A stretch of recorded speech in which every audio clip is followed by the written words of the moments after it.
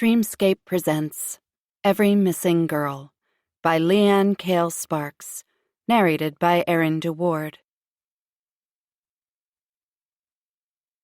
For family who are best friends, and best friends who are family, it is the best of both worlds. Chapter 1. Friday. FBI Special Agent Kendall Beck knew she'd been to one too many crime scenes when in the midst of the bloodiest she'd walked into lately, this one in a convenience store, she wondered who had the tedious job of washing off all the blood smeared on the cellophane of a 5-pack of donuts. Or did they throw all the blood-splattered items away because, well, they were covered in blood? Maybe they put them on a clearance rack. But did they then have to disclose they were part of a murder? Probably the best thing would be to send the tainted snacks back to the station with the patrol cops currently swarming the small store. None of them cared if the bag of Cheetos had some spatter on the front. Free food. No law enforcement officer would pass up gratis chips and donuts. Donuts. What she wouldn't give for a jelly right about now. "Can I help you?" a cop asked, sidestepping around her as she stood in the middle of the doorway. "Yeah," she flashed her badge. "Can you point me to who's in charge of the investigation?" The cop peered around the store and pointed to a man at the end of the checkout counter. "There he is, dark suit, talking to the balding old guy." Kendall didn't need to see the lead investigator's face to know it was Adam Taylor. The two had met and worked together on a case, one near and dear to Kendall's heart, the murder of her best friend. During the investigation, Kendall and Adam had grown close, and she counted him among her tight-knit posse of confidants. "Thanks." She signed the crime scene log and strode toward Adam and one of his sidekicks, Saul Chapman. "Don't think for one fucking second that catching this case means you won't be helping me move," she said by way of greeting as she sidled up next to Adam. "Oh, goody. They sent you." He gave her a sideways glance. "I've been looking forward to your wit and charm all morning. What took you so long? Decide on a bubble bath before coming in?" "Full body massage with a hot Swede." "How was it?" "Hard." She tipped her head toward the body splayed on the floor in the middle of a large pool of blood. "What's the story here?" "Dead guy," Saul said, pointing out the obvious. Kendall wrinkled her nose. "I don't do dead guys. I do kids." "Got one of those too." "Dead?" Kendall hated starting any day with a dead body, but a dead kid made it 10 times more revolting. "No," Adam said, "but potentially a missing one." "Elaborate." "Bad guy," he pointed to the splayed body, "was trying to rob the store. Apparently had the child with him. There was another customer at the back of the store by the coolers, minding his own business. He hears a ruckus at the front of the store. Bad guy is demanding money from the cashier, who grabs for a gun under the counter and aims it at bad guy. Things go sideways. Bad guy gets a shot off, cashier goes down. Bad guy kicks cashier's gun out of the way and puts another round in cashier's head. Meanwhile," Saul picks up the story, "the kid is screaming, so the minding his own business guy becomes a good Samaritan, picks up the cashier's gun while bad guy is trying to empty the till. Bad guy sees Good Sam, lifts his gun to shoot him, but Good Sam shoots bad guy first. Decent shot. Looks like it was center mass. But Good Sam is apparently so freaked out by killing someone, he runs out of the store with the little girl in tow. Cops found them down the alley. Some neighbor called about a guy with a little girl hiding behind his garage." Adam said. "Hiding from what?" "Not clear on that," Adam said. "I don't do lost kids. I do dead guys." Kendall mulled over the information Adam had given her as she walked across the parking lot of the convenience store to where police were talking to the Good Sam. The sun was breaking through the cloud cover, beams of light bouncing off windows and illuminating the city. This would be considered a rough part of town. Boarded-up warehouses covered in graffiti and storefronts that hadn't been painted since they were first constructed competed with the fast food conglomerates that always seemed to thrive in any community, regardless of the socioeconomics. The Good Sam, who looked to be mid-40s, possibly skirting 50, slouched against the back end of the police cruiser, one hand grooming his closely trimmed gray beard. He wore jeans, a light gray button-up shirt, and tan canvas shoes. Seemed to be a normal guy, which always set off Kendall's warning bells. Most normal people she met in her line of work tended to be the lowest forms of life. Shit dipped in gold. Shiny on the outside, just don't scratch the surface. As she approached the car, the officer stepped forward. She flashed her badge. He nodded and stepped out of her way. "Hi." She stuck her hand out for the man, who was now standing upright in front of her, an eyebrow raised. "I'm FBI Special Agent Kendall Beck. I was wondering if I could ask you a few questions." "FBI?" the man asked as he scanned her badge, then met her gaze while shaking her hand. "I already told the police everything about the shooting." "I understand, Mr. Craig," the man said. Melvin. I know it's hard to keep repeating a story that's sure to give you nightmares, but I'm more interested in the girl who was in the store with you." "Well, she wasn't in the store with me," he said, placing emphasis on the word, most likely to ensure Kendall understood there was a difference. "She was with that scum of the earth who shot the cashier." "I was told she was found with you." "Yes, that's true," he said, drawing out the words. "But I just happened to be in the store, and she was in the store, but she came with the other guy. That's all. I don't know who she is." Kendall smiled, hoping to put the man at ease. She didn't want the man on the defensive when it appeared he was trying to help the girl. She had learned a long time ago to start soft. Bring out the barbed wire-covered bat only as a not-so-gentle means of persuasion when necessary. "Perhaps you should start from the beginning." Melvin pulled his hand down his face and stroked his beard while letting out a long sigh. "I stopped by to get a Mountain Dew and a breakfast burrito. My usual breakfast. I was standing at the back cooler when the guy came in with the little girl. He looked sort of sketchy." "What do you mean by that?" The man scratched along his jaw, his eyes squinting just slightly.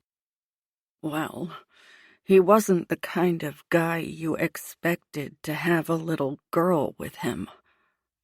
His clothes were dirty, his hair was long, and he looked a bit scraggly. Probably could have stood to shower. You know what I mean?" Kendall nodded. She'd met many a sketchy dude in her line of work. Craig returned the nod and continued, "And the little girl looked scared. So I kind of hung back and just watched them. Then the guy tells the cashier to give him all the money from the register. The next thing I know, both of those idiots had guns, and then the shooting started." "So, just so I understand, both of them were shooting, and you decided to get the girl?" Craig looked up and away, as if trying to recall the scene in his mind. "I don't remember if they were both shooting. I think the guy shot the cashier first, and she dropped her gun." "And is that when you decided to pick it up?" "Yeah, I don't know what I was thinking. The little girl was screaming, and I was afraid the guy was going to shoot her. So I just acted on instincts, I guess." He shrugged and looked down at his feet as he rocked from one to the other. Kendall gave him a moment. It was never easy to kill people. Even law enforcement agents had a tough time dealing with taking a life. This guy might have only ever shot a gun at a range, taking out a paper man on a target. Not even close to the same experience. Papermen didn't bleed, and they didn't cry out in agony. It was a whole different ballgame when the shooting involved live flesh and blood. What happened after you shot the man? Craig looked at Kendall, then swallowed, staring over her shoulder at the front of the store. I just took off. I knew I had to get the girl out of there. She had already seen too much. He ran his hand over his beard again, and Kendall decided it was a nervous tic he probably didn't realize he was doing most of the time. Truth be told, I was a little shaken up as well. I've never seen anyone die, and there was just so much blood. There was a great deal of truth to the statement. She had been to many violent crime scenes during her career with the FBI, and it was still unnerving to actually see how much blood the human body contained.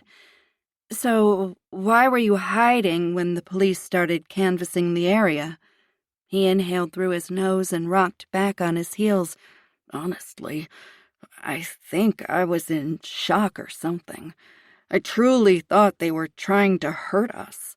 He shook his head, seemingly somewhat disgusted at the memory. I know it sounds silly, but I was just really freaked out. It doesn't sound silly at all, Kendall reassured him. Even the most seasoned veteran on the force gets shaken up in a gunfight. You did just fine. She glanced back at the store. You said it's your routine to come here every morning, is that right? Not exactly, he said. I am not usually in this part of town. I live in Arvada and go to the store there. Where is that store? Do you know the cross streets? Yeah, it's off Kipling and Ridge. Kendall made a note. So, why were you on this side of town this morning? I had a meeting with a client, but he didn't show up. So I decided to go into the store and grab breakfast before heading back to my office. What do you do for a living? I'm a small business owner, sort of a courier. I do all the running around for businesses who still deal in documents and stuff. Mostly lawyers, but today I was supposed to pick up some paperwork for a general contractor. Kendall hadn't really considered there were still businesses out there that didn't do everything electronically. Didn't seem as if there would be enough work to make a living out of it. But then again, if he was one of the only few who did that type of work, he might be highly sought after by businesses who needed that service. And you're certain you don't know either of the people in the store? The man shook his head and dropped his gaze. No, like I said, I'm not usually on this side of town. And you don't know the little girl? At least, you didn't before this morning. Don't know anything about her, he said quickly and firmly, looking Kendall in the eye. Okay, thank you, Kendall said, fishing a business card out of her pocket and handing it to him. If you think of anything else, please give me a call. Am I free to go now? There was a slight edge of irritation to his voice. Weird, but perhaps the day's events were starting to catch up with him. There were many instances where a person went through stages. Killing a man was one of them. Craig was probably going through the stage where he was getting pissed at everyone associated with this event, especially the person he shot. But it was difficult to get angry at a dead guy, so he was going to turn it on the next available living human. Kendall was not up for being in his line of fire. It was too early in the day. Best to check with the officer, she said and turned away. She wasn't going to get into a pissing match with Melvin Craig, and she had no idea whether Adam still needed to talk to him. Let the uniform deal with Craig and his attitude. It was good for young pups to learn how to overcome adversity. As Kendall walked back to the C-store to find Adam, she hit the speed dial for her partner Jake and listened to her phone ring until he answered. Loud chatter and children's squeals nearly covered his, "Hello?"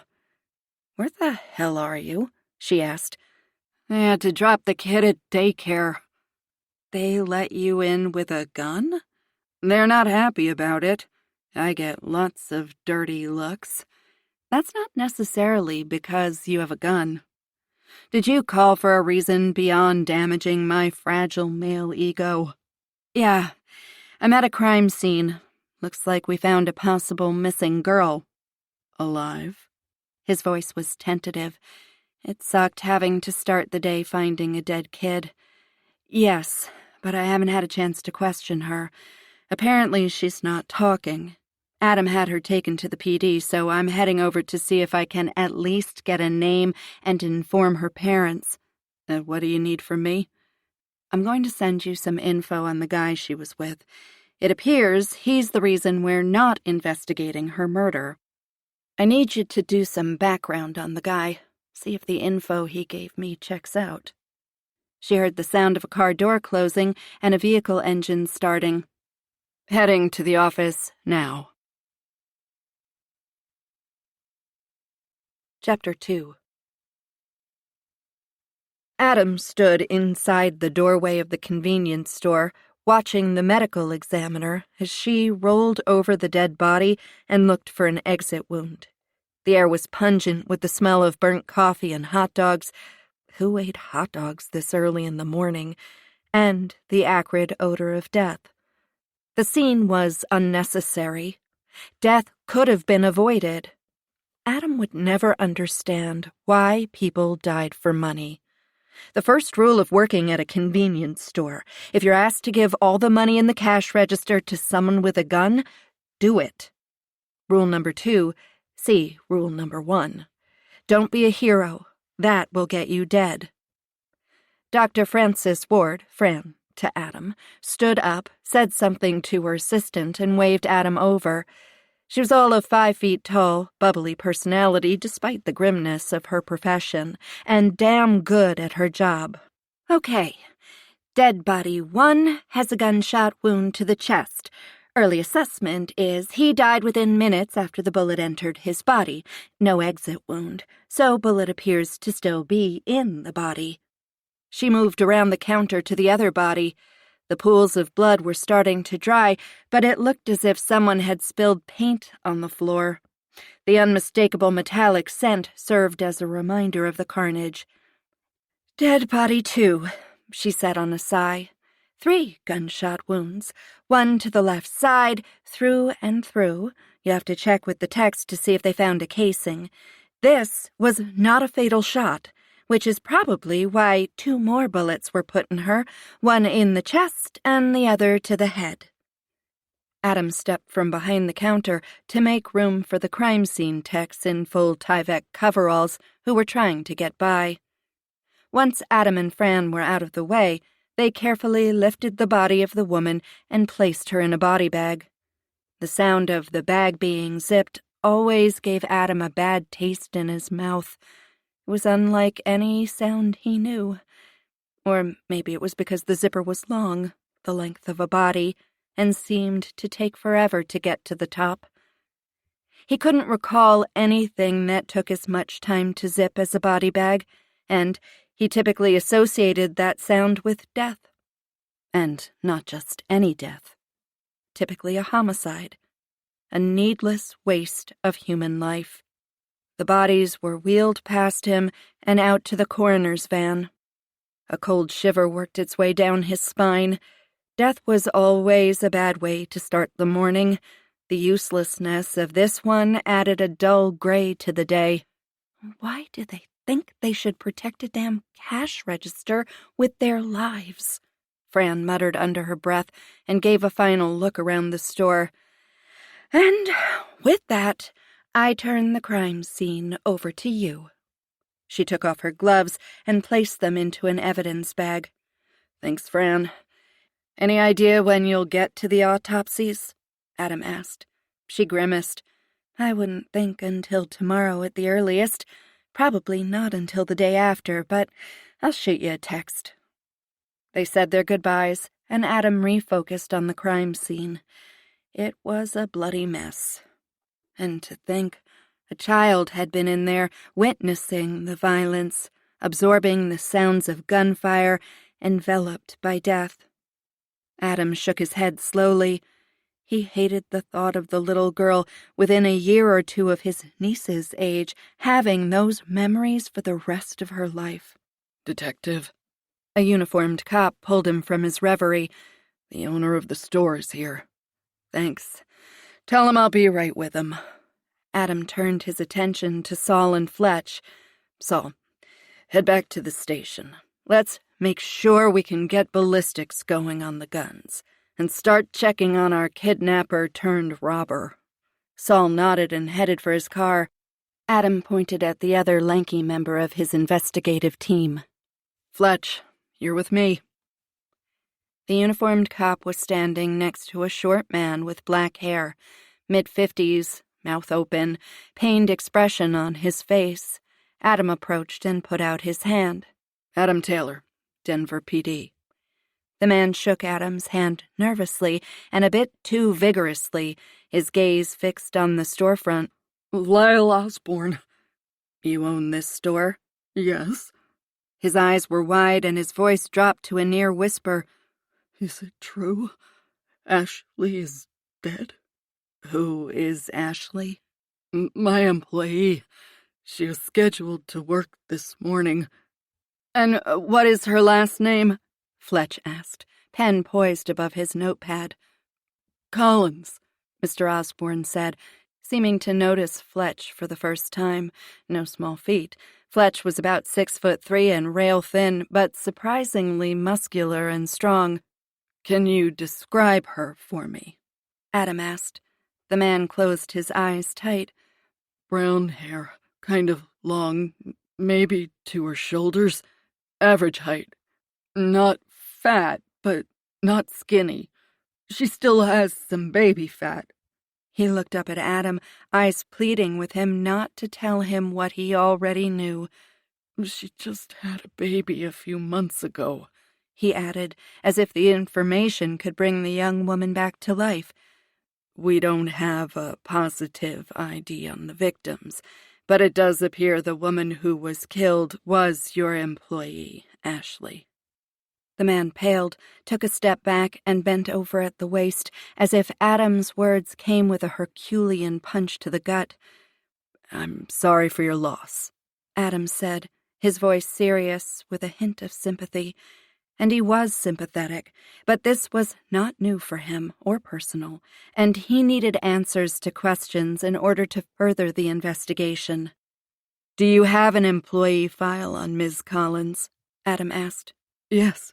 The man pointed a shaky finger toward the store. In the office. He looked at Adam, bottom lip slightly trembling. Will you be telling her boyfriend, or do I have to do that? Adam grasped the man's shoulder, urging him toward the front door of the store. We'll do that. The man exhaled. His shoulders dropped as if a heavy weight had been lifted. Adam got it. He hated giving death notifications, too. Nasty little perk of the job. When they passed through the doors and into the store, Osborne gasped, his knees going weak as he took in the sight of all the blood. Adam quickly grabbed the man under his arm and directed him down the first aisle toward the back of the store. Office back here? He asked Osborne in an attempt to get him to focus on something other than the macabre display at the front of the store. Yes, Osborne mumbled and pushed through a heavy swinging door into the back storeroom. Large panels, not unlike what Adam had for walls at the station, partitioned off a small office cubicle. Inside was a desk with a computer and printer on top, a large file cabinet, and a rolling chair. No frills, not even personal pictures up on the corkboard. Mr. Osborne took out a key ring, slipped a key into the file cabinet lock, and opened the top drawer. He shuffled through some files before pulling one out. Placing it on the desk, he opened the file, flipped through the papers until he found the sheet he was looking for, and handed it to Adam. That's all her personal information, including emergency contact. Can I have a copy of this? Adam asked. Of course. Osborne reached for the paper and placed it on the printer. What can you tell me about Ms. Collins? Osborne pushed some buttons and then looked at Adam as the paper slowly slid into the printer with a whir, followed by the rhythmic sounds of ink being placed on paper in the proper places to create words. Modern miracles to make life easier. Sure beat carbon copying. She's a nice girl. Had some hard times growing up. Her mom was on the crack pipe and not very maternal, from what I gather. Ashley got into drugs and alcohol at a young age, dropped out of high school. Something happened, not quite sure what, but she hit some sort of rock bottom and decided to get herself together. Found a nice man with a decent job. They have a baby together. She works here in the morning and goes to school in the afternoon to get her GED. Any reason to believe she might be involved in the robbery attempt? Adam asked. No. Osborne shook his head vehemently. She was determined to give her daughter a better start in life than she'd had. He passed the copy to Adam and looked him straight on. She wouldn't have done that. Adam shrugged. Sometimes money can get tight. Maybe someone offers to share in the take if she helps with a robbery. He used air quotes on the last word. I really can't believe Ashley would do that. Vincent, her boyfriend, the father of her baby, he has a good job as an electrician apprentice. I don't recall her ever mentioning they had financial problems. Would she tell you? That's a bit personal, and you're her boss. Adam never divulged personal information to his boss. Hell, he avoided talking to the man as much as possible. But maybe Ms. Collins had a better relationship with her boss.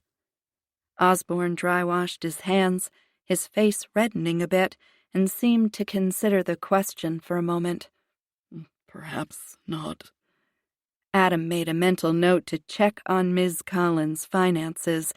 Sometimes, no matter how hard someone tried to leave a bad situation and make a better life for themselves, they just couldn't seem to make a clean break.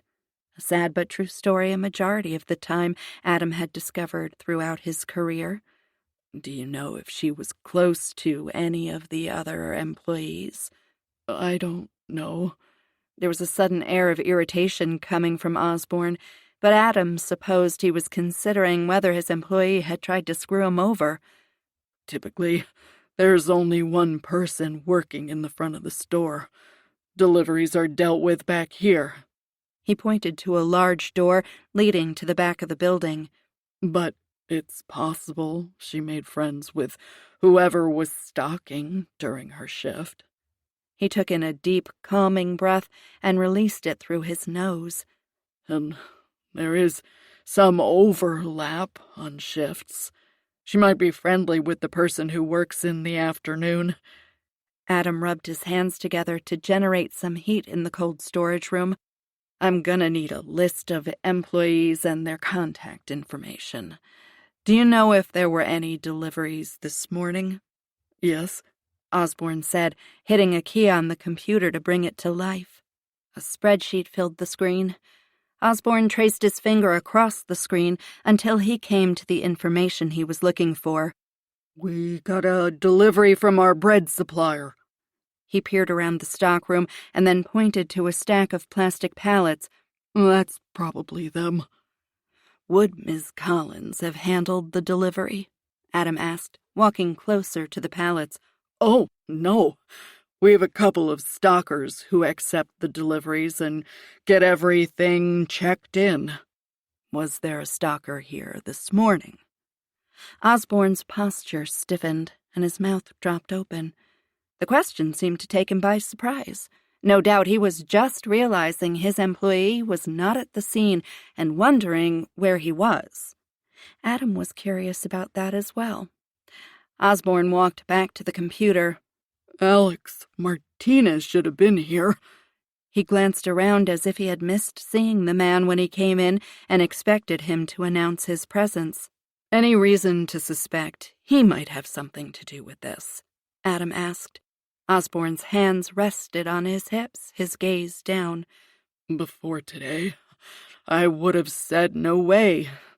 But with everything that's happened and he's not here, I just don't know what to think.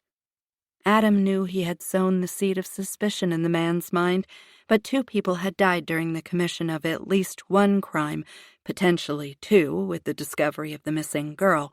So Osborne was going to have to shed his belief that his employees were above illegal activities in his store. Adam had learned long ago that anyone could be a criminal. It was all a matter of incentive. Why don't you give me a list of all the employees, and we'll see if we can track him down. The owner printed off a list of names, addresses, and phone numbers and handed it over to Adam. I noticed you have surveillance cameras throughout the store, said Adam. Yes, well, only 2 of them are operational. Osborne's face reddened and he scowled. The company I purchased them through has been telling me for weeks they are sending someone to repair the ones that aren't working, but they haven't shown up yet. Are they digital? Fletch asked. No, we haven't made the switch to digital yet. It wasn't a priority. How about now? Fletch asked. Adam flashed him a warning glance. Fletch was young and still needed to learn when to push and when to play nice. We'll need the tape then, Adam said. Are you here most days? Osborne fumbled with the machine on top of the file cabinet, pushing the eject button several times in an attempt to coax the tape out. Once it finally popped out, he handed it to Fletch. About every other day. I own another store about 5 miles from here. I split my time between them. So, is there a manager here when you're not? Adam asked. Yes, Janet Gross. But she is a regular shift. She's not here working when the others are. But she coordinates the deliveries when I'm not here, talks to the employees to make sure things are going all right, handles the deposits on my off days, and makes up the employee schedules. Adam searched through the employee list for her name. She would be the top priority to talk to next. How long has she been here? The man blew air out and ran a hand down his face, staring up at the ceiling in contemplation. Gosh, damn near from the start, I'd say. I think she was my first employee at this store.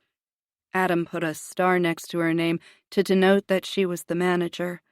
If she'd been there since the beginning, she probably knew more about what went on than Osborne. Have you noticed anyone strange hanging around lately? Osborne guffawed. Detective, most of the people in this neighborhood are a bit strange. Adam smiled. Stranger than usual, then. No, but I probably wouldn't notice unless I happened to see them on the security camera. I stay back here most of the time doing work on the computer. Janet would be the better person to talk to. She seems to have a bead on what is going on around here. Adam glanced at Fletch with an unspoken, "You have anything?" Fletch gave a slight shake of his head. "Okay," Adam said, handing Osborne a business card. "If you think of anything, give me a call. We'll be back in touch." Fletch and Adam made their way back to their cars. "I want to see if we can get as many of the employees to come to the station for questioning as possible," Adam said. "Let's decrease the amount of running around we have to do." Fletch nodded. Adam pointed to the list of employees. "But first, see if Saul can find our disappearing stock boy. Let's make sure he's not another victim we haven't found, or if he has any involvement in what went down here. You got it, boss. Fletch jogged across the parking lot to his car. Adam leaned against his truck, contemplating the various scenarios that might have taken place that morning. It wasn't unusual for a convenience store to be robbed. It was probably a daily occurrence across the city. The girl, though. She was the oddity. Why had she been here? And what connection did she have to the dead guy? Chapter 3. Kendall wasn't used to giving good news to families, so when it happened, she tried to soak up every ounce of happiness she could, store it away for those dark days when finding a missing child wasn't a happy occasion. Watching Savannah Hawley reunite with her mother was a better start to the day than Kendall thought she was going to have. A glance over at her partner, Jake Alexander, caught him stealthily swiping at a tear. Softy. She knew the job tugged at his heartstrings in ways Kendall couldn't fathom. He had a gorgeous, if not precocious, little girl, and his wife was expecting their second child. Kendall loved her job, loved working to reunite children who were abducted with their families. Oftentimes, it seemed, children were returned in a manner that only allowed the family to have closure. But on days like today, she got to see joy and love and gratefulness on the faces of the families. Kendall had sworn off long ago ever having children of her own, so this job, these kids she helped, it was the closest she would ever come to motherhood. "Miss Hawley," Kendall said, hating to interrupt, "if we could ask Savannah a few questions, then you can take her home. Please, call me Karen," Miss Hawley said, her voice soft and raw with emotion. "Can I stay in here with her?" "Of course."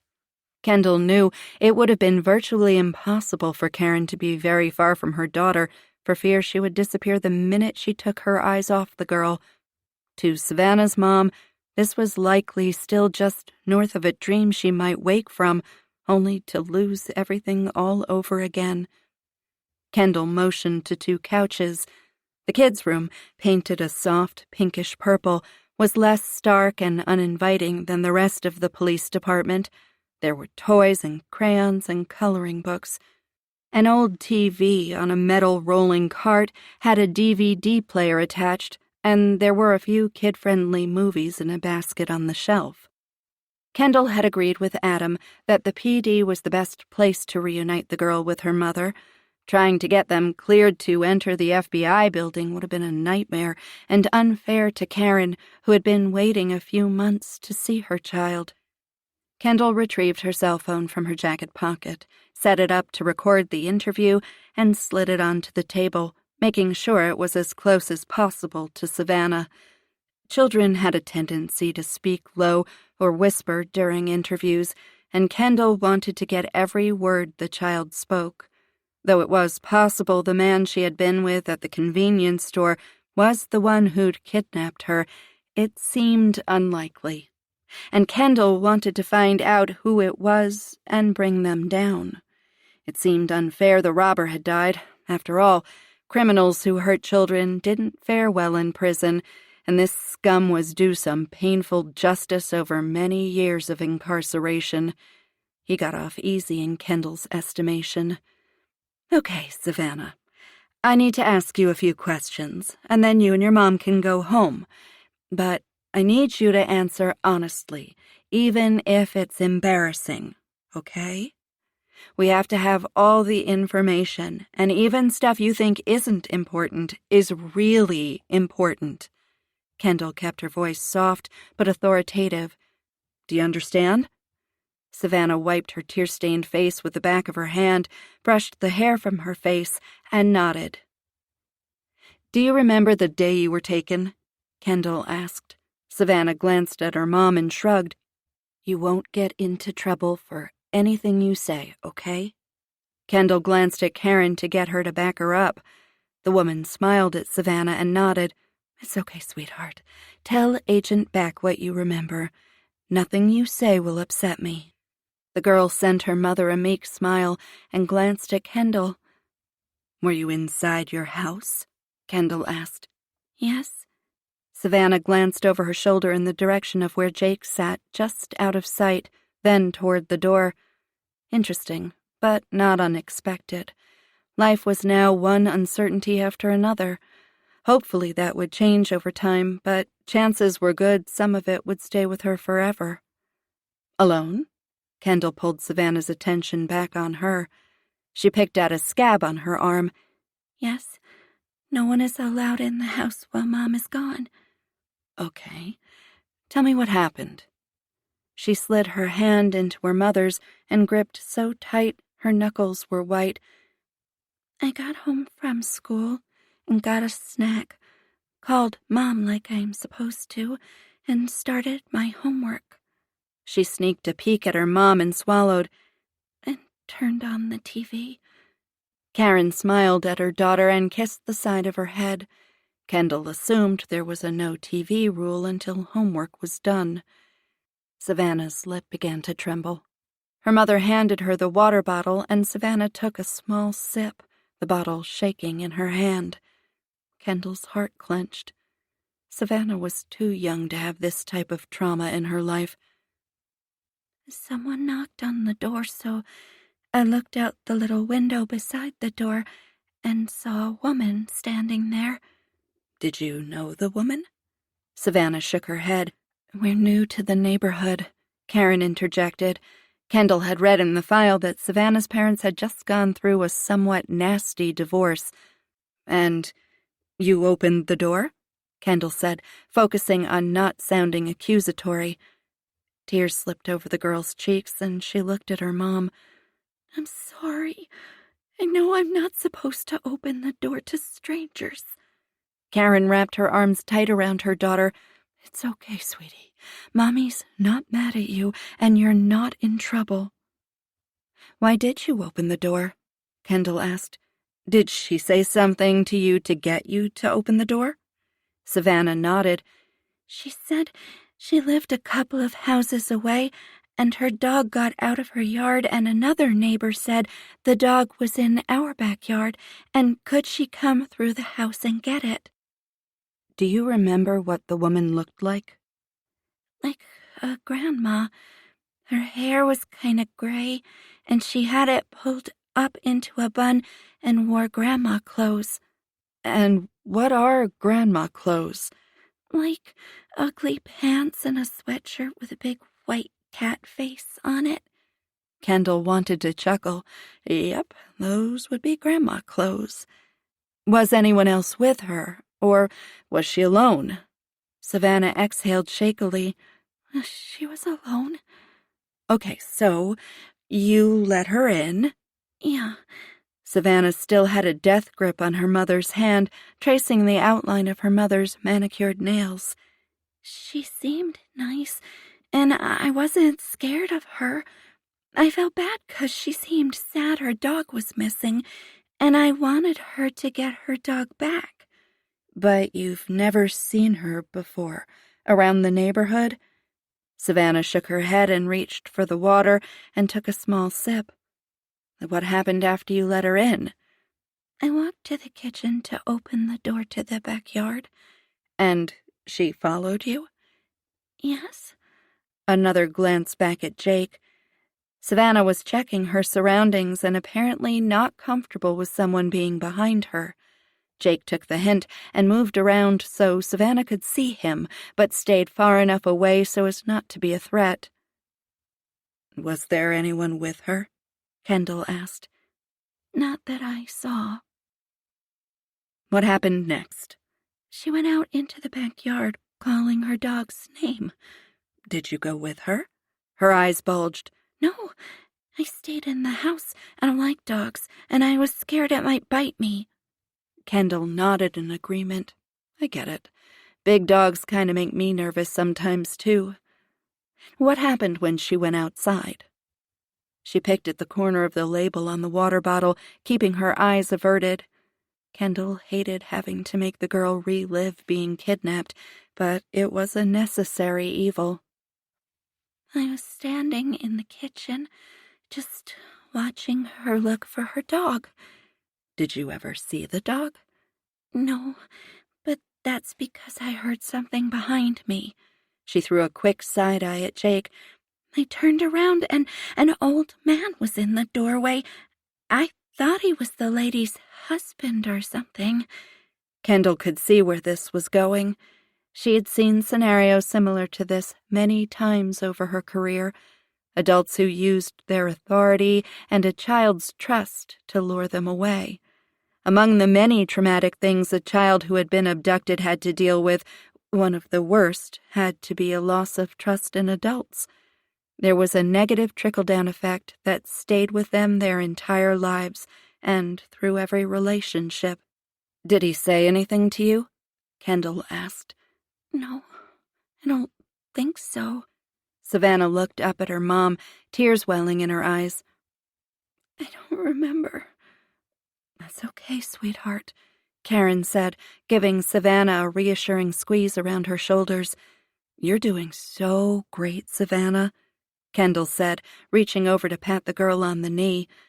I know this isn't much fun, but just a few more questions, okay?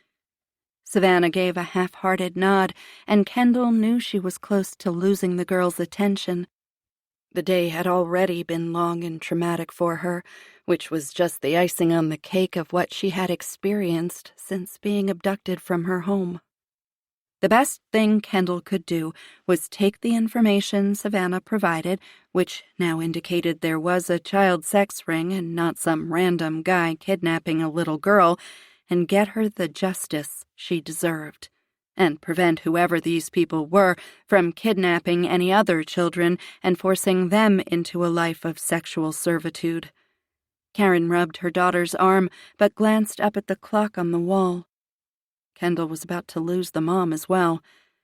What's the next thing you remember after the man came into the house?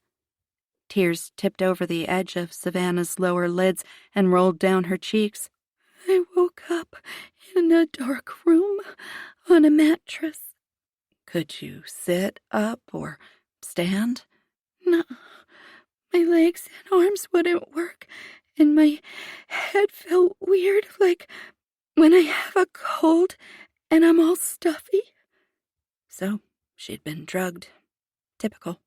The best way to control someone and keep them quiet. Could you see out the windows? See what was outside? The little girl shook her head. The windows were all covered with that silver stuff. She looked up at her mom. The stuff you use to cover leftovers in the fridge? Aluminum foil? Karen asked.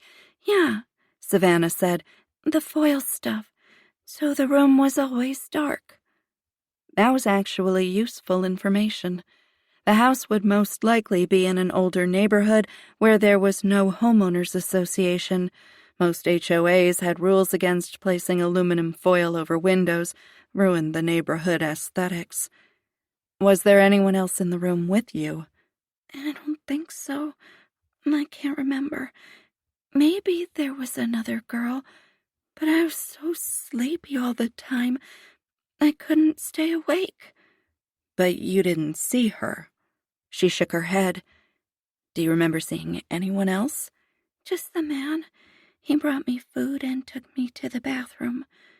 Did you see the woman who was looking for her dog again? No, but I heard her yelling at the man one time. Could you tell me what she was saying? Savannah shook her head again and yawned. Did you stay in the room the whole time? Yeah, until today. The man woke me up and took me to a different bathroom and told me to get cleaned up in the bathtub. She looked down at her dress, blue with bunnies and cherries that came just above her knee, and pulled it away from her body. They gave me these clothes to wear. Paired with white sandals and barrettes holding her hair back on each side of her head, the dress gave her the appearance of being younger than she was, and more innocent.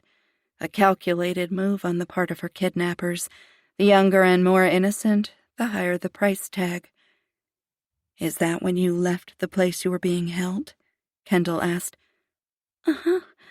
The old man put me in the back seat of a car and told me to lie down and not move or say anything.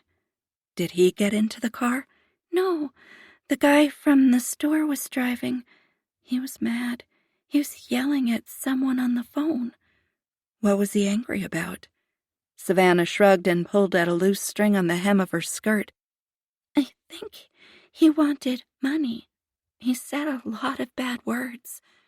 Did he go anywhere else before you stopped at the store? No, just there. What happened when you got to the store? He pulled me out and grabbed my arm. She placed her hand around her upper arm where a bruise was forming and shook me really hard. And he had a mad face and told me not to say a word in the store and to stay right next to him. Kendall glanced up at the clock on the wall.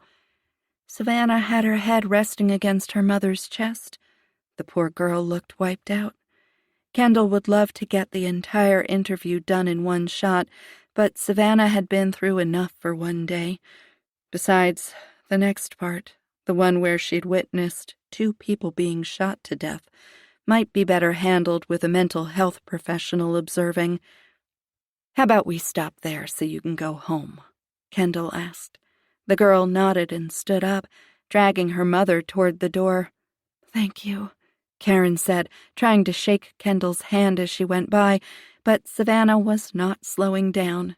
She wanted out of the police station, to return home, find some semblance of safety and normalcy. Kendall prayed she would. The police will need to talk to her about what happened inside the store, but I'll suggest setting up a time when a therapist who specializes in this area is on hand to help guide the interview, Kendall said. Karen nodded and strode toward the exit, mother and daughter clinging to each other as if their lives depended on it. Kendall knew that was bound to be the way it was for a while. Chapter 4.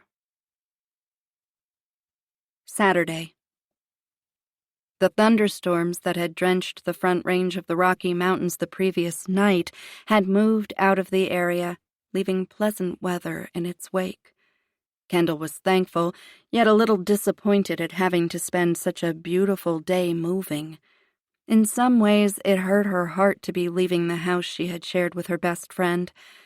Gwen had been murdered, but had managed to continue looking out for Kendall even from the grave, bequeathing her the house, which Gwen had owned, as a living estate. It had been hard for Kendall to live in the house, though. Nothing had felt the same after Gwen died. Every inch of the house was still filled with her presence, her perfume, her soul.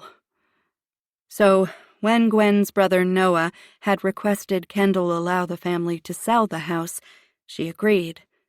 Gwen's family, of which Kendall had been a part when Gwen was alive, blamed her for Gwen's murder. She hadn't seen any of them since shortly after Gwen's funeral. Once it had been discovered the serial killer who had been stalking Kendall had exacted some sort of revenge by killing Gwen, the family had closed ranks and pushed her outside their close-knit circle. They couldn't get past the fact Kendall had been the cause of them losing Gwen forever. Kendall could barely get past it herself. "Earth to Kendall," Adam said, yanking her from her memories. "Want to grab the other end of this so we can get it into your place? Don't get your knickers in a knot," Kendall said, lifting the opposite end of the mattress box. "You know, you're not very appreciative of my time on my day off." "I didn't have to help you move," he grumbled. "Sure you did," she said with a smile. "How else were you going to get free beer and pizza?" Adam let out a grunt as they stepped down from the truck. "By the way, where the hell is Nerd Boy, and why isn't he here helping?" Quentin Novak, the remaining amigo, was a computer gaming tech guy. Adam and Q tolerated each other for Kendall's sake, but just barely. and Adam never passed up an opportunity to insult Q. She pressed the button to call the elevator. Business trip. Adam scoffed. Well, that was well-timed. I thought so too, but he swears this has been in the works for a while. Apparently, he is the mastermind behind some new game that's gone viral or something, and the company has him going to all these gaming conventions. I think he's in Missoula, Montana this weekend. Huh. Hard to believe he'd go along with that for too long, being adverse to crowds and people. Yeah, he's loosened up a lot. Seems to actually enjoy traveling around and meeting with like-minded gaming geeks. Probably a good fit for him, hanging around other socially awkward people. Yeah, and I think he's getting laid, so there's that. Thanks. There's an image I won't be getting out of my mind's eye anytime soon. When they arrived with the mattress box, Jake was standing in the middle of Kendall's new condo. It was in a more industrial area of Denver, atop a warehouse. The innovative owner had taken the second floor and fashioned out 6 nice-sized condos.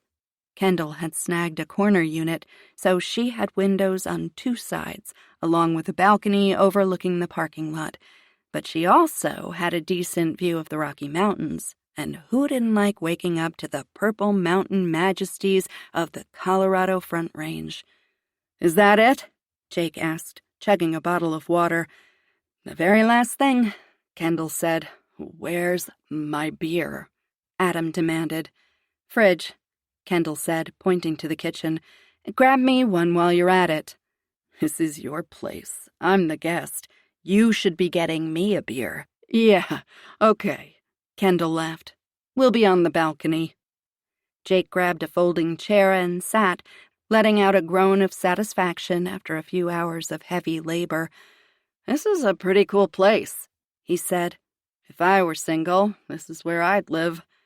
Adam handed a beer to Kendall and pointed to the parking lot. "Hey, isn't that your real estate agent?" Kendall peered over the edge of the railing. "Hey, Senor Jimmy!" The man glanced up and waved his arm over his head. "Buzz me in." Jake raised an eyebrow. "Senor Jimmy?"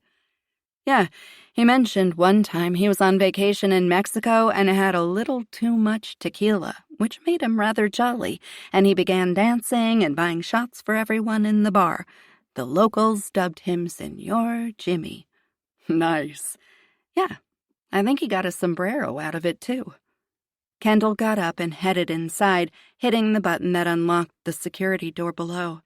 "And ever since he told you this story, you've called him Senor Jimmy. Well, you're sort of obligated at that point." "Agreed." Within a minute, the real estate agent walked inside. "Hey, I just wanted to drop off the key to your storage unit downstairs." He glanced around. "All moved in?" "Yep, just finished. Want a beer?" Senor Jimmy checked his watch. "Sure, I've got some time." "Great." Kendall motioned toward Adam. "Get another beer." Adam opened his mouth to protest being ordered around like the hired help, then closed it and returned to the kitchen. "So, I saw you on TV," Jim said. "The murders at that gas station. And then finding the girl who'd been kidnapped." He took a long draw of his beer. "It's a small world. My colleague sold the girl's mother their house, and I just had a sale fall through not long ago on the same street. The guy and his daughter were all set to buy, but then he had issues with his ex-wife. He pulled out of the sale and moved out of town." Kendall looked at Adam, who, judging by the quirk of his eyebrow, was just as intrigued by the information. "So, are you pretty familiar with that neighborhood?" Kendall asked. "Yeah, we like to keep tabs on the houses that come on the market there. It's an older, established neighborhood, but a lot of young families are moving in and renovating the houses." "Are there old people living there?" "Not as many anymore, and not any that I can recall living on the little girl's street. The Yuppies are offering good money for the houses, and many of the original owners have long since paid off their mortgages. They make a lot of money on the sale and move to Arizona to live out their days. And you're sure there's not an older couple who lives on that street? Not a one. I think the closest empty nesters are one street over and about 5 blocks down. So, the couple who'd abducted Savannah had to have come into the neighborhood to kidnap her. Was it random? Had they followed her home from school and taken advantage of her being alone? Or had they planned this? And how many other girls had they done this to? Chapter 5. Tuesday. The cool air of the ice arena hit Adam in the face as soon as he opened the door. Kendall had beaten him there and was sitting with his sister-in-law, Poppy. Damn, he owed her a 6-pack of beer. He hadn't seen much of her since helping her move on Saturday. They'd both been busy with their cases. For Adam, it had been a couple of days running down leads and realizing in frustration that the case was moving closer to cold while he tried to figure out what had happened at the convenience store the day 2 people had lost their lives and 1 little girl had found hers. Adam hoped Kendall's part of the investigation was going smoother than his. Adam glanced around the rink. Where the hell was Mark? He figured his big brother was giving his 12-year-old daughter some last-minute coaching. The Taylor boys had grown up on the ice, and Mark had played for Colorado College, so it seemed only natural he would have his kid on skates with a stick in her hands as soon as she learned to walk. Climbing the steps to where Poppy and Kendall were sitting, Adam gave his sister-in-law a one-armed hug and a kiss on the cheek before moving past her to sit next to Kendall. "Where's Mark?" he asked. Poppy's cheeks blushed slightly, and she glanced toward the hallway leading to the concessions at the front. He should be here any minute." The look on Adam's face must have mirrored the confusion he felt. Mark and Poppy always came to the games together. "He had some work to do at the station," she said. A woman slid onto the bench next to Poppy. Adam recognized her as Mark and Poppy's neighbor, Cora. He was a little surprised to see her. Her daughter, once a good friend of Frankie's, was no longer with her. Adam would have thought it might be too hard on the woman to be around things her daughter had once been involved in so soon after losing her.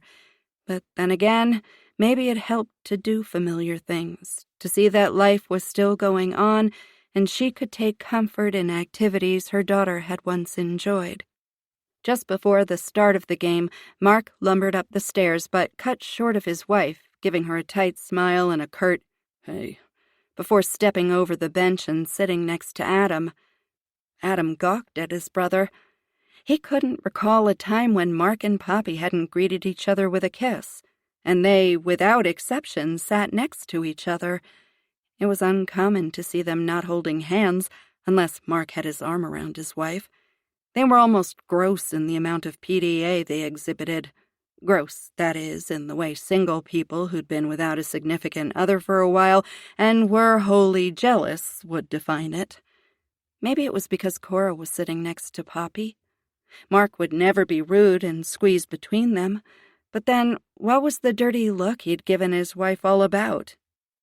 "Everything okay?" Adam whispered to Mark.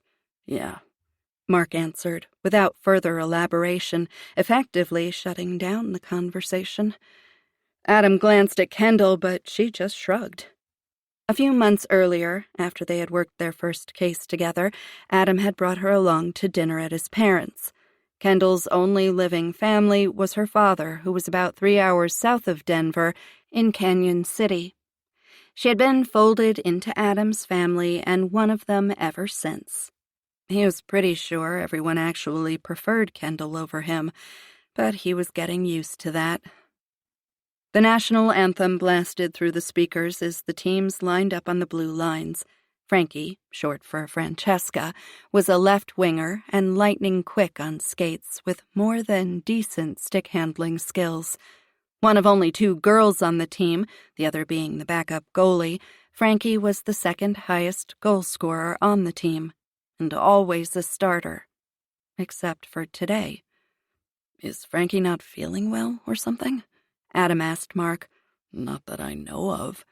He leaned forward and glanced at his wife with a questioning scowl on his face. Poppy shook her head and shrugged. To everyone's surprise, Frankie had limited ice time during the first period, only playing on the 4th line. Adam figured she must have spouted off to the coach or something and was being knocked down a peg or two to remind her who was player and who was coach. Adam had received a lesson or 2 like that when he was young. Down by 5 goals after the first period, however, the coach must have realized he'd made a poor choice in punishment because at the start of the second period, the goalie was replaced and Frankie was back on the first line, quickly scoring 2 goals. By the end of the game, Frankie had added 3 more goals and her team had decimated their crosstown rival for the win. The arena buzzed with the chatter of happy parents and the clang of 100 feet on the metal steps as they all made their way down the stands and into the front concessions. Adam and Mark followed Kendall and Poppy out to the lobby to wait for Frankie so they could celebrate at the girls' favorite ice cream shop, as was customary. The coolness between Poppy and Mark had shifted into an ice storm, erecting a thick wall between them. It was odd and completely disconcerting. This was a couple who never fought without making up, who seemed to have the perfect marriage and the perfect family, the perfect life. Adam hoped to one day emulate them, but this was so contrary to anything he had ever witnessed in their 15-year marriage, and Adam was almost heartbroken at the realization they were simply human after all. He had always looked up to his older brother, had always thought of him as superhuman, and that had extended to Mark's wife once he married. After all, how could a superhero not have a superheroine as his life partner? It was juvenile thinking, of course, but some things from childhood, even when tempered with reality and experience, were hard to completely dismiss. "Adam, are you investigating that murder at the gas station?" Poppy asked, thankfully filling the awkward silence that had settled around their circle. "Yep." He nodded toward Kendall. "With the FBI Wonder Child." "Really?" Mark asked. "How come you're involved?" "A missing girl was recovered at the scene," Kendall said. "Oh, I heard about that," Poppy said. "Poor little girl. I hope she wasn't—" Her voice trailed off, but they all knew the unspoken thought. Raped, tortured, molested. They fell silent again. Mark looked at his watch, tapped out a text message on his phone and mumbled, "Where is she?" "Maybe the coach is talking to her," Poppy answered, glancing back toward the rink. "She was in a foul mood when we got here." "Why?" Mark asked, an atypical hint of pissiness in his tone.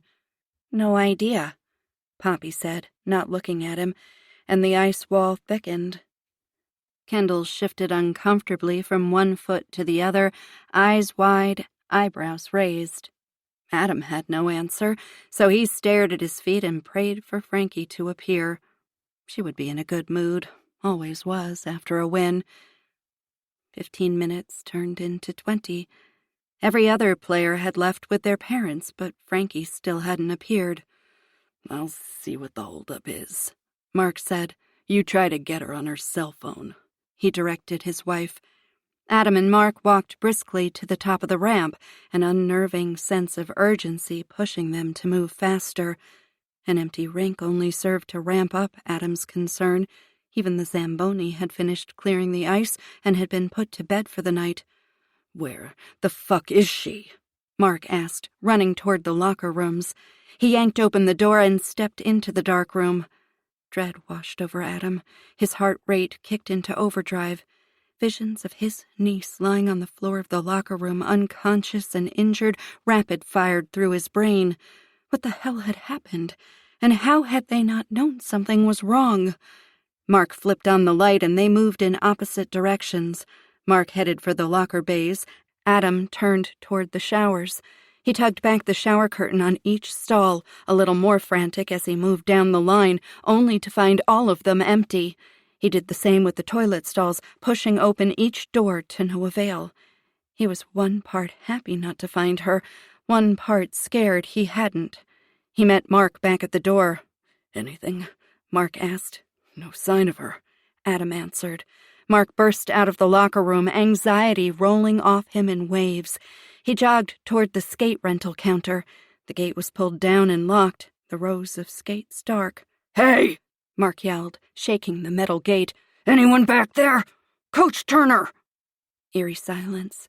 Adam searched the empty metal stands, hoping to see the black hoodie Frankie wore after every game.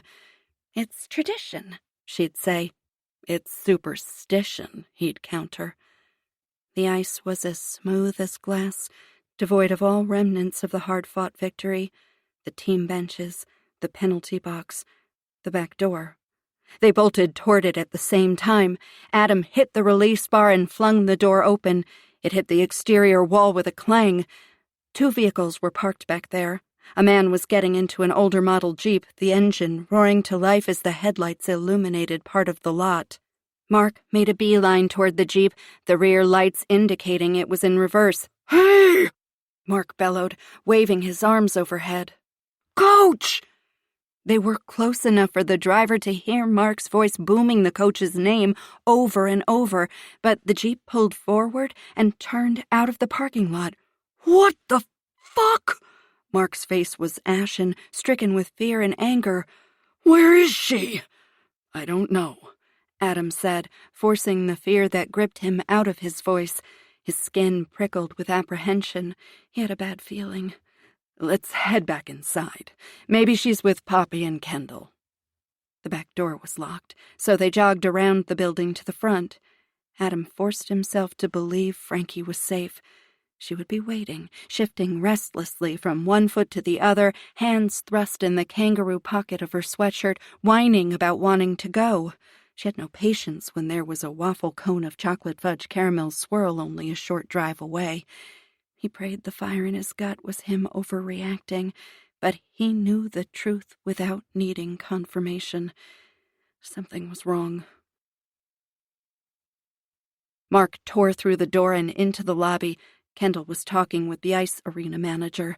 Poppy stood next to her, arms wrapped around her midsection, tears streaming down her face. Mark grabbed her elbow and turned her toward him. "What's happening? Where's Frankie?" Poppy shook her head. "I don't know."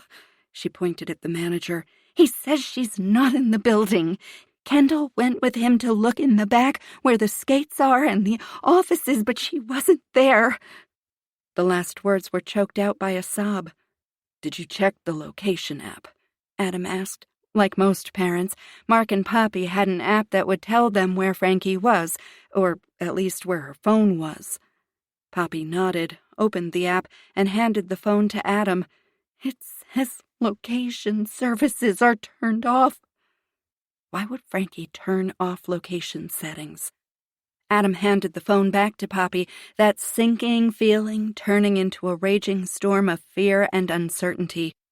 "She has to be somewhere," Mark said, his hands around Poppy's upper arms. "She can't have just disappeared into thin air." Adam agreed, at least about the thin air part, but he knew how easily children disappeared, especially since becoming friends with Kendall. The stories she had told him were the stuff of nightmares. Mark turned to Adam, anguish etched into his face. "What do we do?"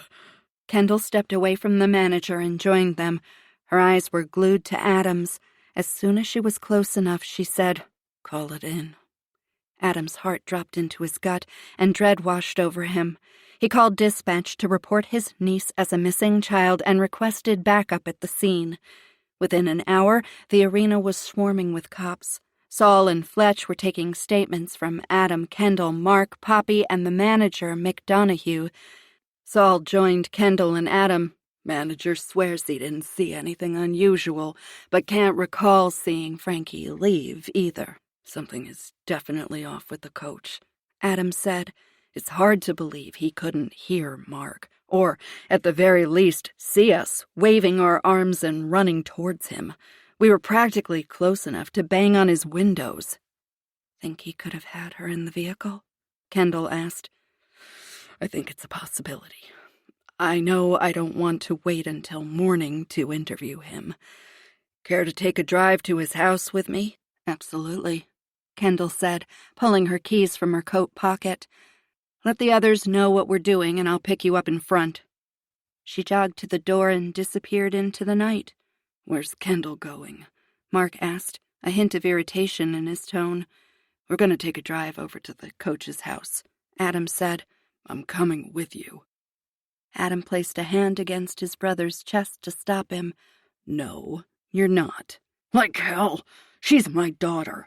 I want some answers from that shithead. How could he leave without making sure Frankie was with us? Big brother, I know you're worried, but going after him is not going to help. We need him to talk to us. If you're there intimidating him, he'll shut down. Then he won't give us anything. Mark opened his mouth to protest, but Adam raised a hand to silence him. This is my job, Mark.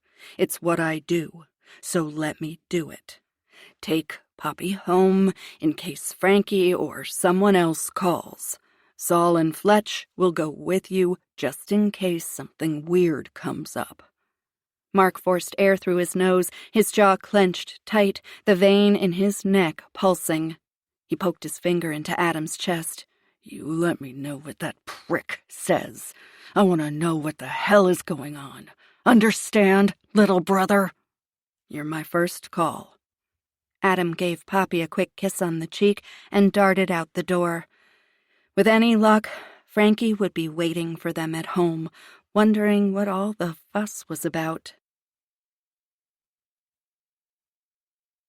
Chapter 6. Tuesday night. 1 hour, 11 minutes, 34 seconds missing. Coach Jason Turner was a 26-year-old former hockey phenom from the University of Wisconsin who'd had his NHL hopes dashed when he took one too many headers into the boards. Scouts weren't interested in a kid who might have brain damage retiring before making it through his rookie season. Returning home to Colorado, Turner accepted he would never play hockey again. So he did the next best thing and joined the coaching staff of the Colorado Elite Hockey School. He also moonlighted as a Parks and Rec hockey coach for Frankie's team. Turning off Sheridan Boulevard, Kendall and Adam slowly made their way through the residential area where Turner lived. Many older neighborhoods in Denver were getting facelifts. This was not one of them. And while it was difficult to see the houses in the dark, there was little doubt that Turner's was an eyesore even in this little subdivision. The front stoop had a large crack down the center of the cement slab. A bag of trash sat on the ground just outside the door. Adam told Kendall that the Jeep in the driveway looked like the one he had seen at the rink earlier that night. She pulled in behind it to block it in, just in case Turner decided he didn't want to talk to them and tried to bolt. They got out of the SUV and made their way onto the stoop. Kendall knocked on the door and listened for movement inside. Just as she was poised to knock again, the door swung open. Jason Turner, sweatpants hung low on his hips, beer in hand, stared at the badges Kendall and Adam flashed at him with wide, bloodshot eyes. Kendall took the lead, since this was in her bailiwick. Adam should have probably recused himself from the investigation, but she knew that wasn't going to happen. She hadn't been able to remove herself from investigating her best friend's death. Mr. Turner, Special Agent Kendall Beck, and this is Detective Adam Taylor. We'd like to ask you a few questions. He leaned out the door and looked out toward the street, then back at Kendall. What about? Kendall placed her foot on the threshold. Do you mind if we come in? He glanced over his shoulder into his living room. "Sure, come on in." The room was dark, the only light coming from a single light bulb in a fixture on the ceiling missing the glass dome covering. Empty beer cans littered the wood pallet table. The sweet scent of pot lingered in the air, almost masking the stench of body odor. Turner snatched something off the table and shoved it in his pocket. Grabbing a T-shirt off the back of the threadbare couch, he pulled it over his head. Kendall and Adam took seats on the love seat adjacent to the larger couch, and she tried not to wonder what the lump under her left butt cheek was. Some things were better left unknown. There was a metal dining table with 2 chairs just beyond the couch that Kendall assumed had been procured via a dumpster dive. A door to the left led into a kitchen with an olive-green refrigerator that had to have been original to the house. On an old wooden desk with 2 drawers missing was an obnoxiously large flat-screen TV. The absurdity of it was not lost on her. For a 26-year-old who was probably making decent money, the guy still seemed to live like a frat boy. "Can you tell us the last time you saw Frankie Taylor?" Kendall asked. "Why?" Was that a hint of fear mixed with curiosity in his voice? "Has something happened?" Kendall forced a smile and kept her tone level and patient. "This will go a lot easier and quicker if I can ask the questions and you provide the answers. I promise I will answer your questions as soon as we get through mine." "Yeah, okay." Turner ran his fingers through his nearly shoulder-length brown hair. "Well, just about an hour ago, I guess. She was at the hockey." He pointed at Adam. "Aren't you her uncle or something?" "Yes," Adam responded. "Did you see her leave?" Kendall asked. "No. I parked in the back lot and left through that door. The players meet their families out front by the concession stand." Somewhere in the house a faucet was dripping, each droplet making a plopping sound as it hit the sink basin. It was distracting enough that Kendall thought about getting up and turning the faucet off. "Can you recall what she was doing when you saw her last?" Turner's eyes went to the water-stained ceiling. "She was grabbing her bag and heading to the lobby, I think." He looked back at Kendall. "I'm pretty sure, anyway. I didn't really pay attention." "You don't ensure your players are safely out of the building before you leave?" Adam asked, his tone clipped. Turner narrowed his eyes and glared at Adam. "I saw her parents there and figured they could probably be trusted to take responsibility for her, especially since the game was over and my job was pretty much done for the night." Kendall gave Adam a sideways glance, hoping it conveyed that he needed to shut his trap before he screwed everything up. Turner wasn't a suspect. His failure to stop and talk to Adam and Mark in the parking lot did not equate to probable cause in Frankie's disappearance. Turner was under no obligation to answer their questions, and if he got pissed off, he could throw them out. There wasn't enough evidence to initiate a search of the property under exigent circumstances.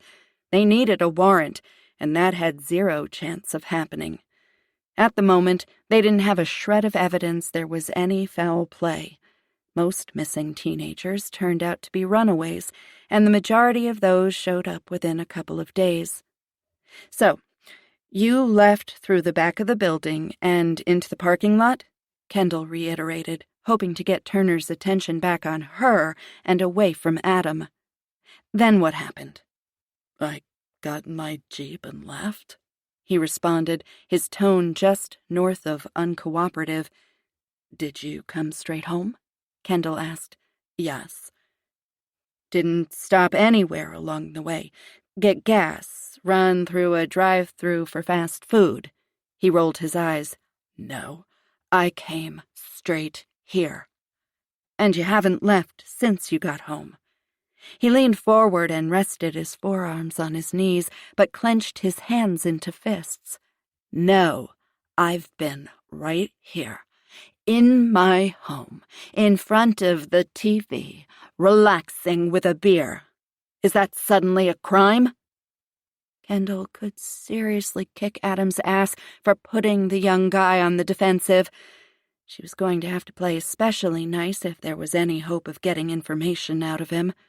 No, Mr. Turner, it certainly is not, Kendall confirmed, mentally berating Adam. Before you left the parking lot, did you see or hear anything? Turner paused and then shook his head. His legs started bouncing, and his tongue darted out and licked along his lips. No, I just got in my Jeep and left. There was no one in the lot when I left. Were there other cars in the parking lot? Yeah, Mick's car, the rink manager. He was still there, locking up. Adam shifted next to her, subtly indicating she should follow up with questions about Turner not seeing or hearing him and his brother yelling for the man to stop. And you're positive you didn't see or hear anyone in the parking lot? Maybe someone yelling? Or anyone in the lot besides yourself? Positive, Turner said, but then he shrugged. But I probably wouldn't hear anyone. I usually turn my music up loud when I'm driving, so I wouldn't have noticed anyone trying to get my attention or anything. That was interesting. Kendall hadn't said anyone was trying to get his attention. Had he just assumed that by the question? Or had he seen or heard Adam and Mark and intentionally ignored them? And if that was the case, why? Because he had Frankie stashed in the back of the Jeep? Frankie didn't play much in the first period, and not on her usual line. Was there a reason for that? She asked. Are you kidding me? You came all the way out here to harass me about my coaching choices? I can assure you that is not why we are here. Can you answer my question? The leg was bouncing double time, and he was doing a real number on his cuticles. No, just gave Sam a shot at the position. Why tonight? Adam asked, thankfully keeping his tone in check. Big game against a tough rival. Turner took a deep breath, his legs stilled. I've been catching some heat from Mr. Farmer about Sam not getting enough ice time. The man is like a tick burrowing into my ass, so I gave in and put Sam on the first line. How did Frankie feel about that? Kendall asked. He snorted. Not happy. Did you let her know what was happening before the game started? Turner paused. His tongue darted out again. And there went the leg back into full bounce mode. Yeah, I did. Was she upset? Of course. He looked at Adam. Your niece can be a real ball-buster. A sly smile crossed Adam's face. But I assured her it wouldn't be for the entire game. Why were you so sure? Because, unlike his dad, I'm quite clear on Sam's talent. He's an average player at best. There's very little chance he would be able to keep up with the caliber of play on the first line. The light bulb flickered above their heads. What do you mean? Kendall asked. Lack of speed? Shit stick-handling skills? He tossed his head back to move the hair from his face. Okay, I've answered your questions. Tell me what's going on. Frankie Taylor has gone missing. No one has seen her since the conclusion of the game. She never came out of the rink into the lobby, and she is nowhere in the building. All attempts to reach her through her cell phone are going straight to voicemail, and the GPS has been disabled. Whoa. Turner raked his hand down his face. Unless he was faking, and Kendall had a better-than-average bullshit detector, the man looked genuinely surprised and shook. That's horrible. Is there anything I can do? You can let us take a look around your house, Adam said, and just like that, Turner shut down. Kendall was definitely going to kick Adam's ass now. You got a warrant? Turner asked. No, I just thought you wanted to help. Adam bowed up. If you have nothing to hide, then there shouldn't be a problem. And if you want to look around, you can come back with a warrant. Turner got up and stalked to the door, yanking it open. "Now, if you don't mind. I've had a long day." Kendall and Adam rose and walked to the door. Kendall fished a business card from her pocket and handed it to Turner. "If you think of anything, no matter how small or insignificant, give me a call." Turner took the card, shoved it into his pocket without looking at it, and closed the door with a bit more force than was probably necessary. Kendall turned on Adam, ready to pound him into the ground for fucking up her interview. "I know. I'm sorry," he said, hands up in surrender, or self-defense. "But that guy is hiding something. And if you would have let me handle it, he may have agreed to let us look around." Adam exhaled loudly through his nose. His shoulders dropped and he hung his head. Kendall hit the unlock button on her key fob as they walked to the Range Rover and got in. "Look, I'm sorry, but this is my niece. And if she's in that house, there's no telling what he's doing to her. I mean, why not let us take a quick look just to get us off his back?" "Well, judging by the smell of pot when we walked in, it could be that he doesn't want us to find his stash or discover he has an illegal growing operation in his basement." She backed out of the driveway and headed out of the neighborhood. "All I know is we don't have probable cause to obtain a search warrant, and it could be a while before we get one. And he's been tipped off that we suspect him. If Frankie is in there, he now has time to move her." Adam crossed his arms over his chest and stared out the window. Kendall hit her hands-free phone button on the steering wheel. "Call Brady." Her boss answered on the third ring. "This better be good, Beck." "I have a missing child, 12 years old, last seen at a hockey game. Parents were waiting for her to meet them in the lobby, but she never came out. I just questioned the girls' hockey coach, and he seemed on edge. At this time, with the information I have, he may be the last person to see her. Refused a consented search of his residence. I'm requesting we place him under surveillance." "Assigning your own cases now?" "No, sir," Kendall responded quickly and reverently. She didn't need another man indignant and pouting because she'd bruised the fragile male ego. "I happened to be at the hockey game. The missing girl is Detective Adam Taylor's niece. As time is of the essence, I decided to question the coach while Denver PD handled questioning other parents at the game and the rink manager. They've also initiated an Amber Alert." "Has Denver PD requested our help in this matter?" Kendall glanced over at Adam. "Unofficially." Brady sighed. "Text me the details, including how to get in touch with Taylor's boss, and I'll have a couple of agents sit on the coach's house. You'll need to brief me and the team in the morning." "Yes, sir," Kendall said. "Sorry to bother you this late at night." There was a click on the line. Chapter 7. Tuesday night, 2 hours, 14 minutes, 3 seconds missing. It appeared Adam's entire family was at Mark's house by the time Kendall pulled up in front of the 2-story blue-gray house. She knew Poppy had inherited the house from her grandmother, but Mark had done a lot of work to get it to the modern beauty it was now. It wasn't big, but it was perfect for the 3 of them. "Okay, we need to figure out the best way to do this," Kendall said before Adam opened his door. "What do you mean?" "I don't think it's appropriate for you to interview your family." Adam rolled his eyes. "There are questions that need to be asked that might make you and your family uncomfortable, which means they won't be forthcoming. Also, there's a very good chance you won't see things you might pick up on if you weren't questioning your family." Adam's neck and face flushed deep red. "Why don't you just call me incompetent while you're at it, Kendall?" "Don't play the martyr. You don't wear it well," Kendall said. "Besides, if you step back and think about it, you know I'm right." "Don't be a bitch," Adam tossed back at her. He knew deep down she was right. She could read it in the way he avoided eye contact. Kendall wouldn't take offense, but if he started to make a practice of it, she had no problem throat-punching him to even things up. "Make you a deal," she said. "You can sit in on the interviews, except for Poppy.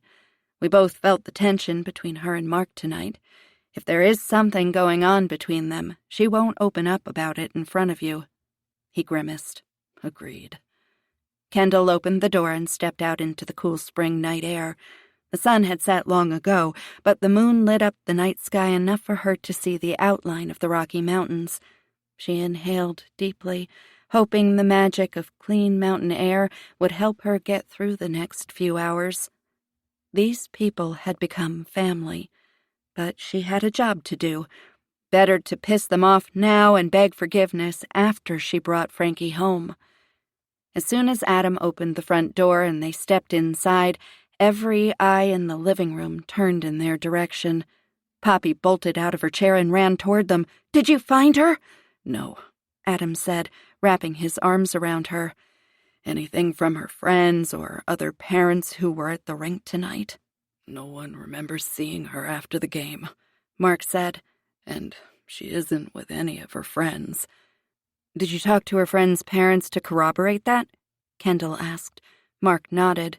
"None of her friends have seen her since school," Poppy said, tears streaming down her face. "Saul and Fletch went to assist questioning her teammates," Mark said. Not surprising they'd go in person. Seasoned investigators learned more from body language than spoken words. Kendall softened her voice and looked directly at Poppy. "Let's find a quiet place to talk." Poppy wiped the tears from her face, nodded, and headed up the stairs. She pushed open the first door and walked into the room. "We can use my office," she said with a shuddering exhale. Kendall closed the door and took a seat on the couch across from Poppy. The walls were artfully decorated with black and white photos in matching black frames. The pictures showed Frankie at various stages of her life. A few had Mark or Poppy in them too, but every single one had Frankie. "Tell me about today, starting from when you woke up." Poppy's hand went to the base of her neck, her eyebrows furrowed. "What? Why?" "I know it feels silly, especially because it doesn't seem relevant, but I can assure you, sometimes it's the stuff you find irrelevant or redundant that will be the clue to unlocking everything and getting Frankie back home." Poppy grabbed a tissue from the box on her desk and blew her nose. "Okay, well, Frankie's alarm was going off, so I went in and had to wake her up. Is that typical?" "Lately, yes, but only the past couple of weeks or so. She's usually really good at getting herself up and ready for school." "Why do you think she's having issues now?" Kendall asked, taking out her notepad and pen. Poppy stared at the notepad for a few seconds. Kendall could see the slight shift in the woman's demeanor as it dawned on her she was being questioned by an FBI agent, not a friend. "I'm not sure. I guess I figured it was puberty kicking in, and she was more tired than normal. She's pretty active, so I wasn't really concerned anything was wrong." "How's she been acting lately? Notice any change in her personality?" Poppy stared at the wall just behind Kendall and slowly shook her head. "No, not really." "Does she have a boyfriend or girlfriend?" She flinched as if the words burned her. "She's 12, Kendall." Okay, so even if Frankie had a boyfriend, Poppy was clueless about it. Kendall would make a note of asking Frankie's friends. They'd have better information about any crushes or relationships. "And there haven't been any issues with friends, school? Could she be getting bullied?" "She hasn't said anything to me, and I think she would." Kendall wasn't so sure. Her own mother had been in the dark about a great deal of things Kendall had going on in her preteen life, but perhaps Frankie and Poppy had a different relationship. "Okay, you went in to wake her up. What happened next?" "I made sure she was out of bed before I left her room. I heard the water running, so I knew she was taking a shower. I got dressed and went downstairs to make coffee before Mark left, but he was already gone. Kendall made a notation that Mark hadn't said goodbye to Poppy before leaving. Was it more evidence of marital discord? Did he leave earlier than usual? I'm not sure. I wasn't paying attention. Kendall made a point of placing her notepad beside her on the couch before asking the next question. How are things between you and Mark? What? Poppy asked, crossing her arms over her chest. What kind of question is that? My marriage has nothing to do with Frankie being missing. How dare you ask that? Kendall reached forward and placed her hand on Poppy's knee. I understand your frustration, but it is relevant to the investigation. If Frankie was picking up on any tension between you and Mark, she may have run away and be hiding out at a friend's house. Kendall paused and smiled.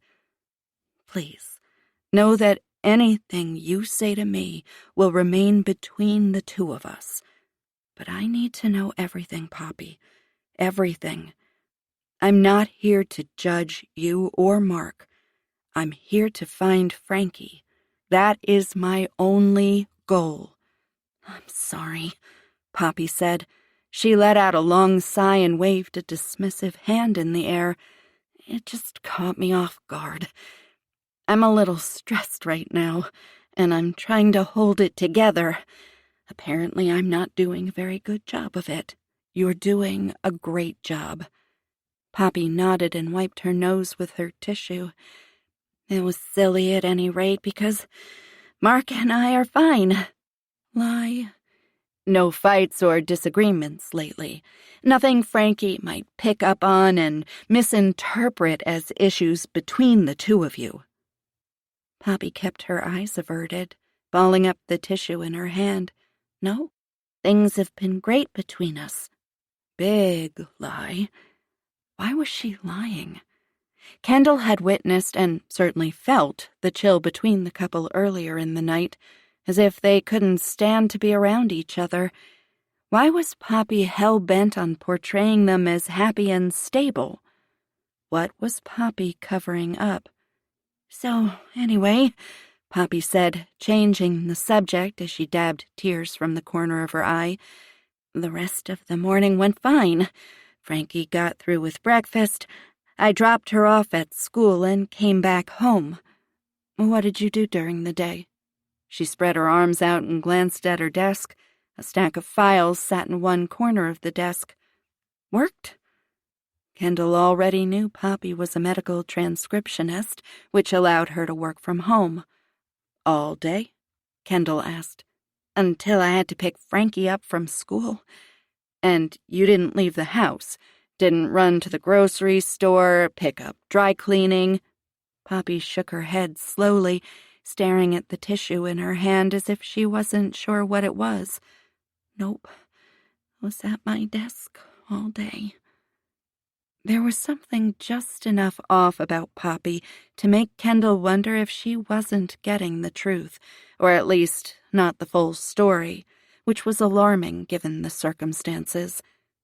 What time did you pick her up? I left the house at 2:30. Kendall noted the time on her pad. What happened when you picked her up? Nothing out of the ordinary.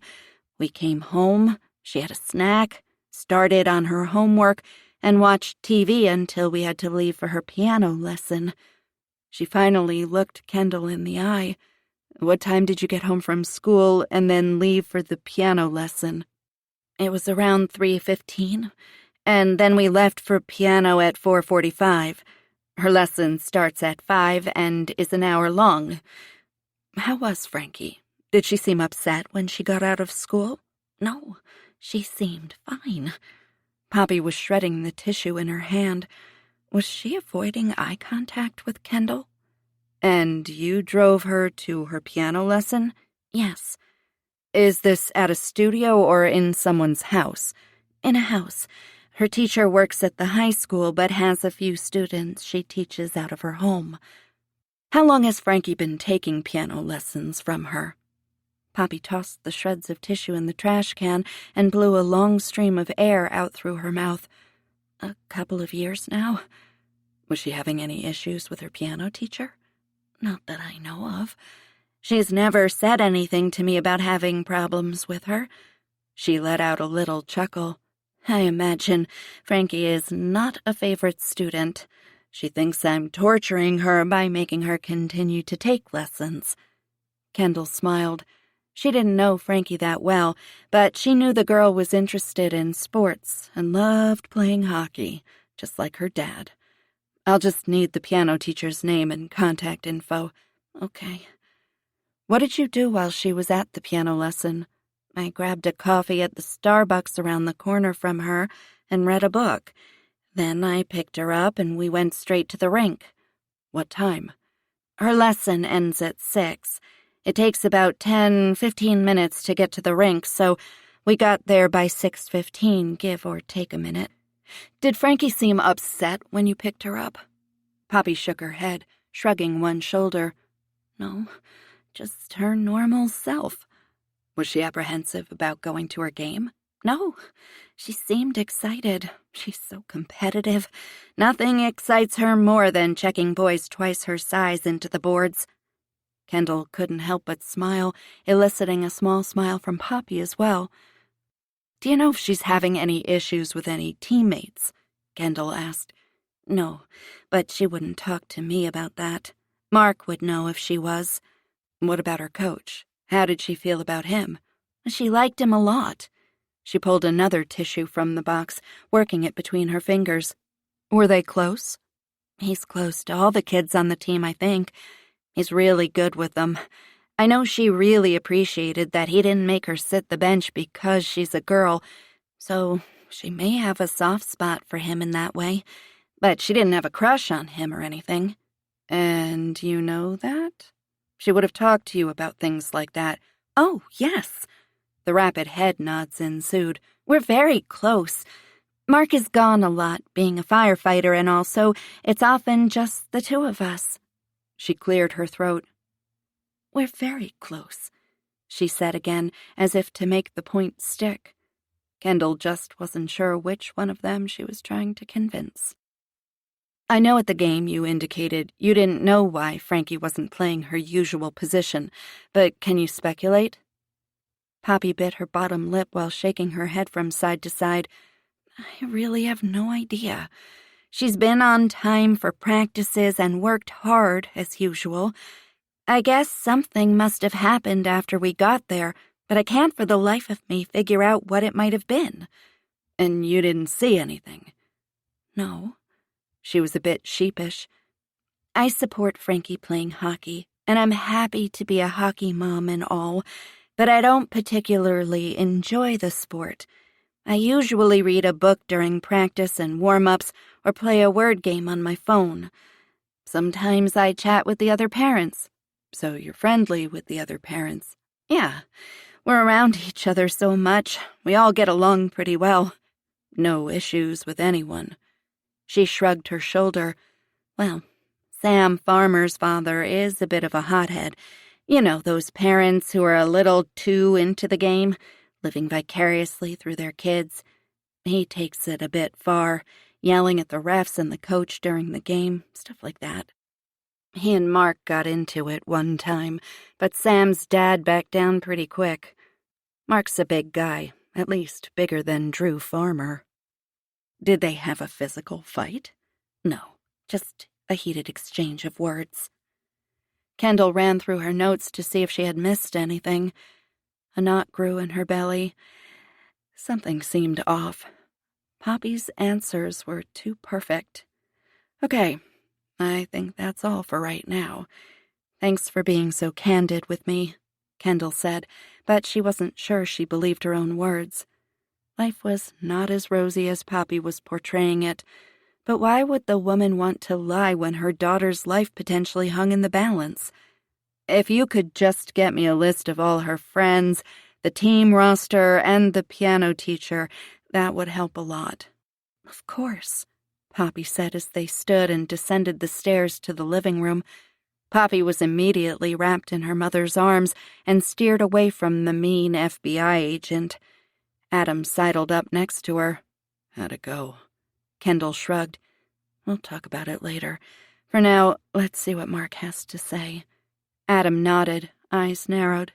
He grabbed his brother and whispered to him.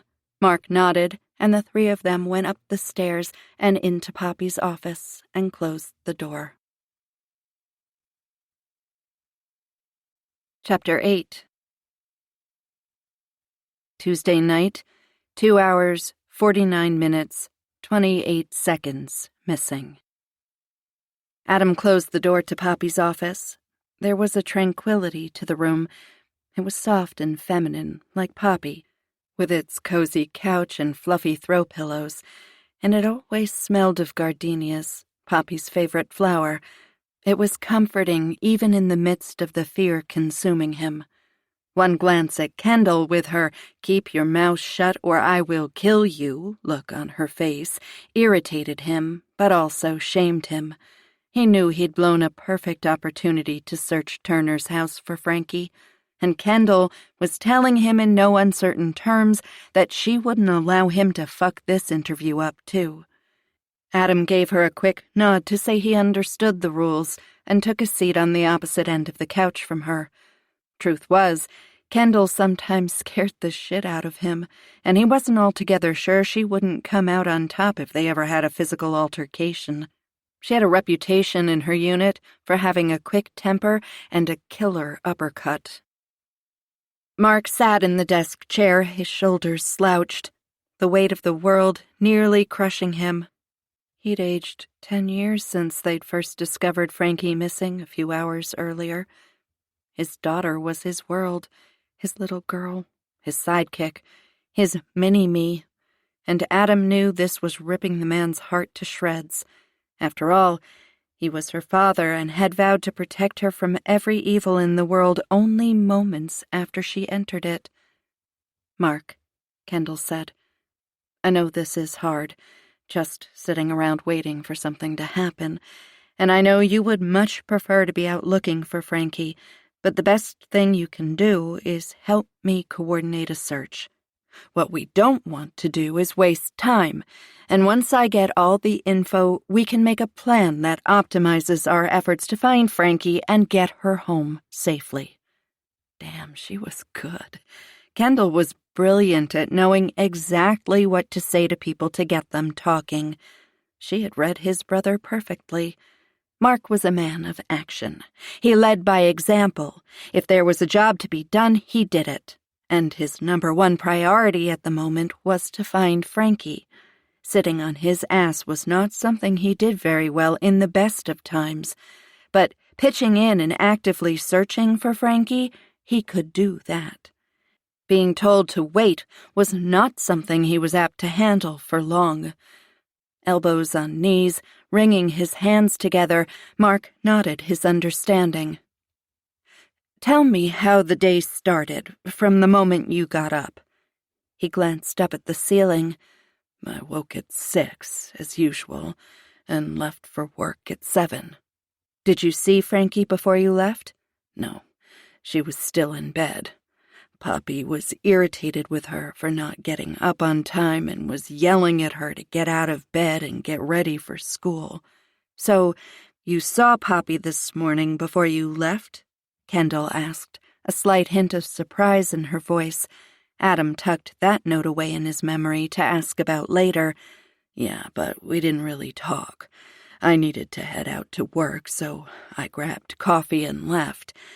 I figured I would talk to her later in the day." "And did you talk to her later?" He wrinkled his eyebrows, hands clenching into fists and releasing. "I tried calling her a couple of times, but she didn't answer." Kendall's eyes narrowed slightly. Adam had seen that look before. She was trying to work something out in her head. "Is that unusual, for her not to answer?"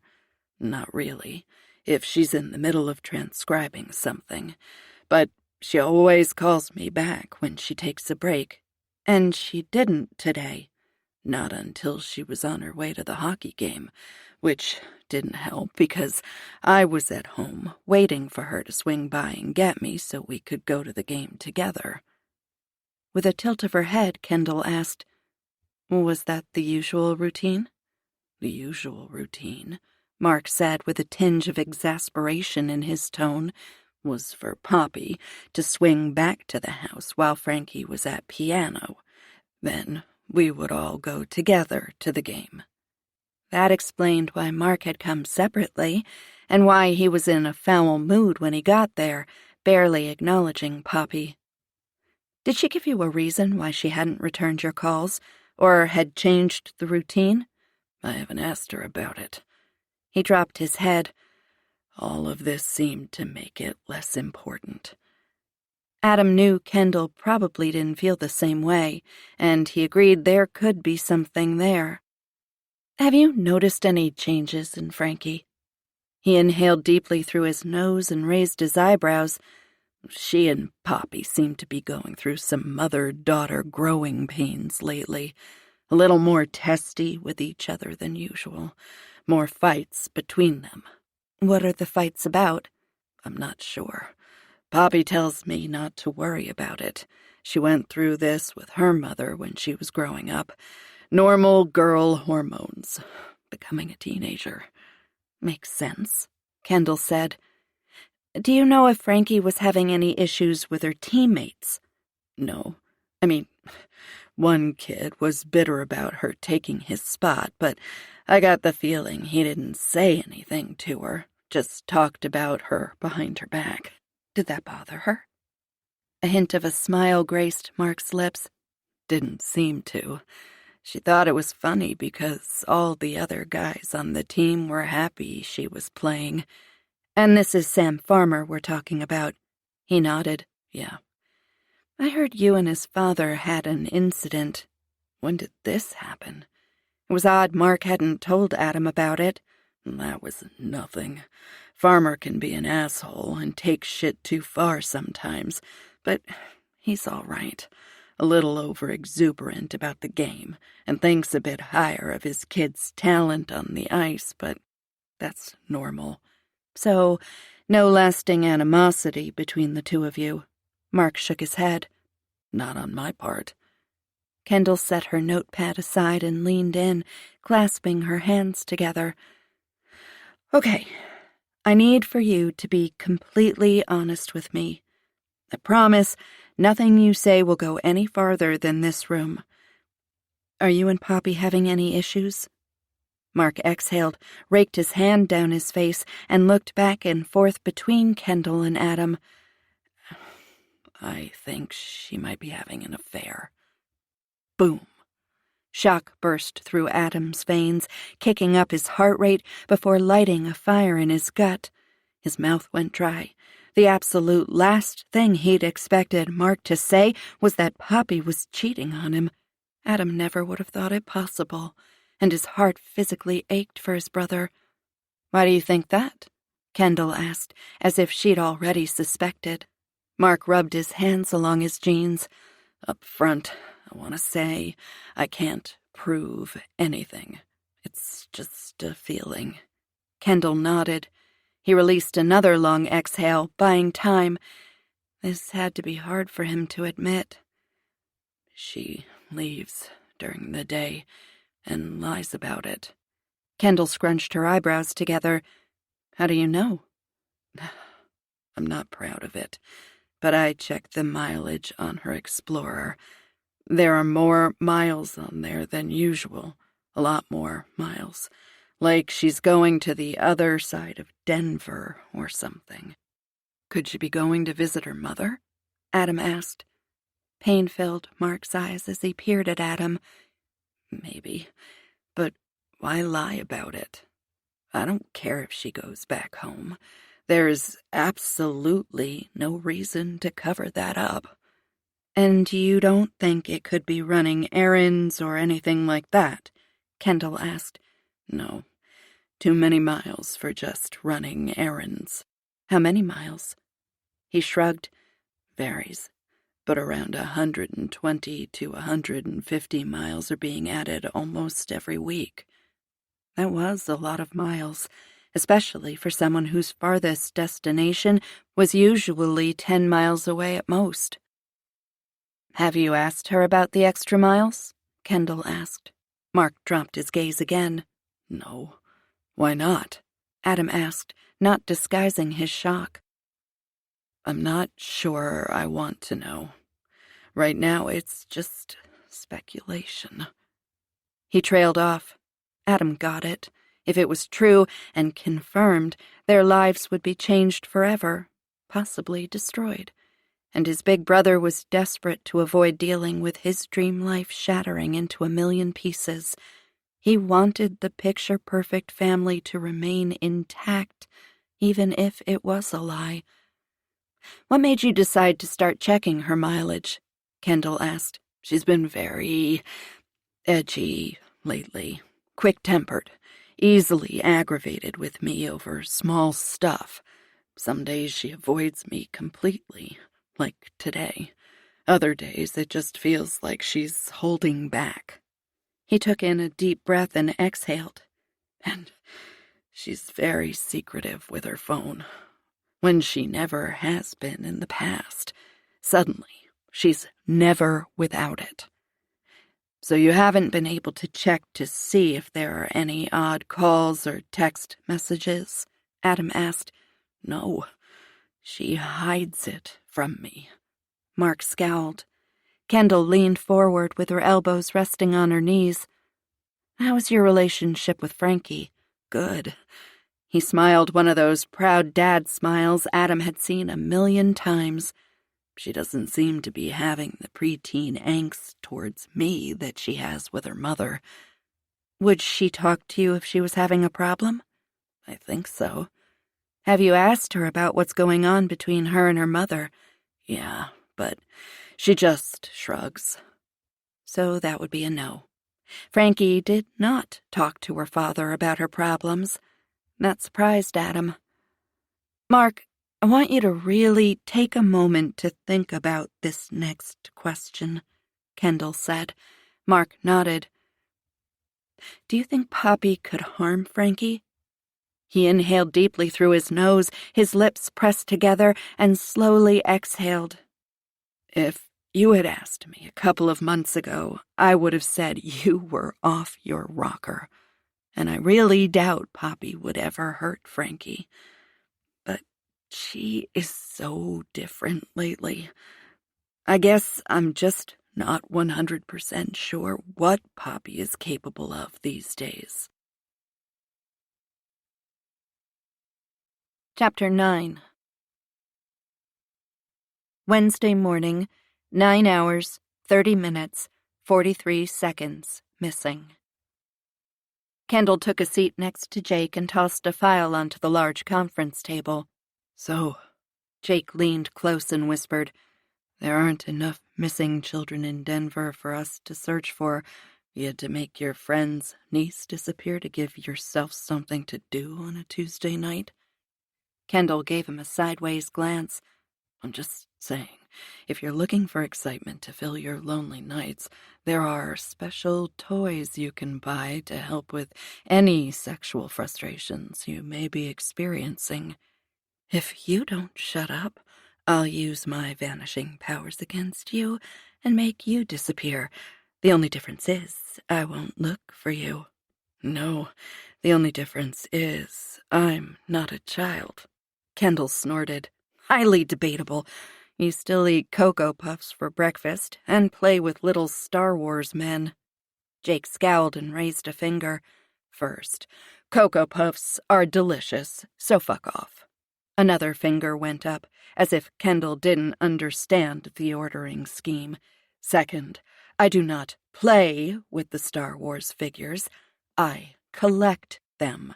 And someday I will sell them for millions of dollars and buy an island in the Caribbean, and you are not invited to visit." "Is that day coming soon?" Kendall asked, crossing her fingers and mouthing, "Please." "Just for that, I'm not giving you the jelly donut I brought for you. Instead, I'm going to offer it to Willis." He pointed to a rather rotund man across from them who should have retired from the bureau about 100 years ago and always managed to slop food down the front of his shirt. "And then you will have to spend the entire morning looking at the jelly that could have been yours displayed proudly on his tie, taunting you. Give me the jelly, or I will shoot you where you sit." She was only half kidding. Kendall loved a good jelly donut. Raspberry was her favorite, but this morning she wasn't picky. Their boss, agent in charge, Jonathan Brady, walked into the room and everyone went silent. Jake slid the napkin-wrapped jelly donut toward Kendall. Inhaling it would have to wait until after the briefing, which pissed her off a little because if Jake had given it to her when she first sat down, she could have had it polished off by now, been happy and full, with a decent amount of powdered sugar and raspberry filling surging through her veins. "Okay, listen up," Brady said, taking command of the room. "We have a 12-year-old missing child from Berkeley Ice Arena following her hockey game last night. Beck is going to brief us on the case so far. Pay attention. The MC is the niece of Detective Adam Taylor of the Denver PD, so this is personal.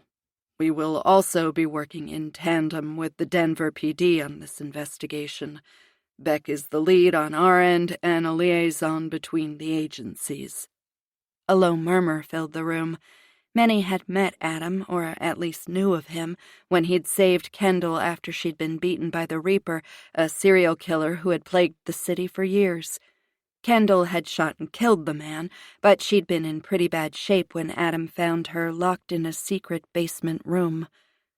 "Beck," Brady said by way of introduction, turning the floor over to her.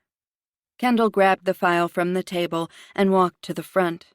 She taped Frankie's picture to the whiteboard, grabbed a black expo marker, and wrote the girl's name under a picture, followed by her parents' names. 12-year-old Francesca Frankie Taylor played a hockey game last night at Berkeley Ice Arena. Her parents were waiting in the lobby for her following the game while she got changed out of her hockey gear. After a considerable amount of time went by, and nearly all the other parents had left with their children, and the arena manager was getting ready to lock up for the night, Frankie's father, Mark Taylor, and his brother, Detective Adam Taylor, went in search of her. Her mother, Poppy Taylor, and I searched the lobby and the front parking lot. We questioned parents who were still there, along with their children, Frankie's teammates, to see if any of them had seen Frankie or knew if she had perhaps left with another family. No one remembered seeing the girl after the game or anything unusual. Kendall wrote the name of the coach on the whiteboard. The last known person to see Frankie was her coach, Jason Turner. I questioned Turner at his home last night, but he claims not to have seen Frankie following the game.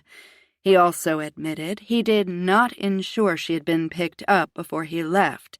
Furthermore, he stated he had not seen or heard Mark and Adam trying to get his attention as he drove away from the parking lot.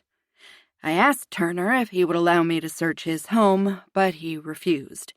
At this time, we do not have probable cause to obtain a search warrant. According to agents who were sitting on the house last night, Turner was home all night and did not leave until this morning, when he drove to his day job at the Colorado Elite Hockey School, where he is also a coach. The agents tried to look in the windows at Turner's home, but what they could see was not unusual. Brady held up his hand. "Who has the update on the Turner surveillance?" Calvin Charles spoke up. "That's me. We got to Turner's about 22:30. Confirmed he was in the house, appeared to be alone. Approximately 0:30, the interior house lights went out along with the front porch light. Presumably he went to bed. Callie made a trip around the perimeter of the house, couldn't see in the windows, too dark, and didn't hear any noises from inside. Callie, a slight redhead who had enough attitude to make up for her size and scared more than a few agents in the bureau, picked up the report. Everything was quiet when we turned the watch party over to Benson and Handley at 5:30. I checked in with them about, she checked her watch, 15 minutes ago. Once there was light, Benson took a quick look around the exterior. Again, nothing of interest inside, no noises. Turner left the house approximately 6, hit the drive-thru at McDonald's, and drove to Colorado Elite Hockey and remains there. Agents started tossing out thoughts. The kid could still be there, if we're thinking he took her. Not enough for a search warrant, Kendall said. What else? Brady asked. Can't rule out that she ran away, another agent said. It is a possibility, Kendall confirmed. There are some issues between the parents. If she caught on, she could have run. Is this a ransom situation? Willis asked. Kendall gave a one-shoulder shrug. It seems doubtful, since there hasn't been a ransom demand yet, but still a possibility. Are the parents wealthy? Another agent asked. Middle class. Father is a firefighter, wife is a medical transcriptionist. Own their home outright, but we are still checking finances. It doesn't appear, at this time, there is a monetary motive, but, as I said, it can't be ruled out. Willis, you take point at the Taylor home, in case there is a ransom call. Set up recording and talk to the family about how to answer any calls that come in. Beck, inform the family. Brady pointed at 2 agents sitting across from him. Check the usual runaway haunts for our MC. I want updates regularly so we can keep the flow of information moving. Let's go find our girl. Chapter 10. Wednesday morning, 11 hours, 5 minutes, 17 seconds, missing. The homicide floor of the Denver Police Department was like its own little world. Ringing phones, fingers tapping on keyboards, the chatter of detectives sharing stories of the one that got away. Adam dumped his light jacket on the collection chair, so named because no one ever sat in it. It was there to collect all the shit Adam piled on it. Sticky notes covered his computer monitor. He pulled them off one at a time and determined which pile they went in. Action required trash or payback. Payback was usually in response to an inappropriate drawing. Today's gem was a stick figure drawing depicting Adam with a limp dick and a sad face. Fletch popped his head around the fabric dividing wall. "From you?" Adam asked, holding up the dirty sticky note. A shit-eating grin was his answer. "Burroughs wanted to give you tits, but I thought that was too much." Adam wasn't sure if he should thank him or be offended. "The big man sent me over to retrieve you." "What for?" "I am but a lowly messenger," Fletch said and walked away. A cold sweat broke out over Adam's skin. He hated having to talk to his boss first thing in the morning. It usually meant the rest of the day was going to be shit. Inhale. 1, 2, 3, 4, 5. Exhale. Adam knocked on the doorframe. "You're off the case, Taylor." Lieutenant Dale Underwood did little more than glance at Adam before returning his attention to his computer screen. Adam froze. He knew what case the boss meant. "Lou, I can handle it." "Nope. You're too close. I can't have you going off half-cocked and fucking shit up beyond repair. And before you make some lame-ass attempt at promising me you won't, save it. I don't have time for groveling or knob polishing this morning. Budgets are due." Budget deadlines to the boss were tantamount to having bamboo thrust under his fingernails. "Then, can I request Saul take the lead, but keep the investigation within my team?" Adam asked. Lou gave him a frustrated scowl. "I promise, I will only be there to provide information and guidance when it is warranted." Lou typed furiously on his computer. At any moment, the machine was bound to start smoking and combust. Finally, Lou stopped typing and fixed his gaze on the keyboard in front of him, releasing a heavy sigh. "Fine. The double homicide at the C-store is your top priority, understand? And if I hear you're pushing Saul out of the lead and taking over, I will have you transferred out of here and back to traffic cop by the end of the week. Are we clear? Yes, sir, Adam said, and left the office. He knew better than to thank the man. Get the answer and get out before pissing the big man off and getting the olive branch snatched away. All in all, that had gone better than Adam had expected. Other scenarios had involved way more humiliation. He entered the war room, the conference room where the team would meet to discuss and strategize his niece's case. Frankie's picture was up on the whiteboard, like the photos of so many victims before her. Victim. It was virtually impossible for him to conceive of having to place his niece in that category. Above her picture, in the left-hand corner, was a crudely drawn box with 60 written inside it in red marker. Frankie had already been missing for 12 hours. If they didn't find her in the next 60 hours, chances were good that either they wouldn't find her at all, or, if they did... Adam wouldn't let his mind go there. Maybe Lou was right. He was too close to this case. Any other child and he would have already been stating to his team that they were behind the 8-ball. He would be mentally preparing to search for a body and not a child, and he wouldn't have thought twice about it. All that was changing now. Saul was sitting at the conference table, shuffling through papers. Fletch had his nose in his laptop. Neither acknowledged Adam as he came into the room and took a seat. "What did Lou say?" Saul asked, still attending to his sorting task. "We have the case," Adam said. "You have the lead, Saul. I'm an advisor." Kendall entered the room, dropped her bag on the floor next to a chair, and pushed a carrier of Dunkin' coffee into the center of the table, along with a bag of donuts. "Sorry I'm late. I had to brief my team." Adam glanced at his watch. "Already? It's only 8 in the morning. We feds like to get an early start. Very little need for sleeping in. Too many criminals, so little time." Saul grabbed a coffee and tipped it toward Kendall. "Welcome back, Kendall. Looking forward to working with you again. We are open to all advice and suggestions." He took a sip of coffee, and thank you for the coffee. It is much appreciated. Adam wrinkled his nose. Saul was such an ass-kisser. Adam was sure the man had a secret crush on Kendall, the dirty old fart. Fletch grabbed for the bag of donuts and pulled out a jelly donut, which Kendall promptly snatched out of his hand without apology. Fletch barely noticed, reaching again into the bag and pulling out 2 cinnamon sugar twists. He shoved an entire twist into his mouth. Saul shook his head at Fletch. "Okay, Fletch, brief us on what you know so far." He chewed and swallowed, and it was a miracle he didn't choke. "Overnight, we had officers canvassing the area around the rink.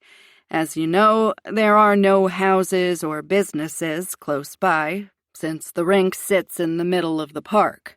But they did knock on doors within a 2-block radius. So far, nothing of interest. They will be widening the search this morning." Saul continued the brief. "We were able to get video from the 2 stores that were open overnight, Walmart and the come-and-go station."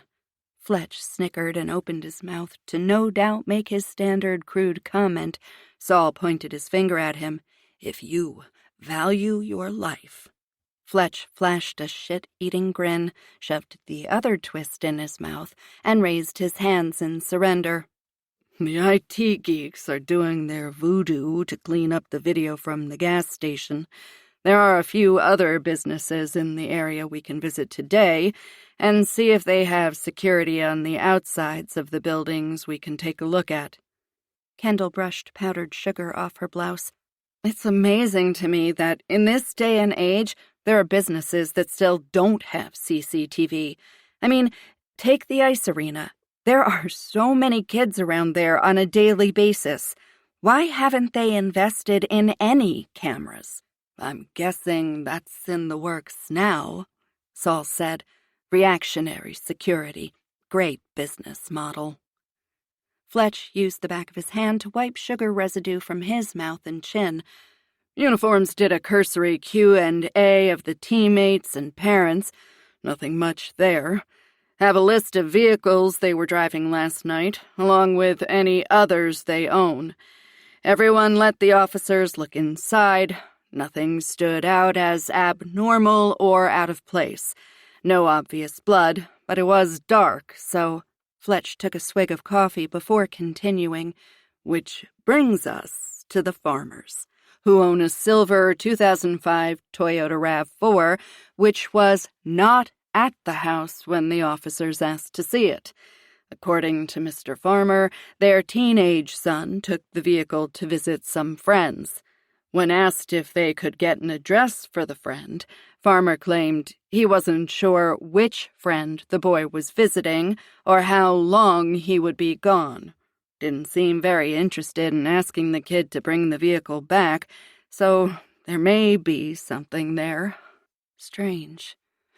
How old is the son? Adam asked. Fletch searched his notes.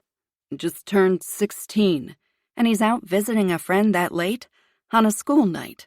Kendall wrinkled her nose. Some people's parents. A few of the teammates mentioned young Samuel Farmer is not a fan of letting girls play on the team, an opinion his father shares or, more than likely, encourages. When questioned, both Farmers said they hadn't seen Frankie before they left the rink, and that was pretty much it. Fletch rubbed his hands together, then wiped them on his pants. A stack of napkins sat 6 inches from his right elbow, untouched. Anything on her cell phone? Adam asked. In most instances, even if the phone was turned off, the phone company could locate the general area where it was by tracking the cell tower pings. Nothing yet, Saul said. We were able to get a warrant, so hopefully the cell phone company will shake a leg and send the full log to forensics. Should probably get warrants for Poppy's and Mark's phones, Kendall said. Could you add a request for Ashley Collins, and have we figured out our unlucky C-store robber's name? Saul pulled a folder from the bottom of his pile and flipped through it. Darren Stevens. And him, Adam added, pointing to Fletch. Fletch chuckled. Still afraid of Sherry? Adam's ex. The woman is scary. No worries, man. I'll submit the request. She likes me. Not surprising. Sherry liked just about everyone except Adam. Additionally, Saul interjected in his scolding dad voice, the computer, laptop, and Frankie's iPad from your brother's home are all getting the once-over. Has anyone checked Frankie's social media? Kendall asked. Adam said, I looked at her Facebook page last night and again this morning. Nothing new for a couple of months. Kendall and Fletch looked at him as if he had 3 heads. What? Kids don't use Facebook, Grandpa, Fletch said. Easy with disparaging grandparents, Saul said. Adam was lost. What do they use? Instagram, Kendall said. Snapchat, Fletch added. TikTok, Saul said, and every eye went to him. He shrugged. I'm a hip grandpa. Adam felt seriously out of touch. Let's get someone on that, too, he said. Saul nodded. If I could make a suggestion, Kendall asked, looking at Saul. Adam knew she was trying not to step on any toes. I will defer to you, Agent Beck, Saul said, looking slightly relieved he didn't have to carry the entire burden of finding Adam's niece on his shoulders. You are the expert in missing children cases. Kendall gave Saul a megawatt smile. Adam wanted to gag. Let's have a mix of my team and yours go back and re-interview the parents and teammates. We may get more from them if trained investigators are asking the questions instead of uniformed cops. It's not a slight on the uniforms, just a mindset people have. There's an element of stepped-up importance when badges and suits show up on the doorstep. I have a team of 5 at your disposal. I'll provide contact info for them and let them know you're the lead." A knock sounded behind her. Everyone turned their attention to the cop standing in the doorway. "Sorry to bother you, Detective Taylor," Officer Caleb Young said. "but dispatch just got a call from a truck stop on North I-25. A cashier saw the Amber Alert flyer we faxed out and believes the missing girl you're looking for is there with a middle-aged white male." Adam's heart took off like a racehorse out of the gate. Adrenaline surged through his veins. It took every ounce of self-control he possessed to stay calm. He wanted to get to the truck stop, wrap his arms around his niece, and never let go. He wanted to call Mark and Poppy and let them know they could breathe again. He closed his eyes and slowly inhaled. He had to remain calm. When he opened his eyes, Kendall was staring at him, her eyebrows raised. "Did they get the name of the cashier?" Saul asked. "Yes." Young started to hand the paper to Adam, but Fletch intercepted it. "Well, looky here. The dude is apparently driving a silver Toyota RAV4. Fletch thrust a finger in Saul's direction. "I knew there was something sketch about that farmer dude. Easy, Sherlock," Saul said, fixing his tie and tossing his coffee cup into the trash. "This might be nothing." And just like that, warmth spread throughout Adam's chest, releasing tension he felt everywhere in his body. He was taking Fletch's side on this one. He had a feeling, a good feeling, this was his niece. He was going to be able to take her home and deliver her to her parents. Tears of joy would replace the pain that had been so rampant in the family since the previous night. "Get in touch with the cashier, Fletch," Kendall said, not batting an eye at taking over the case. She already had her bag on her shoulder, keys in hand. "See if we can determine where the girl and the man are in the truck stop. Also, make sure she calls you if they start to leave." Saul ended a call he was on. "I have a marked car on the way there. He knows to hang back and watch the vehicle from a safe distance." "Great. Let's go." Kendall pointed at Adam. "You're with me." "I'll drive," Fletch said to Saul. "Like hell. I want to arrive there in one piece," Saul responded, pulling his keys from his pocket. Once in the SUV, Kendall headed for the ramp onto I-25 North, Saul and Fletch close behind. "You need to cool your jets, Adam." "I'm cool," he said, unable to temper the elation in his voice. "You're not." Kendall glanced at his bouncing knee. Adam placed his hand over his traitorous kneecap to force his leg to stay still. "I saw that look in your eyes back there when you heard the news. You've already convinced yourself it's Frankie, and you need to stop. Right now. I need your head in the game, Adam. Whatever this is, I need for you to be a seasoned detective, not a member of the family who's going to go in running wild and get us all busted. That's not going to help Frankie." He clenched his jaw so tight it was painful. "I don't need a lecture on professionalism, Kendall. I can handle myself." He didn't need this, didn't need her and her sanctimonious FBI arrogance telling him how to do his job. He needed her to shut up and drive.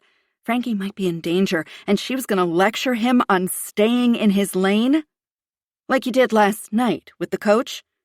Adam inhaled noisily through his nose. His body twitched with rage and recognition. Fuck. He hated when she was right. A golden opportunity to search Turner's house for his niece had been pissed away. As it stood, they still had no idea Frankie was stowed away at her coach's place and were no closer to getting a search warrant if this current venture turned out to be a wild goose chase. He released his breath. "My shit's stored," he promised her. Kendall hit the hands-free button. "Call Saul." After 3 rings, Saul's gruff voice came through the speakers. "Chapman." "Saul, it's Kendall. I think we should have the 4 of us, you, me, Adam, and Fletch, go in and have a look around. Fletch, talk to the cashier, get an idea of where they are, and make sure she isn't obvious about it. We don't need him tipped off. I need you both to take an exit so they can't leave without us knowing. We're already going to be conspicuous." Adam hadn't thought about that. People stopping at a truck stop were either truckers or, at this time of year, families on spring break vacations. Not people in business suits. Massive law enforcement tip-off. "Let's be careful. I don't want the girl to get hurt, or anyone at the truck stop," Adam said. Kendall ended the call and took the exit ramp, pulling into the parking lot of the truck stop. She drove slowly, each of them searching row after row of vehicles, looking for the silver RAV4. Adam pointed out the front window. "There it is. 1 row over, 5th car in." Kendall pulled into a spot 3 away from the Toyota on the opposite row. Adam wished he could leave his jacket in the SUV, roll up his sleeves, and try to look less like a cop, but the gun holstered to his belt was more of a giveaway than the jacket. "You ready for this?" Kendall asked. "Let's see what's up," Adam said, glancing at the truck stop over his shoulder. "Maybe we can save a girl today." Chapter 11. Wednesday morning, 12 hours, 37 minutes, 32 seconds, missing. The glass doors slid open, and Adam was assaulted by the sights, sounds, and smells of the bustling, oversized convenience store, the buzz of people milling about, kids begging their parents for sweet treats, large cups of coffee being filled. Rows of everything from snacks to overpriced canned goods to pain relievers and baby wipes lined the shelves. A woman passed in front of them, a harried look on her face, arms loaded with chips and chocolate bars and beef sticks and bottles of water held precariously in place between her elbow and chest. Adam caught sight of Fletch at the checkout counter, talking to an older woman in a red shirt with the truck stop logo on the chest. Her brunette hair was long and frizzy, her nails painted hot pink. She was pointing toward another part of the store. Adam's phone buzzed with an incoming text. He pulled the phone from his pocket at the same time Kendall glanced at her screen. Fletch had sent a text to the group. "Last seen in food court." The walk through the store felt like walking on a conveyor belt the wrong way. Staying a few steps behind Kendall was the only way Adam could keep from breaking into a run to find out if his niece was there. The food court was busy with young families getting breakfast as they set out on their spring break destinations. Trying to be inconspicuous while looking through the throngs of people was nearly impossible. Adam settled on the idea that people would just think he was looking for a table, even though he had no food. At this point, it didn't much matter. He was intent on finding his niece. There was no other outcome. He caught Kendall's eye on the opposite side of the food court, but she shook her head. Damn, where could they have gone? His phone pinged with an incoming text from Kendall. Check the restrooms. He saw she was headed toward the women's restroom as he moved toward the men's room. The pungent odors of urine and sweat assaulted him as he shouldered open the door. Men stood with their backs to him, legs apart, no one looking anywhere but at the streams coming from between their legs. It was a well-known fact that talking at the urinal could result in an ass-whooping. The second rule of urinal etiquette: keep a urinal between you and the next guy. It was unlikely a guy could bring a young girl in here with the amount of men milling between the toilets and the showers, but that didn't mean the man didn't have her locked in a stall, hoping anyone who observed them would mind their own business. Just as Adam was about to pound on the first closed stall door, he heard his name being called. "Adam!" Kendall hollered. All eyes at the urinal turned toward him as he crossed to the restroom door. A few of the men snickered at him. One said, "Adam," in a high-pitched voice. "Mommy's calling you, Adam." Adam considered flipping him the bird, but didn't think getting his face shoved into a filthy urinal by the 350-pound man would benefit anyone, especially him. He pushed through the door and breathed in the fresh, deep-fried aroma of the food court. Fletch called. Kendall had started running through the food court. "They're on the move." "How? We had exits covered." "Food court has exits." Damn, he hadn't thought of that. But then they hadn't had any time to properly plan this operation. Adam broke into as much of a run as he could without plowing down customers in his way. They pushed the throngs of people out of their way, getting glares from most, and slipped through the sliding doors as they opened. Adam caught sight of a man with a young girl heading toward where Kendall had parked. They both burst into a full-out run through the parking lot toward the pair. A man burst past Adam, tall, lanky, and fast. Fletch. Kendall broke off to the left, the Range Rover beeping as she unlocked the doors remotely. He watched as she jumped behind the driver's wheel, the engine roaring to life. The man caught sight of all the excitement, yanked open the passenger side door to the RAV4, and forced the girl inside. Slamming the door, he rushed to the driver's side. Within a few seconds, he had the car in gear and was driving toward the exit. They were too far away for Adam to determine whether the girl was his niece. The hair had been the right color, possibly the size and build, but he hadn't seen her face, and now it was too late to get a look. Saul was coming up behind him, out of breath, barking out orders into his walkie-talkie to the marked police cars. "Get the son of a bitch before he gets on the interstate." Adam's breath caught and his chest seized. Visions of the car entering the heavy morning commuter traffic and evading capture assaulted him. Bending at the waist, a full-on panic attack ensuing, he tried to get his breathing under control and his heart to stop beating out of his chest. He had been a hair's breadth away from potentially rescuing his niece, and she was slipping through his fingers, and there was nothing he could do to stop it. Chapter 12. Wednesday morning, 12 hours, 52 minutes, 10 seconds missing. Kendall threw the SUV into reverse, flipped on her emergency blinkers, and joined the chase for the vehicle getting way too close to the interstate. That couldn't happen.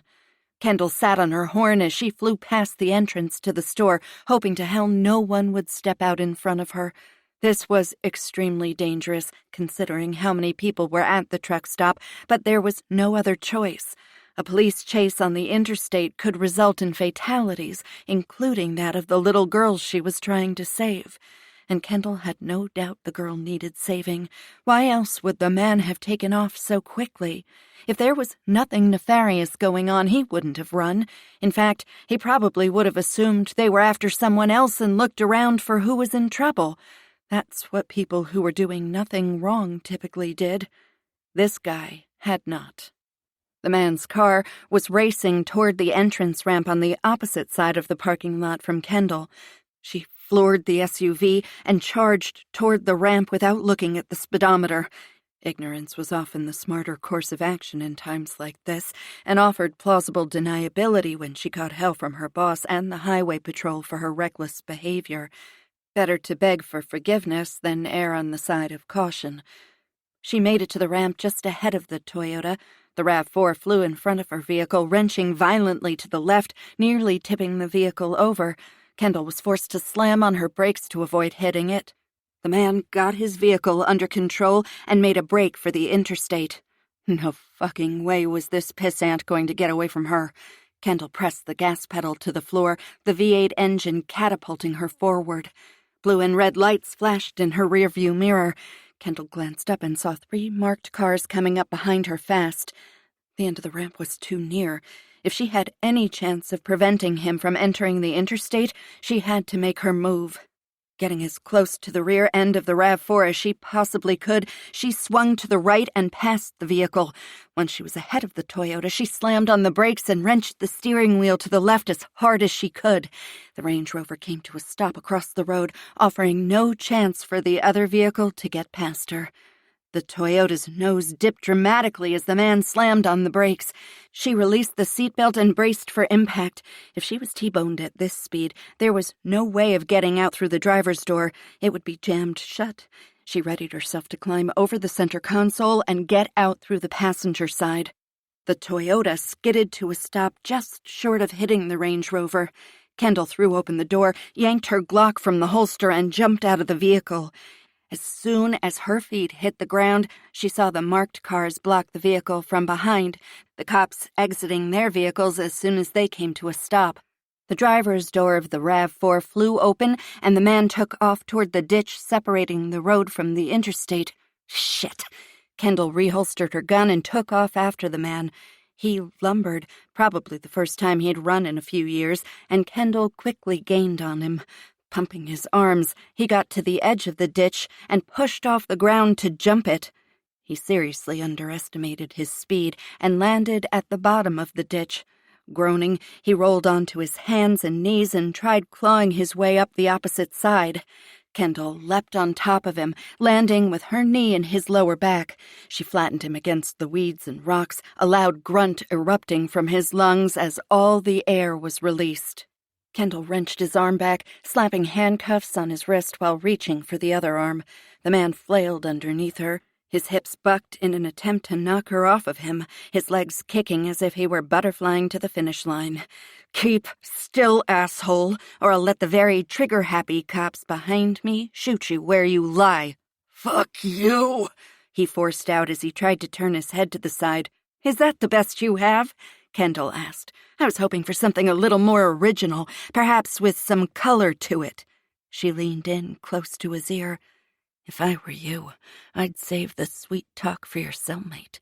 I hear they love to make men like you, who kidnap little girls, squeal like a pig as they claim you as their bitch." "I didn't kidnap nobody," he sneered. "We'll see if the girl in your car has the same story." She rolled off him and allowed a uniformed cop to lift the man to his feet and drag him to a patrol car. Kendall climbed out of the ditch and jogged over to the Toyota. Adam was crouched by the open passenger door. The girl had her head in her hands, her body shaking with sobs. He glanced up at Kendall and shook his head.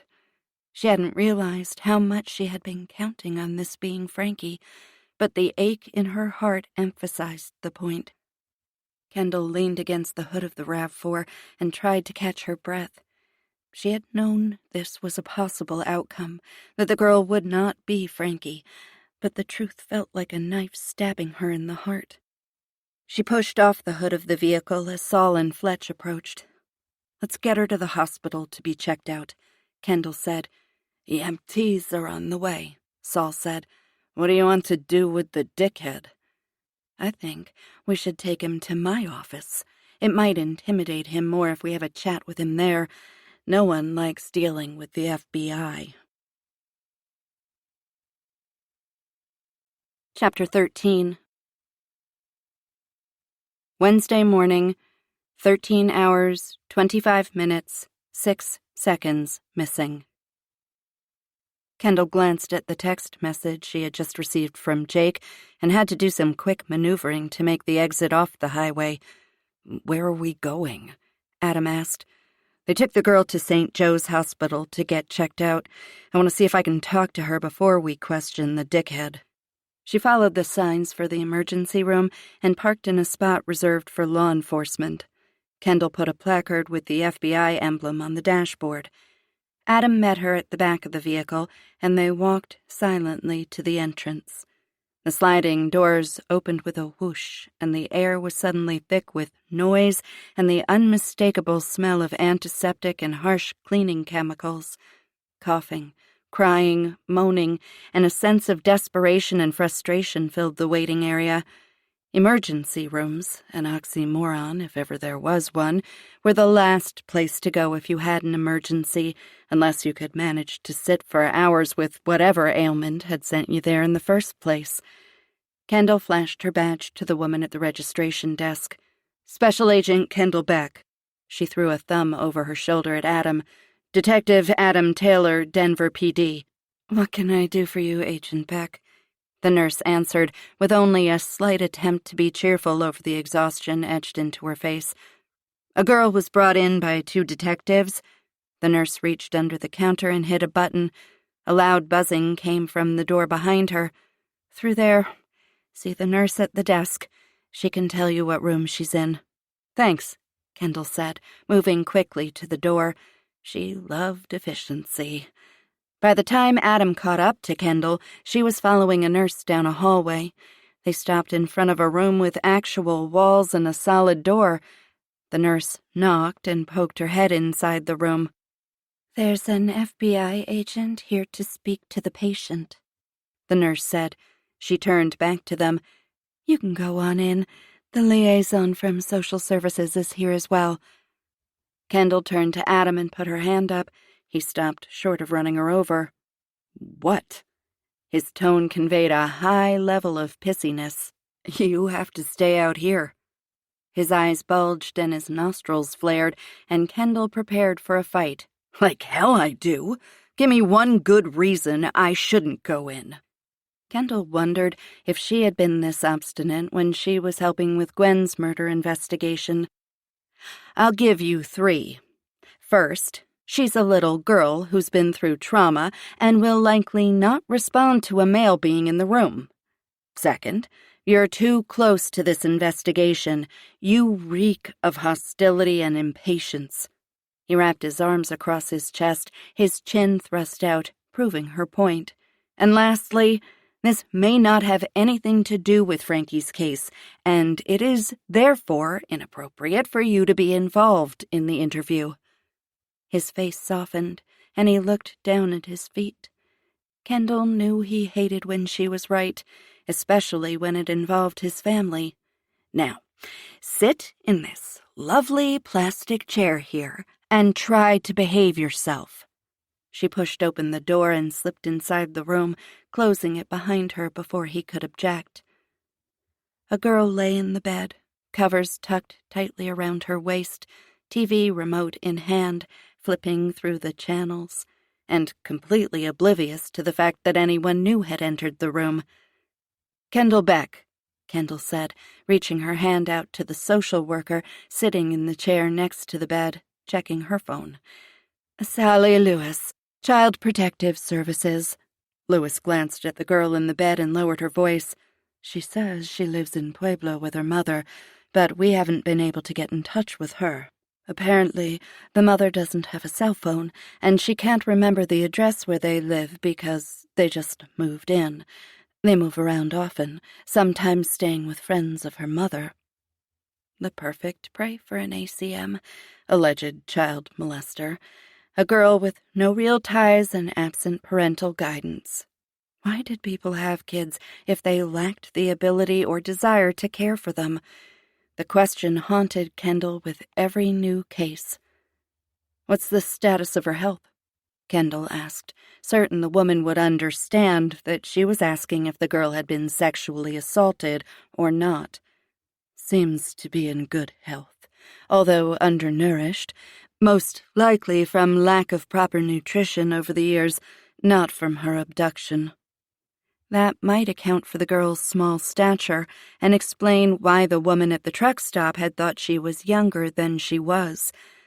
Well, if there's any good news in this, at least she wasn't abused, Kendall said under her breath, so the girl couldn't hear, but that didn't make what had happened to her any less horrible.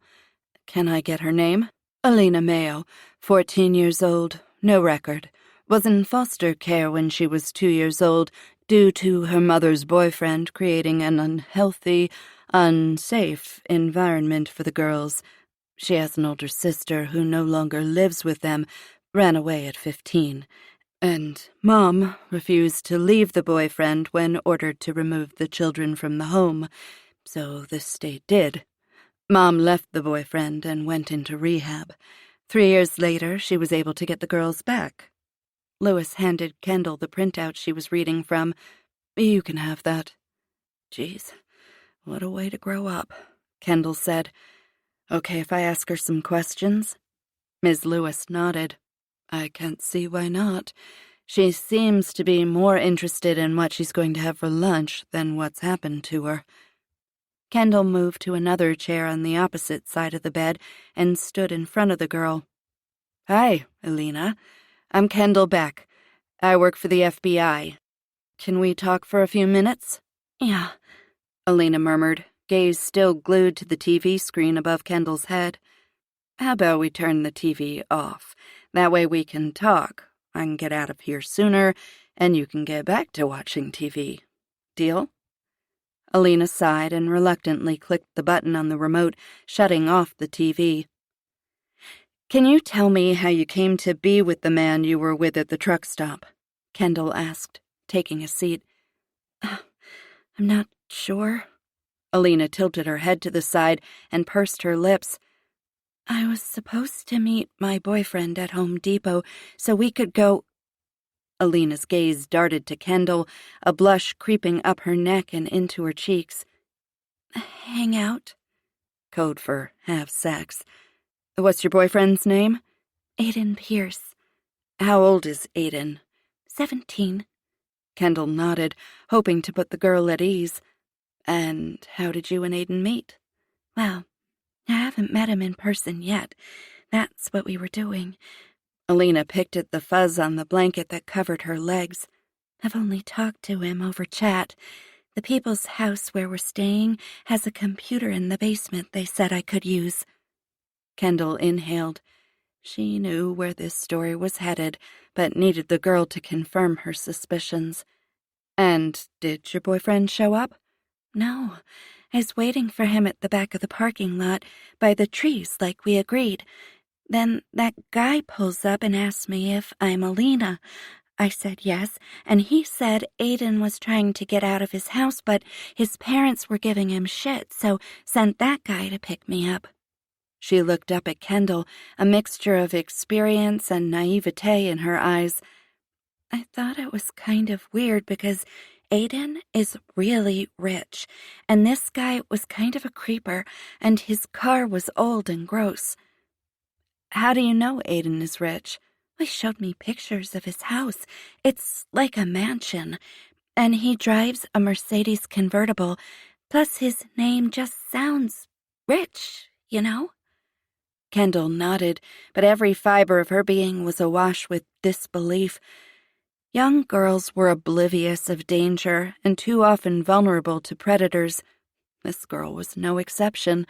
She was so eager to get away from her life that she'd convinced herself Aiden was her millionaire knight in shining armor. "Why did you go with the man?" "'Cause he knew Aiden, and he knew my name, and Aiden was the only one who knew my name."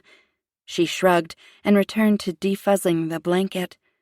"How would he know all that if he wasn't Aiden's friend?"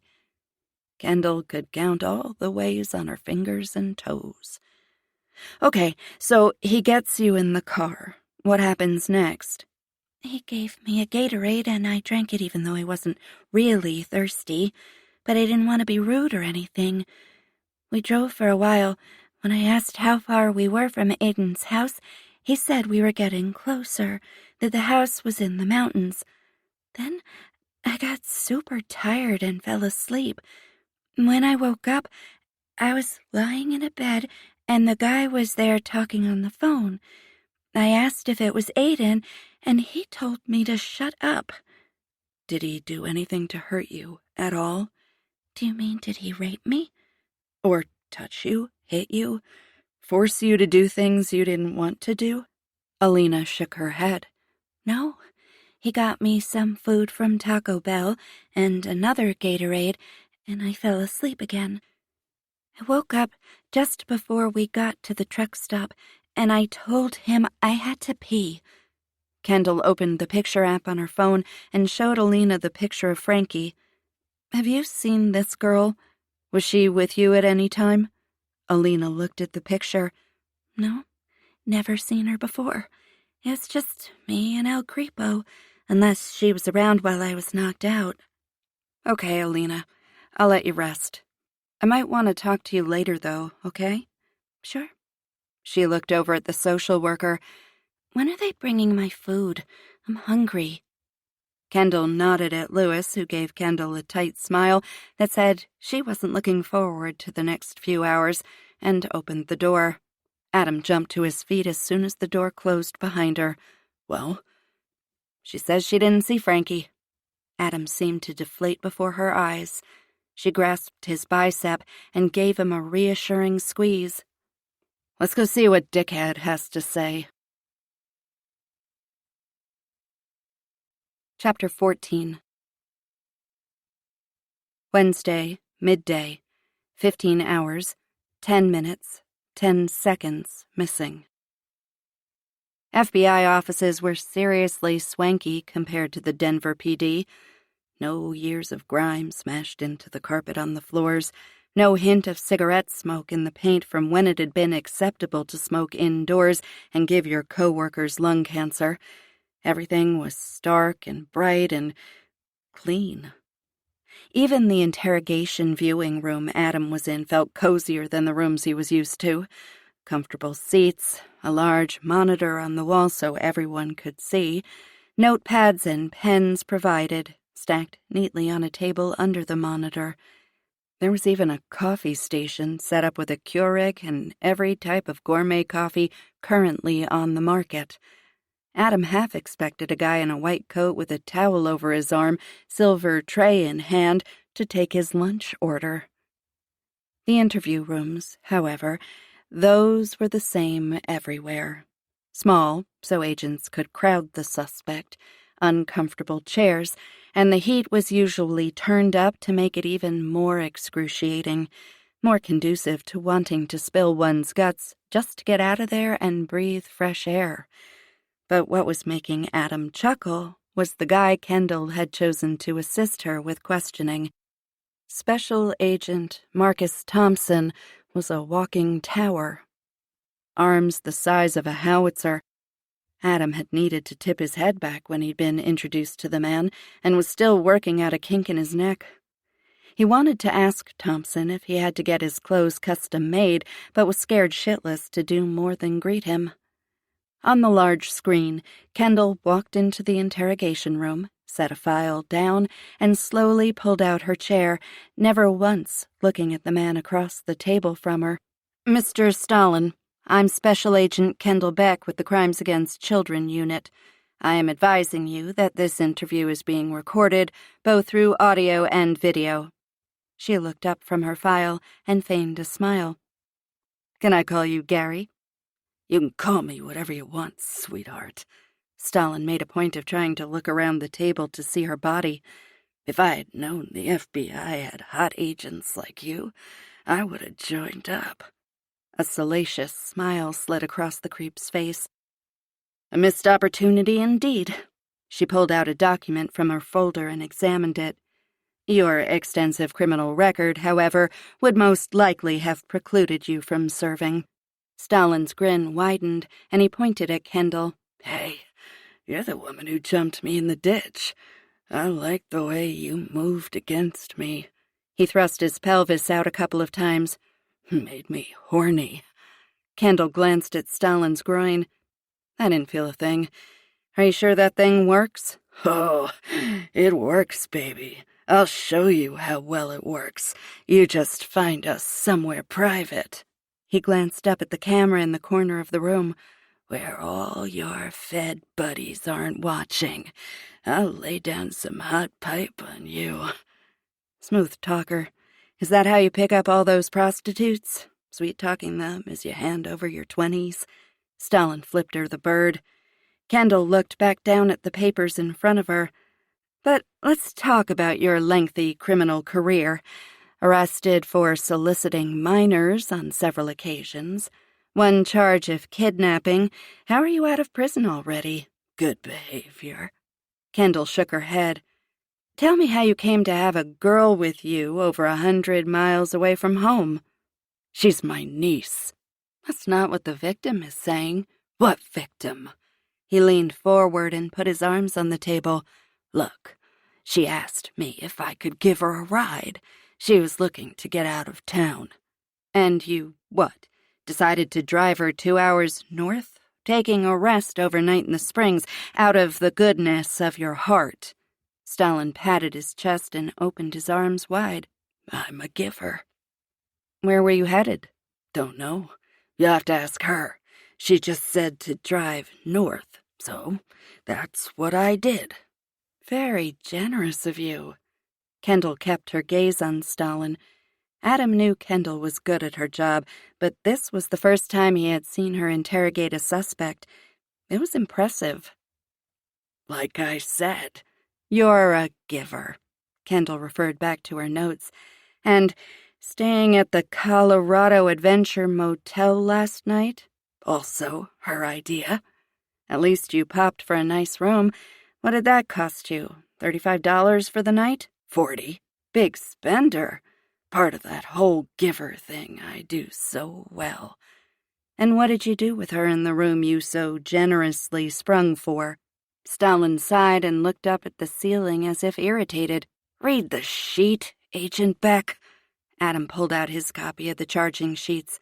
I don't do little girls. Well, there's the moral high ground I was searching for, Kendall said. You can't help who you love, Stalin said. Adam forced bile down his throat. The kidnapping conviction had stemmed from Stalin taking a 9-year-old boy from a Walmart. The police had found him several days later in the back room of a crack house. Adam stopped reading the report, unable to stomach the details of what the boy had lived through during his imprisonment. Kendall stared at Stalin for a full minute without speaking. Stalin held his ground for about 35 seconds, but then the silence got under his skin, and he began to fidget. Look, I don't know what you want me to say. He picked at something on the laptop. I saw a girl who looked in need of assistance. She said she was trying to get away from an abusive mother, and could I help?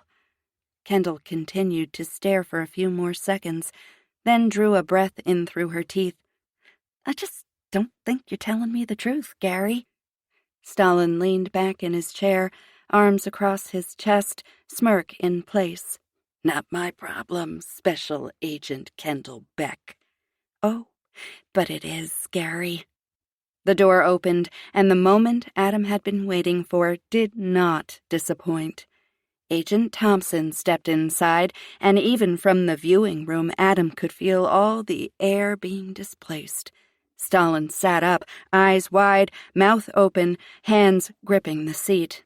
Agent Beck, Thompson said, in a deep baritone that conjured thoughts of darkness and pain. He handed a note to Kendall, then assumed his position between Kendall and Stalin, blocking the only exit in the room. His gaze settled on Stalin, who looked as if he was 2 seconds from crying.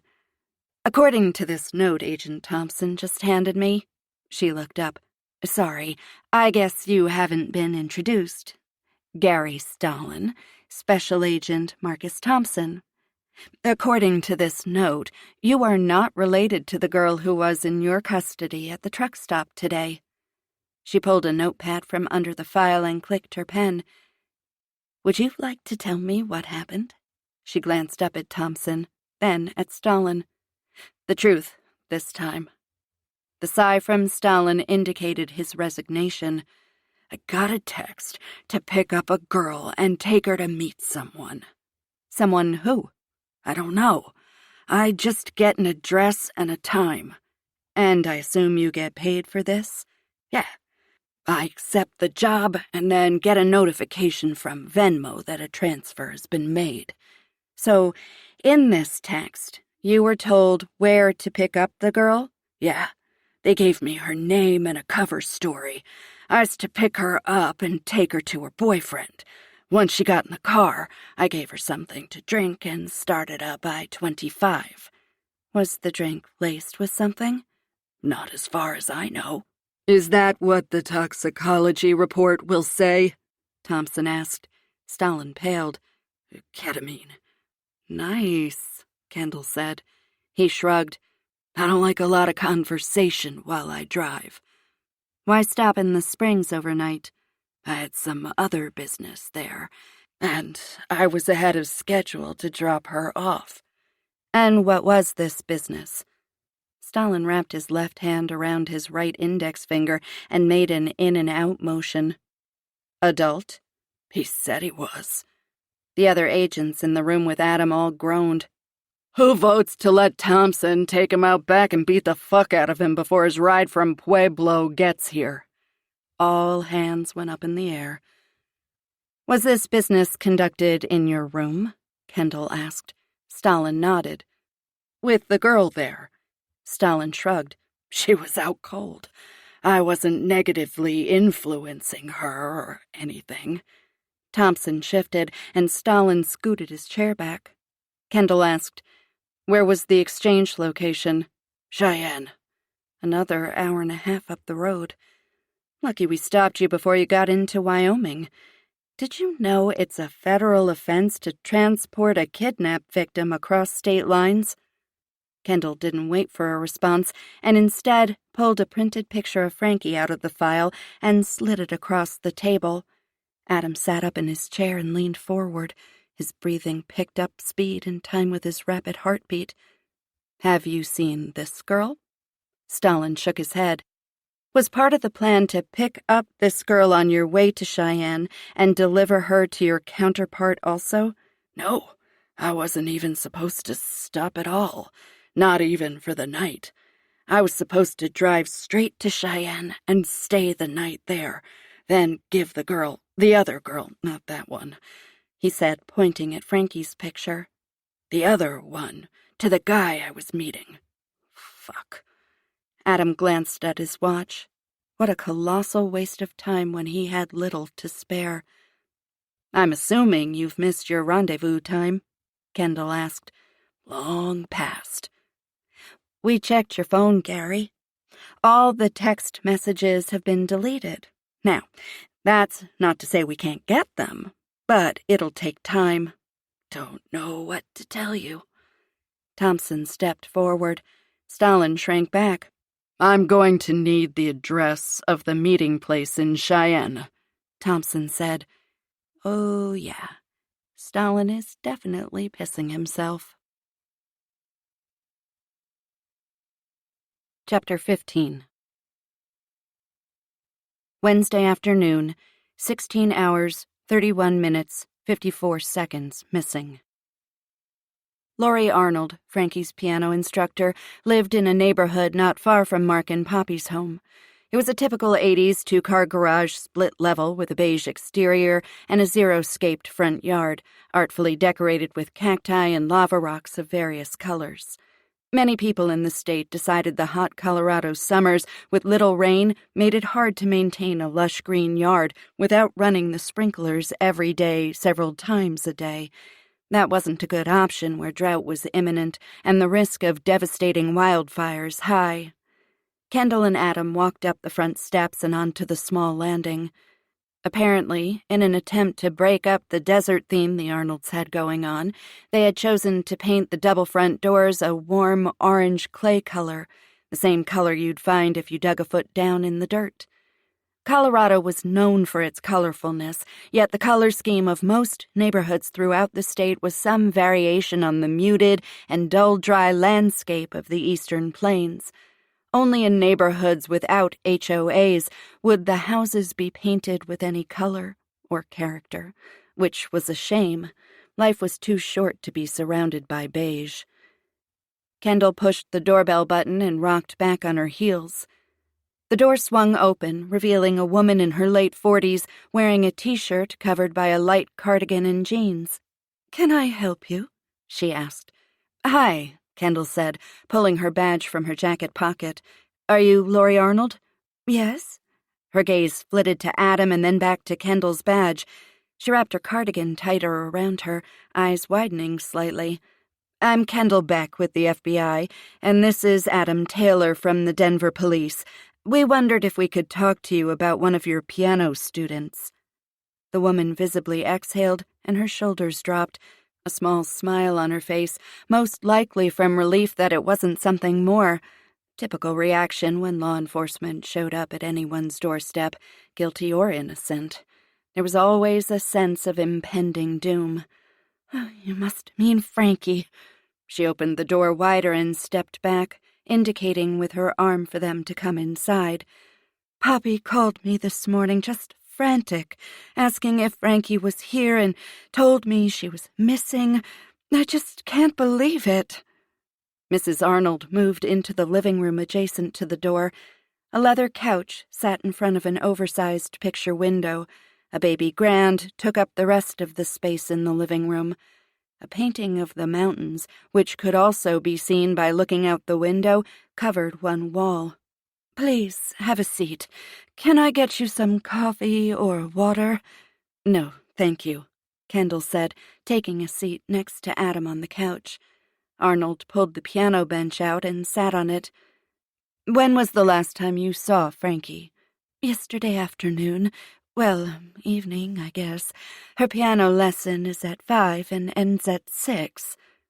Did you notice if she was acting different?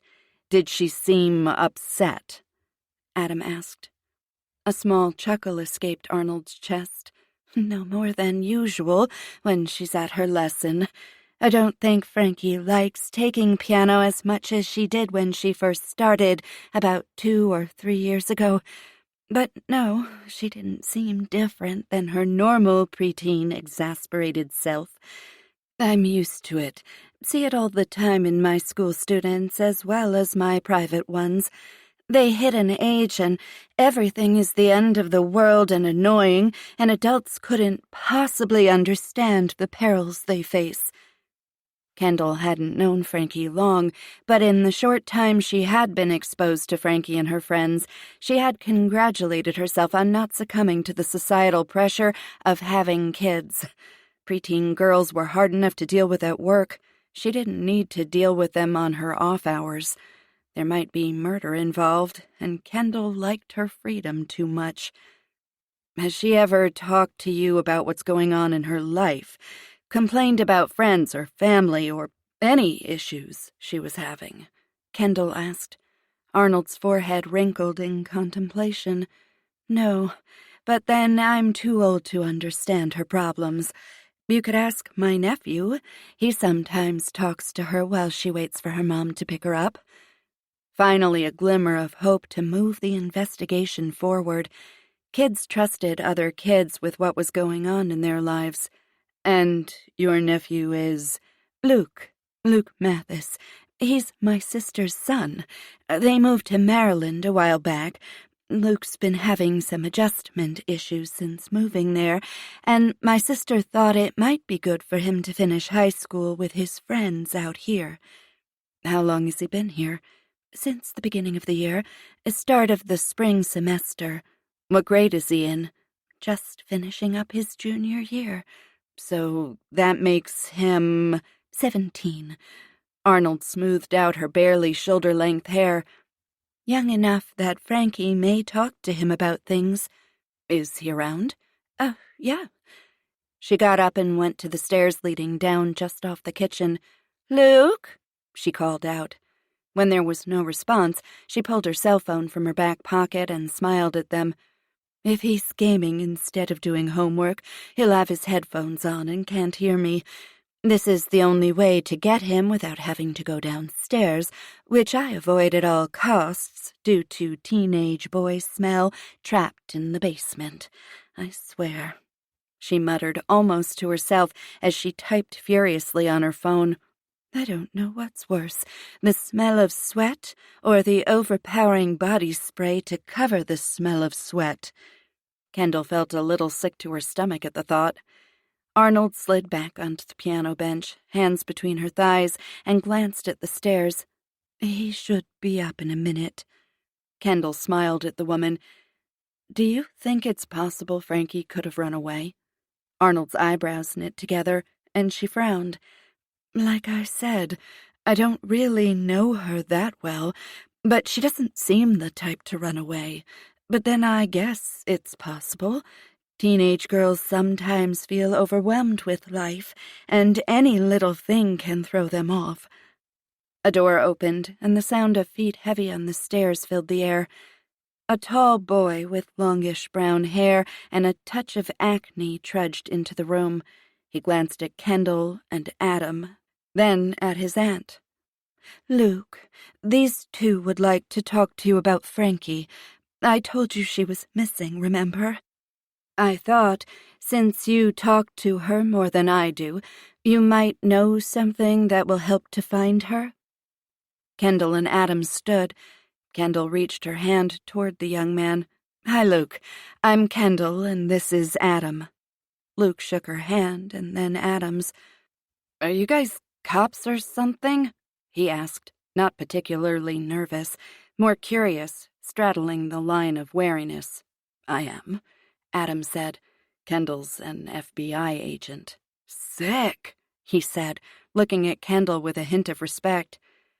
"How well do you know Frankie?" Adam asked.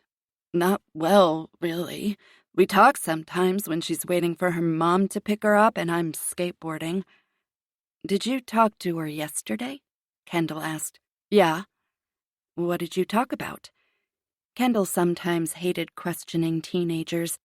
Not having kids of her own, she wasn't sure if they were obtuse or just liked making adults pull teeth to get information from them. "Not much, really." Mrs. Arnold sighed heavily. "Luke, tell them what you talked about and stop being so difficult.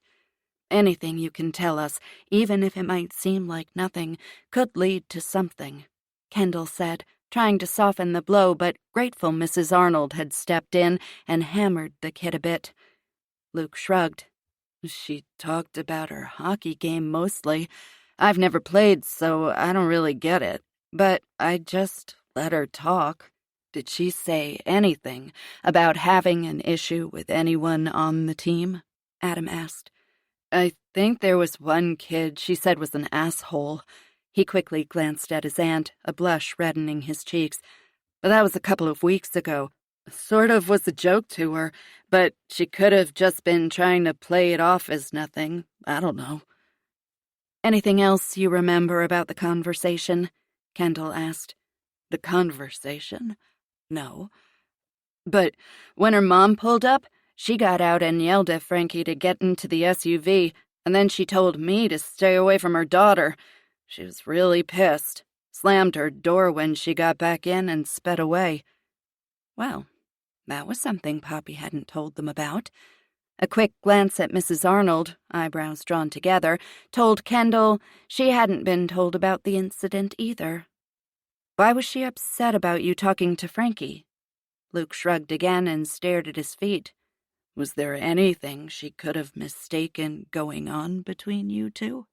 Adam asked. Luke's head shot up and he glared at Adam. "No, and before you ask, there was nothing going on with me and Frankie. She would sit on the front steps, now that it's warming up, and watch me skate. Sometimes she would ask me questions about high school or Maryland, and I would ask her about hockey because that's all she seemed to care about, and that's it." Adam, the overbearing, hostile inquisitor, strikes again. Kendall was going to have to question people on her own if he couldn't rein in his impatience and pull his head out of his ass. "Has Mrs. Taylor seen you talking to Frankie other times?" Kendall asked. "Yeah, I guess, once or twice." "But this was the first time she got angry." "Yes." Kendall softened her tone, again trying to repair any harm Adam's accusatory insertion had caused. "Why do you think she got angry all of a sudden?" "No idea," he said, his voice clipped. "Go ask her what her problem is." Chapter 16. Wednesday afternoon, 18 hours, 6 minutes, 27 seconds missing. Adam had combined the investigations into one war room, each at opposite ends of the space, avoiding needlessly occupying two different rooms. Plus, he wanted to be in two places at once. This setup served that purpose well. Luckily, Kendall and Jake were also involved in both cases. The newest member of the team was Officer Caleb Young, who Adam had requested be allowed to help him run down witness statements and do the general grunt work. Lou had been resistant at first, but had given in when Adam reminded him that two of his team were deeply embroiled in locating his niece, and Adam was virtually on his own with the double murder child abduction investigation.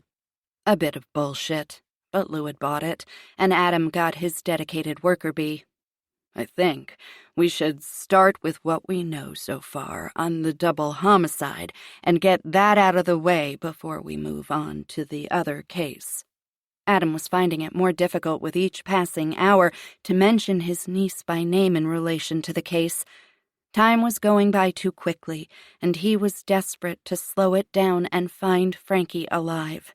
The alternative was too devastating to consider, so Adam blocked it from his mind and refused to allow it to take up space. Saul cleared his throat as he pulled out his notebook. The delivery truck driver Aaron Green's alibi checked out. He left prior to the shooting. According to company policy, drivers are required to check in with dispatch when they complete a delivery prior to going to their next drop-off. Dispatch log shows him arriving at 6:38 and leaving at 7:03. This fits with what we believe is the time of the shootings, approximately 7:10. We also have his GPS log showing when he left the gas station, where he went after he left, and the time he arrived at the next convenience store. No way he could have been involved in the shootings or been a witness to anything that happened inside the store, Saul said. He did, however, recall seeing a car pull in, matching the alleged kidnapper's vehicle as he was pulling out. Couldn't ID from a photo lineup, says he didn't get a very good look at the guy, and was too busy watching for a break in traffic. Adam crossed the delivery driver off his list of potential suspects who might have been involved in the robbery gone wrong. He usually loved being able to close in on suspects. However, the list was getting smaller, and soon they would be out of suspects to consider. Stockboy, 18-year-old Alex Martinez, Young said as Fletch circled the name on the whiteboard. Also had his alibi check out. As soon as the first shot was fired, he took off out the back door of the store, ran across the parking lot and into a Burger King, screaming that someone was shooting up the gas station. Surveillance from the bank, which covers the parking lot and is right next to the gas station, shows Martinez running past at 7:07.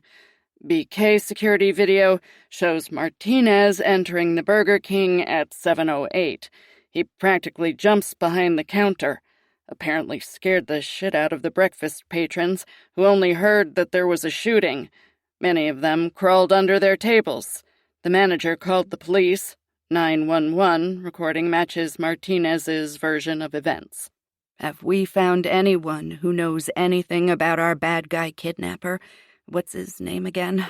Adam asked, frustrated this case was taking a back seat to his niece's case, which wasn't fair to the victims, especially Savannah. At any other time, this would have been his top priority. It should have been, except the case pulling him away was personal, and Adam could feel his professionalism slipping away. Young lifted his hand slightly. Darren Stevens. I located his mother, Rosie Stevens Henshaw. She lives in North Carolina. Says she hasn't had contact with him since the day after he dropped out of high school about 8 years ago at the age of 16. Trying to confirm that with other family, but it does appear that he showed up in Denver around that time. He was arrested for solicitation at the ripe old age of 17, got his driver's license at 18, and has only had a couple of minor drug infractions since. He's low-level enough that he isn't on drug squad's radar. Father? Kendall asked. Darren Stevens Sr., in prison since Junior was 5, doing life on a homicide conviction. Some guy he caught in bed with Rosie when he came home from a week away long-haul driving. I spoke with Senior on the phone. He hasn't seen or heard from Junior since he was heading out of North Carolina without any idea where he was going. Told his father he would hitchhike until he found some place he liked. Guess he liked the mountains. Lucky us, Jake said. Do we know where he was living? Adam asked. The address on his driver's license is out of date. Landlord said he hasn't lived there in a couple of years.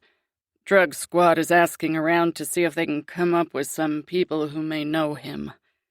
Adam twisted in his chair, popping every vertebra in his back. The tension building in his body was excruciating. The more they investigated without turning anything significant up, the longer it took to close the case and the harder it was to focus on it instead of the case he really wanted to be paying attention to. Okay, let's try to follow up with family or friends of Mrs. Henshaw to corroborate her story. Check phone records to see if he's called her. Did he have a cell phone on him? Yes, waiting for records. Can IT not break into it?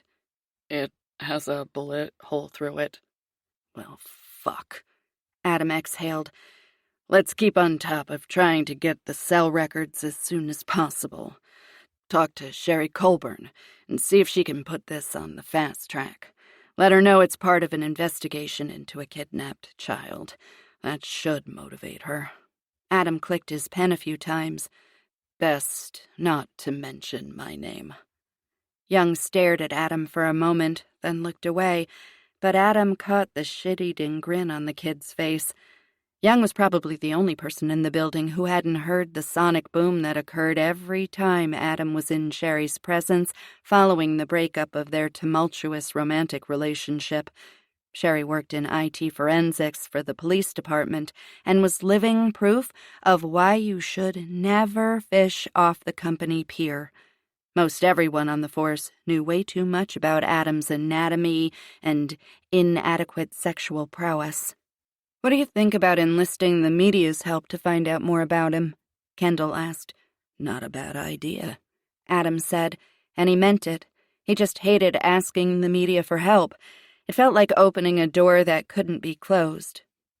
I'll talk to Lou about getting together a press conference. He pointed his pen at Kendall.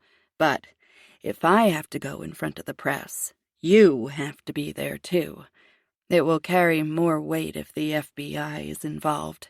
Naturally, Jake said. Saul glanced across the table at him, a flat line where his mouth was. Fletch flipped Jake the bird.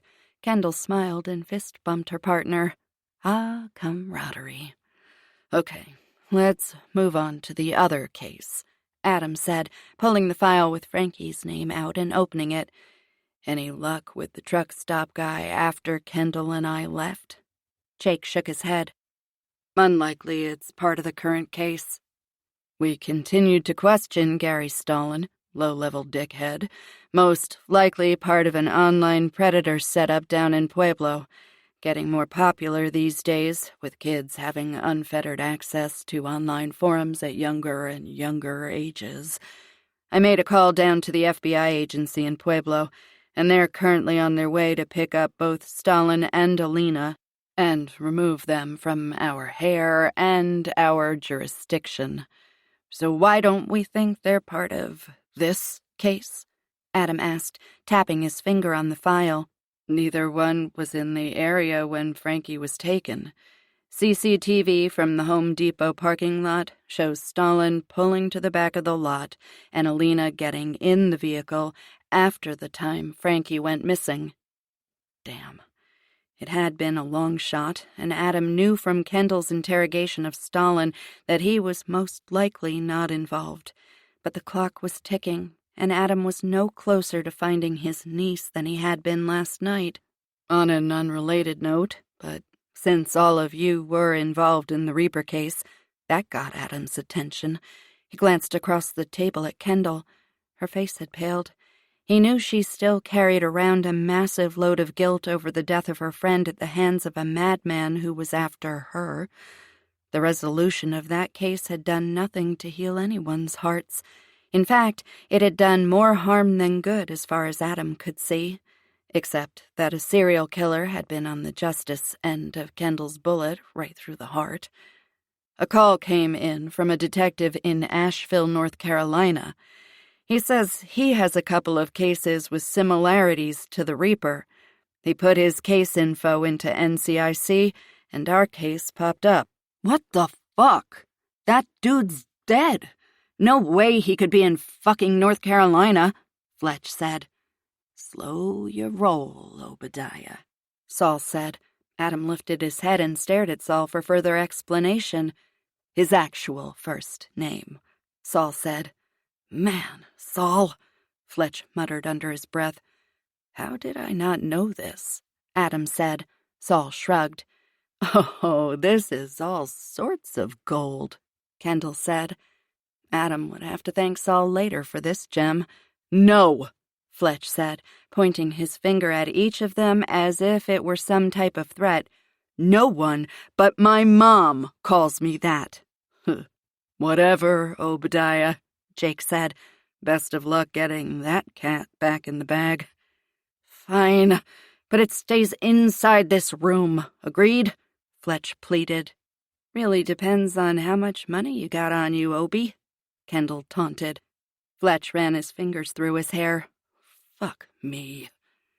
Adam didn't have the time or mental capacity to deal with someone else's serial killer. Call Asheville back and let him know our guy was killed last year. Maybe he has a copycat, he said to Young, wanting this conversation to go away and not linger. The last thing he needed was Kendall to lose focus and fall down the rabbit hole of massive guilt she'd been wallowing in the past few months. That wouldn't do anyone any good. Kendall was excellent at her job, and Adam wanted her giving full attention to Frankie's case, not reliving the case she labeled a failure. A uniformed cop poked his head into the room. Agent Beck, Savannah Hawley and her mother are in interview room 3 waiting for you. Kendall closed her file folder, slid it into her bag, and grabbed a leather portfolio. You're observing with Jake? She asked, pointing to Adam. Yep, I'll be down as soon as I talk to Lou about the presser. Chapter 17. Wednesday afternoon, 18 hours, 28 minutes, 15 seconds missing. The police social worker met Kendall as she came into the interview room. I'll stay out of the way and will only interrupt if I see the child is in distress or think the question is inappropriate, she said. Karen and Savannah Hawley were once again sitting on the couch in the interview room used for talking with young children. It was set up like a family room in a comfortable home, which put children more at ease. Along one wall was a framed mirror, through which Jake and Adam could observe. There were also cameras and recording devices set up in the room to capture every word, every movement. The other interview rooms had the same cameras and recording devices, but were intentionally stark white, with bright lighting and excessively uncomfortable chairs. That scene encouraged suspects and witnesses to give up information in a more timely fashion. Karen began to rise, but Kendall stopped her. Don't get up. She walked to the chair adjacent to the couch and reached her hand across the table toward the other woman. Thank you so much for coming in today and talking to me again. She leaned in a little closer. Hi, Savannah. Savannah mumbled a hi in return. Can we get either of you anything? Kendall asked Karen. Coffee, juice, water? No, Karen said. I think we're okay. Okay, Kendall said, opening her portfolio. Savannah, thanks for coming back today to talk to me. It's not much fun to talk about this stuff, is it? Savannah shook her head. Well, what if I told you that once we get done here, you're going to get a tour of a real-life candy factory? To Saul's credit, being a grandfather came with a wealth of ideas. It also helped that his son-in-law was the CFO of a family-owned candy company in Denver and had been able to get Savannah a private tour. Really?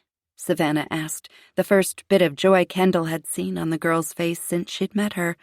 Cross my heart, Kendall said, and she crossed her finger over her heart for added emphasis. So, can I ask you some more questions? Okay, Savannah said, still smiling but less enthusiastic.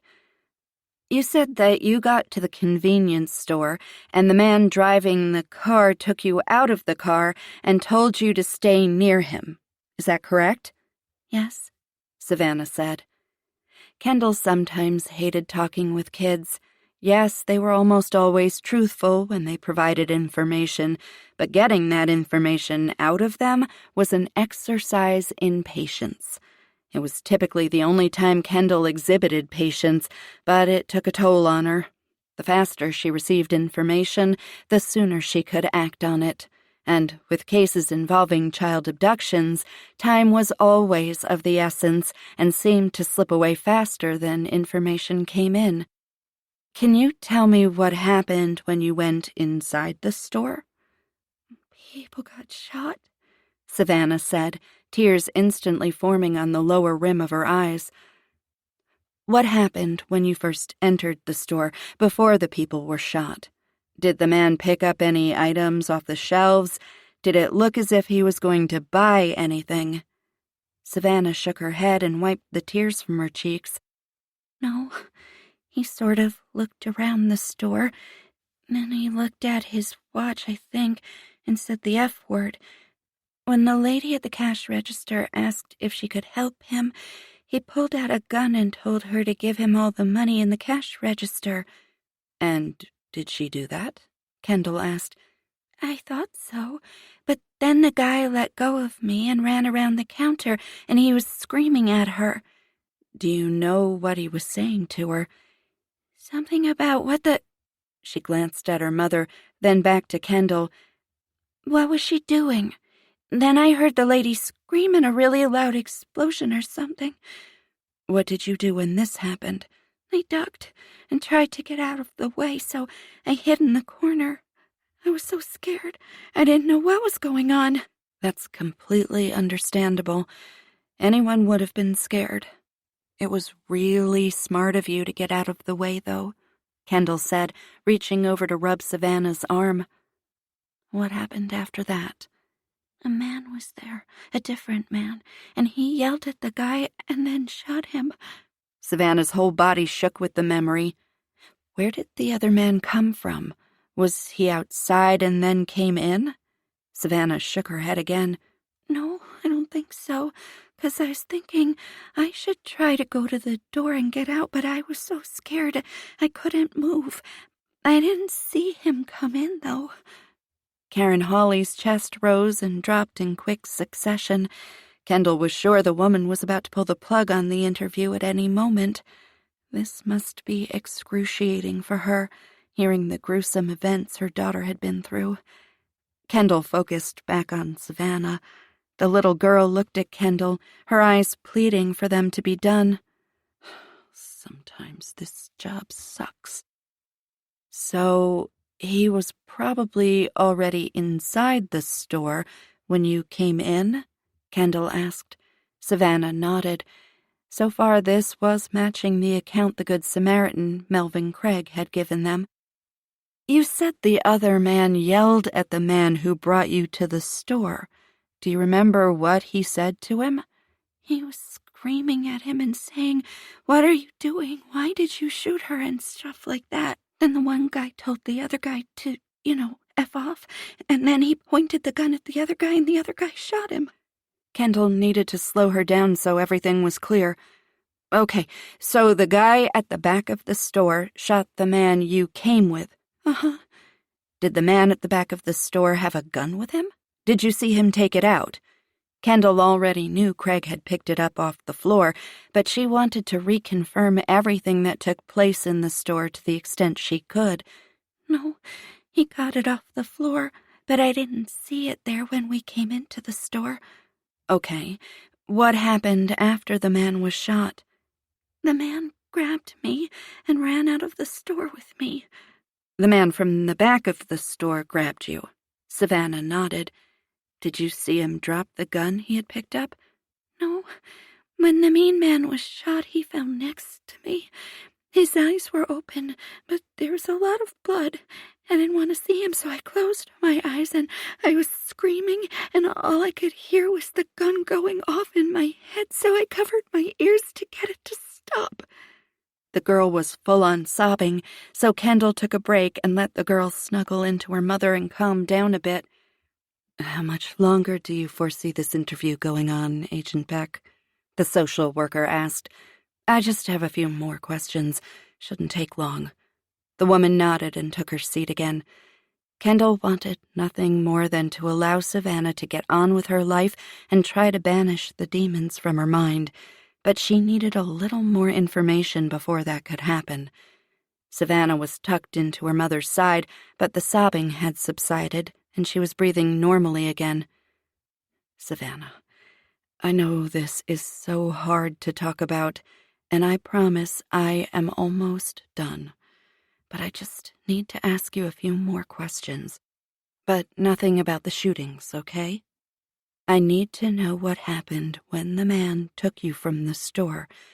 Do you remember that?" "Yeah," she said, lifting her head and sitting up a little straighter. Her mother handed her a tissue and the girl wiped her nose. "He picked me up and ran out of the store, and then he crossed the street and put me down. He grabbed my hand and we sort of ran down the alley. And then he opened a gate and we went behind this, little house thing." "Garage," Karen corrected her. "Yeah, the garage. But it wasn't part of the house like ours is. It was at the back of the yard." "Did the man say anything to you?" Savannah took in a shuddering breath. "No, not to me. But he was saying something while we were running. I couldn't hear him, so I don't think he was talking to me. It was more like when my daddy talks to himself, kind of quiet." "But you don't know what he was saying?" "No, but when we got to the garage, he talked to someone on the phone." That got Kendall's attention. Craig hadn't mentioned he'd called anyone. He'd told Kendall he'd been in shock, and that was why he hadn't moved when the police came and they'd had to force him to come out from behind the garage. Who did he call? Do you remember what he said on the phone? "I think he asked someone to pick him up because he couldn't get to his car. But he told the guy not to go to the store, but go to some road, I think. He said we would meet him at the end of the alley." "Okay, this is important, Savannah. Are you sure he said we would meet, or did he say he would meet?" Savannah stared at the floor for a moment. "I think he said we, but I don't know for sure. I just remember wishing he would call my mom to come and get me, but I was too afraid to ask." There was a knock on the door and a woman came in with a large wooden case. Kendall nodded at her, and the woman took a seat next to the social worker. "They talked to you about having Savannah work with the sketch artist to get an idea of what the man and woman who came to the house looking for the dog looked like, correct?" Kendall asked. "Yes," Karen said. Kendall nodded. "Savannah, thank you so much for being so brave and talking to me today. What you've told me will help so much to catch the people who took you. It will help to make sure they don't do this to anyone else, and that's a pretty big deal." "You're welcome," Savannah said, but she was more interested in watching the sketch artist set up her things than talking to Kendall anymore. Kendall walked to the door. The social worker stood, and Karen joined them. "I shouldn't need to question her again," Kendall said, "but if something develops, I may need to clarify information. I'll give you as much notice as I can, but things can sometimes move pretty quickly when we get a solid lead." "I understand," Karen said. "Just let us know. I know it's difficult for Savannah, but I never want another mother to have to go through the hell I've been going through, and we both want to make sure no child has to endure what Savannah went through. I hate that she had to witness someone die, but I can't imagine what would have happened to her if the man who had her would have survived." Kendall knew. Savannah would most likely have been passed off to another cog in the sex trafficking wheel and sold to the highest bidder, put on the sex market, and spent a short life servicing the sexual deviancies of adults. The chances of recovery at that point were basically slim to none. Chapter 18. Wednesday evening, 20 hours, 35 minutes, 17 seconds missing. Adam opened the front door of his brother's house without knocking. He knew his mom was there along with Poppy's mother. No doubt both were in the kitchen making way too much food in order to keep themselves distracted from the realization that time was still passing, even though it should have stopped the moment Frankie disappeared. Mark's truck wasn't in the driveway. He was probably diverting his attention from the helplessness of the situation with work at the fire station. Adam and Kendall found Poppy in the living room, curled into a tight ball in one corner of the couch. Adam sat on the couch beside her, while Kendall took the chair on the other side of the coffee table. As soon as Poppy saw Adam, she sat up, her eyes wide with anticipation and wariness. "Did you find her?" It nearly killed him not to be able to say yes and have Frankie run into her mother's arms. But that wasn't reality, and Adam needed to know why Poppy was keeping secrets from him. "No," Adam said, and placed a hand on her knee. "But we need to ask you a few more questions. Do you want to do it here or up in your office where there's more privacy?" "Here's fine," she said, and seemed to fall back into the abyss she had just come out of. "Poppy," Adam said to pull her back to the present. "We spoke to Frankie's piano teacher and her nephew, Luke." She wrapped her arms around her chest, a barrier created to separate her. But from what? Adam and Kendall? More questions? To protect her from what was coming next, and that gave Adam pause. Why was she so anxious at the mention of the nephew? "Luke told us there was an incident while picking up Frankie," Kendall said. "Can you tell us what that was about?" Poppy stared into the nothingness between Adam and Kendall.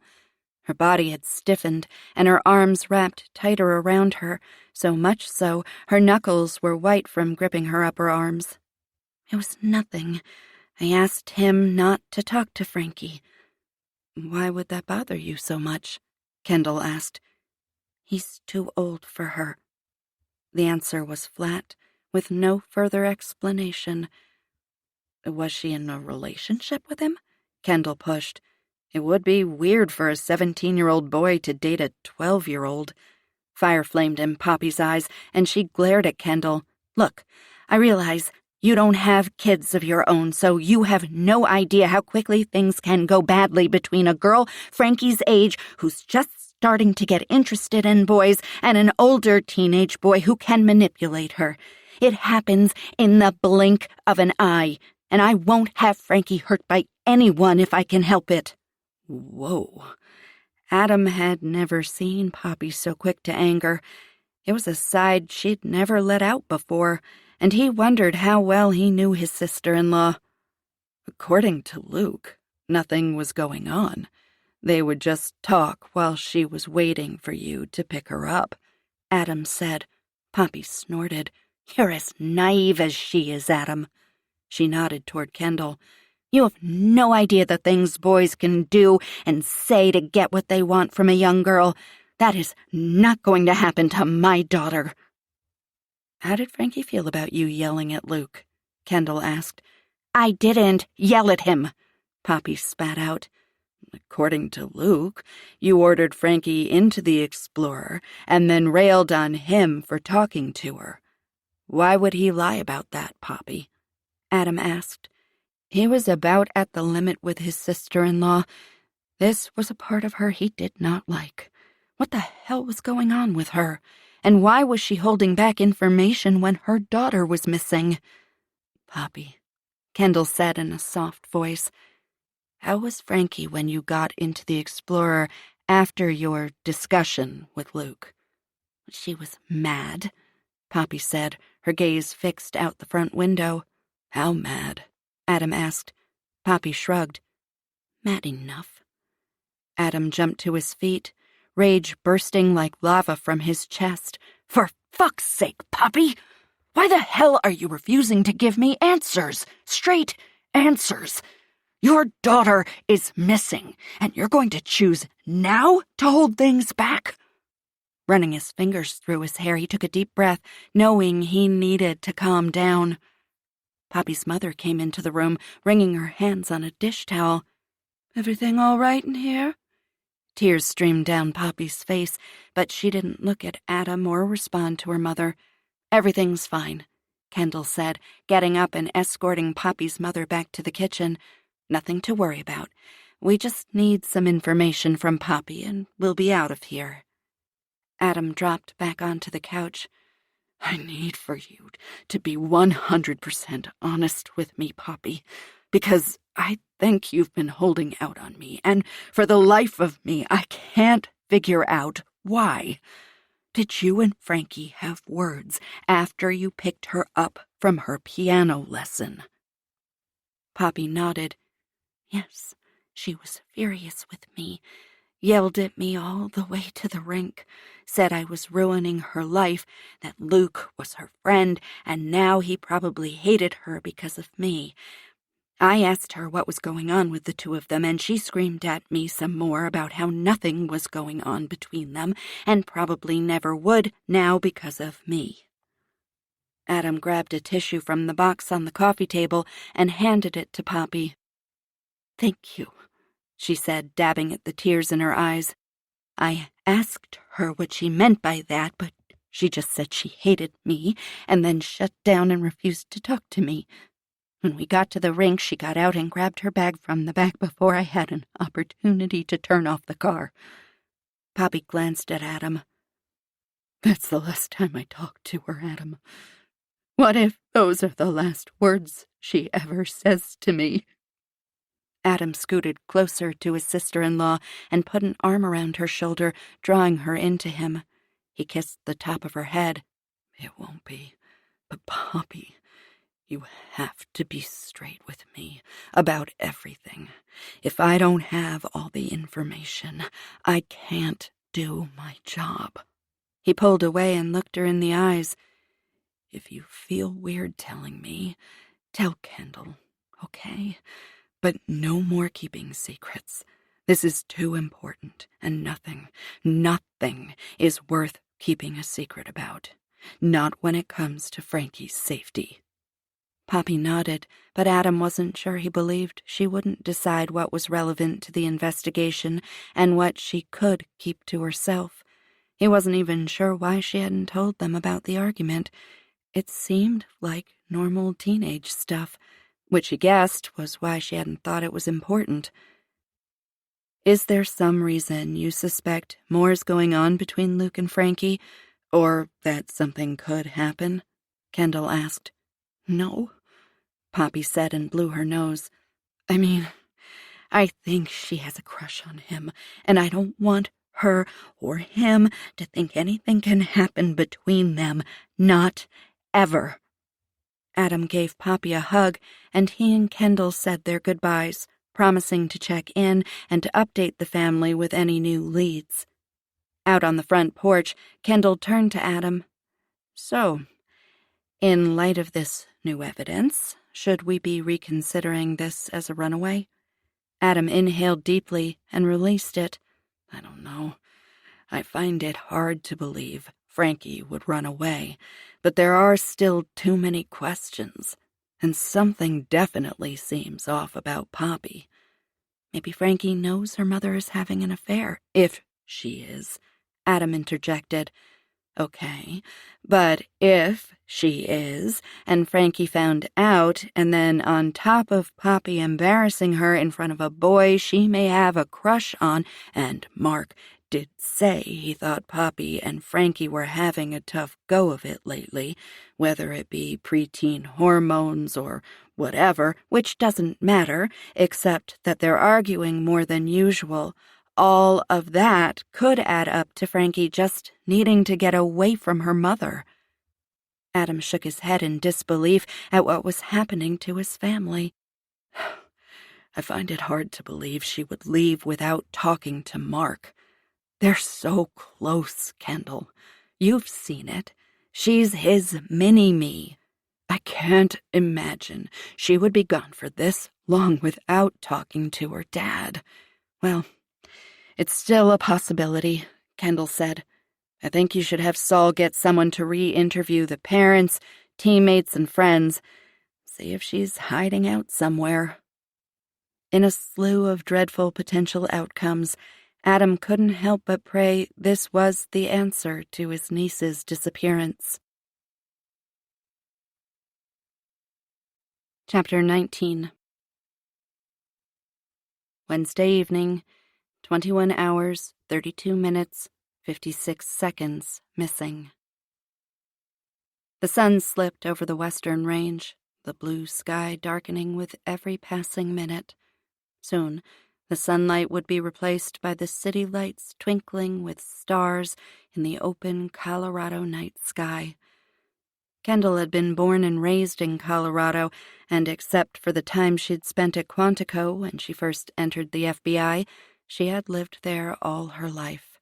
Her father still lived and worked the ranch outside Canyon City, even after the death of Kendall's mom a few years earlier. The plan was for Kendall to interview Turner's aunt and uncle, who conveniently lived next door to the coach, and then wrap the day. It felt wrong for her to stop working when Frankie was still out there somewhere, but she also knew that, without sleep, she would be worthless to the investigation. She would miss something important, and Frankie slipping through her fingers was just not an option. Thankfully, Adam had given in and not come with her. It helped that his boss was on his ass about why he hadn't spoken with the cashier's boyfriend yet, and he was in jeopardy of being forced to take a leave of absence to clear his head, code for pull his head out of his ass and do his job. So that left making a visit to Geneva Schultz, Turner's maternal aunt, and her husband Mitch Schultz. Kendall pulled into the driveway which, unlike Turner's, was paved. A man was standing at the back of a pickup truck when she got out of her SUV. He stepped around the back end, a case of water bottles in his arms, and scrunched his eyebrows as he tried to place who she was. "Can I help you?" Kendall pulled her badge from her belt and held it up. "Are you Mitch Schultz?" His head swiveled toward the front door, his tone wary. "What's this about?" "I'm investigating a missing girl and wanted to talk to you and your wife about it, if possible." "Don't know anything about a missing girl." "She was a player on your nephew's team," Kendall explained. Schultz physically exhaled through his entire body. "Oh, right, sorry. I did see that on the news." He shook his head. "Horrible thing. You haven't found her?" "No, sir. Would it be possible to speak to you and your wife?" "Sure, of course." The front door to the house was open, but had a screen door. "Geneva?" After a moment, a woman with dark blonde hair, pulled back in a ponytail, came to the door. She pushed the screen door open, her wary gaze on Kendall. "This lady needs to talk to us about the girl from Jason's team who went missing." Geneva stared at her husband for a moment, then her features relaxed and she smiled. "Come on in," she said, looking back at Kendall, holding the screen door open. "I'll just drop these in the garage and be right in," Schultz said, same wide smile across his face. He had done a 180 from when she first approached, but then again no one liked FBI agents showing up unannounced at night. Kendall walked up the cement path to the front porch and entered a small foyer. Whereas Turner's house was old and dilapidated, his aunt and uncle seemed to have done a great deal of work to theirs over the years. Wood floors, newer furniture, and a comfortable, homey feel made a stark contrast with the run-down flophouse atmosphere of Turner's house just a few 100 feet away. "Please, have a seat," Geneva Schultz said. She picked up a skein of yarn and some knitting needles from the couch and set them on the coffee table before sitting across from Kendall. "Jason told me one of his players had gone missing after the game the other night. It's really got him shook." "What can you tell me about Jason?" Kendall took out her notepad and pen. "Well, he's my sister's son." "Do his parents live nearby?" "No." She shook her head. "They're both dead. His father died when Jason was a teenager, and my sister passed away about 3 years ago. She had pneumonia and let it go. By the time she went to the hospital, she was in bad shape. Didn't last more than a day or so after. My husband and I, have taken him in, so to speak. He doesn't have any brothers or sisters, so we're his only family, really. Do you have kids? No. She looked up at her husband as he came into the room and took a seat next to her on the couch. Her eyes sparkled, and she smiled at him. Mitch Schultz took his wife's hand in his and gave it a squeeze. We were never blessed with kids, but we love 'em, and so it seemed obvious when Jason got out of school that he would come back here. It was lucky the house next to us was on the market, Geneva said. It's not much, but it has potential. Yeah, good bones. Something he can fix up and make his own. Mitch looked around the living room. Like we did. It may not be a mansion, but it is home. And we love it. It's lovely, Kendall said. How long have you lived here? Oh, geez, what, 30 years? Geneva asked her husband. Yeah, about that. Bought it when we were first married. Only the second house on this street. He looked up as if he was recalling a memory. Yep. A lot of people have moved in and out of here over the years. I think we are the only original owners still here, Geneva added. And how long has Jason been living next door? Kendall asked. Mitch scratched his chin. A couple of years now. And do you see him often? He comes over a couple of times a week for dinner. Geneva glanced at her husband for confirmation. Less when he's coaching the rec team. Does he have people visit often? I guess I have seen cars over there. I never pay much attention, so I really have no idea who they are or what they're doing over there. Does he have a girlfriend? Boyfriend? Mitch ruffled at the suggestion Jason might be gay. Not surprising. The idea wasn't welcomed by some of the older generations.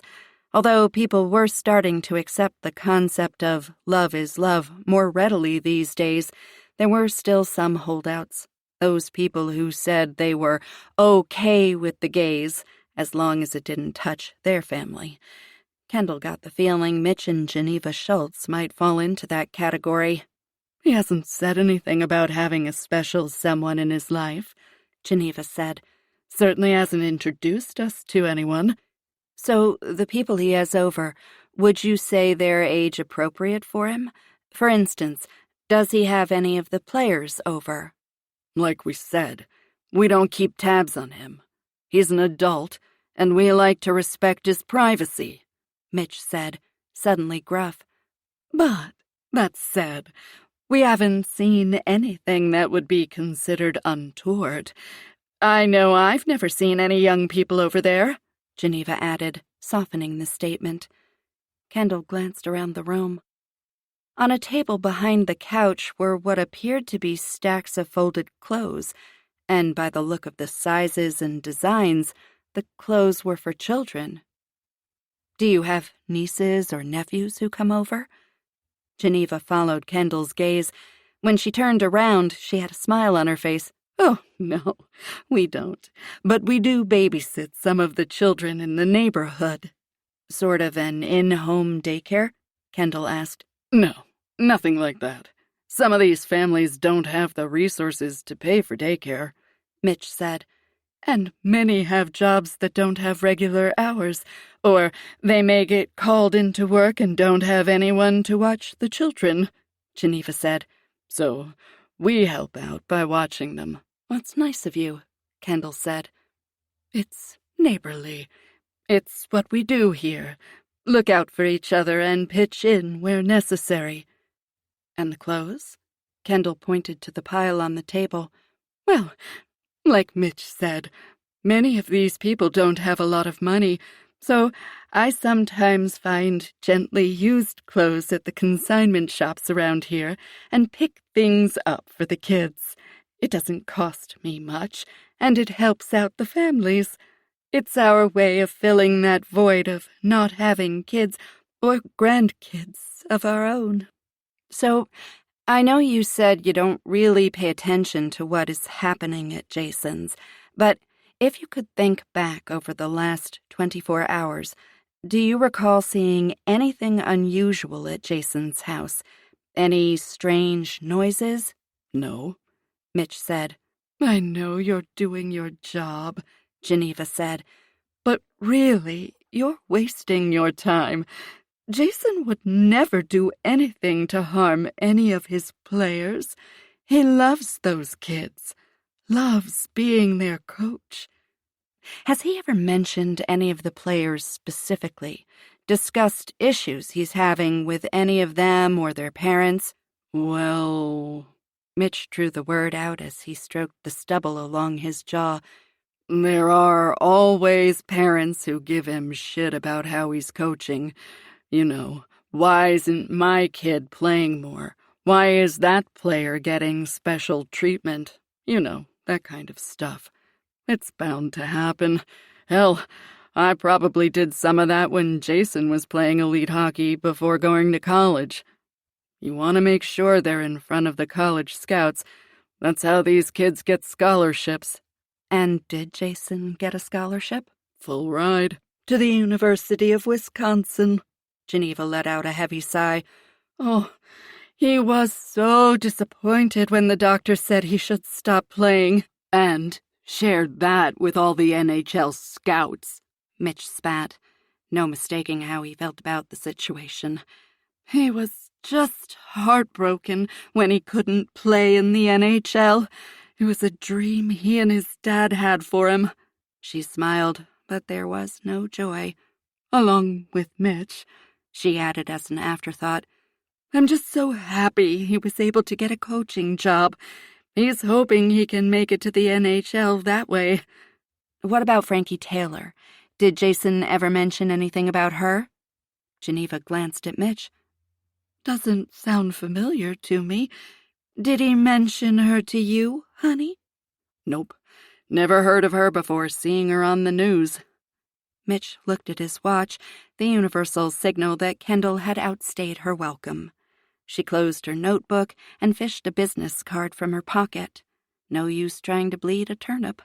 It didn't appear the Schultzes were going to give up any useful information about Jason Turner. She handed the business card to Geneva. Thank you so much for your time. I appreciate you talking to me. If you think of anything at all, please give me a call. Chapter 20. Wednesday night, 23 hours, 29 minutes, 17 seconds missing. The elevator in Kendall's building jerked to a stop, the heavy metal gates sliding open. She put the key in the lock and walked into her new home, except it didn't quite feel that way yet. Would it ever? Kendall had wanted nothing more than to come home and relax when she left the Schultz house, but now that she was there, alone, she wished she had gone with Adam to question the cashier's boyfriend about the murder. Being alone was something she'd once cherished. Time to mull over the day, perhaps gain clarity in a complex investigation she was working, make a mental list of things to check out the next day at work. And then Gwen died. Kendall's life was now delineated between before Gwen was murdered and after. So many times Kendall had wished she had been the one to die instead. After all, Gwen would never have been a target if it hadn't been for Kendall. Amazingly horrific luck, the man she was investigating for molesting his 5-year-old daughter was the same man who had been responsible for torturing and killing so many women years earlier. The same man who had shot Kendall and left her for dead in the middle of the street when she had attempted to rescue one of his victims. And even though Kendall had never gotten a look at his face all those years ago, had no idea or recollection of Scott Williams, Williams had remembered Kendall, and hadn't been about to take any chances that she recognized him. So he'd targeted her, but he'd ended up killing her best friend. Kendall dumped her bag in the living room and flung her shoes from her feet. There were boxes everywhere. Tonight she should unpack one or two, set up her home, move on with life. Life after Gwen. She sighed heavily, trudged to the cabinet, and pulled out a wine glass. Uncorking the bottle of wine, 3/4 of which Kendall had consumed the previous night, she emptied the remainder into her glass, nearly filling it to the rim. She passed by the boxes without a second glance and went into her bedroom. A shower. That's what would help. Or maybe a bath in that giant, modern bathtub. She never took baths, was usually unable to sit still long enough to enjoy them. Grabbing the remote from her bed, she switched on the TV for some noise. The news was on. Oh, goody. She'd be able to see the press conference from earlier. Kendall knew the press had a job to do, and they thought it was important, which, in cases like this, it was, but they often got in the way of investigations, and Kendall had a hard enough time at her job without interference from an outside source who determined what the public needed to hear. Investigation be damned. Her cell phone rang, and she glanced at the caller ID. One letter popped up. Q. Short for Quentin, the other survivor of the 3 amigos. "What up, wayward traveling man?" she asked after the call connected. Not much. Hanging out in my hotel room. Is it super swank? Hell yes. He had a fake accent Kendall could only assume was supposed to resemble a rich snob, which Q definitely was not. I only stay at 5 stars these days. It's really beneath me to mingle with the less economically successful. I hope you'll still associate with lowly me when you finally get back from your world tour. She slipped out of her slacks and blouse and sat on the edge of her bed. On the TV, she and Adam stood behind the lieutenant while he asked for assistance in getting information about the man killed at the gas station C-store. Hey, do you have groupies yet? Swarming around me like flies on account I'm so sweet. I thought flies were attracted to shit. Q laughed. What's going on there? Kendall hadn't told him about Frankie going missing. There hadn't been time, and she hadn't talked to him since before the hockey game. Where do I start? She said. There was a double homicide at a gas station convenience store, but amongst the dead bodies was a girl who'd been missing for a few weeks, so that was a happy ending. Q would know how monumental this was to her and the rest of the Crimes Against Children team. He had endured many horrific stories of girls found, alive, dead, and the worst ones, the ones who might have been better off dead. Sounded harsh, and Kendall would never say it to anyone but her colleagues in the FBI office, or to Adam, or Q. But the truth was, when they recovered some girls, usually after a sting operation, the girls they found had already been missing for years, forced to get hooked on drugs so they'd be dependent on their abductor pimps to get a hit. And the form of payment was degrading, humiliating, and tended to feed the desires of men with particularly disgusting sexual proclivities. The girls were shells of their former selves, and many of them went right back to the world they knew after being recovered. Some committed suicide. Even the ones who seemingly survived were never the same, and found it hard to move on with life and put the past behind them. It was devastating. Was she okay? Yeah, Kendall answered, knowing he was asking if Savannah had been raped or not. Seems to have been found before things went too far into the shit. There was a moment of silence. Kendall was bone-weary, not just from the physicality of the day, although she did have a sizable bruise on the side of her thigh, most likely from the dickhead she'd wrestled in the ditch, but also from the emotional fatigue that accompanied the disappearance of Adam's niece. So, what else? Hugh knew her so well, too well, maybe, but he could always sense when she was holding back. Adam's niece is missing. Frankie? Yeah. She let out a long sigh and fell back on her bed, her free arm over her eyes. We all went to our hockey game, which is really the actual shit of it all. 2 law enforcement agents in the building, one who handles this crap every day, and she's swiped right under our noses. It would be embarrassing, but it's all too tragic. Jesus. Kendall could hear Q pop the cap off what she suspected was a beer. She sat up and took a deep swallow of her wine, letting it burn a path to her empty stomach and light her gut on fire. How is Adam's family handling it?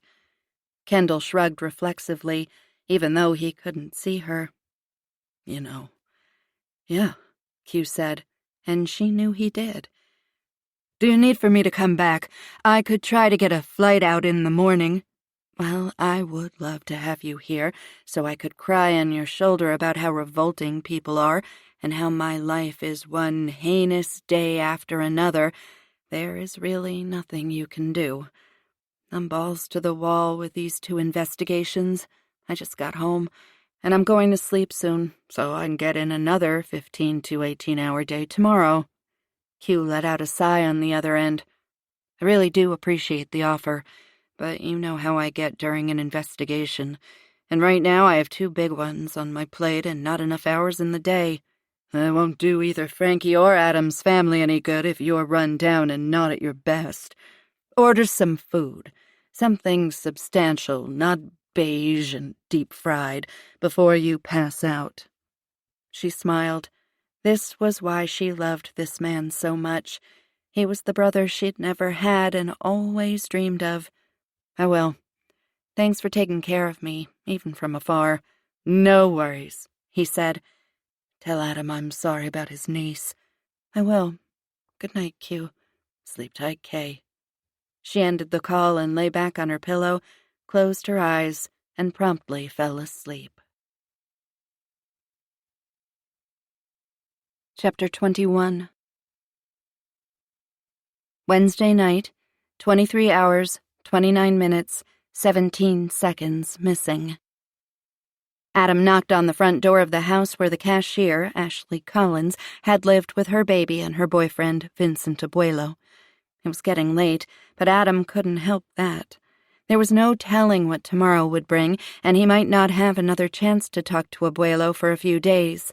The baby was probably down for the night, but it was still early enough that Mr. Abuelo likely wouldn't be in bed yet. The door swung open. A young woman, probably mid-20s, long brown hair to match her long brown legs, stood before him. "Can I help you?" Adam fumbled for his badge. It was kind of pathetic how easily a gorgeous woman could turn him into a blithering idiot these days.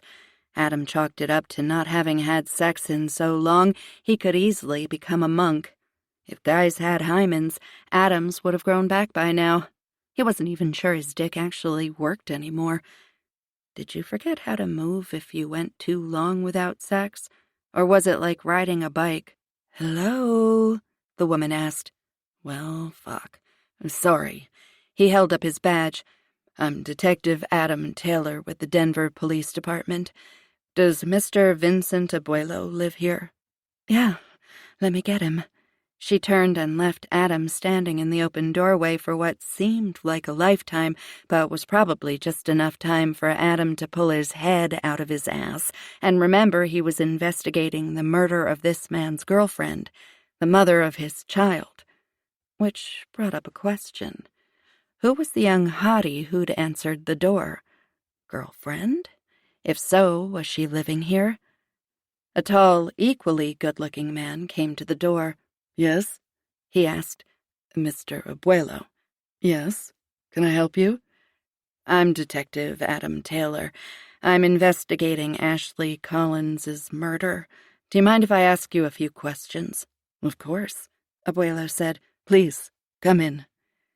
Adam followed him into the living room and took a seat on one of 2 recliners. Abuelo sat in the chair next to the one Adam had taken, while the young woman sat on the couch. "First, I'm very sorry for your loss. I understand you and Ms. Collins just had a baby." "Thank you. And yes, Alexandra. She's 7 months old. Did Ms. Collins, do you mind if I call her Ashley? The man shook his head, so Adam continued. Did Ashley ever mention any problems she was having at work? Well, it was a convenience store. I hated her working there, but I at least felt a little better about her being on the day shift. Anyway, she always came home with stories. Mostly it was just about drunks coming in, chasing off homeless people trying to steal food. What you would expect.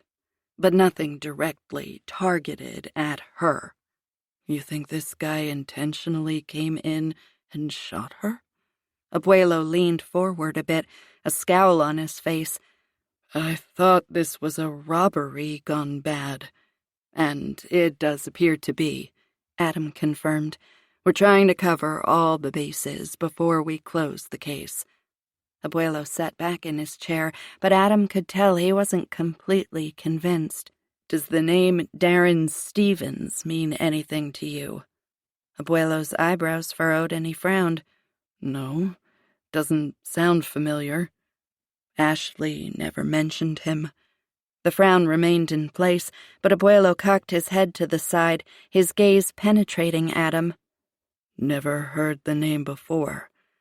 How is he related to her murder? He was the other victim, Adam said. Victim? Abuelo's voice boomed. The motherfucker killed Ashley. How is he the victim? How can you put him in the same category as her? Tears flooded the man's eyes. Adam softened his tone and paused for a moment.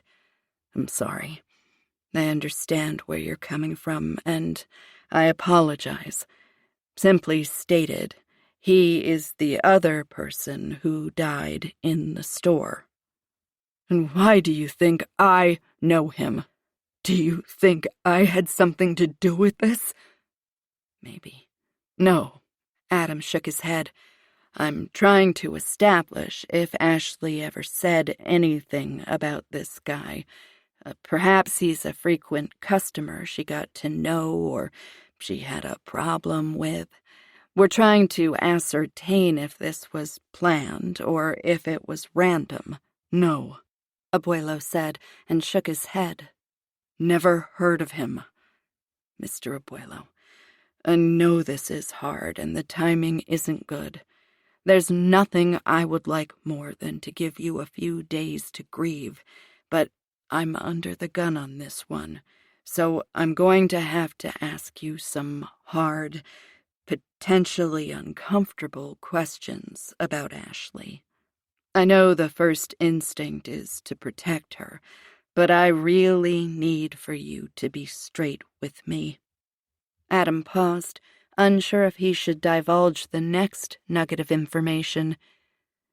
Darren Stevens had a little girl with him when he entered the store. A girl who we have since learned was kidnapped a few weeks ago, so it is imperative I get all the information I can from you. Jesus, Abuelo said, raking his hand over his face. How old was the girl? No doubt he was thinking about what he'd be feeling if someone took his little girl, which was exactly why Adam had told him about Savannah. 10 years old. Abuelo shook his head in disgust. Ask me anything, detective. I'll tell you what I know.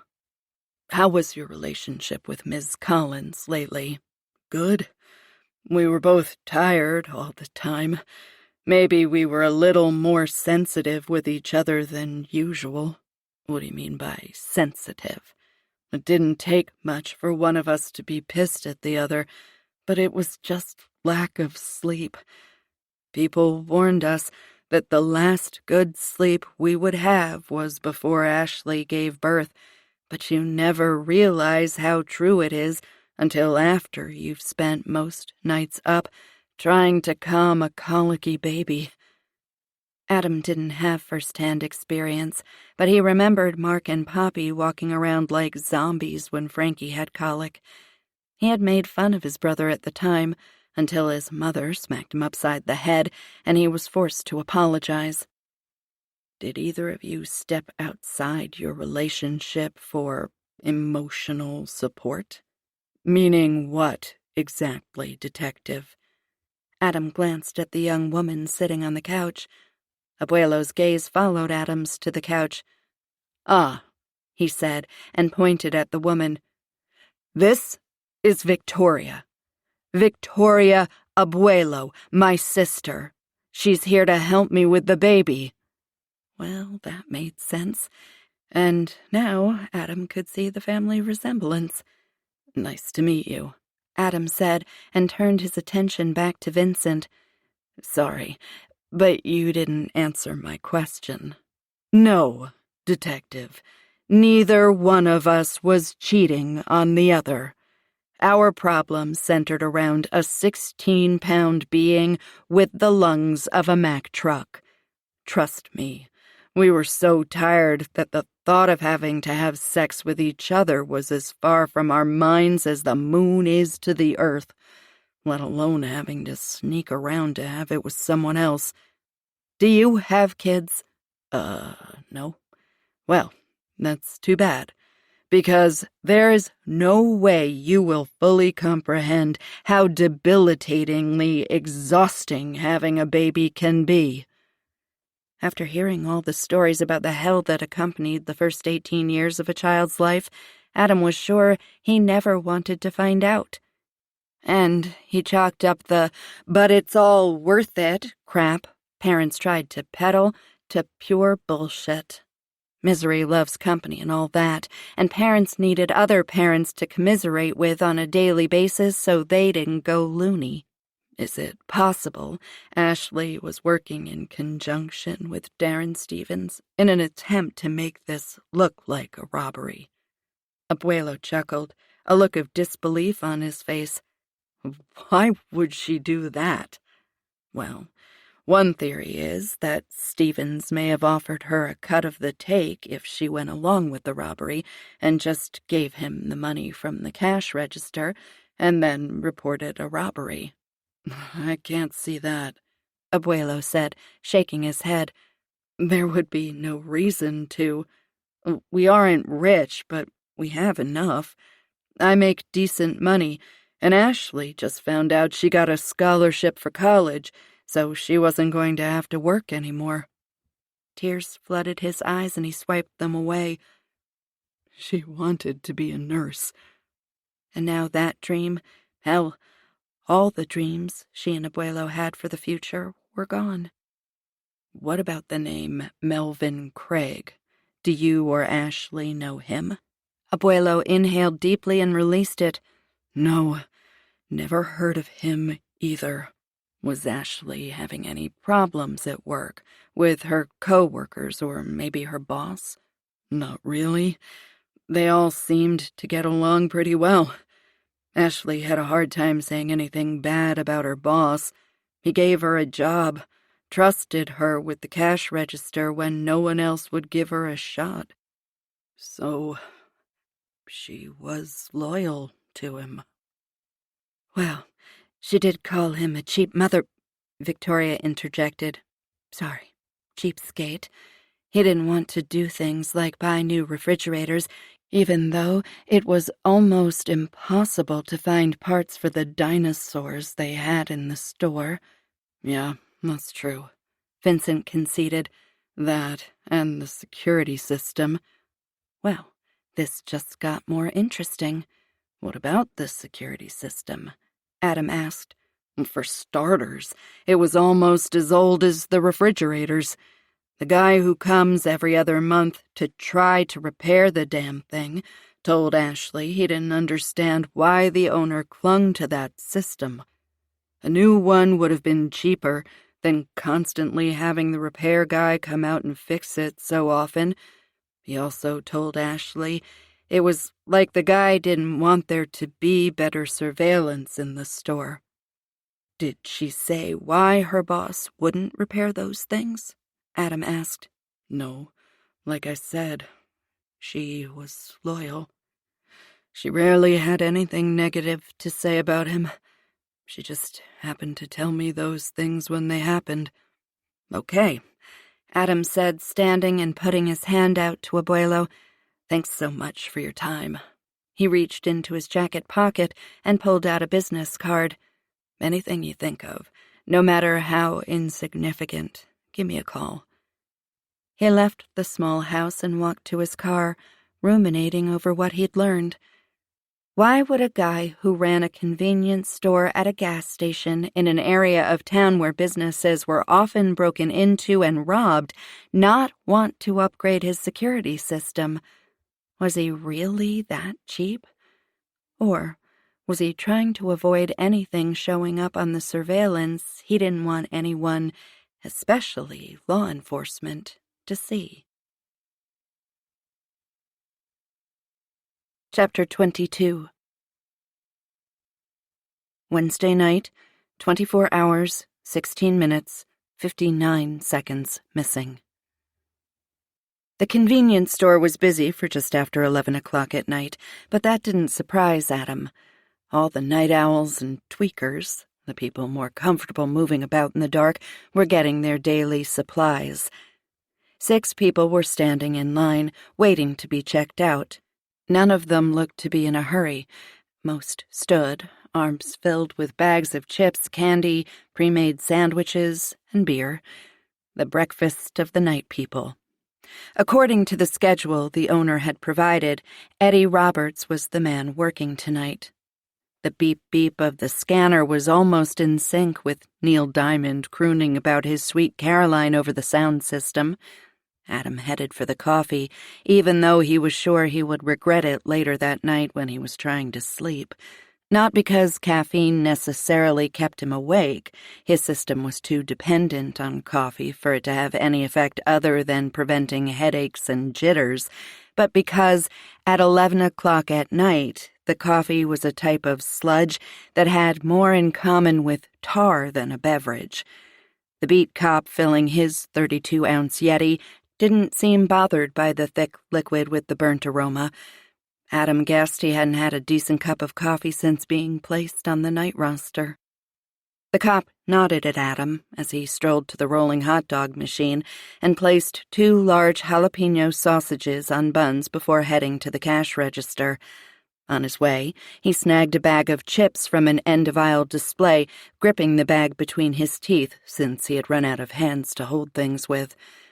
The other patrons gave the cop a wide berth, assuming he had telepathic powers and his spidey senses would be able to pick up on any crime the person had ever committed in their lives and arrest them on the spot.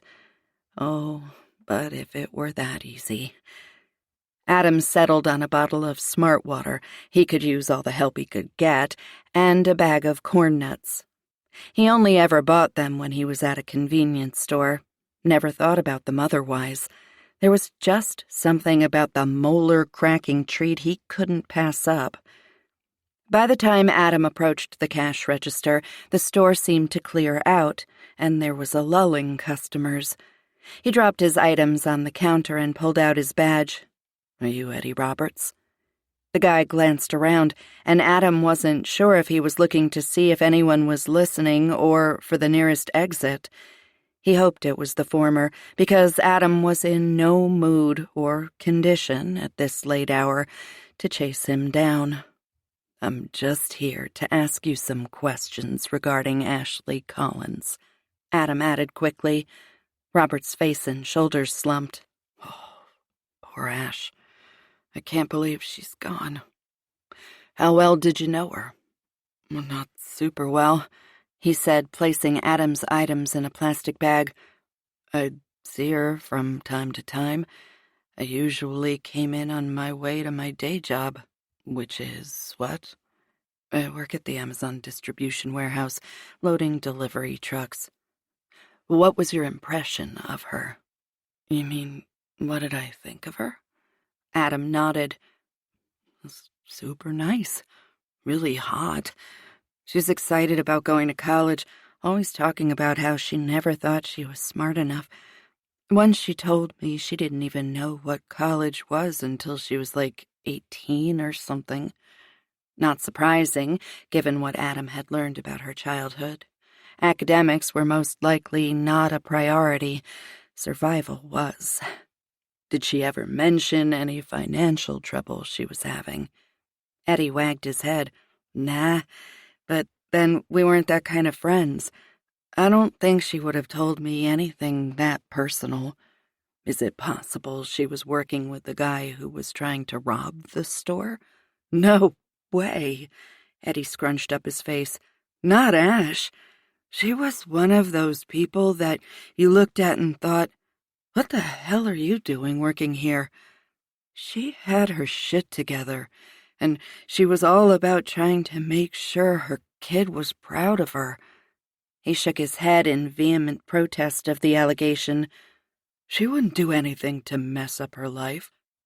Adam slid his credit card into the machine to pay. What can you tell me about the security system here? Eddie snorted, placed Adam's receipt in the bag, and handed him his purchases. But it sucks donkey balls. I don't even know why he has it. It's like it's just for show. Someone said he has it just to get a break on his insurance or something. I've heard he has some trouble getting repairs on it. Yeah, right. He's just too cheap to upgrade the system, which is weird since he has all new cameras and shit at his other store. But here, he just keeps the same crap. I think only a couple of cameras actually work. The rest he just keeps up as deterrence. Eddie used air quotes and wagged his head. Interesting. Why would the owner upgrade the system at only one store? Was it to keep cameras from recording illegal activities here? Why do you think that is? Eddie opened a box of cigarettes and began restocking the supply behind the register. Who knows? I've heard the guy has come to repair the cameras, but hasn't been able to do the work. Know anything about that? Look, I like Mr. O. He's a really good guy and a great boss, but he is tight with money. If he thought the other place needed the upgraded security, who am I to question it? Fair enough. Adam twisted the top off the water bottle and took a drink. Know a guy named Darren Stevens? Eddie shook his head. Doesn't sound familiar. Adam pulled the picture up from Stevens' driver's license and turned the screen so Eddie could see. Does he look familiar to you? Eddie pulled the phone closer and studied the picture. Don't think so. But I see a lot of people every day. Unless he did something like start a fight or try to steal something recently, I doubt I'd remember. He was in here with a little girl the day Ashley was shot. Does that ring any bells? No. I mean, I've seen a lot of young girls in this store when I come in during the day. That piqued Adam's interest. What's a lot? I don't know. I guess once in a while. I hardly ever see them on the night shift. But enough so they stand out more. Eddie paused. Yeah. He turned to face Adam and crossed his arms across his chest. That, and the dudes they're with, it just doesn't seem to fit. Meaning? Adam asked. They're kind of sleazeballs, and the girls look normal. You know, like they come from good families and stuff. Dressed in nice, clean clothes. Hairbrushed. Things like that. Do you know if the girls left with the men they came in with? Eddie shook his head. Sorry, I didn't really pay much. Oh, wait. He snapped his fingers and pointed at Adam. There was one time I saw a guy with a girl when I came in to get coffee and something to eat on the way to my other job, and when I left, he and the girl were talking to another sleazeball. But I was in a hurry, so I didn't stick around to see what happened. So, sordid men with young, healthy girls were frequenting this store. Alarm bells were going off in Adam's brain like fireworks on the 4th of July. Something was amiss. If Adam was correct, and he would run his theory past Kendall, the convenience store was being used as a cover for trafficking girls. The question was, how much did the owner know, and how deeply was he involved? Chapter 23. Thursday morning, 31 hours, 13 minutes, 12 seconds missing. Kendall pulled up alongside the curb across the street from the farmer's house and caught Adam looking in the window of a Toyota RAV4 parked on the street. Sam Farmer was the young man who had temporarily taken Frankie's place on the first line during the hockey game the night she disappeared, and by all accounts, his father was the driving force behind it. "Anything interesting?" Kendall asked. "Not really," Adam said. "A lot of fast food trash, but nothing suspicious. Especially if this is the teenager's vehicle." "Well, let's see what Mr. Farmer and Sam have to say." They climbed the steps to the front porch. A deep, husky bark sounded from inside when Kendall rang the doorbell. A man yelled for the dog to quiet down. "Someone put this damn dog out back!"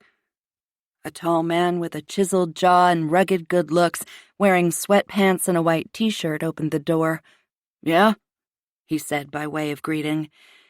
Like most insanely good-looking men, he had the personality of a wet rag. Obviously, being attractive didn't always extend to having a sparkling personality. Kendall flashed her badge. Special Agent Kendall Beck and Detective Adam Taylor, Denver PD. We'd like to ask you a few questions regarding the disappearance of Frankie Taylor. Farmer exhaled and rolled his eyes. "I already told the police I didn't see her after the game." He retreated back inside the house, closing the door as he went. Kendall put her hand out to stop it from closing any farther. "Yes, sir, I understand that, but we have some follow-up questions for you and your son." "Sam's got school today," Farmer grumbled. God, Kendall hated assholes first thing in the morning, and she'd only had 1 cup of coffee, so her patience hadn't fully awakened yet. Luckily, her smart assery was always ready to go. "Okay, no problem," Kendall said sweetly. "We'll catch up with him there." The statement worked. Farmer apparently didn't want the police talking to his son without him present.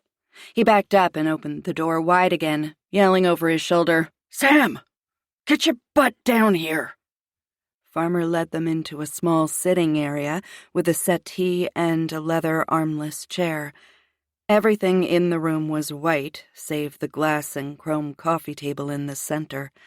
The house looked nicer than Kendall would have expected. Typically, the decor matched the occupants, and Farmer was far from well-appointed and sophisticated. A woman entered the room, her hair short but styled, wearing crop pants and a t-shirt depicting half the face of a woman on its left side. The graphic looked as if it had been created in a singular brushstroke. "Good morning," she said, looking at Kendall and Adam, then at her husband. "Cops." More disdain from Mr. Farmer. "They want to ask Sam and I more questions about that Taylor girl from his hockey team." Farmer's cell phone rang. He retrieved it from his pocket, glanced at the screen, and walked out of the room without a word. "Oh," Mrs. Farmer said, her hand at her neck. "Such a tragedy. I heard that if they don't find a missing child in the first day or two, they probably never will." Adam blanched, but to his credit held it together as he smiled at the woman and confirmed the statement. Kendall stood and moved nonchalantly around the room, pretending to be looking at family photos and the various pieces of art that graced the walls and glass bookcases. Oddly, or maybe not, the only books were turned so that the blank pages faced out. For some reason, this was all the craze in home decorating. Kendall didn't get it, but then home decorating was not really her forte.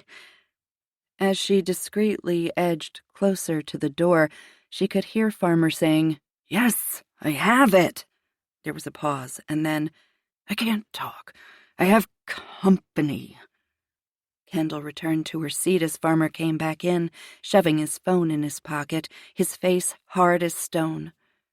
Mrs. Farmer was still talking, but Kendall hadn't been paying attention. "I can't imagine what Poppy is going through. I should give her a call."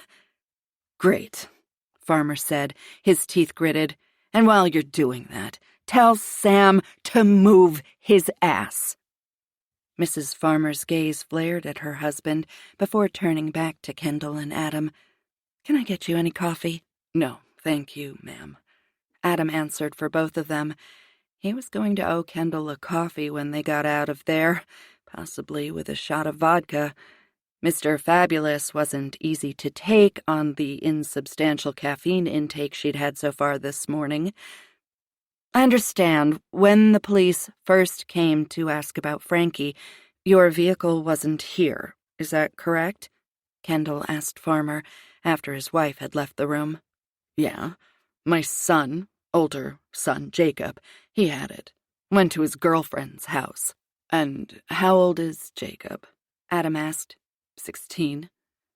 Kinda young to be going out that late, isn't it? In the middle of a school week? Kendall added.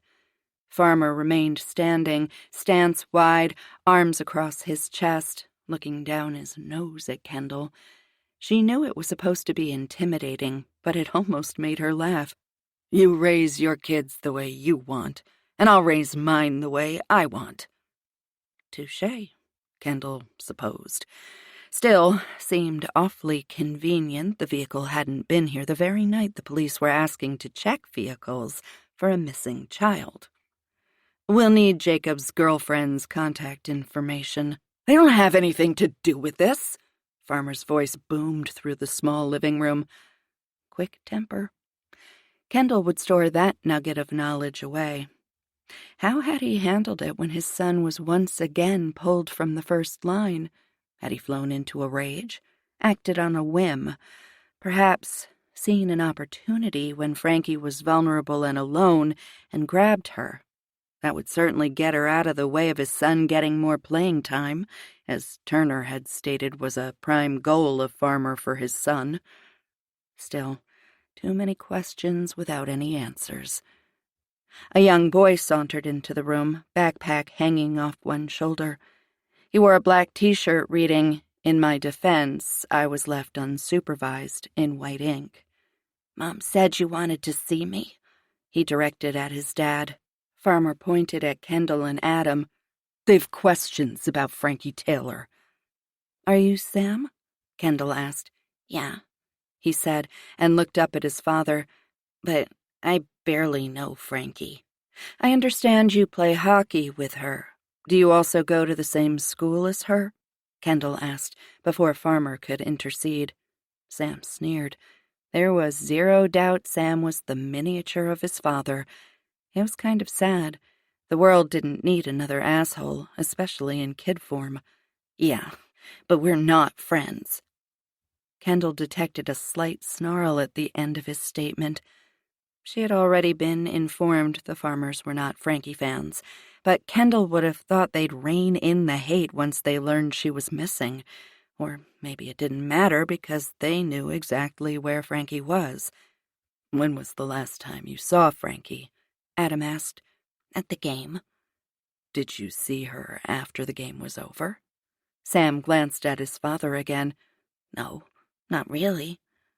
What does not really mean? Kendall asked. Sam shifted his weight to his other foot and sighed, looking irritated. He was a carbon copy of his father, right down to the shitty attitude. Well, we'll have to stick around to hear Coach tell us how well we played and when our next practice is, stuff like that.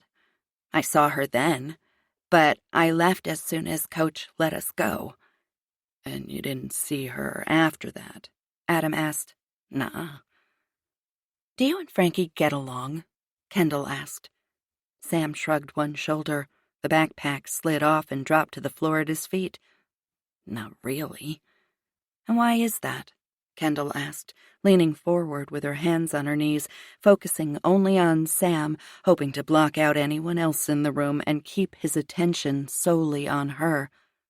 Because she thinks she's a good hockey player, and her parents forced Coach to let her on the team, and then Coach gave her my spot on the first line.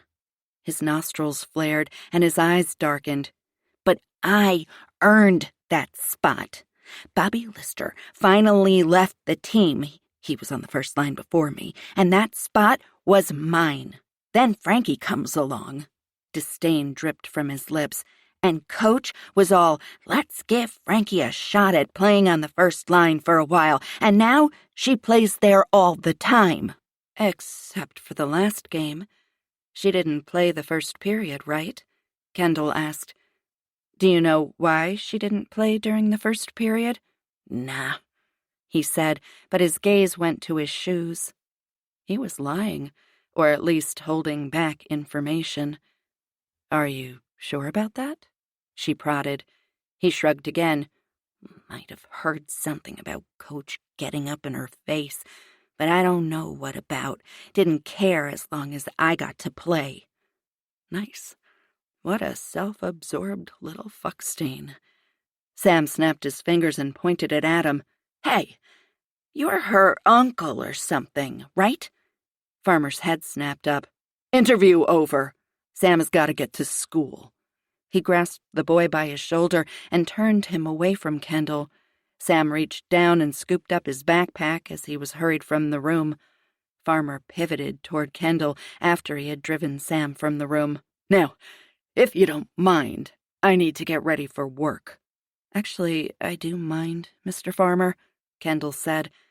I'm investigating the disappearance of a young girl, a girl you and your family know, who your son plays hockey with, and you can't spare me some time to see if you have information regarding what may have happened to her? Farmer's face reddened. Look, detective, special agent, whatever. Again, I don't know anything about what happened to Frankie.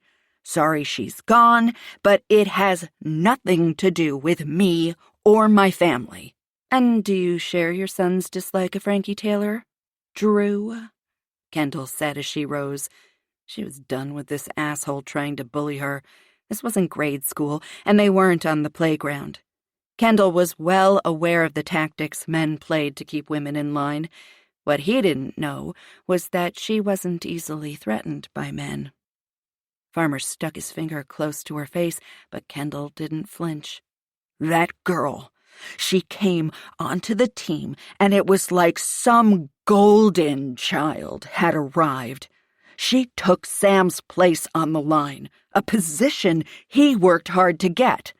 He'd paid his dues playing on the second and third lines, and then Frankie comes in and snatches it away from him like she was owed something because she's a girl trying to play a boy's game. And that pissed you off, didn't it? Kendall pushed. You're damn right it did. Spittle flew from Farmer's mouth. He was starting to resemble a rabid dog. If Sam doesn't play on the first line, he won't be able to get onto any travel teams. If he doesn't get on travel teams, the big college recruiters won't give him a second glance.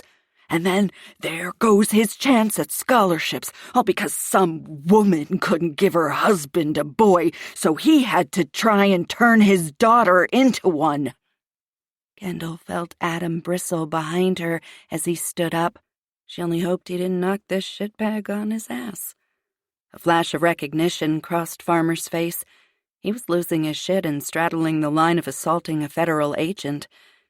He placed his hands on his hips, took a step back, and inhaled deeply.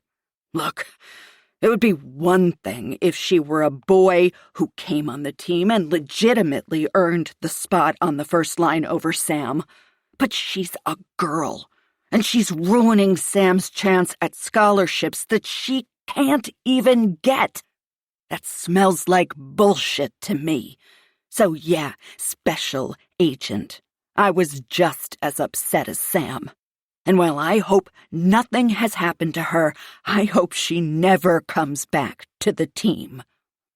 Without another word, Farmer stormed out of the room. After a moment, Kendall heard a door slam in another part of the house. Guess he's done answering questions, she said. What a fucking asshole. Adam glanced at Kendall. There are days I wish I wasn't a cop, so I could knock the ever-loving shit out of people like him. Today is one of those days. Kendall agreed and placed a business card on the table, sure Mrs. Farmer would be the one to pick it up. Let's go. When they got outside, she placed a call to Jake. Get a tap on Drew Farmer's phone and see if Brady will allow surveillance on the twat waffle. He's up to something shady, and I can't shake the feeling he knows way more about what happened to Frankie than he's letting on. Chapter 24. Thursday morning, 31 hours, 56 minutes, 29 seconds missing. The call from Saul came just as Adam was climbing into Kendall's Range Rover after dropping his truck off at Mark's. It only made sense to use one vehicle, and control freak Kendall insisted on driving. Apparently Adam's driving sucked ass, and there was a reference to driving like a grandma. "Hey, Saul," Adam said, pressing the speakerphone button so Kendall could hear the conversation also. "What you got for me?" "A couple of things. First, Jake interviewed Frankie's best friend, and she was less than forthcoming. Jake got the feeling she might be more receptive to another female." "Hi, Saul. It's Kendall. Have Jake set something up with her this afternoon, either at the PD or her school.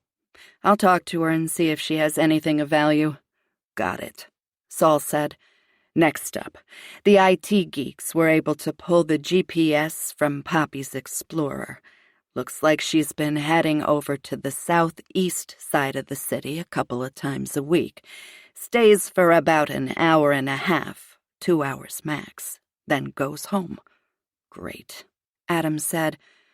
"Text the coordinates to Kendall, and we'll see if we can figure out where she's going and for what. We have a pool going back here on the where and the why if you want to put a $5 in," Saul said. Adam knew it was all in good fun. Hell, he had started many a pool during an investigation. But this was different. This was his sister-in-law. Adam didn't feel much like participating, knowing how catastrophic the information they might uncover would be to his brother. "I'll pass," Adam said, hoping his tone wasn't coming off too pissy. He didn't want the reputation that he was above a little harmless wager among investigators. It was still just a way for the other guys to detach, not get too personally invested so they could keep a clear head, and Frankie needed that more than making sure Adam wasn't offended. "Kendall?" Saul asked. "Yeah, I'll donate to the Seeing a Friend Fund." Adam knew she didn't actually think Poppy was seeing a friend and lying to her husband about it. Like almost everyone else, she probably believed Poppy was cheating on her husband, but he appreciated her not jumping on that bandwagon for his sake. "Okay," Saul said. "Fletch just forwarded everything the geeks found to Kendall's phone. Let me know if there were any issues." "How did the other interviews go?" Adam asked. "Nothing so far. Seems Frankie was popular and well-liked by all, but we still have more to interview, so there may be something there yet. Thanks, Saul." Adam ended the call.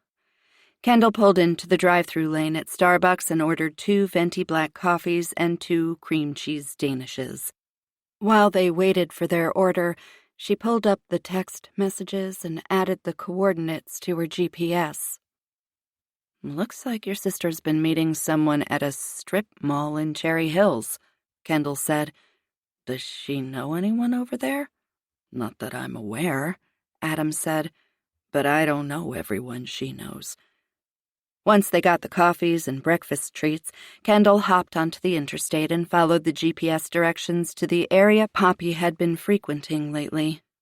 She pulled into the parking lot of a 2-story strip mall. The bottom floor units seemed to be taken up by coffee shops and other boutique retail stores. The upper floor was all professional offices. "Let's start on the bottom and see if anyone remembers her. Maybe she was meeting someone at the coffee shop. With any luck, they might still have security video of her last visit," Kendall said. "Have to start somewhere," Adam said. He wished he hadn't eaten the Danish. It was sitting like a heavy rock in his gut. He wanted to vomit. The thought that he might get confirmation Poppy was cheating on his brother made him sick and pissed him off. How dare she throw away the life they had built? How dare she dishonor his brother, who'd worked so hard to give them a nice home, who'd loved her and Frankie more than anything in this world? If she didn't want to be with Mark, why not just divorce him? Why infidelity? Was this why Frankie was gone? Had she found out and run away rather than face a life without one of her parents in the home? Frankie was so close to Mark, the perennial daddy's girl. It was inconceivable she wouldn't see him every day. "Get out of your head, Adam," Kendall said. "Stop thinking the worst. There are a lot of reasons Poppy could be over here and being secretive about it that have nothing to do with cheating on Mark." "Like what?" Adam asked. "And if it's all so innocent, why lie about it to us?" Maybe, when she lied, she thought it wouldn't matter to the investigation. She may have thought Frankie would be home by the morning and she didn't need to say anything. It's not uncommon, and we hear it with nearly every investigation. Adam scoffed. Yeah, Kendall could be right, but he knew deep in his bones Poppy was keeping a secret that could rip apart his family. He was struggling to keep his idealistic world from cracking in two, and to quash the desire to tear Poppy's heart out of her chest if he was correct. Kendall whirled around, blocking him to get him to stop moving. "We follow the evidence. We don't anticipate and make the evidence fit what we think we know. That doesn't help, Frankie. This isn't a murder investigation where the fate of the victim is already determined.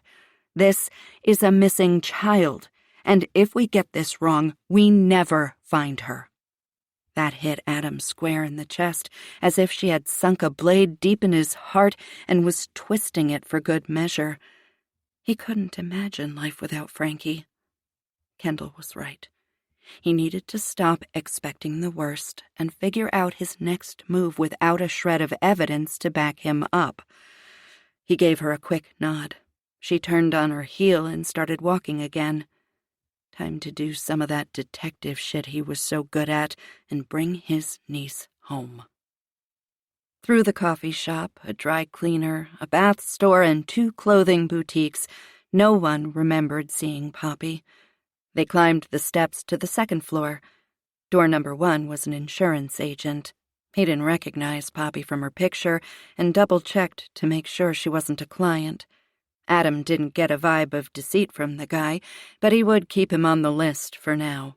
He was in his mid-40s and good-looking, resembled Mark a bit. Kendall pulled open the door for Henry Robinson, attorney at law. Comfortable chairs greeted clients, along with a young woman at a dark oak desk. "Can I help you?" Adam pulled out his badge in sync with Kendall. "Kendall Beck and Adam Taylor. I was wondering if you could tell me if this woman has been here." Kendall flashed the picture of Poppy on her phone.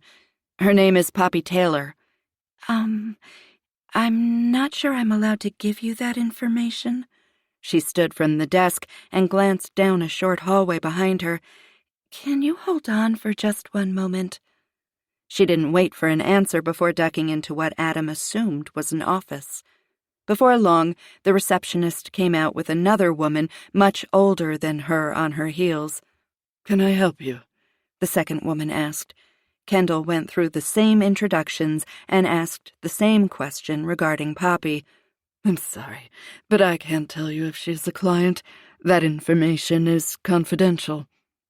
"Is Mr. Robinson in?" Adam asked.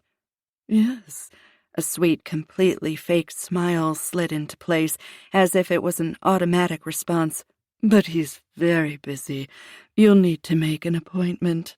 "I understand," Kendall said, "but we're investigating a missing child, Mrs. Taylor's daughter, so we don't have time to make an appointment and come back. If we have to do that, it may be a homicide investigation." Adam felt his blood run cold. He knew Kendall was trying to get a reaction from the woman, force her hand and get them in to see the attorney, but it hit Adam like an icy wind, chilling him to the bone. The woman's face blanched. "One moment, please," she mumbled, and walked to the end of the hall, knocked on a door, and slipped into another office. After what felt like 1,000 years, she stepped into the hallway and called for them. A tall man in his 60s, maybe, who'd kept in shape with dark hair and blue eyes, stood behind his desk and reached his hand out to Kendall. "Henry Robinson." "Special Agent Kendall Beck," Kendall said, shaking his hand. "Detective Adam Taylor, Denver PD." Robinson was perhaps a little older than Adam imagined the man Poppy would be having an affair with was, but to each her own. And once again, Adam was taken aback by how similar the man was to Mark in physique and looks. Maybe Poppy had a type. "What can I do for you?" Robinson asked, taking a seat in his high-backed leather desk chair. Kendall and Adam sat in matching leather club chairs on the opposite side of the desk. "We have reason to believe a woman by the name of Poppy Taylor has been coming here, quite frequently, in fact, over the past few weeks." Kendall flashed the picture of Poppy for Robinson to see. "Perhaps you'd like to tell me why you're investigating Mrs. Taylor?" Robinson asked. "What makes you think we're investigating her?" Kendall tossed back at him. "Touché, Special Agent Beck." He rested his elbows on the arms of the chair and steepled his fingers in front of him. There was a glint in his eye. Adam had seen it in every lawyer he had ever met. They loved a challenge and appreciated anyone who was able to match wits with them. "Are you investigating Mrs. Taylor?" Kendall leaned back in her seat and crossed her legs. "Right now, we're trying to ascertain her whereabouts for the past 3 to 4 weeks. We were led to understand she was coming here. Can you confirm this?" "I assume you need this information as part of an investigation." "Assume away," Kendall said. Adam admired the way she could play people who thought they had the upper hand in a conversation. She was too good at her job. And once again he thanked the heavens for bringing her into his life. He had no doubt she would be the catalyst for Frankie coming home. Robinson smiled and chuckled. "Okay, Agent Beck. I can confirm that Mrs. Taylor has come here on occasion." "And why was she coming here?" "You know I can't divulge that information." "Are you having an affair with her?" Adam asked.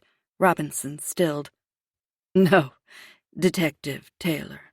I am not having an affair with her.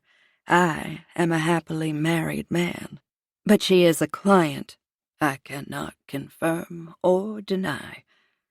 "Are you aware, Mr. Robinson, that Mrs. Taylor's daughter is missing?" Kendall asked. That caught Robinson off guard. He stilled. His face paled. "What? No, when did this happen?" 2 days ago, Kendall said. "So you can see why it's important that we understand Mrs. Taylor's whereabouts for the time leading up to the disappearance." Robinson was still stuck on the circumstances of the actual disappearance, not Poppy's activities. Did she run away? Or was she kidnapped? "Still undetermined," Kendall said, "which is why we're trying to nail down Mrs. Taylor's actions." "You can't possibly think Poppy had anything to do with her daughter's disappearance." "Poppy. First name basis. Interesting. So maybe more than a client? But how much more?" "That's one possibility, but not one we believe will pan out. What we're really trying to determine is what she was doing over here and why, so we can determine if perhaps the reason will lead to someone following her, making an example of her, anything." Robinson sat back in his chair, hand over his mouth as he let out a long, heavy sigh. "Jesus," he muttered as he looked at the ceiling. "Look, I can't tell you why Poppy has been coming here. but I am 99% sure it has absolutely nothing to do with the disappearance of her daughter." "That's not good enough odds," Kendall said, letting out her own sigh, most likely for effect. "You see, I spend my days looking for missing children. It's all I do, and I'm pretty good at it. So I like to think I'm a better judge of whether someone might be involved in the disappearance of a child." Robinson shook his head and stared out the window. Adam thought maybe he was considering giving them the information. He turned his gaze back to them. "Oh, sorry, I can't ethically give you any more." "Is Poppy planning on divorcing her husband?" Adam asked. Robinson sat there, blank-faced, revealing nothing. Adam thought maybe that said everything he needed to know. Kendall handed the lawyer a business card. "If you determine there are things you can tell us, please give me a call." Robinson picked up the card and tapped it on its edge a couple of times before placing it in his desk drawer. "We'll see ourselves out." Kendall gave Adam a slight nudge on his shoulder to get him to move. He wanted to strangle the lawyer, or, at the very least, sit there until Robinson finally gave up the answers. But Adam had to concede the man wasn't going to talk any further. "Fuck," Adam cursed under his breath as soon as they stepped outside the law office. "That was a waste of time." "Not really," Kendall said. "We know Poppy was coming here to see Robinson, and," she pointed to the glass door, under the firm name. It read, "Top-rated family law firm in Denver since 1985. We also know he specializes in divorces." Chapter 25. Thursday morning, 34 hours, 31 minutes, 58 seconds missing. The picture of Frankie taped to the whiteboard in the war room at the Denver Police Department barely resembled the girl Kendall knew. This was most likely a school picture, considering the standard blue background the photography companies used in virtually every school in America. Frankie had her hair down, brushed out so it was straight and shiny, and was wearing a pink shirt. Kendall had never seen her in anything but graphic t-shirts or sweatshirts with her hair pulled back in a ponytail. The two sides of Frankie. It never ceased to amaze Kendall how often people had more than one side to their personalities.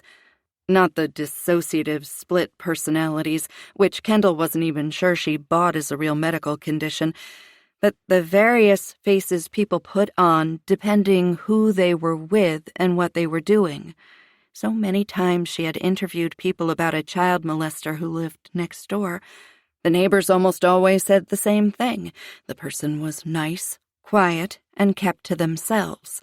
No indication they were anything other than what they portrayed. What was Poppy's truth? Kendall had always seen her as a dedicated wife and mother, in love with her family and her life. Hockey mom extraordinaire. But was it possible she was leading a double life?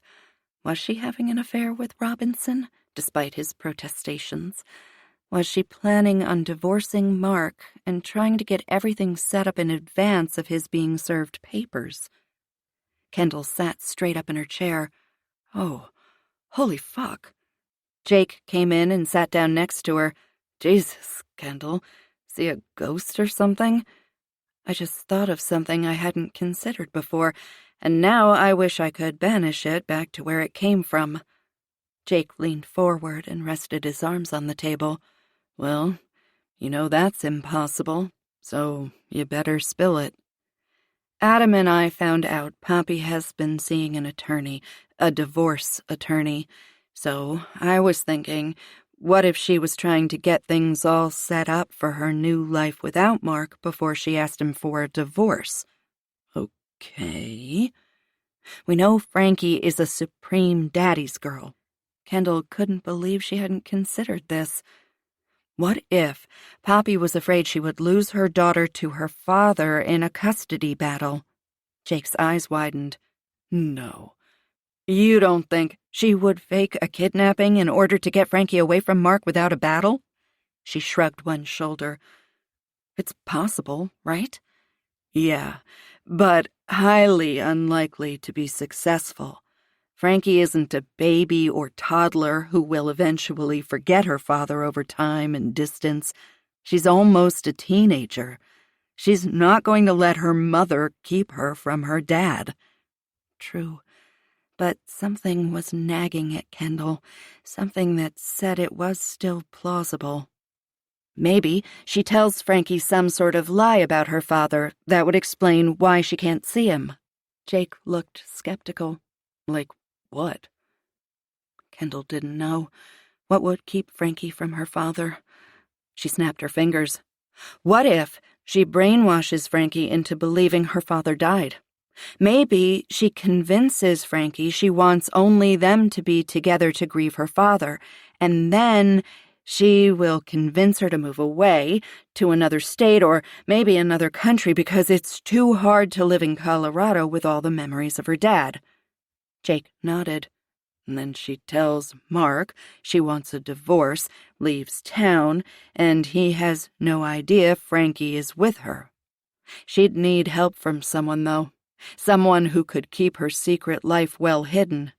Like an attorney. One she may be having an affair with? Kendall quirked an eyebrow.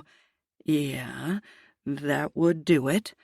But wouldn't Mark continue to search for Frankie even if Poppy isn't around? Kendall glanced at the door to make sure no one was coming in. She didn't need to make her theory public until it was no longer a theory. Not if everyone is convinced Frankie is probably dead. You think she would do that to Mark? Let him think his daughter is dead? Kendall shrugged. This whole theory rests on the assumption Poppy would lie about Mark's death to Frankie. It's not a stretch to think she wouldn't use the same lie on Mark. Jake scrubbed his hand along his jaw.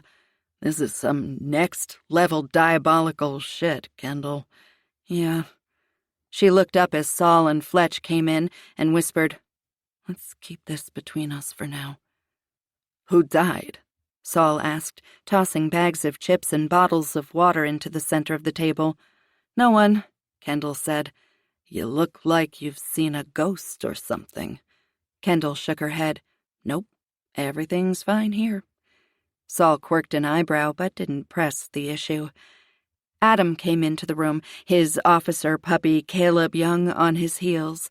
He glanced at the picture of his niece on the board as he took a seat across the table from Kendall. She couldn't imagine how he was able to get out of bed and function each day, let alone investigate 2 major cases. Except that she did, and she knew movement in any shape or form was the only thing that kept the demons at bay. The dark devils who planted thoughts and scenarios and visions about what could be happening to a loved one who was missing. Kendall had gone through it with Gwen. Now Adam was experiencing it for himself, and judging by the dark circles under his eyes, he wasn't getting much sleep at night, if any. The same demons she had battled were abusing him now, and there was very little she could do to help him, except find his niece, alive and well and unharmed. Okay, let's start with the double homicide, Adam said, twisting the lid off a bottle of water and taking a drink. Still trying to track down the man Melvin Craig was supposed to meet that morning. No luck yet. I've left messages but haven't received a return call, Jake said, consulting his notes. I did a quick Google search on the name Craig gave us, but came up with several variations of Thomas Johnson in the area.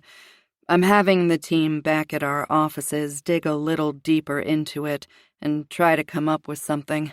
Might be worth having a face-to-face with Mr. Craig, Adam said, making a note in his pad. And if you do, Kendall added, ask him if he made a call after leaving the convenience store and running down the alley to hide. Savannah Hawley mentioned he called someone to pick either him up or them. She couldn't be positive which one. See if he has anything to say about that. "What else?" Adam asked, glancing around the table. "The presser resulted in some credible leads on Darren Stevens. We were able to come up with an address where he was living. A CSU will be heading over this afternoon to work their forensic magic," Saul said. "Who would you like to go over and have a look around?" "I'll do it," Adam said, with noticeable reluctance. "I need as many people as possible on the other case." And he needed to make sure Lou saw him working the double homicide, Kendall thought. "Where are we on the cell records for Stevens and Ashley Collins?" "I'll check with Sherry," Fletch said, making a note. "Also, find out what college Ashley was attending, or set on attending, not sure which. She apparently was in line to receive a scholarship that would allow her to quit her job. Let's see if that's true." Adam turned to Young. "The owner of the convenience store has another store. Find out what happened there a few months ago. They apparently received an insurance payout which enabled them to buy a new security system." "But not the other store?" Fletch asked. "Not as far as Eddie the cashier is aware." "I'll track down the insurance agent," Young said. "That's all I have," Adam said. "Over to you, Kendall." "Okay, let's keep working on questioning Frankie's friends, classmates, and teammates." Young Sam Farmer said he heard a rumor Coach Turner was yelling at Frankie before the game, but he didn't hear it himself. "I want to know if anyone else remembers that and may have heard what the argument was about. The best friend didn't seem comfortable talking to a male, so I set up an interview at the middle school with Olivia Brown," Jake said to Kendall. "She's Frankie's best friend. A school counselor will meet you at the front office and get you set up in a room so you can have a conversation with her." "Got it," Kendall said, making a notation in her notebook. Jake continued. "The tap on Drew Farmer's phone has already hit pay dirt. He had a text conversation with someone discussing merchandise in exchange for cash only and has set up to meet at the usual place." "Do we know who he was talking to?" Adam asked. "Nope. And the phone came back as a burner." "Do we have a tail on him?" Kendall asked. "Yes," Jake confirmed. "They'll let me know when he makes a move." Kendall nodded. "Saul, can you check court documents and see if anything comes up for Poppy Taylor?" The room stilled for a moment, but Kendall went about gathering her things. It was barely a hunch she had, and she wasn't willing to let the team know what she was thinking unless there was something to talk about. "Let's get back to it," she said, and walked out the door. Chapter 26. Thursday afternoon, 37 hours, 4 minutes, 13 seconds missing. The manager of the apartment building where Darren Stevens had lived turned the key in the lock and stepped back. Adam pushed open the door. The smell hit him like a gale-force wind, rotting food mixed with the overpowering aroma of sweat along with the pungent odor of cat urine, and knocked him back a couple of steps. One of the crime scene techs chuckled as he handed Adam a mask and some latex gloves. "It's not the worst place I've had to work this week," the tech said as he passed through the door and into the apartment. And Adam once again wondered why he had chosen this career. Wading through other people's shit, literally, was taking its toll. On top of only being half present as the crime scene techs collected evidence, he needed, to be working Frankie's case. The only thing providing him any solace was Kendall running the investigation. She was one of Adam's closest friends. She knew and loved Frankie. No one would work as hard to find Frankie and get her home safely. Adam had seen her dedication in action as she hunted down the man who had murdered her best friend a few months earlier. She had been relentless then, and Adam knew she would put the same effort into Frankie's case. The crime scene unit worked methodically to bag the big items first: computers, tablets, and other electronics. They needed to find out why Stevens had Savannah. Why had the couple who had kidnapped her given her to Darren? What was he doing at the convenience store? If he had gone there specifically to rob the place, why not leave Savannah in the car?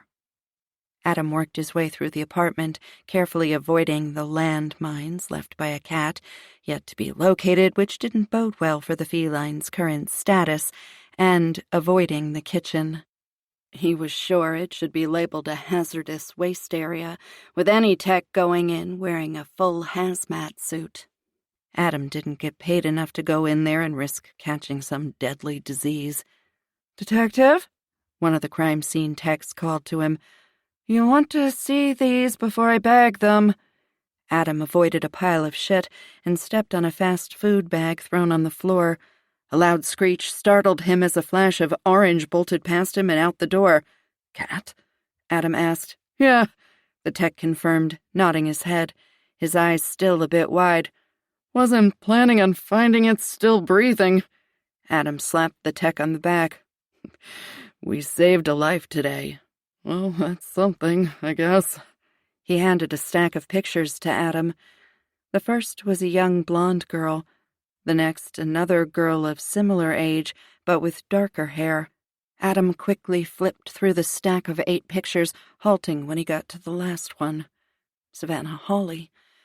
"Mind if I keep these for a minute?" Adam asked. The tech stared at him for a moment and finally nodded.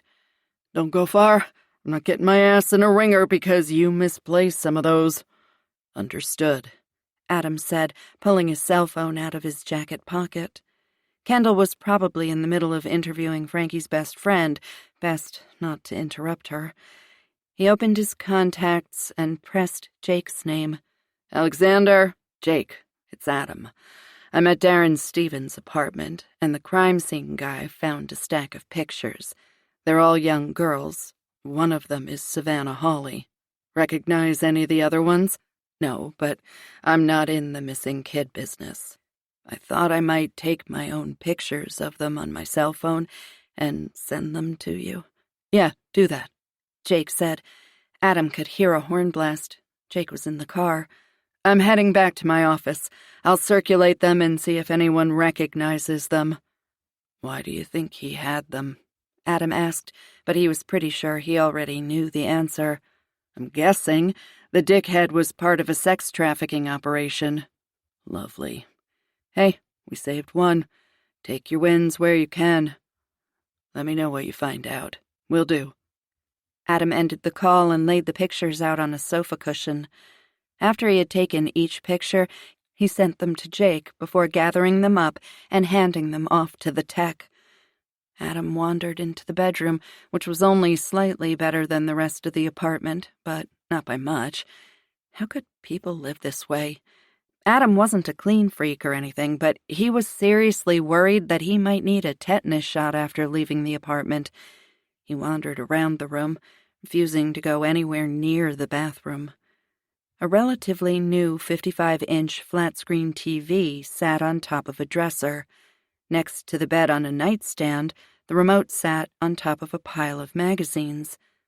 Adam didn't know anyone under the age of 50 who even received physical copies of magazines. Everyone was on the fabulous whiz-bang Google devices attached to everyone's hands.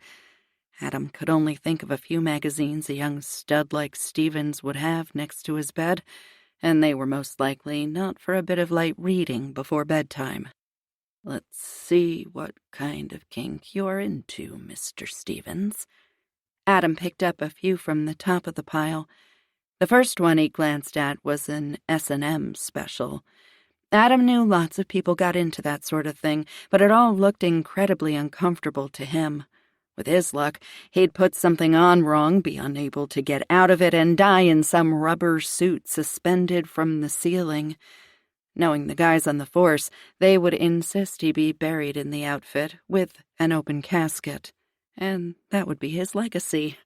Adam tossed the magazine onto the bed and looked at the next one.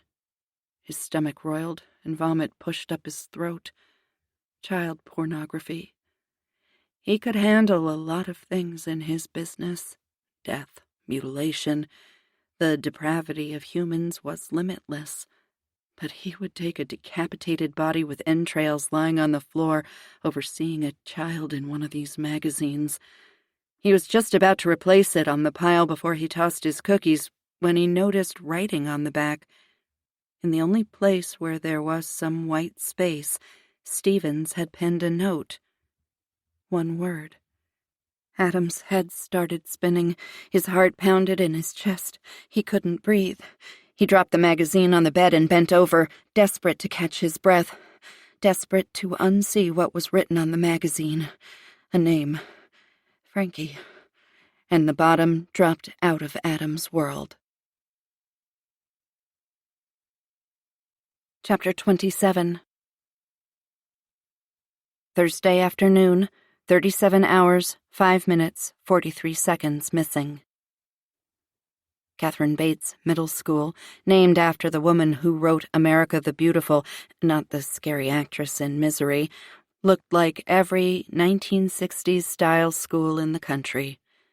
Whenever Kendall entered a middle or high school, she was thrown back to cafeteria food and the excitement that came with Friday undercooked square pizza. Even though she knew it was disgusting, she still sort of craved a piece with a carton of chocolate milk. She opened the door to the office and was met by the school resource officer. "Officer Buckley," he said, pulling his pants up by his belt. "But the kids just call me Buck." Kendall doubted that. She had already come up with 4 alternatives, one that actually rhymed with Buck. A 30-something woman in a white top, black skirt, and flat shoes nudged Buck out of the way with her elbow, lips pursed. Buck stepped back, red spots covering his face. The woman ignored him and smiled at Kendall. "Hi, you must be Agent Beck. I'm Heather Miller, Frankie's counselor. Why don't you follow me? We're set up in the conference room." A young girl sat at the table, wearing fashionably ripped jeans and a white shirt with a black and white drawing of a Boston Terrier. Under the dog was the name Mr. Phillip. Kendall thought that was a pretty cool name for a dog and wondered if there was actually a black and white Boston Terrier out there named Mr. Phillip. She hoped so. "Agent Beck, this is Olivia Brown. She's best friends with Frankie." "Cool shirt," Kendall said. "Is that your dog?" Olivia looked down as if she had forgotten which top she had put on that morning. No. I just thought it was a cute dog." Kendall wondered if they made the shirt in her size. She pulled out a chair and sat across the round table from Olivia, pressed the button on her phone to begin recording, and slid it onto the table between them. Experience had taught her it was more important to watch how people reacted to questions than it was to note how they answered them. Children revealed a great deal of info without uttering a word. "How long have you and Frankie been friends?" "Forever," Olivia said. "We met at daycare before we started kindergarten." "Wow, that is a long time. So you two are pretty tight? Share lots of things? Talk about everything? Know each other's secrets?" "Yeah." She nodded her head vigorously. "We're best friends for life." "Did Frankie say anything to you the day she went missing?" Olivia's face scrunched up. "Like what?" "Like, was she upset? Or talk about wanting to go away? Anything out of the ordinary?" "No, not really. She was just normal, I guess." "Okay." Kendall sharpened her tone just slightly. "I need for you to be honest with me. And I know I may be asking you to break a confidence, but do you think Frankie ran away?" Olivia put a strand of hair behind her ear and then put her hand under her leg. "No, I don't think so." She glanced around the room and avoided looking at Kendall as she spoke. "I mean, she wouldn't have a reason to. She gets everything she wants, practically. She has a huge bedroom with her own bathroom. Doesn't have to share with her stupid little brother or anything. Why would she want to leave that?" Kendall couldn't argue with the logic. Having a bathroom all to yourself as a teenager was a major bonus, and she gathered Olivia was forced to share a bathroom with a younger sibling, since Frankie was an only child. But something in the way Olivia had seemed to tense up at the suggestion Frankie had run away was curious. Was Frankie having any issues with anyone at school? Don't think so. A warm smile lit up her face. We're both kind of popular and stuff, so everyone likes us. She gets along with all the boys because she plays hockey. I heard Sam Farmer isn't a big Frankie fan. Is that true? Olivia let out a pfft sound. Sammy Farmer is a dork. No one likes him. All he does is talk smack about Frankie. And how does Frankie feel about that? Like we all do. We ignore the twerp. He thinks because his brother plays hockey in high school and is probably going to play for DU when he graduates that he's one of the popular kids. But he's not. No way. She leaned in closer, more open and happily conspiratorial. I mean, some of the boys let him hang around, but they usually talk about him behind his back and make fun of him and stuff. A shiver ran down Kendall's spine. God, she was happy she wasn't in middle school. It was a minefield of confidence-shattering explosions if you took the wrong step. I've heard he believes Frankie stole his spot on the hockey team, and he's pretty upset about it. Do you think he could have done something to Frankie? Hurt her in some way and is afraid to tell anyone? Olivia snorted out a laugh. No way. I mean, he likes to think he's all tough, but he's a wimp. Frankie would beat the crap out of him and send him home crying. She nodded her head to make the point. Sammy is scared of Frankie. In Kendall's mind, that didn't eliminate the Farmers from the suspect list. If Mr. Farmer had thought Frankie was humiliating his son on and off the ice, he might have blown a fuse and done something to ensure his son had more scholarship opportunities. Farmer had already displayed a quick temper, and most people wouldn't believe parents would kill in order for their kids to gain better positions on teams, but it happened. Parents would do just about anything to give their kids a leg up, including paying someone to take entrance exams for higher scores or donating obscene amounts of money to ensure admission, or killing a rival cheerleader. The world was a scary, unpredictable place, and parents were just as prone to overreact and do something stupid as kids were these days. What about boys? Kendall asked. Did Frankie have a boyfriend or girlfriend? Olivia shrugged and stared at the floor. Kendall was going to take that as a yes. Olivia, I can't help Frankie if I don't know what's going on with her, and that includes knowing about anybody she's involved with romantically. Olivia leaned back in her chair and wrapped her arms around her midsection. Well, there is one guy. I don't know his name. She says he's older, like high school, but she won't tell me anything else. I kind of don't believe her, though. I mean, where would she meet an older guy? And I'm her best friend. We talk about everything. So you think she's just making it up? Why would she do that? Kendall wasn't convinced. She knew how Frankie could and had met a high school boy. Well, I've seen her talking to this boy in our grade, Dylan. He's nice but kind of a geek. I think she has a crush on him and is just embarrassed to say so. Kendall wasn't sure she bought that either. She had the feeling Frankie was able to do what she wanted at school and people would accept it. A trendsetter, so to speak. Someone kids would follow no matter what. Did she mention any problems she was having at home? Kendall asked. Not really. I mean, she's super annoyed with her mom most of the time. Do you know why? Olivia shrugged. Frankie says she's constantly on her case about stuff, always asking Frankie if everything's okay and wanting to know about everything Frankie's doing. She rolled her eyes and added just the right amount of adolescent irritation to her tone. I mean, all moms do it, right? My mom is a total pain in my ass. Olivia blushed deep red, remembering where she was, and glanced at the counselor. Sorry, Miss Miller. Kendall didn't give a rat's ass if the girl cursed. She just needed to know what was going on in Frankie's life, and Olivia was her best chance at getting the truth. Parents rarely knew what the hell their kids were doing, no matter how strong the relationship. What about her dad? Any problems with him? Olivia perked up, her eyes dancing in delight. No way!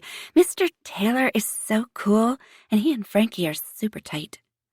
Ah, the girl crush on the older man.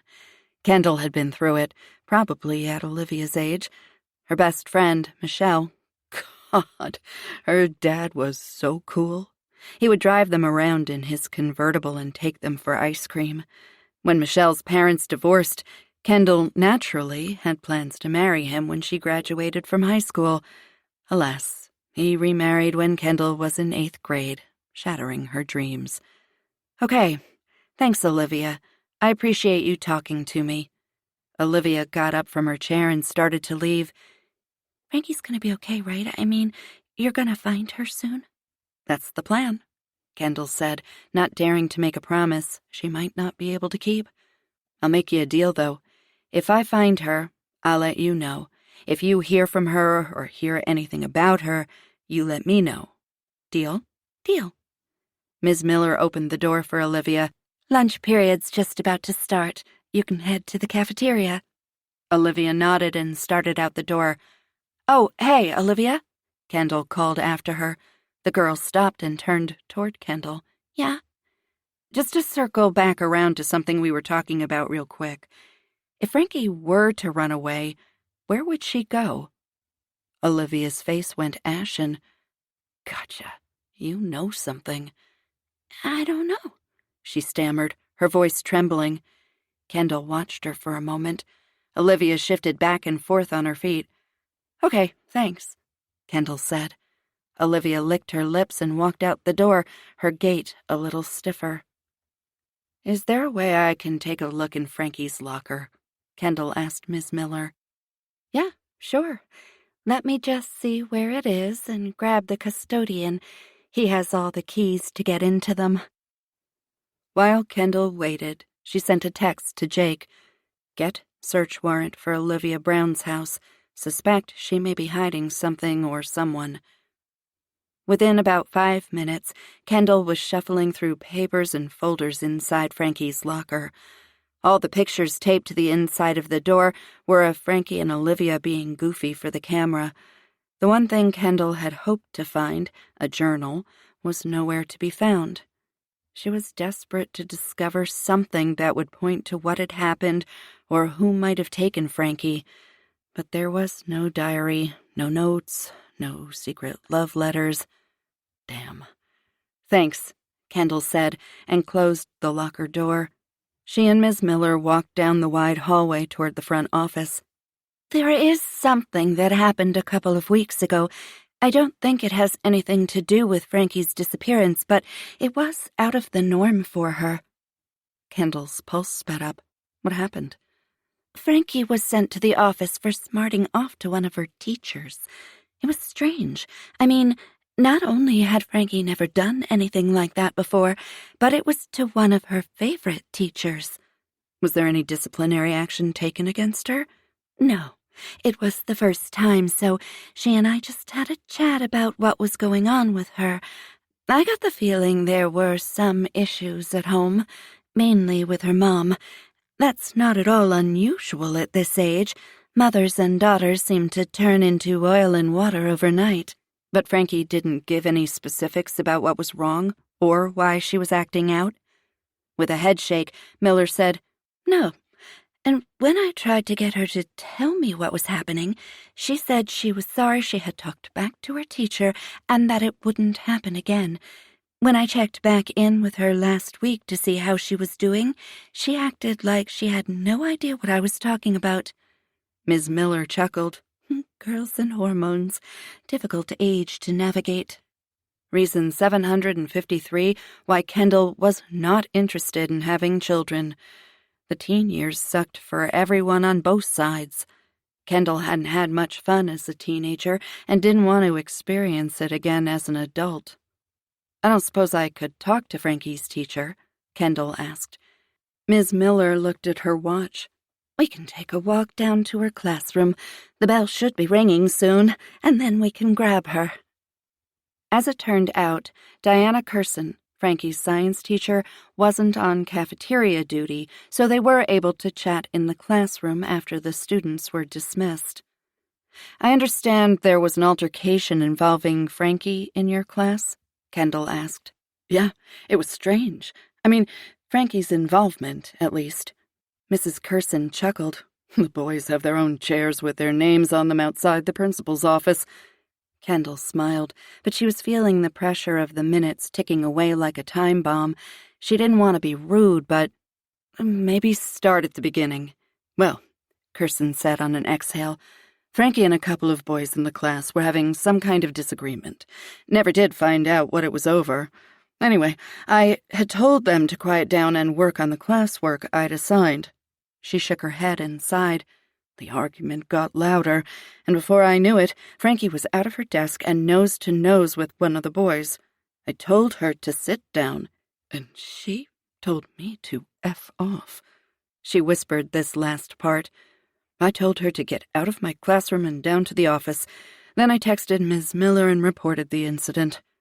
Wow. Kendall never in a million years would have used language like that in front of an adult, let alone at one. And on top of it, a teacher? Her mother would have been mortified. Had Frankie had issues with these boys before? Kendall asked. No, they were friends, played hockey together. Surprising. What had gotten Frankie so upset? "And you didn't find out what they were arguing about?"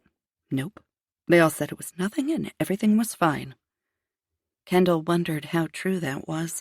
More importantly, however, did the brouhaha with her teammates have anything to do with her disappearance? "Can I get the names of the boys involved?" Kendall asked. "Sure," Miss Curson said, writing the names on a sticky note. Kendall would have to talk to them about the incident. Returning to the office, Kendall handed the counselor a business card. "If you think of anything else, let me know." As she crossed the parking lot, she pondered what she had learned from Olivia. Among the most interesting tidbits was that Frankie might have a boyfriend who was older and in high school. Could that be Luke Mathis? And if so, why hadn't he come clean about it? Did Poppy know more about their relationship than she was letting on? And if so, why wasn't she sharing? Kendall slid behind the steering wheel. Her phone buzzed with an incoming call from Jake. "Farmer's on the move." Chapter 28. Thursday afternoon, 39 hours, 9 minutes, 56 seconds missing. It is well-established lore that when you're in a hurry and breaking traffic laws left and right, every traffic cop will see it and come after you. Such was the case for Kendall as she rushed from the middle school to the second home storage facility. She hit the hands-free on her steering wheel, glancing into the rearview mirror. When the call connected, she yelled, "Saul, I have 2 black and whites with flashers and sirens on my ass. I'm not stopping for them, and I'd prefer not to be arrested in front of Farmer if I can help it. I'll take care of it." By the time Kendall pulled into the storage facility, the cops had peeled off and gone about their duties catching other people in a hurry. The storage facility consisted of 1-story garage-style units. Kendall passed the first 3 rows before she spotted the silver RAV4. Drew Farmer was just about to unlock the padlock as Kendall pulled up and blocked him in by parking perpendicular to the front of his SUV. Farmer's head jerked as she walked toward him. "What the hell are you doing here?" he spat out at her. "Weirdest thing. I was thinking I should stop by your house and check in when I happened to see you here." "You saw that from the road." "I've excellent eyesight. 2010. Impressive, right?" "What do you want?" he sneered. "I have a few more questions regarding Frankie Taylor's disappearance." He thrust his finger at her. "This is police harassment." "I'm not the police." An unmarked police car pulled in, and Jake landed at his bumper. "What's all this?" Farmer waved a hand in the air. "Are you having me followed?" Kendall shrugged. "I don't know what the police are doing. You'll have to ask them. The other guy, that's Jake. He's my partner." Kendall waved at Jake, who played along and waved back. "We were about to meet at Starbucks when I saw you." "Thought your type all hung out at the donut shop," Farmer scoffed. "Wrong stereotype. That's the police. I'm FBI. We drink designer coffee." This was a fun sport.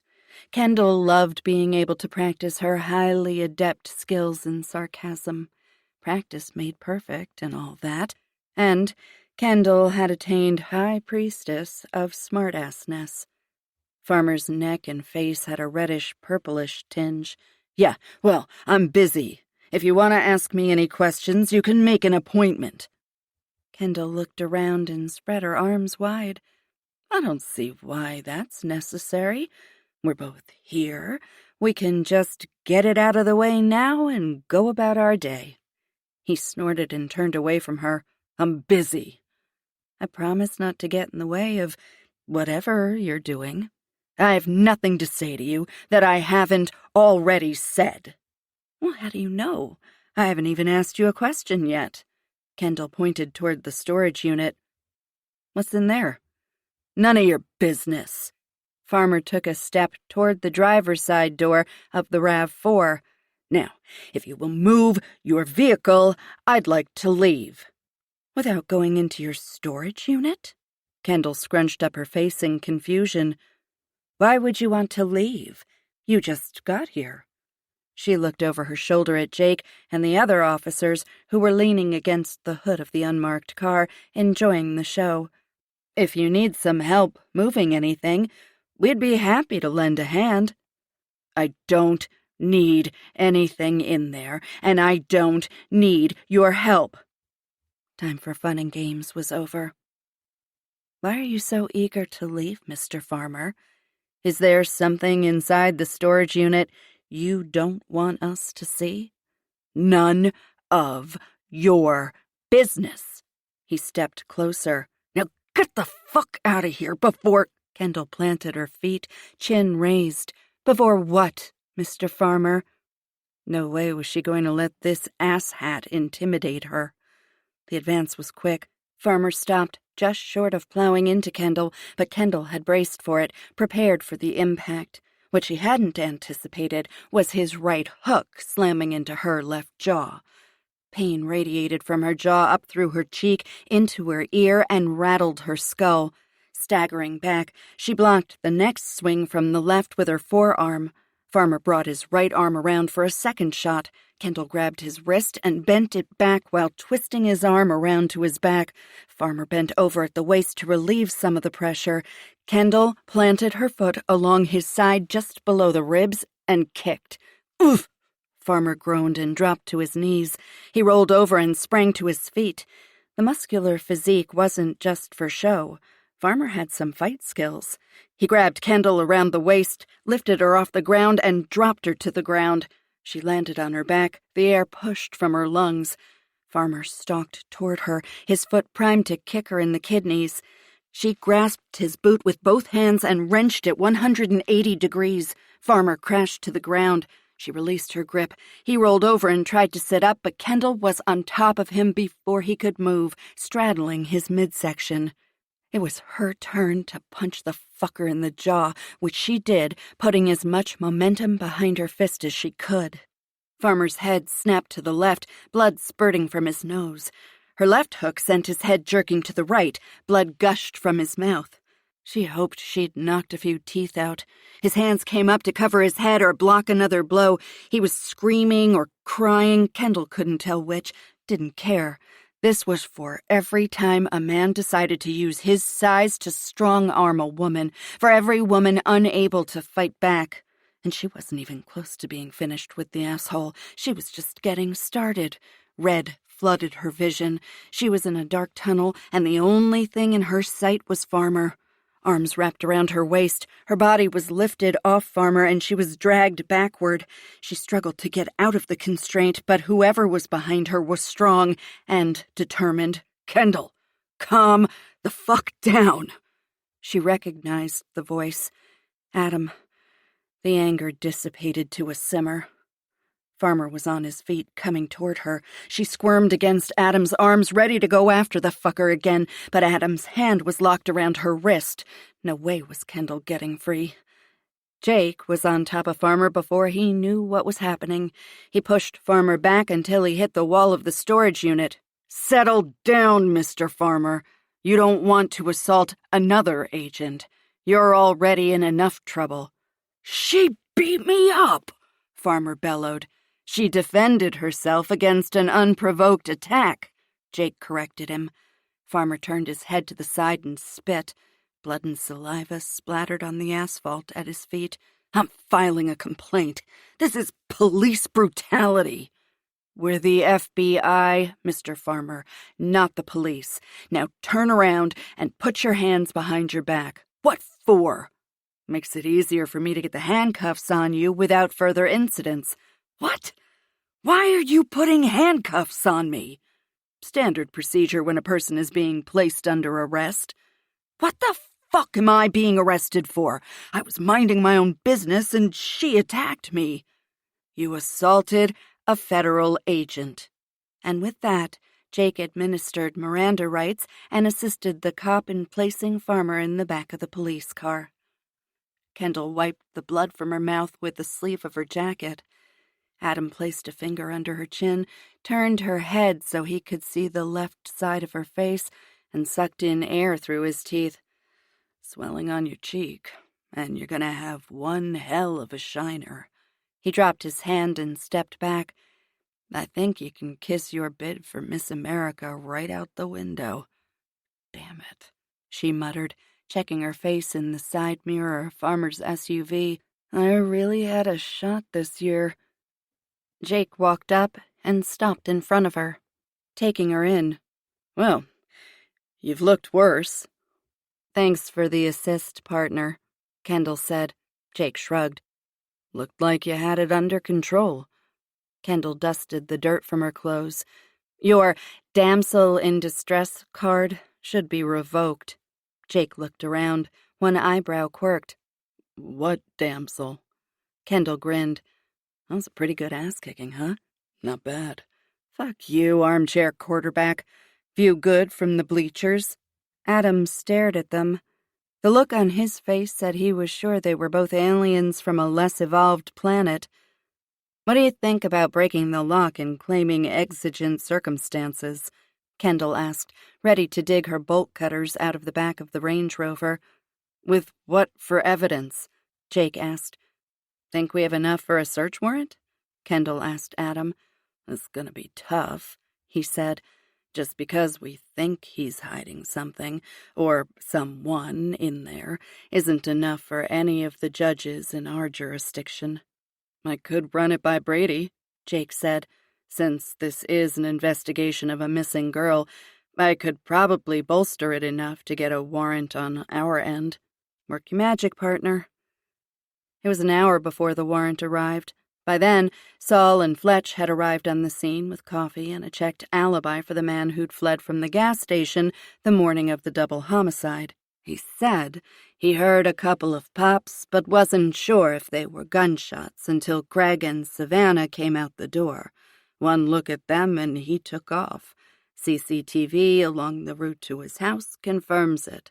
We couldn't find any link between him and Stevens. Looks like he was just in the wrong place at the wrong time. And he did nothing to help Greg or Savannah. Adam shook his head. What is the world coming to when you save your own ass before a little girl? Welcome to our fucked up side of the investigation tracks, Jake said. Need me to pull the bolt cutters from the Rover? Kendall pulled Farmer's set of keys from her pocket. She had cajoled them from the officer who had retrieved them from the ground after she and Farmer tussled. I'm guessing one of these keys fits that lock. Kendall removed the lock, the door clanging as it rolled up. She slid her hand along the interior wall, searching for a light switch. Adam burst past her. "Frankie!" Light flooded the unit. The three of them halted and stared. Rows of heavy metal racks were filled with computers of every type: desktops, laptops, towers, monitors. They fanned out, looking behind the computers, opening up large boxes. No little girls. I don't know whether to be upset or relieved Frankie's not here, Adam said. What the hell is Farmer doing with all these computers? Kendall asked. Doesn't he work for a computer manufacturer? Jake asked. Get the serial numbers off them and call the company he works for. Maybe they can shed some light on what these are doing here. Fletch and Young went to work on gathering the numbers. What do you want us to do with Farmer? Saul asked. Fuck. I was really hoping we would have found something, Kendall said. Bingo! Fletch jogged over to them. Just got off the phone with Farmer's employer. I gave them a few of the serial numbers, and they said these are computers that were returned to the company with one issue or another. They're supposed to be in a warehouse in Castle Rock. So what are they doing here? My guess is Mr. Farmer is selling stolen property. Kendall faced Saul. Add possession of stolen property to the arrest and take him in. Chapter 29. Thursday evening, 42 hours, 11 minutes, 26 seconds missing. Adam slid the containers of Chinese food into the middle of the conference room. Groans of appreciation mixed with the aroma of ginger, garlic, and soy sauce. I grabbed a bunch of different things, he said, tossing the paper plates, napkins, and plastic forks on the table. If you don't like what's here, there's Snickers in the vending machine down the hall. The ferocious rumble of Adam's stomach had prompted a stop at his favorite hole-in-the-wall Chinese place, and he'd ordered enough food for the entire team. They'd all been working tirelessly to find his niece, and he needed them to continue, and to do that, they needed to be fed and caffeinated. He dropped into a seat and opened the carton he had kept for himself. Kendall had a pile of chow mein noodles on her plate and an egg roll. He stabbed a piece of chicken and shoved it into his mouth. Kendall peered over the edge of the container. What you got in there? Sweet and sour chicken. You're not sharing? Nope. She reached her fork over. Give me some. He yanked the box away. No. Eat your own food. You can't just keep it all to yourself. Of course I can. I bought all this food. He gestured toward the containers in the middle of the table. Get some from there. It's all gone. Come on, Adam, don't be a dick. Give me a couple of pieces. Adam rolled his eyes and tipped the box in her direction. You're a real pain in the ass, Beck. I've heard. Adam took another bite of chicken, chewed and swallowed. Okay, what do we have in the way of updates? Young raised his hand. Fletch forced it down. This is not high school, man. Just talk. Sorry, Young murmured. What you got? Adam asked. I interviewed most of the employees of the convenience store, Young said. None of them thought Ashley would have been involved with setting up a robbery. In fact, one of the guys, he apparently worked the shift after Ashley and would talk to her as they traded off, said Ashley was excited about not having to work there anymore because she was scared of someone coming in and robbing the store while she was working. Sounds like she was laying the groundwork for reasonable doubt before it happened, Saul said around a mouthful of beef broccoli. Maybe, Adam agreed. When I asked about how they liked working for Mr. Osborne, Young continued, they all said he was a great boss. But digging into the statements made by Ashley's boyfriend about the security system, they clammed up. Perhaps they didn't know anything about it, Jake offered. Maybe, But as soon as I brought it up, they all seemed to get a bit squirrely. He flipped the page and read from his notes.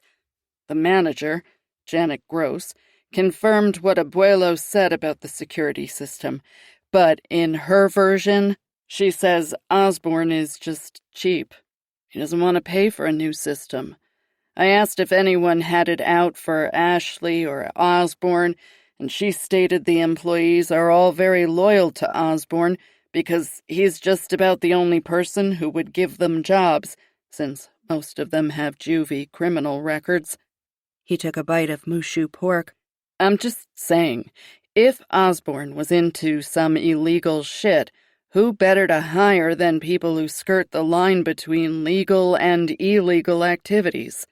He downed an entire bottle of water in one draw and launched the bottle across the room, where it hit the rim of the trash can before falling in. I also had a conversation with the insurance company. They referred me to Arlen Bell, who is investigating the insurance claims submitted by Osborne, Young said. Kendall leaned over to Adam. Are you doing any of the investigating on the double homicide? I'm mentoring. Turning to Young, he asked, Did you talk to Mr. Bell? I did. Apparently there was a flood at the other store Osborne owns a few months back. The insurance company paid out without question. Any idea what Osborne did with the money? Saul asked.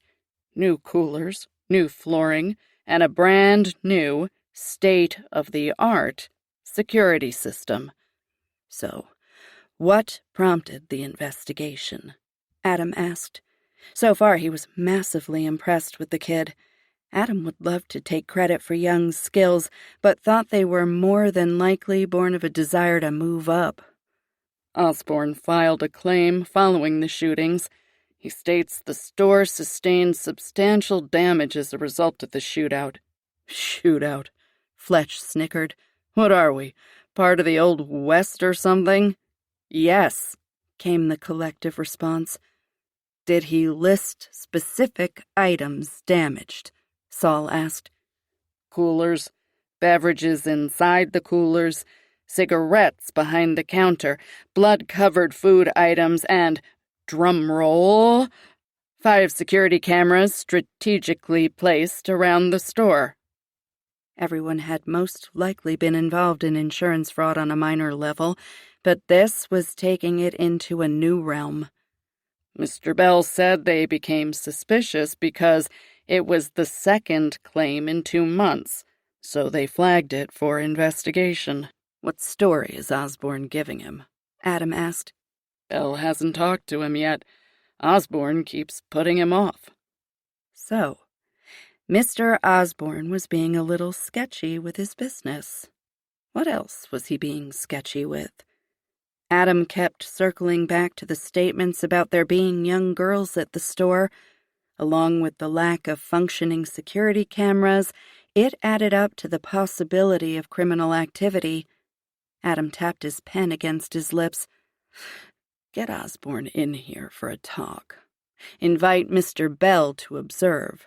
He may get the answers he needs. At the very least, he will be proximal to Osborne and can grab him for a chat when Osborne leaves the building. Young's cell phone buzzed. He looked at the screen and stood up. Phone records are in. Go, Adam said. Don't dawdle on the way back. Adam gathered up the dirty napkins and shoved them into the empty container. Anything else? Saul swallowed and took a drink of water. I called the school Ashley Collins was set to attend. Appears Ms. Collins was not being honest with her boyfriend and co-workers. Do tell. Not only did they not offer Ashley a scholarship, they didn't offer her admission into the school at all. Whoops, Fletch said, polishing off the egg rolls. The man was a human trash can. So, if she wasn't getting scholarship funds and was set to quit her job, how was she planning on getting money? Adam pondered. Good question, Saul said. Methinks she had alternate means of funding, Jake offered. Less than legal ones, I'd wager, Fletch said. Real question is, how much of this did baby daddy know? Adam made a note to call Abuelo and ask him that very question. Switching gears, Saul said, I did a search of court documents relating to Poppy. Find anything? Nothing recent, but there is a sealed juvenile record. What the fuck? Adam had no idea she'd had juvie trouble. Any way to figure out what the charges were? Kendall asked. Law enforcement had means to pull strings and get all sorts of information on criminal records, even juvenile ones. If it were a criminal record, maybe. But this was in family court. What would Poppy have been doing in family court that dictated a sealed record? Young bounced back into the room. More tea on Ashley Collins, he proclaimed, waving the text log over his head. The kid was enthusiastic. He handed the report to Adam. Care to share with the rest of the class? Kendall asked. Young beamed. Seems Darren Stevens and Ashley Collins not only knew each other, but are friends, and have been for a long time. And, according to the most recent text between them, Adam added, Ashley owed Darren for something in their past. Well, that's an interesting turn of events, Fletch said. Adam taped the log to the whiteboard. He now had something else to chat with Vincent Abuelo about. Where are we on questioning Frankie's teammates? Kendall asked. They're still maintaining they don't know what the argument was about, don't know why Frankie may have been upset with the coach. Basically, the party line is they know nothing, Jake said. Someone knows something, Saul said. Kendall retrieved the sticky note with the names of the boys Frankie had argued with in class and handed it to Saul. See if you can find out what these boys were fighting with Frankie about a couple of weeks ago at school. It may shed some light on the discussion with Turner. Saul read the note and nodded. Get right on it. What about the goalie? What's her name? Kendall asked. Fletch shuffled through his notes. Ruby Wilson. Let's talk to her. She may open up. If anyone is going to break the silence to help Frankie, it'll be the only other female on the team. Fletch raised his fist in the air. Girl power! The war room had cleared once all the food was gone. Adam sat back in his chair, hands over his face, and took a deep breath. Investigating a double homicide was exhausting on its own, and this one was a challenge. But add in the stress and worry and fear of a missing loved one, and life became unbearable. He was so damn tired. But whenever he closed his eyes, he had horrible visions of Frankie. So he spent most of his time running through everything they knew while driving the streets of downtown Denver into the wee hours of the morning. After a while, fatigue muddled the brain to the extent that nothing made sense anymore. He poured himself another cup of coffee from the pot in the corner. He had brought his coffee maker from home, since he was spending most of his time here. Relaxing back in his chair, he took a sip from his cup and swiveled around in his chair. Frankie's picture up on the far board was starting to haunt him. It hurt too much to see her smile, knowing it might be the only way he would ever see it again. Pulling out his phone, he dialed the number for Ashley Collins's boyfriend, Vincent Abuelo. "This is Vincent," came the greeting when the call connected. "Mr. Abuelo, this is Detective Adam Taylor. Do you remember me from last night?" "Yeah, of course. What can I do for you? Are you able to talk? I need to ask you some questions." He heard a shuffle in the background and Abuelo whispering to someone, "Can you take her?" Then a door closing. "Sorry, needed to get the baby down for a nap. Is this a bad time?" No, it's fine. My sister has Alex, so I've got some time. What do you need to ask me?" Adam pulled out a legal pad and wrote Abuelo's name at the top, along with the date and time. We've been hearing from some of Ashley's co-workers that, in their opinion, a disturbing number of girls are brought into the store with men, and that these girls don't look like they belong with these men. Did Ashley ever mention anything like that to you? There was a pause on the other end. There was a couple of times she said she wondered what was going on, that there was a girl who came in who looked scared to death. Ash tried to talk to her, but the girl just stared at her, and the man she was with yanked her away. She asked me what she should do, and I told her to see how often it was happening and let her boss know. Do you know if she talked to her boss about it? I don't.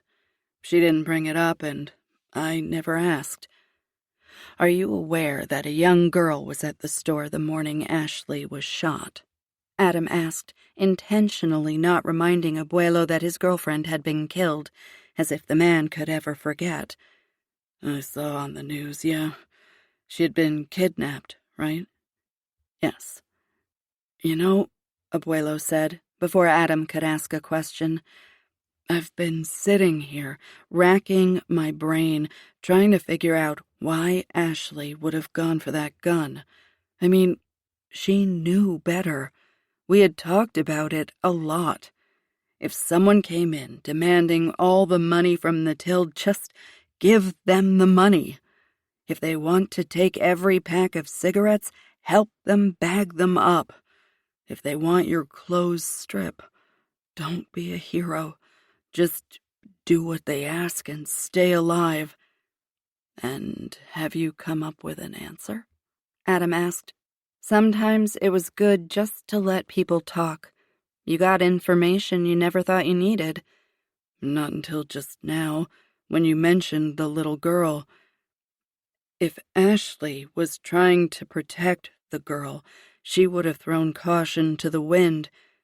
Being a mother changed her, in a good way. She was so careful with Alex, and she noticed other children more. He paused, and Adam thought he heard the man sniff. Yeah, if she thought the man was hurting the child, she would have stepped in. Adam hated to burst the man's bubble, but it had to be done. Would it surprise you to know Ashley knew the man who was attempting to rob the store?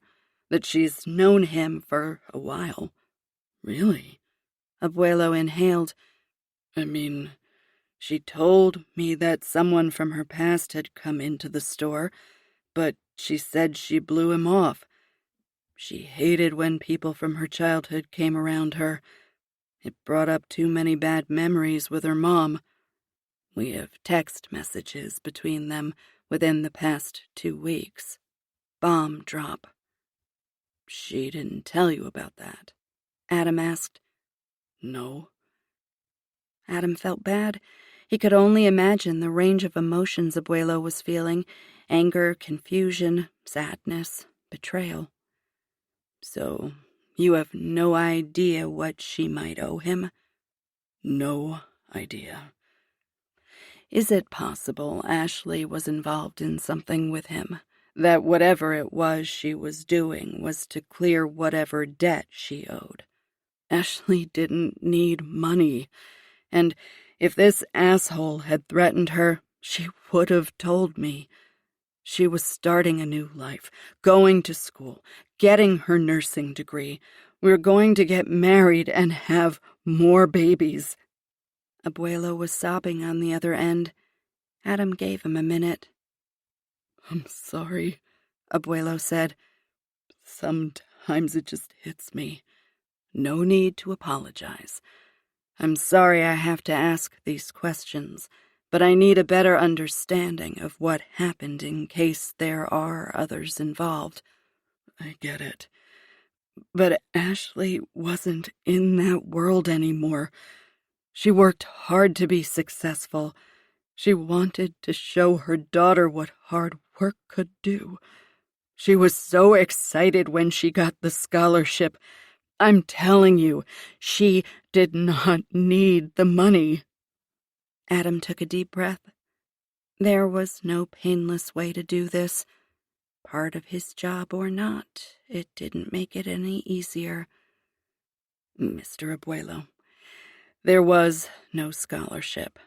We checked with the school. In fact, they state that her application for admission had been denied. Bomb number 2. I think we're done with this conversation, Abuelo said. Then the line went dead. Chapter 30. Thursday evening, 43 hours, 8 minutes, 32 seconds missing. The shrill of her cell phone ringing over the speakers in the Range Rover startled Kendall. Her heart raced. At some point, she really needed to figure out why incoming calls were so freaking loud. She pressed the button to accept the call. Beck? Hey, it's Thompson, came the deep baritone. She had been working with the agent for years, and yet hearing him speak always surprised her. I'm sitting outside the Marriott, where our favorite family law attorney has gone inside. Intriguing. Why would he need to go to a Marriott? Did he have a fallout with the missus? Could be, although I would have expected him to stay on his side of town. Kendall perked up even more. Where are you? 10 miles from the Taylor's home. What the hell? But that's not the most interesting part of this story. Guess who just showed up and went into the hotel? Oh no. Kendall's skin was tingling. Please tell me it's not Poppy Taylor. You win a set of knives, Agent Beck. Fuck, she said, suddenly feeling heavy in every limb. I'm on my way. Kendall pulled into the parking spot directly behind Thompson, who sat in one of those standard, nondescript, black FBI Suburbans that stood out like a beacon in the ocean and screamed undercover Fed. She slid into the passenger seat. Any action? She asked. All quiet on the infidelity front. That would be the preferable outcome of all this, as shitty as that sounded. But if her theory was correct, things were going to fall apart in spectacular fashion. It wouldn't be a matter of her marriage ending. Poppy's actions could be criminal. What happened there? Thompson pointed at her face. Sucker punch. Taylor or suspect? Kendall gave him a sideways glance and chuckled. Suspect. And how is he? Possible broken nose. Failed to knock out any teeth, so a little sad about that. Yeah, teeth would have been good. Thompson sat up in his seat, lifting his camera to his eye. Tally-ho, here they come. Poppy was first out the door. Fast on her heels was Robinson, who grasped her by the elbow and turned her around. Uh-oh, looks like a lover's spat, Thompson murmured over the click, click, click of the camera shutter.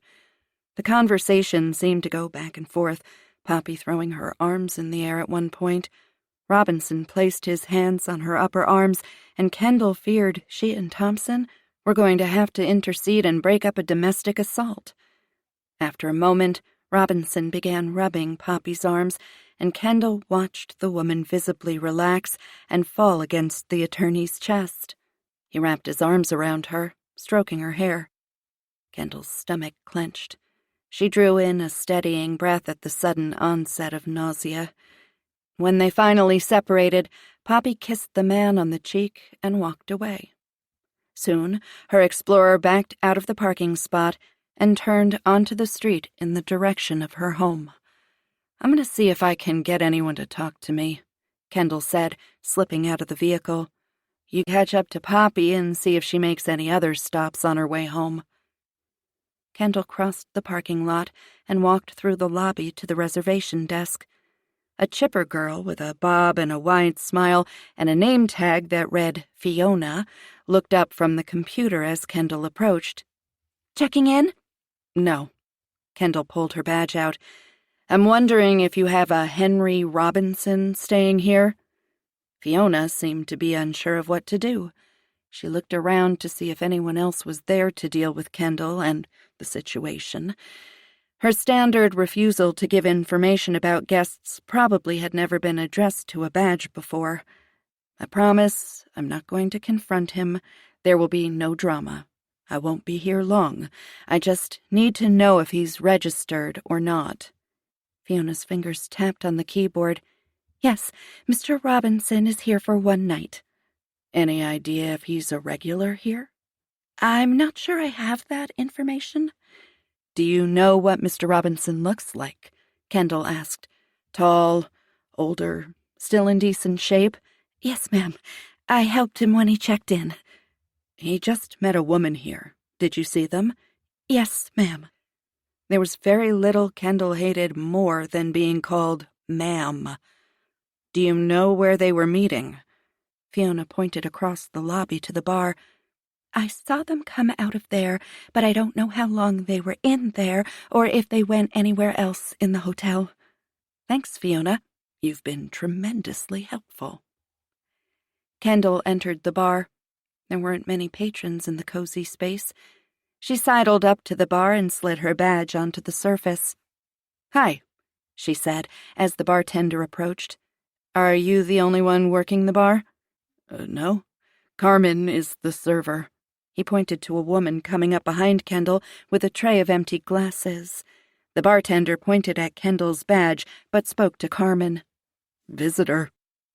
Carmen stared at Kendall for a moment. Can I help you? I hope so. I'm Kendall Beck. She picked up her badge and clipped it back on her belt. I believe there was an older gentleman and a younger woman in here a few minutes ago. Did you serve them? Carmen nodded. Uh-huh. Nice man. Good tipper. Subtle. Kendall fished into her pocket, found a $20 bill, and handed it to Carmen. The woman shoved the bill into the pocket of her apron. What do you need to know? Were they drinking? He had a gin and tonic, 2, actually. One before the woman showed up. She had water. Were you able to hear what they were talking about? Well, just bits and pieces. When I dropped off the drinks, the guy was saying something like, Don't worry about the other issue. I'm on top of it. Things are in motion. What did the woman say? Carmen emptied her tray and wiped it with a wet bar rag. I couldn't hear her. She was talking softly, and I had no reason to linger. Okay, anything else? I went back to check on them, and I heard the man ask where Frank was. That seemed to piss her off because she stormed out in a huff. Did she say anything in response to his question? Not that I heard. She bolted and he went after her. Came back a few minutes later and apologized for taking off and then tipped me and left. Where did he go? She pointed across the lobby. Elevator. Kendall thanked her and headed out to the lobby. What had Robinson meant by things are in motion? What things? And what was the other issue he'd referenced? But the part that twisted like a knife in Kendall's heart was the question about Frankie. If Robinson was asking where she was, did that mean Kendall's theory was true? Poppy had staged a kidnapping, and all of this was a ruse to get Frankie away from her father. It still seemed impossible to believe. The person in Kendall's scheme was manipulative and selfish, and that was contrary to everything Poppy had shown herself to be. Could they really be the same person? The elevator doors opened, and Robinson stepped out. Kendall slipped behind a column and prayed he hadn't seen her. Robinson made a beeline for a sitting area off to the side of the reception desk, a wide grin on his face. He wrapped his arms around a woman, bent his face down and kissed her. Deeply. So passionately, Kendall wondered if they were going to come up for air any time soon. Had Poppy come back? If so, how had she explained her absence at home, especially if she planned on staying overnight with Robinson? Robinson slid his arm around the woman's waist and walked beside her. Kendall got a good look at her. Young, pretty, and employed by the attorney as a receptionist. She had an overnight bag, which Robinson took from her and carried to the elevators. They never took their eyes off each other. Kendall exhaled, warmth returning to her body. Robinson was having an affair, but it wasn't with Poppy. And while that was the outcome Kendall had hoped for, it left more questions than answers. Chapter 31. Thursday night, 44 hours, 11 minutes, 29 seconds missing. Kendall was still reeling from the meeting between Robinson and Poppy, and a little sick to her stomach over Robinson and his receptionist. But it was the conversation the server had overheard that concerned Kendall the most. On the one hand, if Poppy had Frankie, it was a good bet the child was safe. It would mean they only had to find her and get her home to her dad. But if not, they were back at square one with only theories and suppositions about what had happened to Adam's niece. The ice rink was already buzzing with activity. In the lobby, little kids sat on the floor, parents unlacing skates and pulling them off. She hadn't even realized they made hockey skates that small, but they started them young these days. It was cool how many parents were getting their daughters involved in the sport. That hadn't been the case when Kendall was growing up. Once she'd gotten into 3rd or 4th grade, there was no more youth hockey available for girls. The reason? Not enough girls to make up a team, and not enough teams for girls to play against, because, God forbid, girls play a boys' sport. They might turn out like Frankie, be a badass, and show up the boys. Skates against ice was a unique sound. Kendall loved it. She loved the cold air and the scraping sound of blades cutting into ice, the laughter and cheers and chatter of the players. There was just something magical about a hockey rink. Ruby was sitting on the team bench, strapping on goalie pads. "Hi," Kendall said, after she made her way across the ice and into the player box. "Ruby, right?" Ruby nodded, but she had her gaze on the ice. "Do you mind if I talk to you?" Kendall asked. "I have practice." Her tone wasn't rude or dismissive, and Kendall wondered if she was nervous about talking to an FBI agent. "I'll just ask questions while you get your gear on." "Okay," Ruby said, keeping her head down. "Did Frankie ever talk to you about issues she was having with Coach Turner?" "No." "How about any of the guys on the team?" "No. Well, Sam, but he's not really a problem. He's just a douchebag." Everyone apparently seemed to have the same distaste for Sammy Farmer. That was about the only thing she could get these kids to open up about. "So, the two of you never discussed any problems that might have been affecting the team?" Ruby looked up, and for a split second, she looked as if she was about to spill some tea. "Thanks for that hip term, Officer Young." But something over Kendall's shoulder caught the girl's eye, and she clamped her mouth shut. "I have to get warmed up." "Okay." A hockey bag sat behind Ruby on the floor. "Is that your bag?" "Yeah." Kendall showed her a business card. "I'm going to put this in here. If you think of something or hear anything, will you let me know?" Ruby shrugged and opened the gate to get out on the ice. "Sure." Based on the information Kendall had so far, Frankie had engaged in a fight with her coach, allegedly, and a verbal altercation with a couple of her teammates before she went missing. Was it normal teenage angst, or did it have something to do with her disappearance? Kendall watched Ruby move the goal into place and begin roughing up the crease. What was she going to have to do to get someone, anyone, on the team to tell her what the hell was going on? Chapter 32. Thursday night, 44 hours, 12 minutes, 12 seconds missing. Lyle Osborne, the owner of the convenience store, was less than cordial about being summoned to the police station to answer questions. Young had been the recipient of a verbal lashing. Osborne was a busy man running 2 businesses, had already answered questions. So, Adam geared up for some pushback from the man as he entered the interview room. "Mr. Osborne," Adam greeted him, placing 2 bottles of water on the table. Thanks so much for coming in. I'm very busy. Osborne wiped his nose with a handkerchief and shoved it into his pants pocket. You have no idea how hard it is to run 2 businesses. Which is why I am very thankful you could come in today. Adam opened his file and took out his legal pad. I just have a few questions, and then I can send you on your way. Osborne nodded, but he was also frowning. Cooperative, but pissy. This should be fun. I understand you had some issues over at your other store. Some flooding? Adam asked. Yes, there was a water pipe that broke and caused a great deal of damage. And you filed a claim and received a payout from the insurance company. Osborne's eyebrows wrinkled. Yes.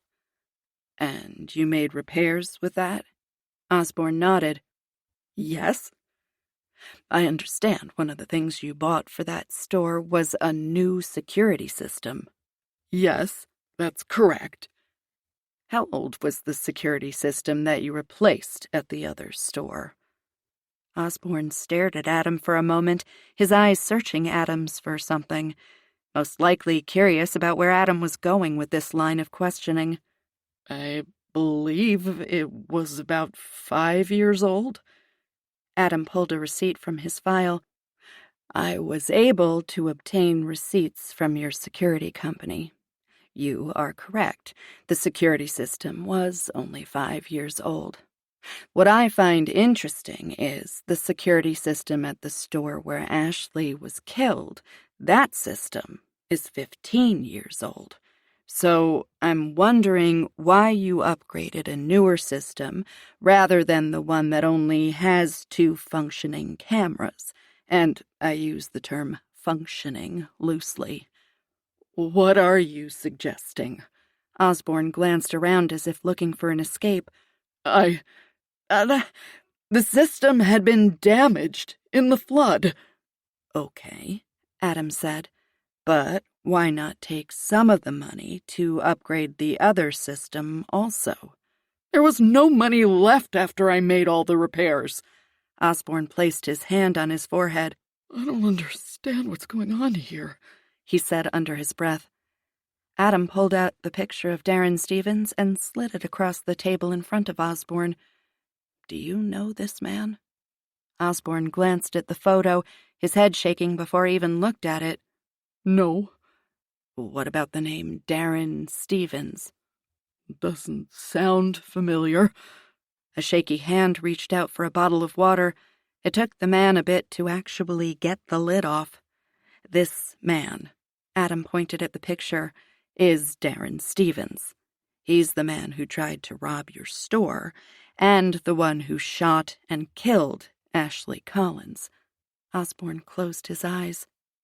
Did you know Darren Stevens was friends with Ashley? I didn't know him, so how would I know they were friends? Osborne sputtered. So, Ashley didn't introduce you to her friend. Perhaps propose a business venture between the 3 of you? No, I told you, I don't know that man. Osborne crossed his legs, then uncrossed them. Did you know Ashley planned on quitting her job? Oh, yes. He nodded and seemed relieved he had an affirmative answer. How was she going to support herself? She told me she had gotten a scholarship to go back to school, and that was going to help with other expenses. Let's go back to the security company. Now, you told me that the security company was unable to repair your cameras, that they were supposed to come out but hadn't ever shown up to do the work. Do you recall telling me that? Osborne took a shaky breath. Yes. Well, the security company says they made several attempts to repair the cameras, but when they arrived at the store, they were told you weren't there and they would have to come back. Can you explain? Music is the breath between the words. Take this time to enjoy that breath. This audiobook is free, and your presence means a lot.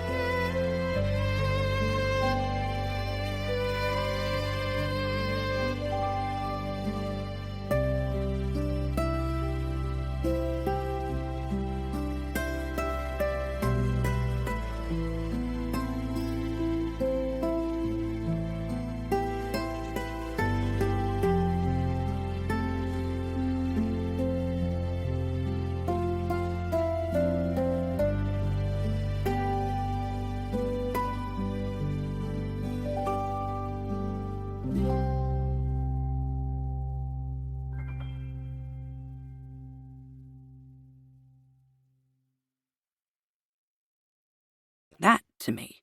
What? No. They are mistaken. I don't recall any time they have scheduled to repair the cameras. Adam slid a printout the security company had emailed him. If you'll take a look at that, you'll see the dates they were there and were told they wouldn't be able to do any work until you were there to sign off on any work done. But the manager would have been able to handle this. Osborne sat back in his chair, arms crossed defiantly across his chest. They are wrong. This never happened.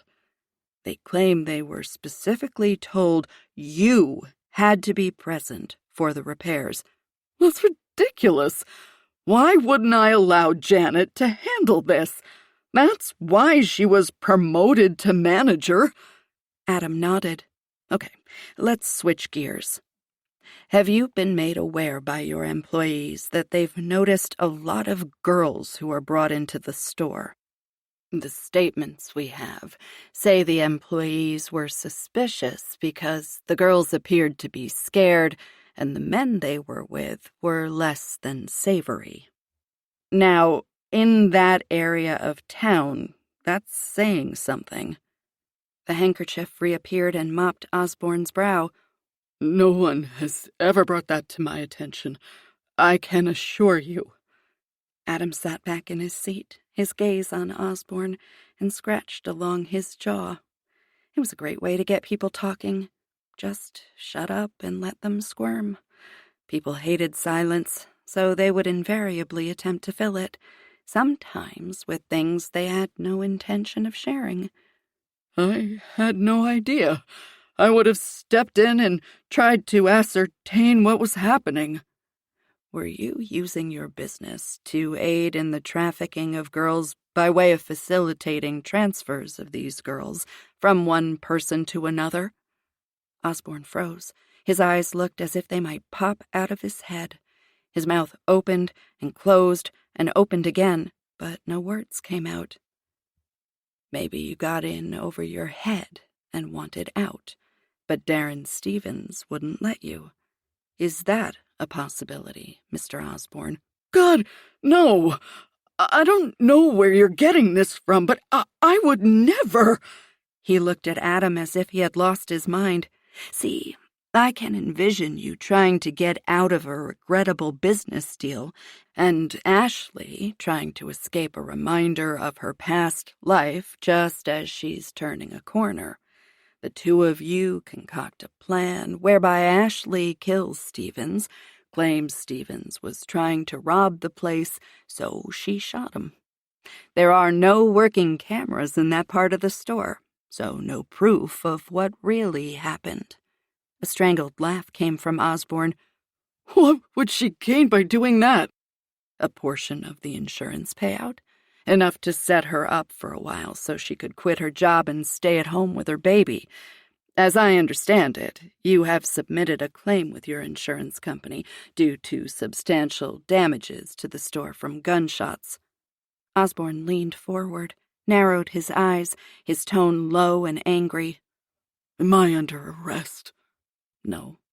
He pushed back his chair, the legs scraping against the linoleum, and stood. Then I believe you have wasted enough of my time, Detective Taylor. Adam watched the man walk out of the room. The interesting part of all of this was that Osborne hadn't answered the last question, hadn't denied it.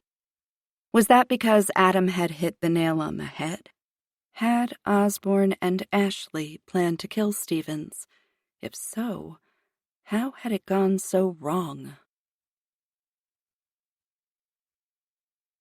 Chapter 33. Thursday night, 45 hours, 31 minutes, 17 seconds missing. Cue it up, Adam told Fletch as he came into the war room. Saul followed him. What have we got? Fletch hit a button on his laptop that projected onto a white wall. The IT geeks were going through the video from the C-store, and they found something from the day of the murders, Saul asked. Figured that was the lost cause. Oh, it was. Fletch said. Then why the hell are we watching it? Adam asked, frustration rankling him at the thought of wasting any more time. Because of what they found on the tape 2 weeks earlier. The interior of the convenience store appeared on the makeshift screen. A woman was standing in front of the coolers with the door open. A rolling cart filled with drinks sat behind her. That's Ashley Collins, Fletch said. As she restocked the coolers, a man came into view. Fletch pointed to the man. And that's Darren Stevens. Well, I'll be, Saul said. The two seemed to be having a discussion. Without audio, though, it was impossible to understand the context. Kendall breezed through the doorway, looking as if she could drop at any minute. It was the harried look all of them had, but none of them would be willing to give up just to get some rest. Not when there was work to be done. She slid into a seat next to Adam. What's this? Video from the C-store, 2 weeks before the murders. Stevens and Ashley are talking to each other. What about? No clue. After a few minutes, Ashley and Stevens embraced. That doesn't look like a woman who's trying to escape her past, Kendall said. Young rushed into the room and dropped documents in front of Kendall. Adam rolled his chair closer to read over her shoulder. What's this? Kendall asked. Text messages from Frankie's phone. And who is she texting? Young smiled like a little kid anxious to reveal a secret. Luke Mathis. The piano teacher's nephew, who'd sworn he barely knew Frankie. What? Adam snatched the document from Kendall. So the little shit lied to us. He never mentioned they were texting. What are they texting about? Saul asked. Adam looked through the messages. They were boring. Frankie asked a lot of questions about what Luke liked to do for fun, suggested places he should go, and sometimes implied they should go together. Mathis avoids making plans with her. Adam read the texts from Luke a second time. He's very interested in her family and how they live, though. A few questions about Mark, but the majority are about Poppy. And here's why, Kendall said, and began reading from another document. Poppy's text messages. Incoming. I just want to see you again. Poppy's response. No, I shouldn't have met you the last time. It was a mistake. Who was she texting? Adam asked, the hairs on the back of his neck on end. Luke Mathis. Chapter 34. Thursday night, 46 hours, 34 minutes, 29 seconds, missing. Where the hell are we going? Adam asked. Kendall swung into the driveway of a 2-story brick house. I'd got a phone call right before we left from Ruby Wilson's mom. The goalie? Adam asked. Yep. Kendall hit the button, and the SUV's engine shut off. Apparently, after our little non-information sharing discussion this evening at the rink, she went home and talked to her mom. Mrs. Wilson called me and asked if I could stop by their house. Ruby has been upset about Frankie, and her mother thinks there may be something Ruby is afraid to talk about in front of her teammates. Should I stay out here? Adam asked. I don't want her to feel pressured or uncomfortable. Kendall knew he was feeling the same sense of urgency she was, as if they weren't getting any closer to finding Frankie than the night she disappeared. They were willing to do anything for one scrap of evidence that would lead them somewhere. Chasing their tails around was making them irritable and dizzy. Come in, Kendall said. I'm pretty sure she was just nervous around the team. If it looks like she's distressed with you there, we can accommodate then. Mrs. Wilson answered the door and led them into the kitchen, where Ruby was sitting at the high bar counter. Her eyes were red and rimmed with tears. Hey, Ruby, Kendall said, taking a seat next to her and rubbing her back. What's the matter, sweetie? After choking back a sob, she looked up at Kendall, her lower lip trembling. I lied to you at the rink. I'm so sorry. That's okay. I'm glad you want to talk to me now. What did you want to tell me? Ruby wiped her nose on the sleeve of her sweatshirt, the same hoodie Frankie wore with the team logo on the front. She glanced at Adam, who was lingering in the doorway. I'm really sorry about Frankie. Are you and Frankie friends? Kendall asked. Not really. Mrs. Wilson said, They're friendly, but they don't attend the same school. Ruby goes to a private school. She mouthed the word bullying while Ruby wasn't looking. Ruby, honey, tell them what you told me. Ruby blew her bangs from her eyes. Frankie found out some of the boys on the team are buying pot from Coach Turner. Shocking. Yet it had been right in front of Kendall's face the whole time. Why hadn't she suspected that after visiting Turner's home? He'd been nervous about something. And Frankie found out about this? Yeah, she was really upset. She told me she got into trouble at school because she got into a fight with them over it. Told them that they had to stop or she would tell on them. She said they acted like they couldn't get into trouble for it. The day she'd told her teacher to fuck off, no doubt. Is that why you didn't want to talk to me at practice? You were afraid the boys would get mad at you. I don't care what they would do. They're idiots. So why hold this information back? She reached across the island and held her mother's hand. Mick. Kendall glanced at Mrs. Wilson, who said, The rink manager. Kendall nodded, placing the name. Anyway, Ruby continued, he told me to keep my mouth shut about things I didn't understand, that he knew people who could make sure I never spoke again, and then he asked me if I ever had my jaw broken, and did I know how much it hurt and how long it took to heal. Tears streamed down her face. Mrs. Wilson's nostrils flared and her eyes turned cold, her expression tight. Heat flushed through Kendall's body. Mick was going to pay dearly for scaring this girl. Ruby, I need for you to know this. Mick will never be able to hurt you. Adam and I are going to make sure he will never come near you again. But I need you to tell me what was going on to make him threaten you. I overheard some of the guys on the team talking about how Mick can help them bulk up. They thought Frankie and I were dumb, like we couldn't figure out what they were talking about. But I knew Mick was selling them steroids. Did Frankie know about this? Adam asked. I'm not sure. We only ever talked about the pot, but she could have. I was going to talk to her at the next practice, but then she... Kendall squeezed Ruby's hand. Ruby, can I tell you something? You're an incredibly brave girl.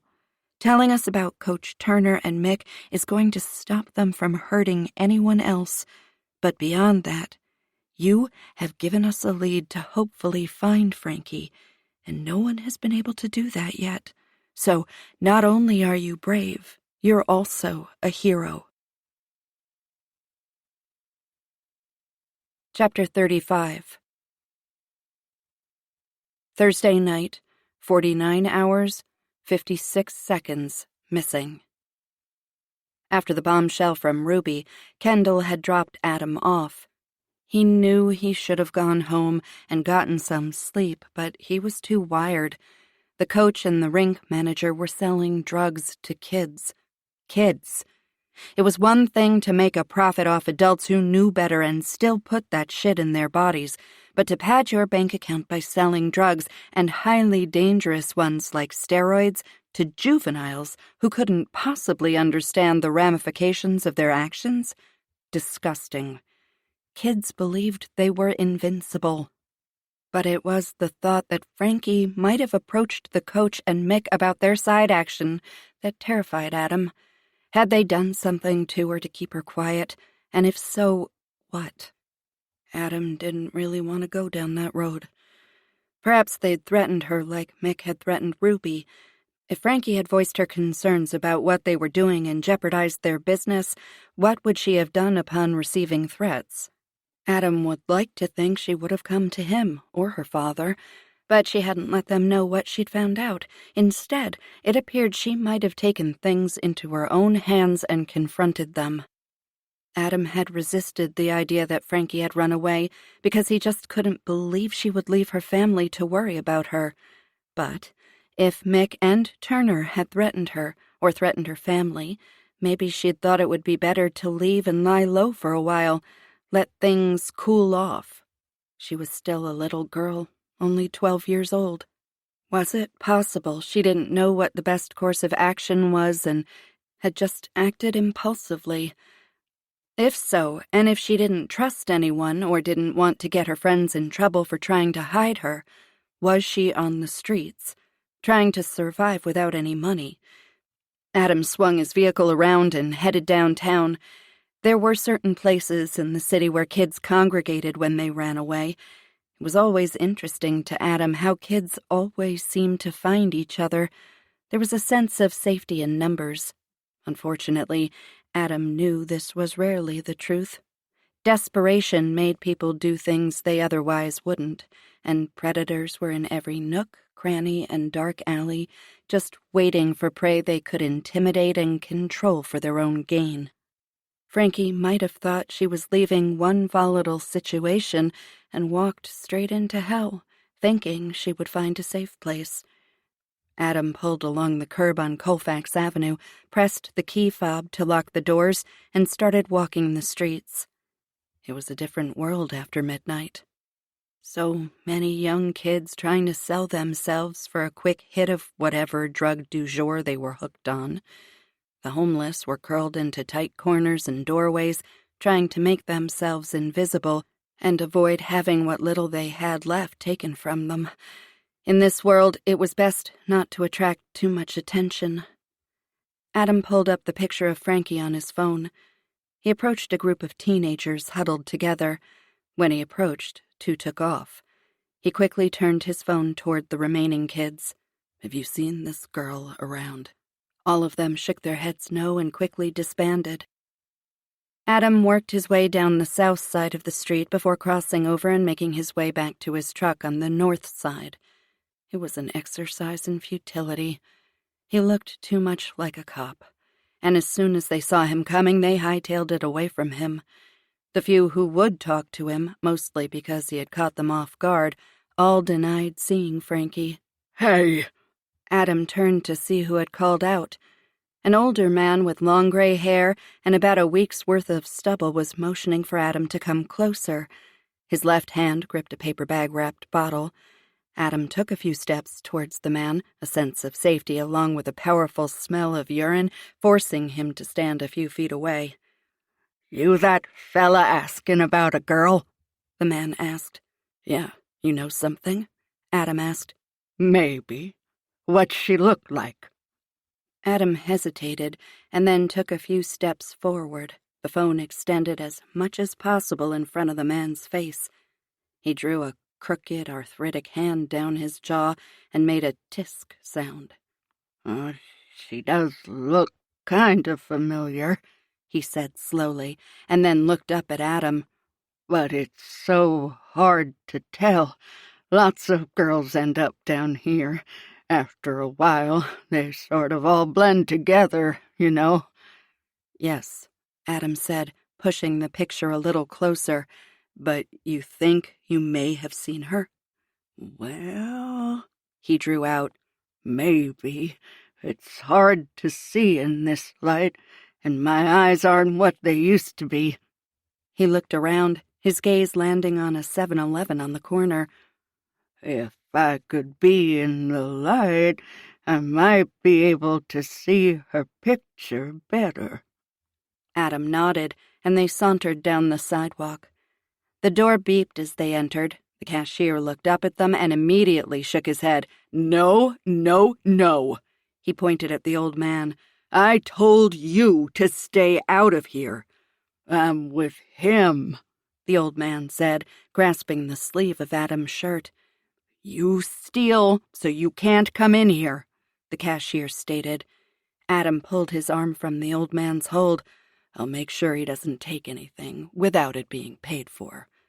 The cashier stared at Adam, then narrowed his eyes. Fine, but I'm watching you. His gaze swung back and forth between the two men. Both of you. Understood, Adam said. He turned to the old man and held his phone up. Take a look again. The man grabbed his stomach with both hands, his face crumpled in what Adam guessed was supposed to indicate pain. Oh, I'm just so hungry. I haven't had anything to eat in days. Maybe if you could get me a sandwich, I could concentrate better. Adam knew the ruse, and at that point he was willing to buy the guy a 3-course meal in exchange for information about his niece. He exhaled through his nose and urged the man toward the mini-deli hot food area of the store. The man grabbed 2 sandwiches, a regular-sized bag of potato chips, and a box of Oreos. He unloaded them on the counter, put up a finger for Adam to wait before paying, and headed to the back of the store. When he returned, he had 2 large beers, one in each hand. Something to wash it down. Right, Adam said. He plugged his credit card into the machine and waited for the cashier to give him the receipt and bag up the food. Adam grabbed the bag before the old man could snag it and leave. Once they were outside the store, Adam said, "Okay, you get all this when you tell me what you know about this girl." The old man squinted his eyes and stared at the photo. Yeah, he drew out. I've seen her around. Recently? Adam asked. Days kind of run together, but I'm pretty sure I saw her today. You can tell the new ones. They have wide eyes and look like they're about to piss themselves. She walked past a few times. A rush of warmth coursed through Adam. Finally, a lead on where Frankie could be. Where did she go, did you see? Which way was she headed? I think it was down towards the zoo. He glanced up at Adam, his eyes wide. Are you sure?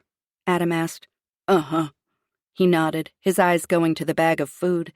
His tongue darted out and he licked his lips. Adam tightened his grip on the bag.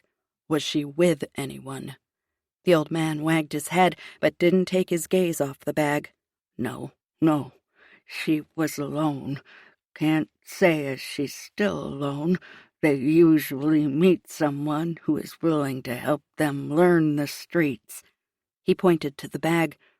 I told you what you wanted to know. Can I have that now? Adam handed him the bag. The old man didn't wait for Adam to say anything, just took off to his roost in front of some abandoned storefront. Adam turned and started down the street toward the zoo. A car door opened, and a man stepped out in front of Adam. Fed. "You're Adam Taylor?" the man asked. "Yeah," Adam said. "And you are?" "Calvin Charles." He put his hand out. "I work with Kendall. My partner and I are assigned to checking all the popular teen runaway haunts to see if we can catch sight of your niece."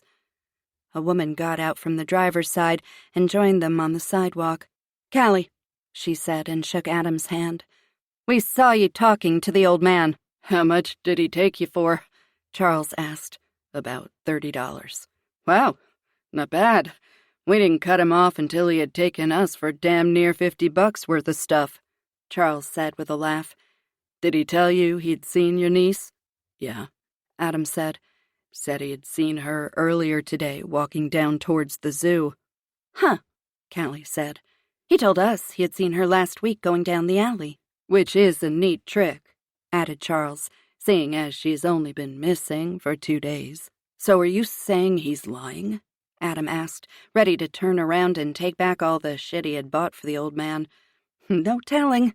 He's been on the streets for a while. I think he sees a great many things, and probably only half of them are actually real," Callie said. Charles placed his hands on his hips.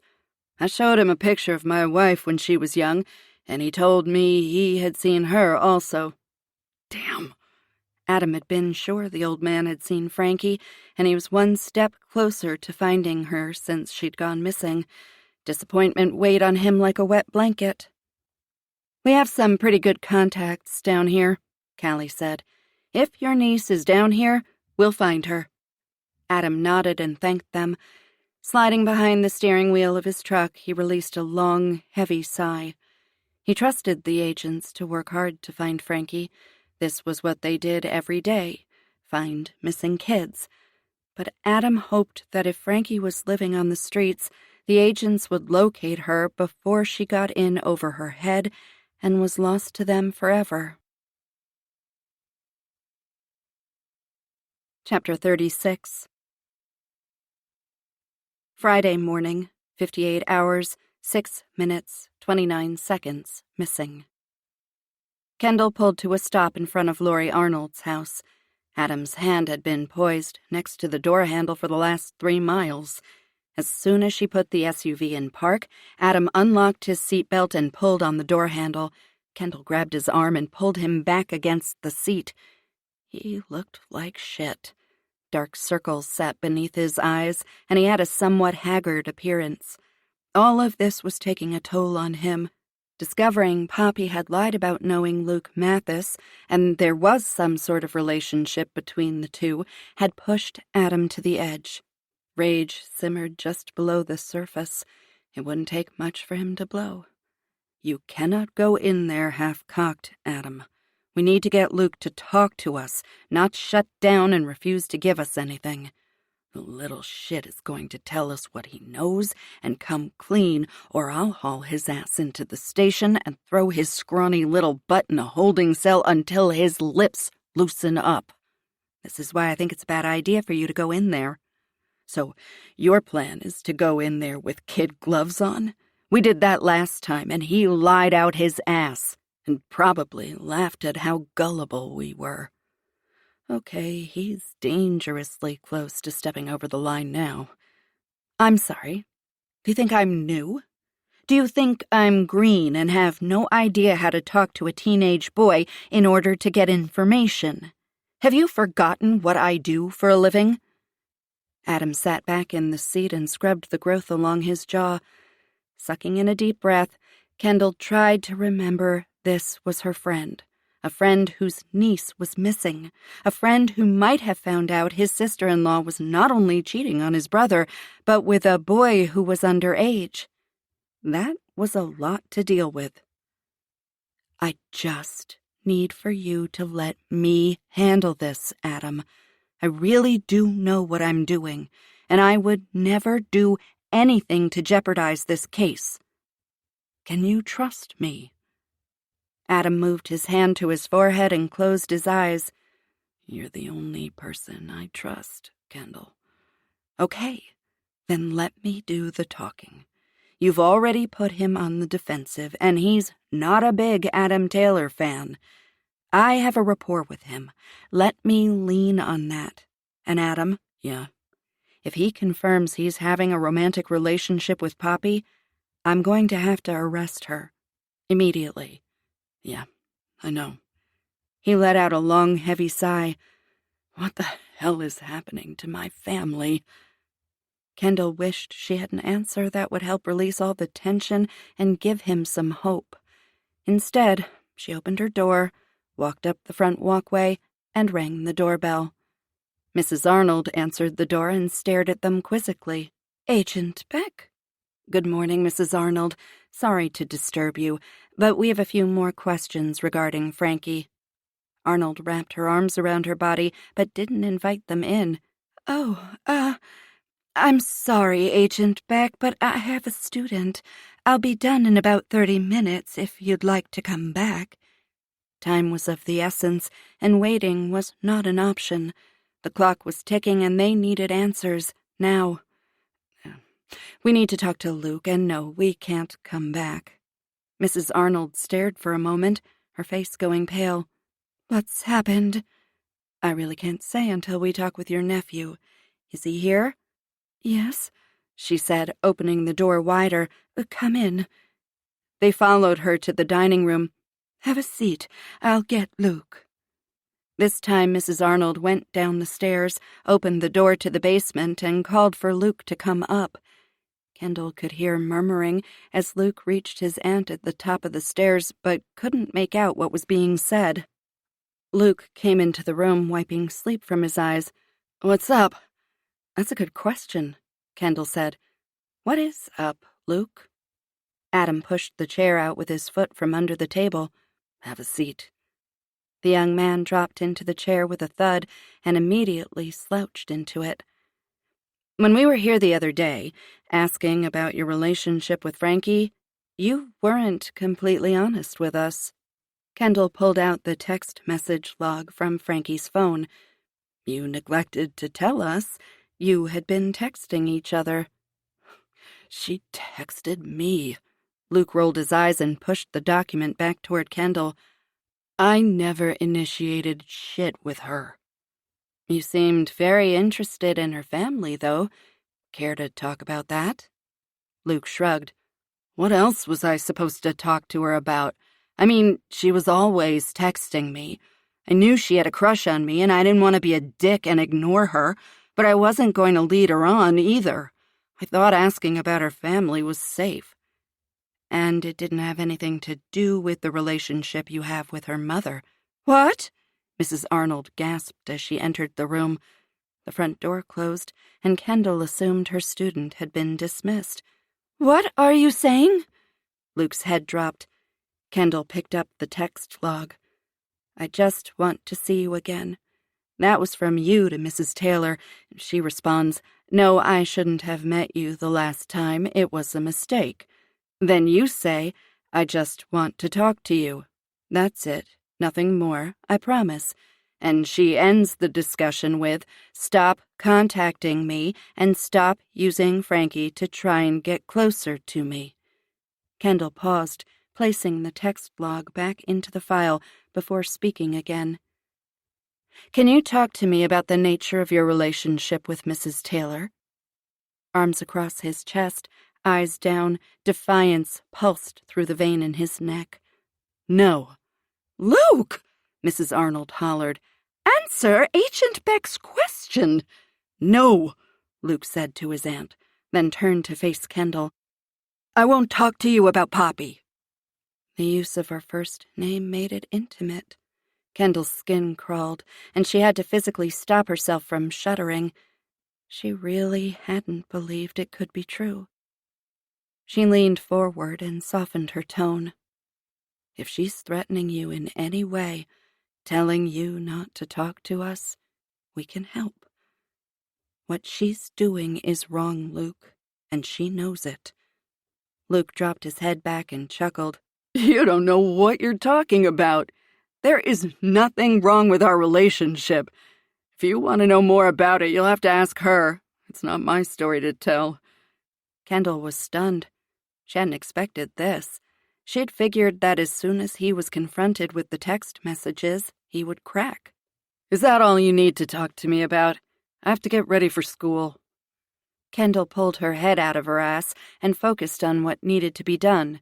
It was disconcerting that a smart-ass 17-year-old had stumped her. "No," Kendall said. "That's not all." A loud crash came from the basement. "What in the world?" Mrs. Arnold's head snapped around toward the stairs to the basement. Luke was on his feet and headed across the kitchen to the stairs. Kendall grabbed him and held him back. "Stay here." "Please, just let me go down there," Luke begged. "Sit down," Mrs. Arnold commanded with her high school teacher voice, and Kendall almost took a seat. Adam and Kendall slowly crept down the stairs to the basement. "What do you think?" Adam asked. "I think we keep guns holstered but at the ready." "What are we thinking this is?" Kendall wasn't thinking it wasn't it at all, but a who. But sharing that with Adam would be a mistake. He was too reactionary when it came to Frankie. If he convinced himself she was here, he would throw caution to the wind and get them both in hot water. Most of the basement looked like it was Luke's personal space. One side had a large desk with 3 computer monitors on it. Q had a similar setup, a gamer's paradise, complete with gaming chair and an oversized beanbag chair. On the other side of the basement was a queen-sized bed.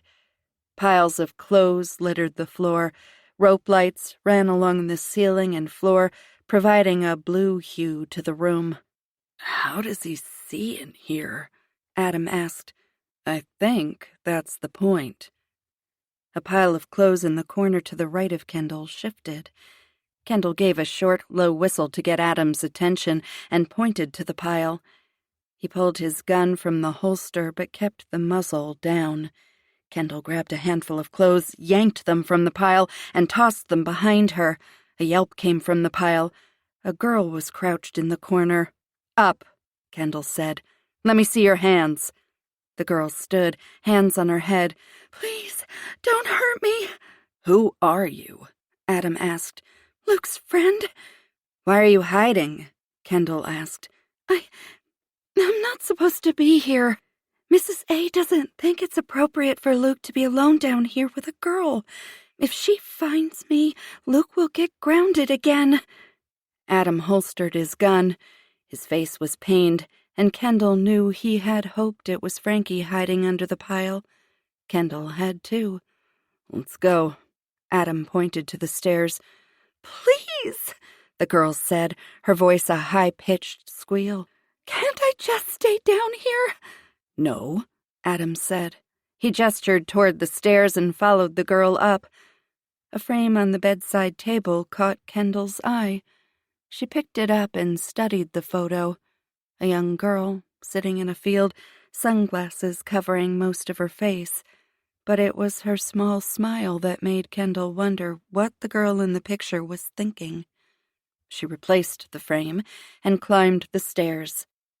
By the time Kendall returned to the dining room, tears were streaming down the face of the girl from the basement. Laurie Arnold looked as if her head were about to explode. Adam was showing Luke's friend a picture of Frankie, but the girl shook her head. "I don't think we need to keep her, do you?" Kendall asked Adam. "No."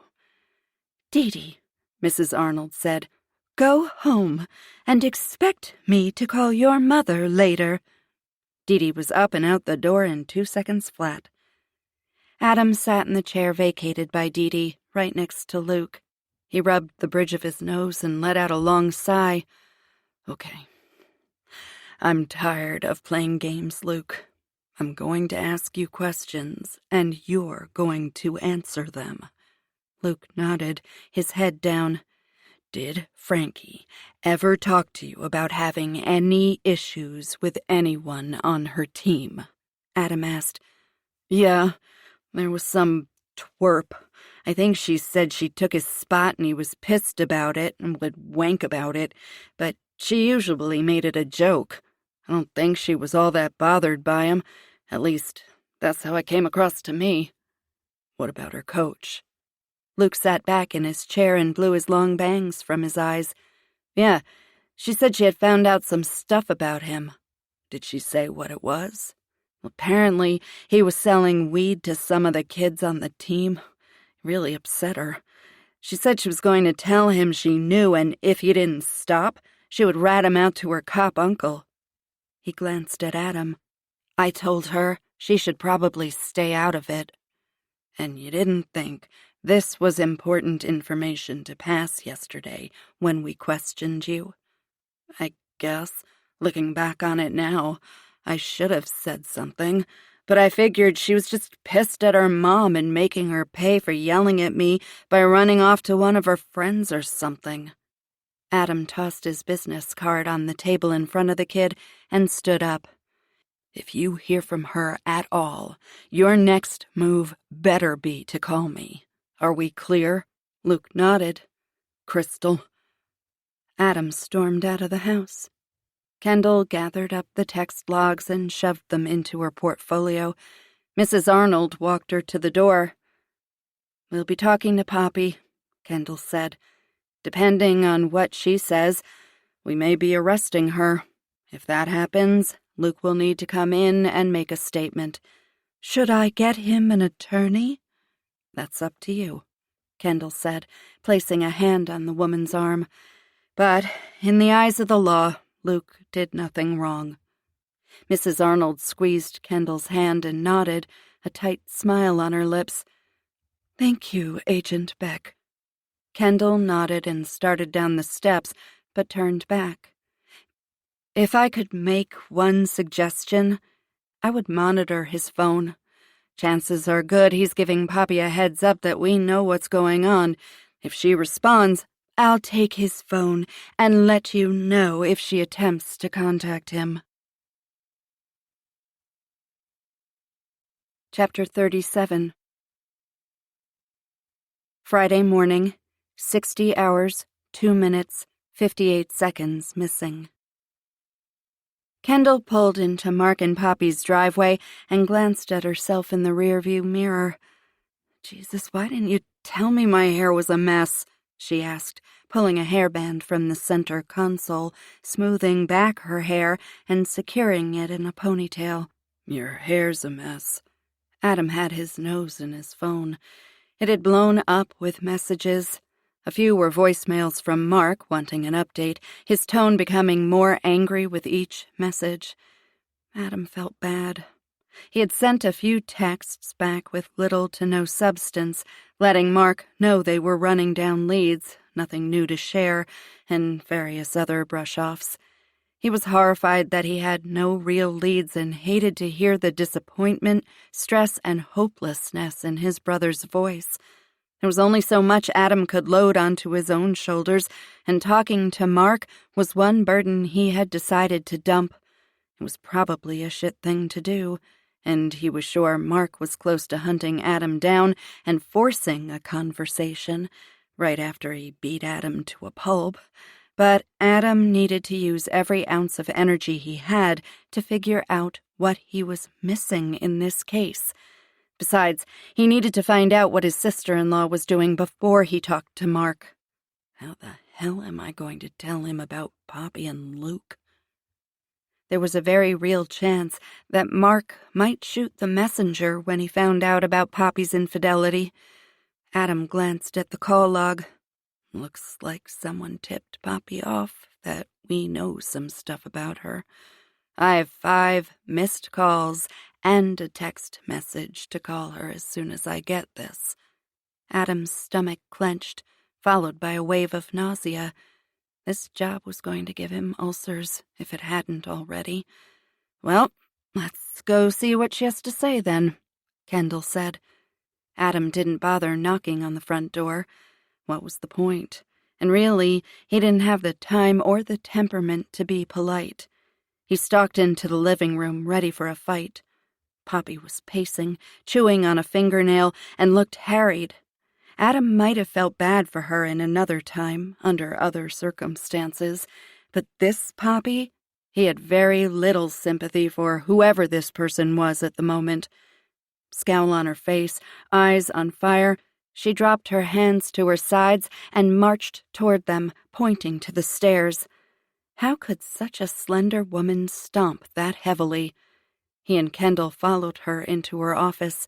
She made a show of forcefully shutting the door. Adam would have laughed if he didn't want to kick her ass. "What the hell are you doing talking to my lawyer?" she snapped, taking a challenging step closer to him. Adam met the challenge and took a step toward her. "Why are you lying to me about where you've been?" "Going to see Henry has nothing to do with Frankie." Henry? First name basis on her side also? Seemed to be more than a business relationship.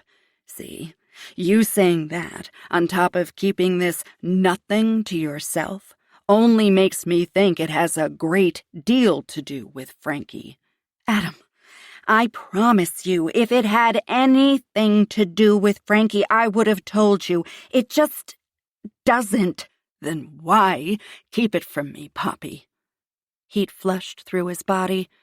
If it is truly nothing, then you just wasted a shit ton of my time while I chased down a discrepancy in your story. And that blows my mind. Your daughter is missing, and you think you get to decide what we know? Let me clue you in. We get to know everything. It's how we find Frankie.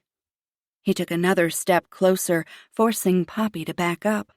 It was a low blow, using his height and weight advantage to intimidate her. But there was only so much Adam could take with a severe lack of sleep and enough stress to fell an elephant, and she was trampling his last nerve. But I think it is something, Poppy. I think it's a huge something. I think you're planning on divorcing Mark. What I couldn't figure out until today was why.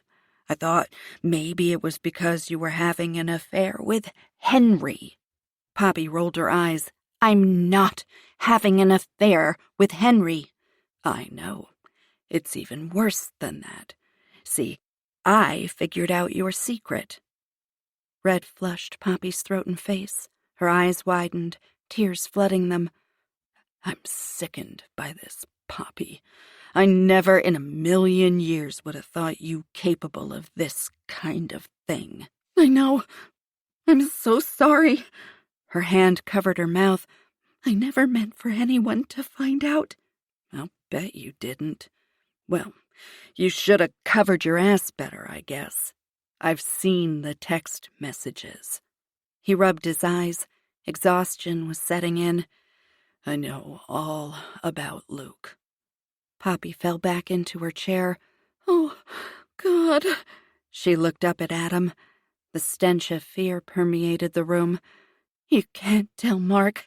Please, Adam. He can't know about Luke. It will kill him. He's going to find out, Poppy. She couldn't possibly think he could cover this up. I can't just sweep this under the rug. It's too big. Too many people know about it now. Sobs racked Poppy's body.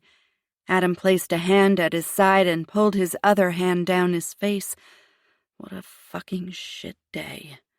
He was beat, heartbroken, and pissed. How could you do this, Poppy?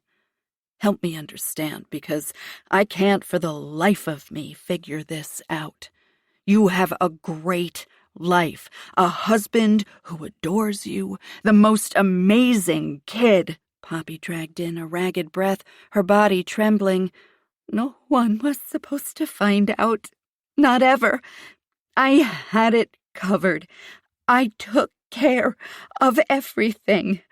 It was supposed to be a secret forever. No one was supposed to be hurt by what I allowed to happen. Out of the corner of his eye, Adam caught Kendall typing away on her phone. For fuck's sake, Adam said. How did this happen?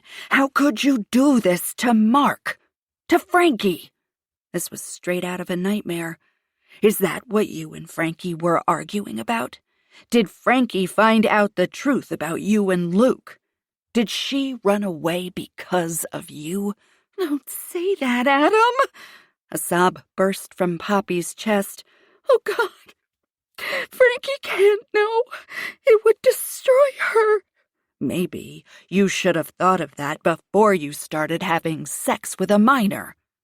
The air stilled. Poppy froze. Her eyes widened. She opened her mouth, but no words came out as she sat up straight in her chair.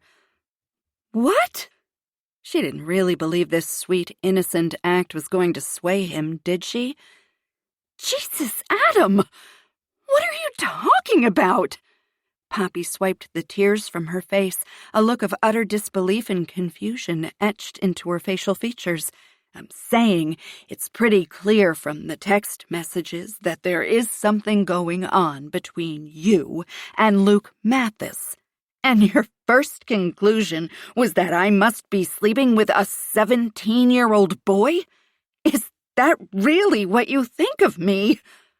He drew in a slow, steady breath and tried to call up the professionalism he usually exhibited when questioning a suspect. Not in the beginning. But then, I didn't think you would lie to me. Keep information to yourself during an investigation into your daughter's disappearance. An investigation where every minute counts. Poppy clenched her fists and groaned.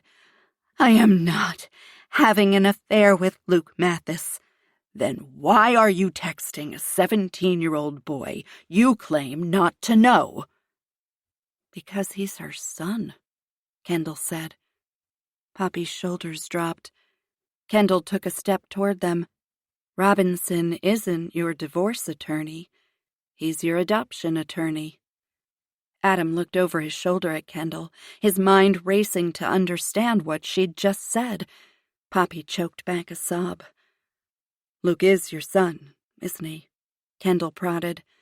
Poppy deflated, fell back into her chair and slowly nodded. You must have been quite young when you had him, Kendall said. 15. Now it was Adam's turn to stumble back and sit on the couch.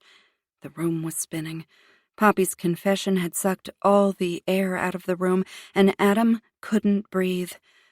Wait. Slow down. Luke Mathis is your son? How? Adam forced out. When did this happen? When I was a freshman in high school. Does Mark know? He asked. No, and he can't find out. You can't keep this from him, Poppy. Why hadn't she told him? His chest tightened. Christ, was he having a heart attack? Why had Poppy decided to lie to Mark all these years? Kendall put her hand up in front of his face and mouthed, "Breathe," to him before turning back to Poppy. What happened?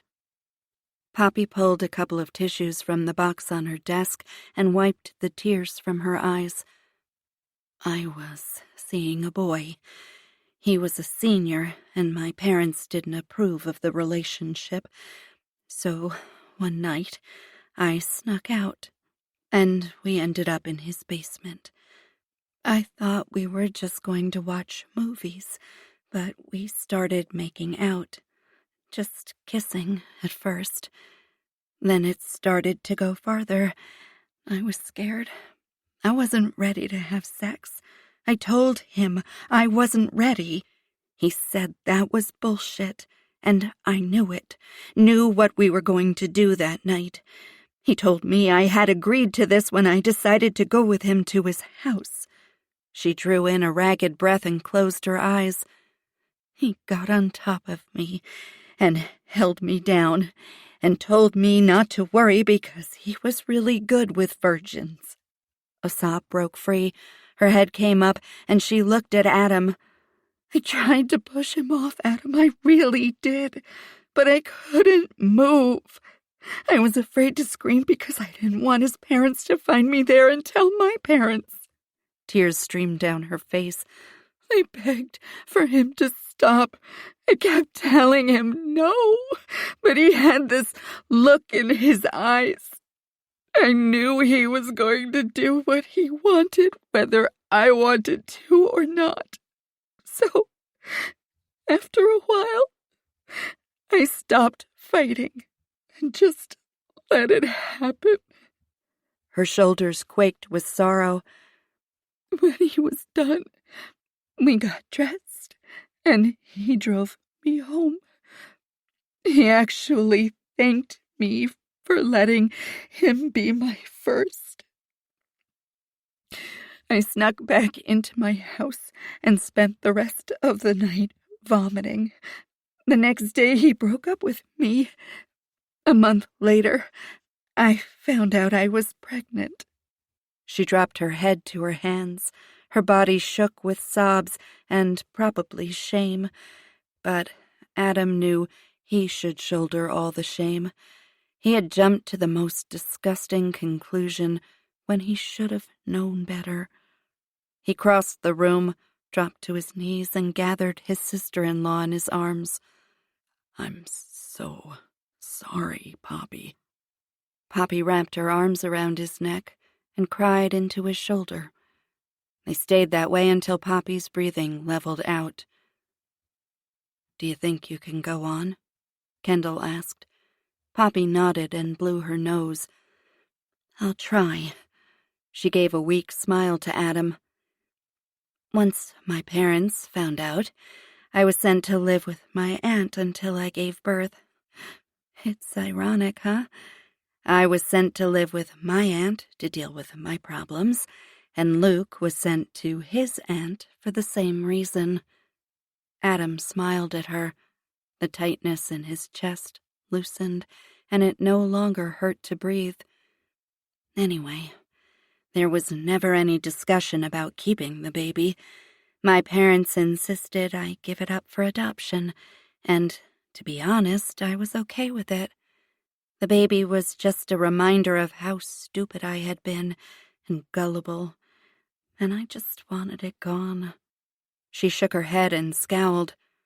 Sounds horrible now. Sounds perfectly understandable, Kendall said. We insisted on a closed adoption. I never wanted him to know who I was, never wanted any contact with him. Adam pulled a chair closer and sat next to Poppy, holding her hand in both of his. She was cold and still shaking. Sort of a coincidence that you would end up taking Frankie to the adopted mother's sister for piano lessons, Kendall remarked. Actually not. I had met her and her sister, Luke's mom, a couple of days before I gave birth. They would sit with me while I was having contractions. Lori told me she was a piano teacher, so when I decided to get Frankie lessons, she was the only teacher I knew. How soon after Frankie started going did you meet Luke? Beginning of the year. As soon as I walked in the door, I knew it was him. When did you find out he knew you were his mother? I was early, picking Frankie up one day, so I was sitting in the SUV waiting for her. He came up and knocked on the window. We talked about Maryland and how much he hated it there. Then he asked why I was called Poppy and not Carolina. And who is Carolina? Kendall asked. My first name. My middle name is Poppy. It was a concession between my mother and father. He wanted me to have his grandmother's name, but my mom wanted something fun. So they named me after great-grandma Cara, but called me Poppy. It must have been a shock when he said that. It was. I told him I had to run an errand and drove off. I waited until Frankie texted me to pick her up to go back. After that, I avoided him. He has a picture of you, Kendall said. Adam stared at her. Why hadn't she told him? It's framed and sitting by his bed. You're wearing big sunglasses. In the field behind my parents' house. I had forgotten I gave that to them. So, why were you going to see your lawyer? Adam asked. To see if there was some way to get Luke to leave me alone. He got my cell phone number, probably from the intake form I filled out for Lori, and started calling me. I finally met with him one time just to get him to leave me alone. He said he wanted to get to know me, to be a part of my life. She turned in her seat to face Adam. I couldn't do that. I couldn't risk Mark and the rest of the family finding out what I had done. No one would look at me the same way. Adam's heart broke. Poppy, we would have understood. Mark loves you.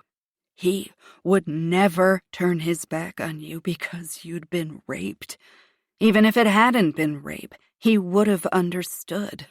He's not naive. He had sex in high school, too. Do you think Frankie found out Luke is your son? Kendall asked. Poppy shook her head. I don't think so. If she knew, she would have asked me about it. She's not one to suffer in silence lately, especially when it comes to me. Was she upset enough about what she might perceive as you interfering in her relationship with Luke to run away? What relationship? Frankie has been texting Luke. Her hand flew to her mouth. Oh, no. Oh, God, this is bad. But I don't think she would run away. She would never be able to be away from Mark for this long. A knock drew all eyes to the door. Mark opened it and stepped inside. Everything okay in here? His gaze landed on his wife. His face paled. He dropped to his knees in front of her and grasped her around her upper arms. What's wrong? What's happened? He looked up at Adam. Did you find Frankie? No. Adam looked at Poppy. You have to tell him. He squeezed his brother's shoulder as he passed him and joined Kendall in the hallway. Interesting turn of events, Kendall said as the door closed behind them with a soft click.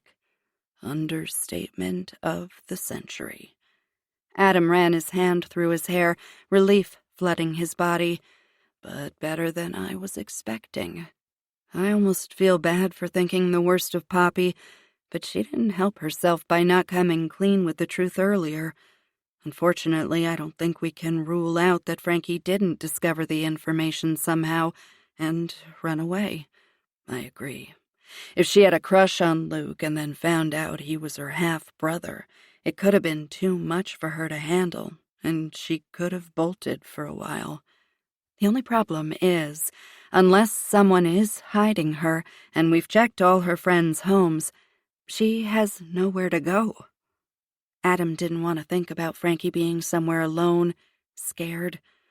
Please, don't let her be on the streets. What's the plan now?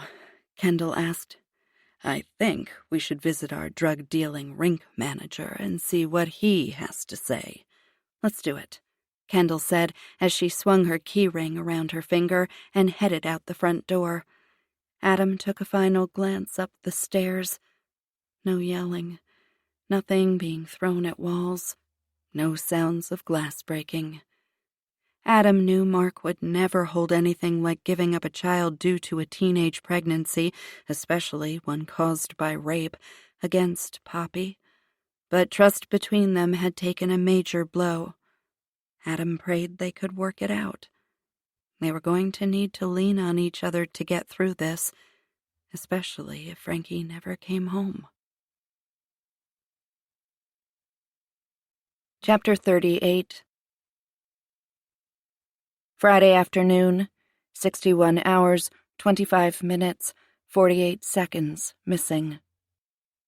The bright sun had warmed up the morning, but now that early afternoon had rolled around, there was enough of a chill that Adam pulled his light jacket on. Living in Colorado meant wearing layers. There was no telling what the weather would do, and Mother Nature often liked to show the weather guessers who was in charge. The front lobby of the arena was dark, the place eerily quiet. When there wasn't the hustle and bustle of hot, sweaty bodies milling about, the arena was downright frosty. Adam and Kendall walked up the ramp toward the rink and stopped to survey the area. Only a few of the lights were on over the slick, shiny ice rink. There was a sinister stillness. It reminded Adam of 4:30 morning practices before school started. The first blades hitting the ice felt as if they were waking the dead. In front of the skate rental, Mick, the manager, stood talking to a man in a leather jacket. They seemed to be having a cordial conversation, totally oblivious to the new onlookers. So comfortable in the belief they were alone that Mick handed the man a fat wad of bills. The man flipped through the stack, ensuring he wasn't getting ripped off, and slid the cash inside his jacket. A large manila shipping envelope was tucked under his arm. He passed it over to Mick. Mick glanced inside and shook hands with Leather Jacket. Adam glanced at Kendall. Had they actually witnessed a drug deal go down? Well, that would make having enough to arrest Mick a lot easier than relying solely on the word of two teenagers' hearsay evidence. Mick caught sight of Adam and Kendall and took off running to the locker rooms. "Mick!" Adam called to Kendall as he darted into the locker room. "Damn it!" he heard Kendall say before she started yelling at Leather Jacket. "Hands up! On your knees! Don't you dare run, motherfucker!" The locker room door slammed closed behind him with a clang. No doubt Mick was trying to dump whatever illicit drug he had just procured down the toilet. Adam had to get to him before he was able to dispose of it. No drugs, no drug charge. There were 8 stalls, 4 on each side. He pushed open the first door on the left, figuring Mick would go for the quickest and easiest. Empty. He crossed to the other side. Empty. Next stall. Empty. Crossing again, he flung open the door and whacked Mick as he was reaching for the flushing handle. Mick's body toppled forward. He placed his hands against the wall and steadied himself. Adam grabbed him by the collar of his shirt and dragged him out of the stall. Gun out of the holster, he aimed it at Mick. "Don't move, asshole. I'm having a really bad day, and I will not have an ounce of remorse about shooting you in the back if you try to run." Now, here was the dilemma. Adam could jeopardize the drugs dissolving in the toilet water or release Mick. Should he rescue the drugs from their watery grave or risk Mick running as soon as the gun was no longer aimed at his head? Adam had to hope Kendall had secured her guy and would be able to snag Mick if he got out of the locker room. Stay put. He holstered his gun, let go of Mick, and swung the stall door open.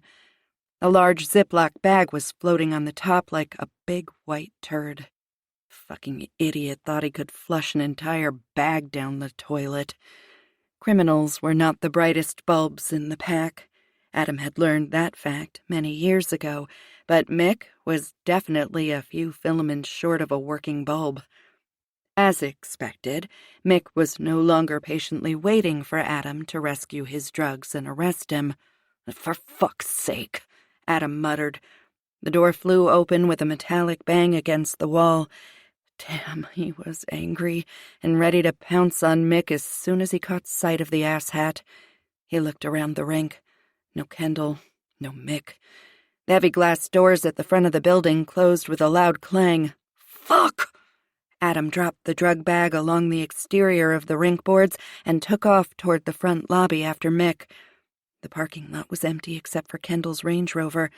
There was no place for Mick to hide, and if his size was any indication, short legs, rotund, middle, he wouldn't have the stamina to actually make it through the park and onto the busy road to flag down a ride without having a heart attack. Adam could have sat back and watched Mick drop from exhaustion halfway across the park. But Adam was pissed. At Mick, at Poppy, at the person who had taken Frankie, maybe at Frankie too, if she had run away. Mostly at himself. He should have found Frankie by now.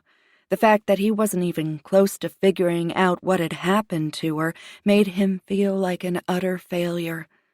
Adam burst into a run, adrenaline and anger propelling him across the parking lot. Mick was within his grasp. Adam reached for the collar of Mick's coat, but Mick surprised him, bent over, pivoted, and flung his arms around to get out of Adam's clutches. The man was wily for his age and size. Mick got his bearings and took off running again. Adam was in full sprint and gaining. 1 step, 2 more steps, and he launched himself on top of Mick. Both men tumbled to the ground. Mick emitted a loud oof as he hit the hard ground, rolled onto his side, and tried to stand up. Adam pulled his gun out of the holster with one hand and pushed himself off the ground with the other. Aiming the gun at Mick, he attempted to catch his breath. "Didn't I tell you that if you ran, I would shoot you, Mick?" Mick's answer was loud wheezing as he tried to inhale. "I think you broke my ribs." "I'd apologize, but I'm not sorry." "I'm gonna sue you and the police," he said between gasps. "Great idea, except you were buying a substantial amount of drugs with the intent to sell to minors. That won't help your case much." "You don't know that. You don't know what I was doing." Adam wondered if he should just shoot Mick. "Do you think I was there by accident, Mick? Or do you think I had some intel regarding what you've been up to? Now put your arms behind your back, dickhead." Mick squirmed and squealed as Adam yanked his arms back. "By the way, you're under arrest," Adam said as he tightened the handcuffs around Mick's wrists. Kendall came out of the front doors, clothes a mess, escorting leather jacket and handcuffs, and holding up the abandoned bag of drugs. "Want to tell me what's in the bag?" Adam asked Mick. "Don't know what you're talking about." Well, of course not. Adam smacked him on the back of the head and called for a patrol car to pick up their alleged drug dealers. Kendall met him halfway across the parking lot, one hand tucking her shirt in as she approached. "Well, that was fun." "Yeah, and here I was worried I wouldn't get a workout in today." "What are we doing now?" "I'll grab a ride back to the station with the black and white and grab my truck. It's probably a good idea if we divide and conquer." Adam walked with Kendall toward her SUV. "I need to talk to our Good Samaritan about who he was supposed to be meeting. He gave us a couple of numbers, but one is out of service and the other goes to a voicemail no one answers." "Why not just call him?" "I want to talk to him face to face. See how he reacts when I question him about why we can't corroborate his story. Also, he's not returning my calls. Rude." Kendall opened the driver's side door and slid onto the seat. "I guess I'll head over to Jason Turner's and question him about his extracurricular business. I can't tell if he's working with Mick or not, but it seems like a coincidence they're both selling drugs to players. CSU should be on their way to search the house, so I'll see what they come up with, too." Adam grasped the door and steadied himself. Jesus, was he that out of shape? If Frankie threatened Turner and Mick found out, either one of them could have grabbed her. Kendall nodded. "Check in with any news." Chapter 39. Friday afternoon, 63 hours, 3 minutes, 52 seconds, missing. It had been a long day. So much had happened, yet nothing had been solved, except 2 more drug dealers were going to be off the street and unable to put children in danger any longer. That was good news. But they were still no closer to finding Frankie and bringing her home than they had been that morning. Kendall couldn't dwell on that. It would zap what remaining energy she had, and that wouldn't help anyone. She was worried about Adam. If the day had been exhausting for her, it had to have been a living hell for him. He swung back and forth like a pendulum. One minute it appeared he was holding it all together, then he'd swing the other way and he'd look like a man treading water who was about to slip below the surface and drown. So many secrets had been uncovered, so many emotions pulling and tearing everyone apart, and there was still so much work to do. She was going to have to make sure she took Adam out for a drink, or 5, when this was over. But right now, she had a hockey coach to apprehend. CSU hadn't arrived at Jason Turner's house yet. The cops with the search warrant weren't there either. Saul had called and let her know they were on the way. So Kendall decided to find the coach and make sure he wasn't going to get in the way. If he had a heads up there was going to be a search of his house, he might try to get rid of the drugs. If he had Frankie there, things could get ugly if he tried to get rid of that evidence as well. No way was that happening. No answer to the knocks on the door at Jason's house. His Jeep was in the driveway, so chances were good he was there. She stepped off the cement slab porch and looked in the front living room window through a gap in the curtains. TV was on. Where the hell is he? She glanced across the lawn to the neighboring house. Could he be visiting his aunt? It was apparent by the state of the house and yard that Turner wasn't anywhere near homeowner of the year. In fact, he did the bare mins when it came to upkeep. No grass to speak of in the front yard, only hard-packed dirt. The yard was clear of weeds, but Kendall doubted he had much to do with that. Every few feet there was a block of broken concrete or an empty beer can. The current color of the house was dirt. 2 of the windows had rotted wood shutters barely hanging on.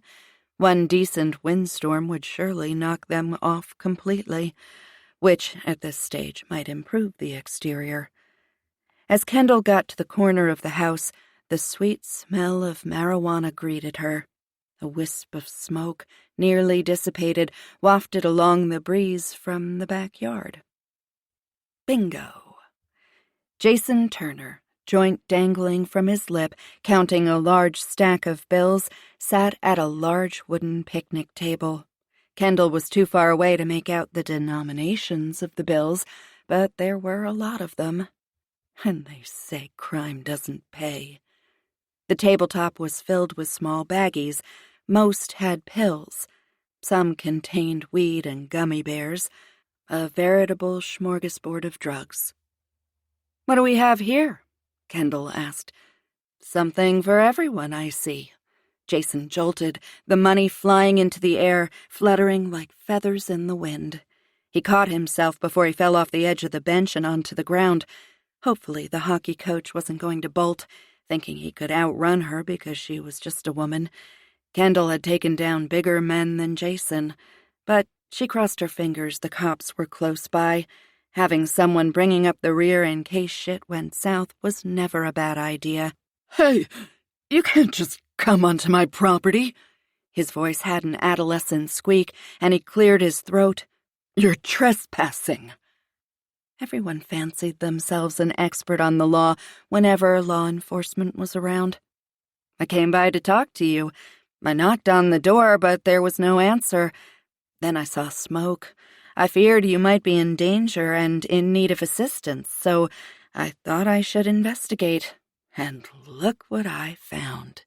You and all this stuff just sitting out here in plain sight." "What do you want?" Turner grumbled. "Yeah, I think we're going to have that discussion down at the police station." Jason continued to pick up the money. Kendall could now see it was mostly 20s off the ground. "Looks like possession of a few controlled substances with intent to sell." Kendall tisked, picking up a bag of pills and tossing it in the air, catching it in her other hand. "Adderall or Molly?" She shook her head. "Now, I'm not a cop, but I'm pretty sure there's enough here for a felony conviction, even under the new, less stringent drug laws in our beautiful state." His face paled, his eyes like saucers. "This isn't mine. I'm holding it for a friend." "Not a very nice friend, leaving you to hold the bag, so to speak." Turner shrugged. "Oddly, I don't believe you, Jason. I think all of this belongs to you, and I think you've been dealing to minors. That's not good." She shook her head and frowned. "Not good at all." 2 uniformed police officers came around the corner. She held up her badge for them to see. "Come on over and join us." She looked across the table at Jason. "I'm gonna need you to stand up, turn around, and drop to your knees with your fingers laced behind your head." Jason threw the money he had been collecting onto the table. "Fuck." Indeed. She rounded the table and stood in front of him as one of the uniforms secured handcuffs around Turner's wrists. "Jason Turner, you are under arrest for possession of a controlled substance with intent to sell." She gave him the rest of the Miranda warning as the cops lifted Turner to his feet. "Now, you're going to take a ride with these fine men in their car. I will meet you at the police station. I suggest you think about how you want things to go and what you want your future to look like. Helpful alleged drug dealers are more apt to get a sweet deal in exchange for information than ones who are less than forthcoming." Turner was just about to round the corner of the house when Kendall called out to him, "Oh, Jason?" He stopped and looked over his shoulder at her. "I thought you should know. We are conducting a search of your house." His knees buckled, and his face went as white as the little pills he was peddling to kids. And, in the midst of all the crappiness of the past couple of days, that made Kendall's heart flutter with a little bit of happiness. Chapter 40. Friday afternoon, 63 hours, 4 minutes, 27 seconds missing. There was a certain unpleasant odor locked into the hallways of older apartment buildings, a mix of dirt, dust, mildew, trash, and every meal ever made over the many years people had resided there, and mandatory inadequate lighting. It was akin to walking into a cave, not sure what was around you, or if what you stepped on was something alive or dead. There was very little about the building where Melvin Craig lived that said, "Welcome home." Adam knocked on the door to apartment 2C. When Craig cracked the door open, he didn't look happy to see Adam. Something in his eyes. Or maybe it was his scowl. Adam wasn't sure which, but then he didn't really care if the Good Samaritan was miffed to find the police on his doorstep. "Mr. Craig, I think your phone is having technical issues," Adam said with a smile. "That's the only reason I can think of for you not returning my calls. How about I'm busy? What can I do for you, detective?" "Well, you could invite me in so I don't have to have this conversation out here in the hallway where your neighbors might overhear." Adam raised his voice to make a point. "You know how nosy neighbors can be, especially when a police officer is at your door." "Fine," Craig said and stepped back to let Adam in. "What is it you need to know?" Adam walked into the living room. A massaging recliner was the only furniture in the room. The TV, an 85-incher, if Adam was correct, was mounted to a wall.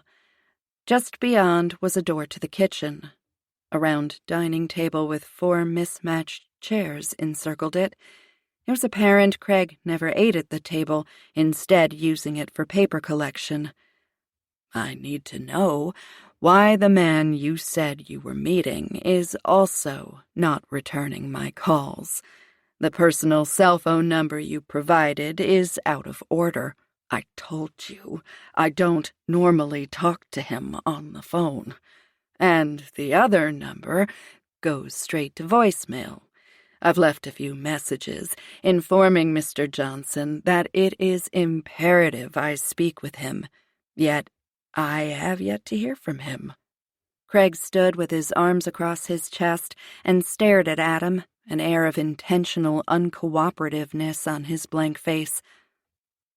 "When was the last time you spoke with Mr. Johnson?" Adam asked. "I guess it was the night before he was supposed to meet me. You haven't spoken to him since?" "No, I've been preoccupied. The press has been hounding me, wanting to interview me. This is the first day I've had any peace." "Not enjoying your 15 minutes of fame?" "Never asked for it. Not interested in having it." "But you're a hero, Mr. Craig. You rescued a missing girl and took out the bad guy." Adam stood next to the table and surveyed the apartment. It wasn't bad, just old. The property management company had done some updates, but it still looked like an apartment from the 50s. Some cops never accomplished that in their entire career. Yippee for me. He twirled his finger in the air. "I gotta say, I find it more than curious you haven't called Mr. Johnson to find out why he never showed up, or tell him how important it is that he call me and confirm he was meeting you the day of the shooting." Craig shrugged one shoulder and put his hand out, palm up. "Like I said, I've been busy." "Right," Adam said, "avoiding the press. It can be a full-time job, I understand." Sometimes the games they had to play to get people to talk were a challenge. He wished he could forego the diversion and get to the heart of what was going on with Craig, but it didn't appear the man was interested in providing information without the sport. Are you aware the number you gave me as Mr. Johnson's work phone is a pay-as-you-go phone? Craig swallowed. He shifted from one foot to another and looked down at his feet. No, I had no idea. Maybe he was just scamming me or something. Why would he do that? I don't know. You'd have to ask him. Ah, but if I could... Adam inhaled deeply and forced out a cough. Excuse me. Spring allergies. He coughed again, adding more hacking. Could I have a glass of water?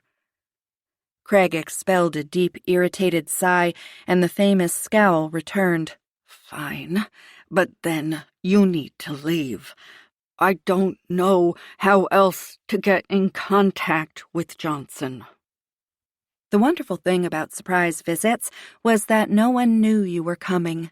Therefore, they couldn't clean up, or put things away they wouldn't want others to see, like a table brimming with documents and bills, and handwritten notes on torn pieces of paper, all left out in plain sight. And that was the best workaround for obtaining information without a warrant, the plain sight exception to search and seizure. Adam loved it. Used it whenever he could. Taking full advantage of Craig being in the other room, Adam quickly surveyed what was on the table. Bills, junk mail, all tossed on the table. Next to Adam's hand was a piece of paper that looked as if it had been torn from a notepad. On it was a date, address, and phone number. Adam glanced behind him while pulling out his cell phone. Craig was no doubt trying to find a clean glass, or dissolving rat poison in Adam's water. Adam opened the camera app and took a picture of the note, sliding the phone in his pocket as Craig returned and handed him the water. Thanks. No way was Adam drinking it. How long have you lived here? He asked, looking around the apartment as if he was interested in moving there himself. He was not. A while. I guess in your line of work you don't spend a lot of time at home, always on the road, driving here and there, all over the city. Ah, small talk. Sometimes it worked. Sometimes. The arms went across the chest again. The scowl returned. The lines in Craig's forehead seemed to deepen, and he looked angry. Is this really what you came over to talk about? No. Just curious. Then I'm going to have to ask you to leave. Adam placed the glass of water on the table and glanced around the place one final time before he walked toward the door. I won't take up any more of your time. He turned the knob and opened the front door. Turning back, he said, If you do happen to hear from Mr. Johnson, please let me know. I actually do need to speak with him so we can put this case to bed. My boss insists on dotting all the I's and crossing all the T's. Craig's shoulders dropped, and the twitching muscle in his neck disappeared. I'll do that, he said, his voice less antagonistic. He actually put his hand out for Adam to shake. Have a good day, Detective. You too, Mr. Craig. Adam slid behind the wheel of his truck and texted the picture he had taken to Fletch, then pressed the speed dial on his phone. No telling what he had found or if it had anything to do with the homicide investigation, but it was worth a shot. "What's up, boss?" Fletch asked. "I just texted you a picture. I need to confirm the address listed is for the gas station where the double homicide occurred, and I need to know who the number belongs to. Can you get me that information as soon as possible?" Yeah. Hold on." There was a silence on the line. "Yes, the address is for the gas station. Let me send the number down to the forensic geeks and see if they can work their IT magic. Thanks." Adam hung up. If Craig had another number for Johnson, why wouldn't he give it to Adam? The easy answer was Mr. Johnson's business was less than legal, and Craig didn't want to get wrapped up in it, or be found out to have been a part of it. This double homicide investigation was different from most Adam worked on.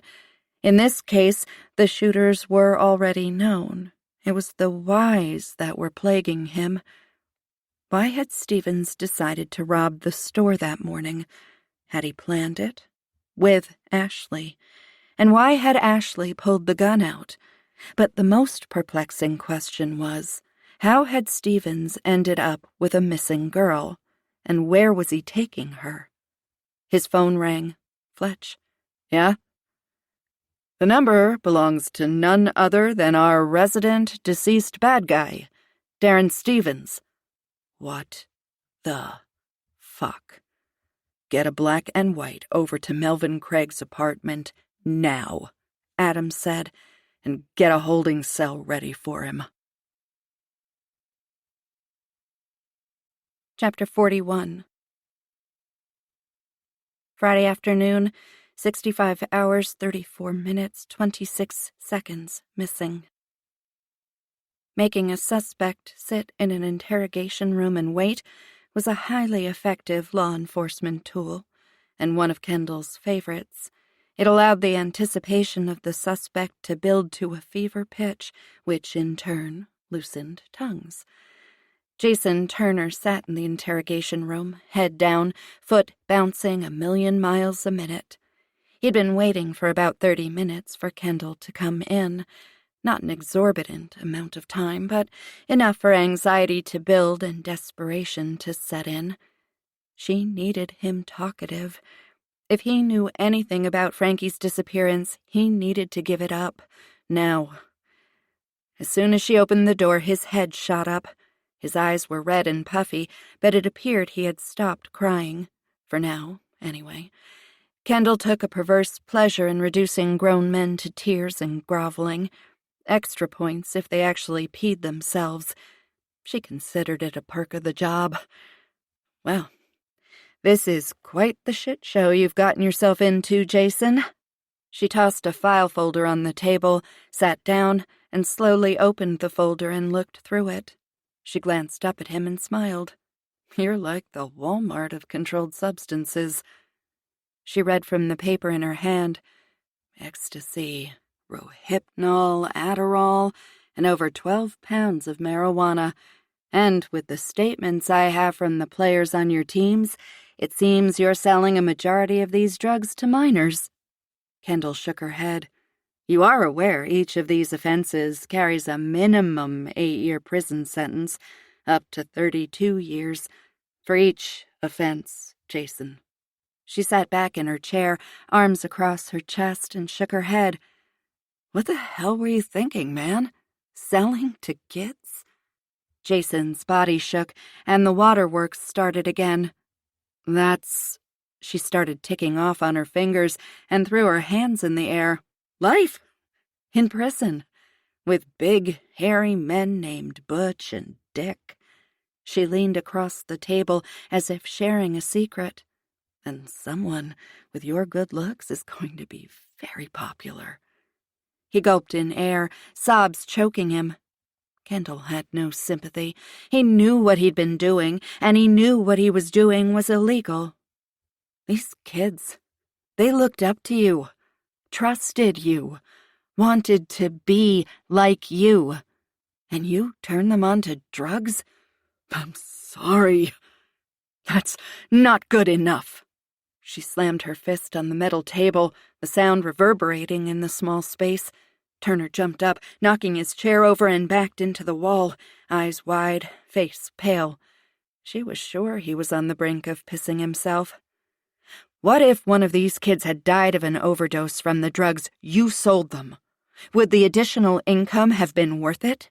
Or do you just assume that these kids, some of them not even teenagers yet, know the risks when they take this shit? The sobs grew louder. His mouth was agape, and a long string of spit hit the floor at his feet. She was disgusted. He wasn't sorry he had put these kids' lives in danger. He was sorry he'd gotten caught. Selfish little prick. Sit down, she said. He righted the chair and did what he was told without question. Now, we're going to talk about the night Frankie went missing, but this time you're going to be completely honest with me. No more bullshit, Jason, or I will literally nail your balls to the wall. She was only half kidding. I know Frankie had an argument with you the night she disappeared, and I know she was confronting you about selling drugs. Did she threaten to tell the police? Turner was staring at his feet, tears dripping onto the floor. Hey! His head snapped up. This is the time you need to answer me, Jason. Because I already know Frankie intended to confront you about the drugs, and if we don't find her, I'm going to assume you killed her to keep her mouth shut. His head wagged from side to side. I didn't touch her. I swear. I didn't do anything to her. You better start talking. What happened that night? He sucked in a deep breath. She came up to me before the game started, during warm-ups. I'd been talking to one of my players from the elite team. And by talking, you mean selling him drugs? He didn't confirm. He didn't need to. It was written all over his face. She told me she knew what I was doing, then skated away, the look of disappointment in her face. It was horrible. So horrible you decided to sit her on the bench the first period? He nodded. But the others were wondering why I was allowing them to get their asses kicked, so I put her back in. After the game, she told me what I was doing was wrong. I told her she didn't know what she was talking about and walked out the door to the back parking lot. She followed me out, yelling at me about how she was going to tell her uncle and he was going to arrest me. It freaked me out. So I decided to go home and stash everything just in case. That's why you were so nervous when Detective Taylor and I showed up at your door. Yeah, I didn't think you would get there that fast. I thought I had some time to get things out of the house before anyone came asking questions. And you thought you'd get high while you were at it? I needed to calm my nerves. She shook me up. I mean, I don't sell to all the kids on her team. Only, like, 2. And it's only weed. But I'm pretty sure most of them know about it. I was shocked Frankie was gonna turn me in. Only weed. To 12-year-olds. You do understand you are in a position of authority, correct? Kendall took a deep breath and held it, counting to 10 before slowly releasing it. She needed to get her blood pressure under control. She was disturbingly close to launching herself across the table and choking this shithead until his head popped off. What happened to Frankie after she followed you outside? I don't know. I was freaked out. I got in the Jeep and took off. Where was Frankie when you left? Last I saw, she had gone around the side of the building to go to the front of the rink. Why not go back in the door you had come out of? It locks.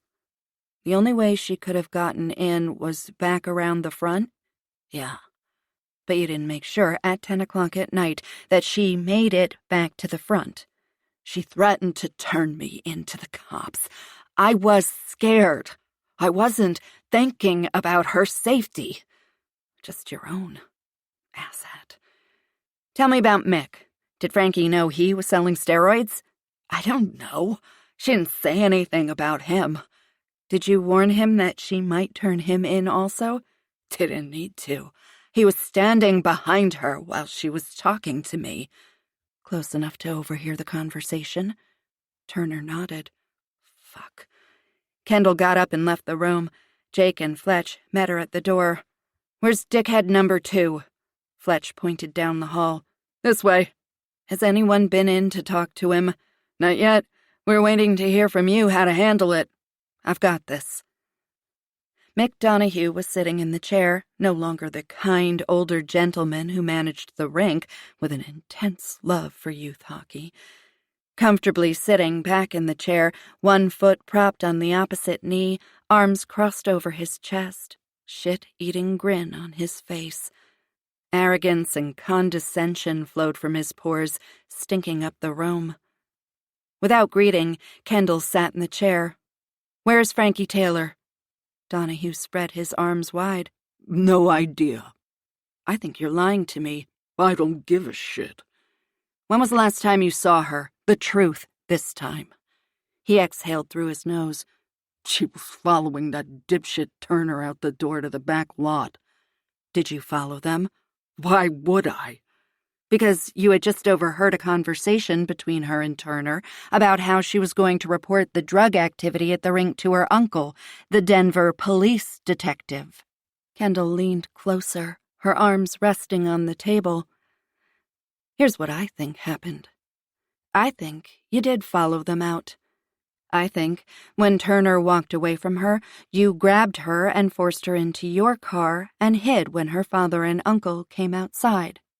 What I want to know now is what you did with her. Kendall knew it wasn't true. She had been speaking with Mick in the lobby at the time, but it might encourage him to rat out Turner to save his ass. The possibility still existed that he and Turner were working together to get rid of Frankie. Great story, but that's all it is. Something you've made up. I don't know how many ways I can tell you I had nothing to do with her disappearance. This is your chance to get in front of this. Your house is being searched as we speak.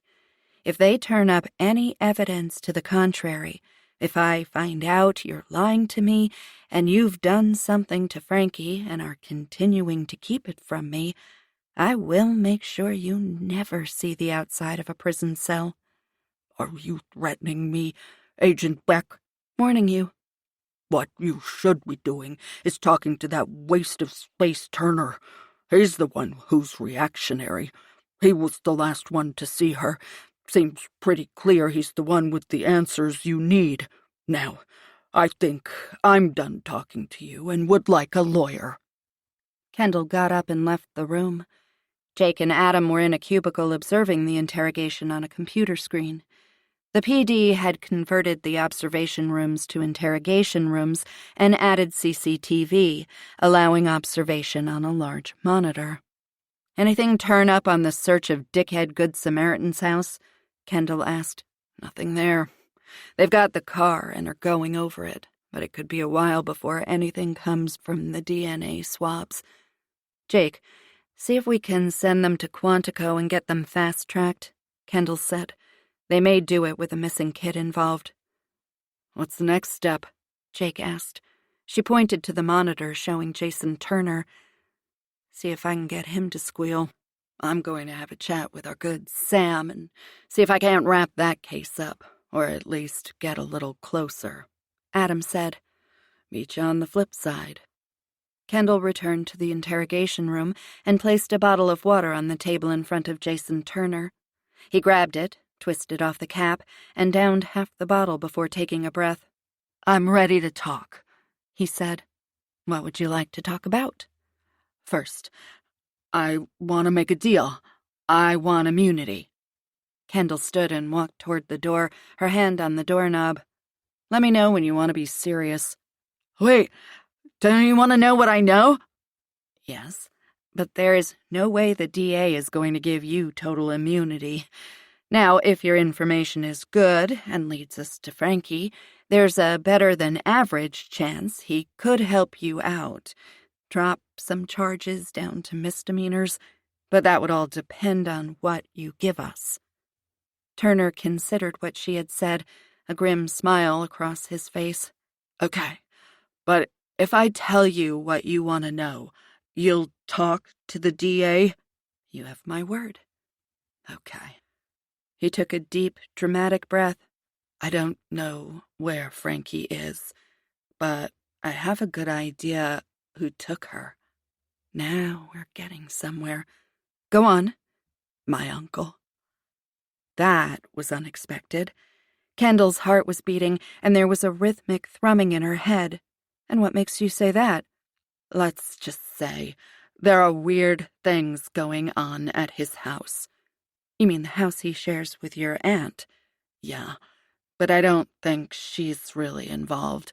I think he forces her to be quiet and go along with it.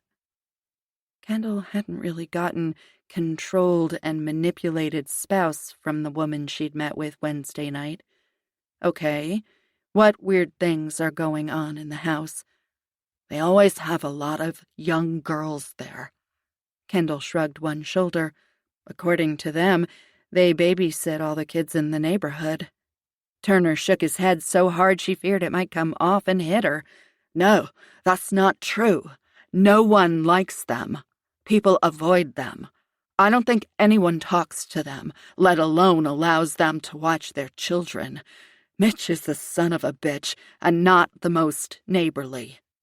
"So why are all the girls there then?" "I'm not sure. They're only around for a few days, I think. I hardly ever see the same ones twice.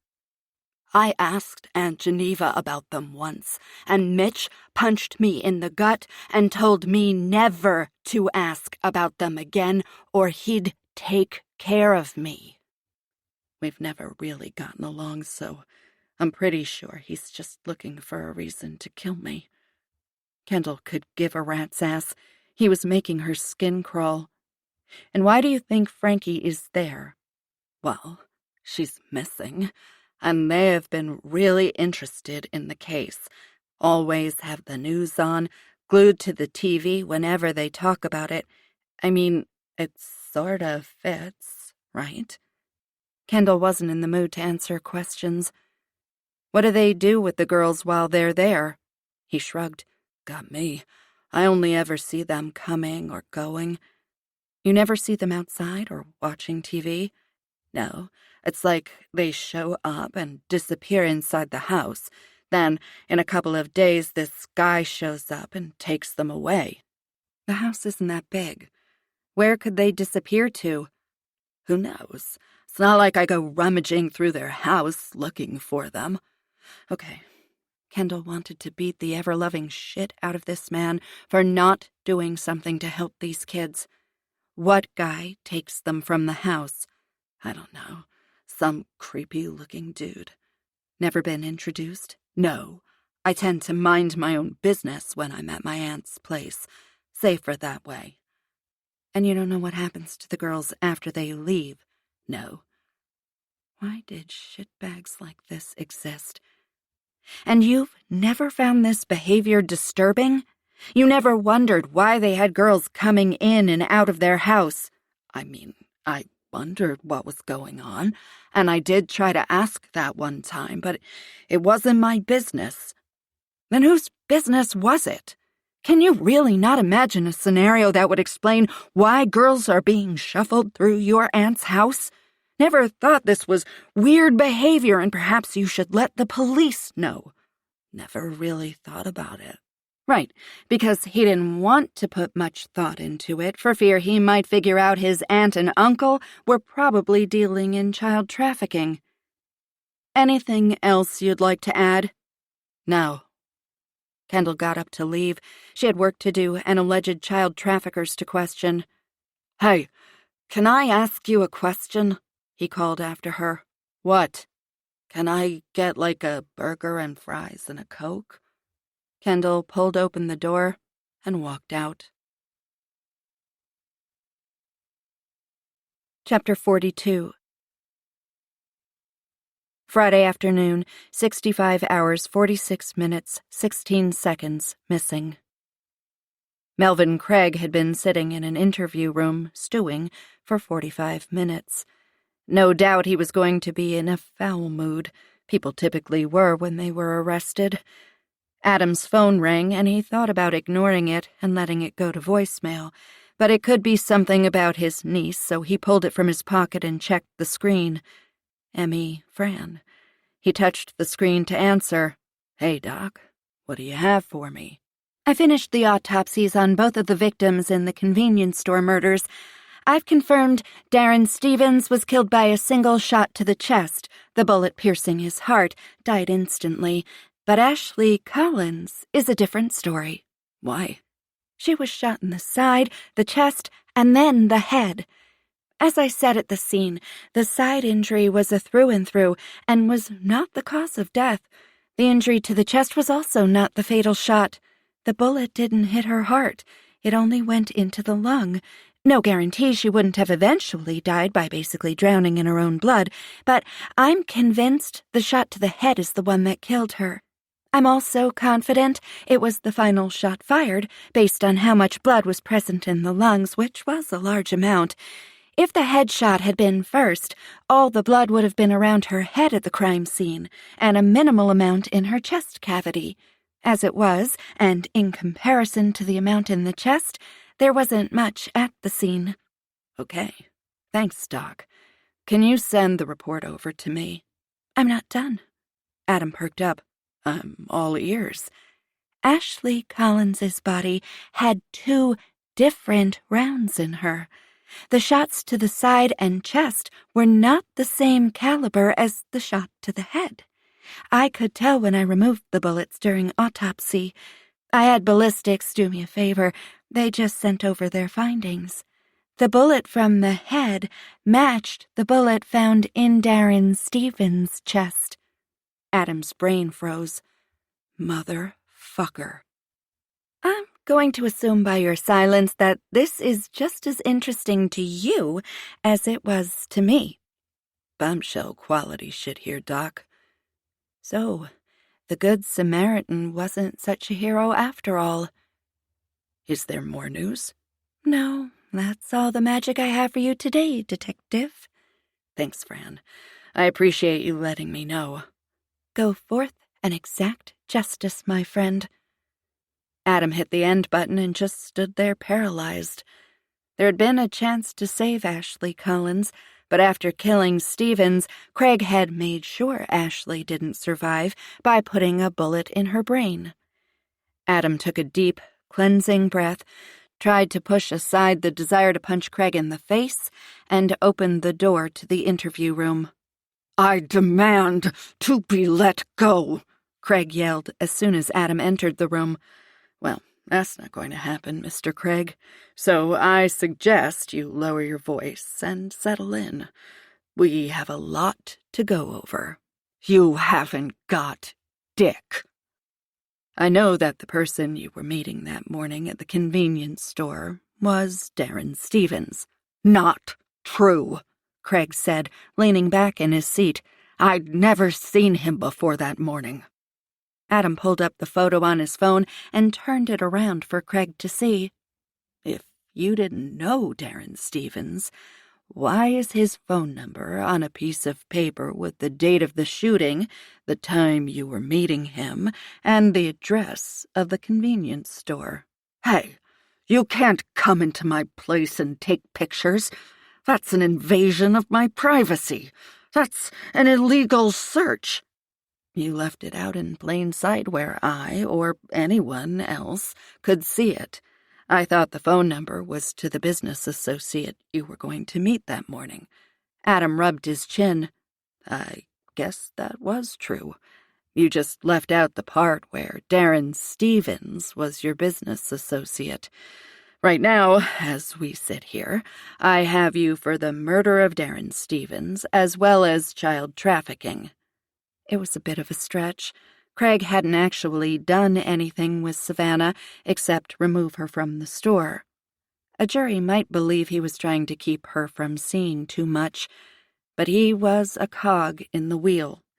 If Stevens had been there to do a drop, the evidence was pointing to Craig as the receiver. Adam thought it best to keep the information regarding the death of Ashley Collins to himself. He could pull that rabbit out of the hat later if Craig didn't want to cough up information. Look, Mr. Craig, I don't know how involved in this you are, but I can tell you it's in your best interest to get out in front of this. All the best deals go to the person who talks first, and at this rate, you are looking at up to 48 years for the child trafficking and mandatory life for first-degree murder. Adam intentionally blew a long, slow stream of air from his lungs while shaking his head. I don't know, but if I were in your position, I might want to see what kind of deal I could get, and the only way to do that is to show good faith. Good faith is telling me what you know about this trafficking organization Stevens was involved in. Craig stared at Adam, his teeth grinding together. After a moment, he grimaced and said, I don't know anything. I was asked to meet Darren at the convenience store to pick up his niece and take her to her father. That's all I had to do. And you were going to do this out of the goodness of your heart? He said he'd pay me $350. Fuck. Where were you taking her? The moon? Airport? And you didn't find that strange? He said he was desperate. He had another job and couldn't take her. So he asked me. So you two were friends? That shitbag? Hell no. But he trusted you with his niece. Adam used air quotes. A guy he's not friends with, according to you. Had you done jobs like this for him before? With other nieces? One other time. Adam stared at the man for a moment. What a piece of shit. How did you get paid the first time? Money was in an envelope with instructions on where to go and who to meet at the airport. Interesting. There had been no money in an envelope at the crime scene or in Stevens's car. So how was Craig going to get paid? And you had money in hand when you did this? You got the girl and the money at the same time, usually. Usually? You just said this only happened one other time. How many times have you done this, Melvin? Craig chewed his bottom lip. Fuck. He glanced up at Adam. I tell you what you want to know. I get a deal. I can't promise you that, but I've been around long enough. The DA is very agreeable if the information passed helps save a life. If children are involved, even more agreeable. Okay. Craig took a deep inhale and scrubbed the growth on his jaw, weighing his options.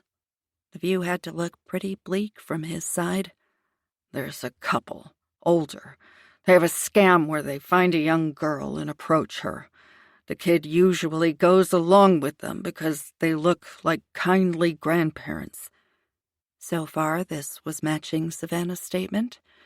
They get them back to their house and hold them there, put their pics on some website for men who are looking for that kind of thing. That kind of thing. Adam wanted to puke. How Kendall hadn't lost her mind dealing with this type of scum was beyond him. Anyway, as I understand it never takes longer than 48 hours to find an interested party. Then they have a network of people they work with. Couriers, like me. Couriers?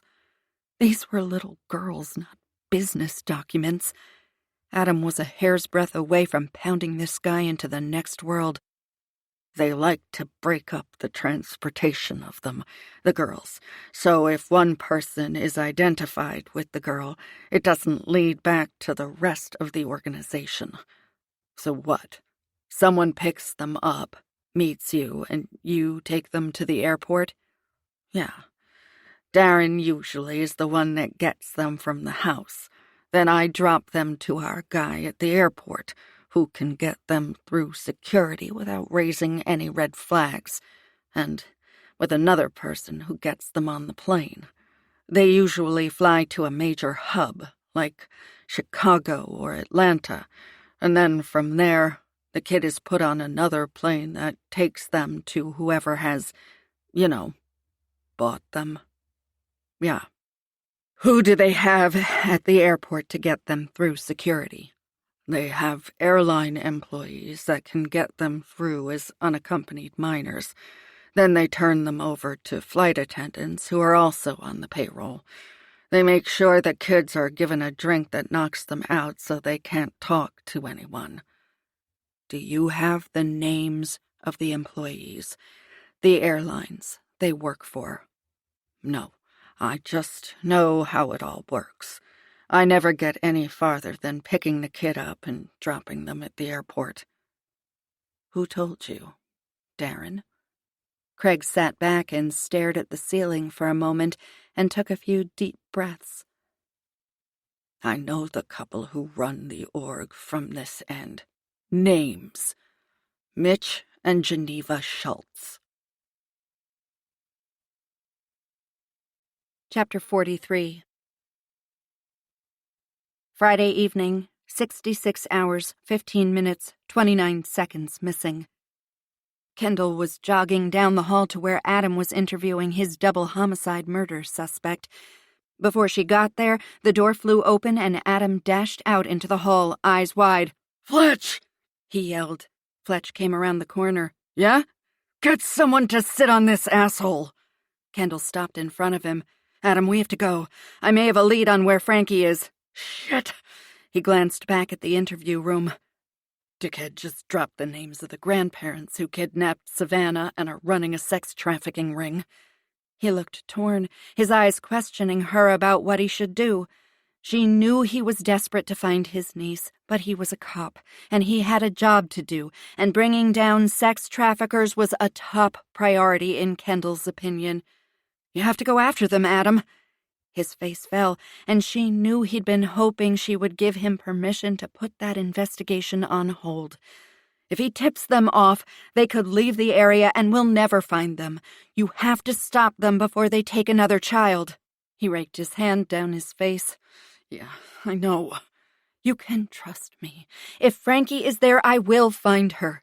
If she's been there and gone, I'll spend all night tracking her down. I promise.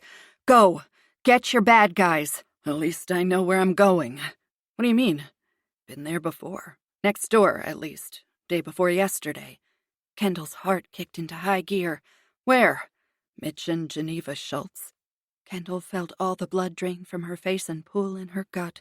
She wanted to vomit. She wanted this to be a mistake. She wanted not to tell Adam she was going to the same place. You can ride with me, she said. What? Jason Turner believes his aunt and uncle have Frankie. Adam fell against the wall, his hand over his mouth. Kendall caught him before he hit the floor. They'd both known this was a possibility, that Frankie had been taken by some sexual deviant, but they hadn't voiced it. Because they were desperate to cling to hope that Frankie was a runaway and they would find her, or she would get cold or lonely or scared or just plain bored and come home on her own. If Turner was right, that hope, the dream of finding Frankie unharmed, hell of finding her at all, was quickly diminishing. Adam, look at me. This is just a girl who needs our help, like any other girl who needs our help. This is your job. Don't you dare fall apart on me now. We have work to do, and we have to get moving before the Schultzes are tipped off. Chapter 44. Friday evening, 68 hours, 2 minutes, 19 seconds missing. The makeshift mobile command center was a block away and around the corner from the Schultz residence, close enough to keep tabs on the couple, out of sight enough that they couldn't see what was coming for them. The SWAT team had also cleared the neighborhood without creating a fuss. No one was going to get caught in the crossfire if things went sideways. Adam had been amazed at how quickly Kendall was able to mobilize a team to raid the house. Yeah, this was what her team did, but he'd had no idea people were basically on standby in case they got information that required immediate action. Computer screens filled the inside of the truck. 2 guys were running everything electronic. A map of the area was up on one screen. A recent floor plan of the house was up on another. Apparently, the Schultzes had done some renovations recently and had needed to submit a blueprint of the floor plan to the county, among other documentation. Kendall motioned for Adam to step outside the vehicle with her. We're getting ready to go in. I need to know that you've got your head on straight and not jammed up your ass. We go in and get the Schultzes, then we search the house. You need to convince me that I should allow you to go in with us.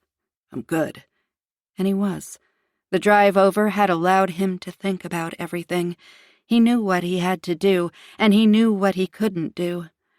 Removing Frankie from the equation was critical to his being able to function. This was a raid on a suspected child sex trafficking operation. He had gotten to the place where he wasn't thinking about anyone in particular, only what had to be done to ensure the Schultzes were convicted and out of business. With any luck, they'd be able to bring down the entire infrastructure. Kendall looked him in the eye and then nodded, apparently satisfied he was in the correct headspace. You and I are on the team breaching the front door. We have people in position who can see into a good portion of the house. We'll know where they are when we go in, and should be able to get the Schultzes without incident. That's the hope, anyway. Adam tightened up his tactical vest and secured his weapon. A guy in black from head to toe, carrying an assault rifle, came up behind them. "Let's saddle up. We're a go," he told Kendall. 10 SWAT team members in full gear, all carrying M4 rifles, walked heel to toe, making barely any sound as they approached the house. They walked single file, careful to avoid being seen by anyone looking out the side window of the house. Kendall and Adam followed close behind them. Adam had been trained in SWAT tactics, but it wasn't something he did often. It was a little trial-by-fire-esque. But he knew the men and women in front of him, along with the team at the back of the house, were professionals and knew exactly what they were doing. They also trained for all sorts of scenarios and had a plan for every possible contingency. They stopped at the side of the house, all lined up against the exterior wall. The lead agent pulled the search warrant out and notified the agents at the back that they were executing. Once again, in a semi-single-file line, they turned the corner, and the team split into 2 lines behind the 2 agents at the front. The agents brought up their rifles, aiming them at the door. Kendall and Adam held their Glocks against their chests, cocked and ready to go. One agent pounded on the front door. "FBI! Executing a search warrant! Open the door! Now!"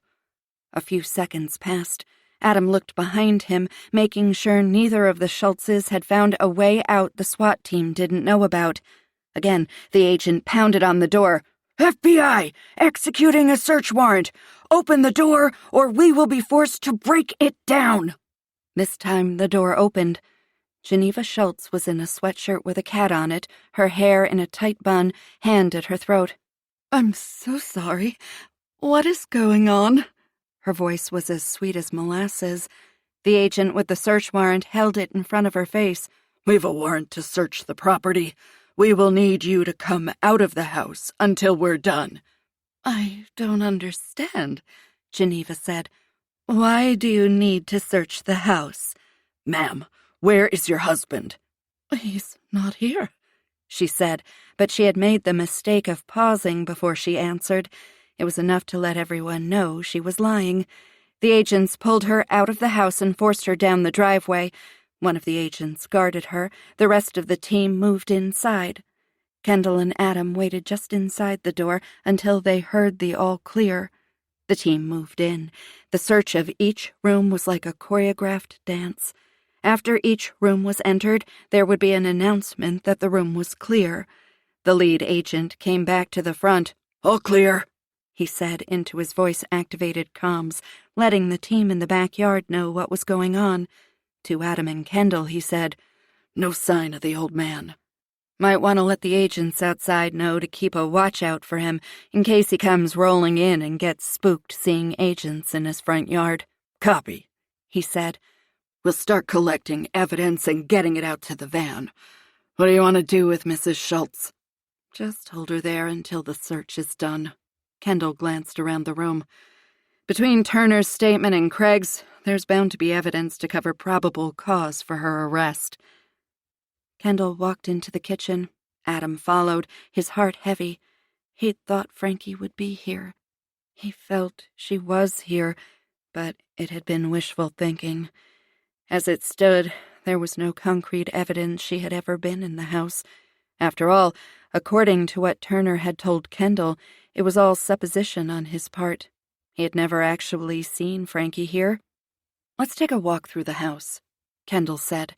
"You might see something the agents passed over because they didn't think it was relevant. You know Frankie. If she's been here, maybe she left you a clue. Hope flooded Adam. Kendall was right. When Frankie was little, she would beg Adam to read Hansel and Gretel to her. She loved how the kids outsmarted the witch and were able to find their way home. She would tell Adam all the time that if she was ever lost, look for the breadcrumbs, and that's where she'd be. He knew she wouldn't give up until she was found. They entered the first room.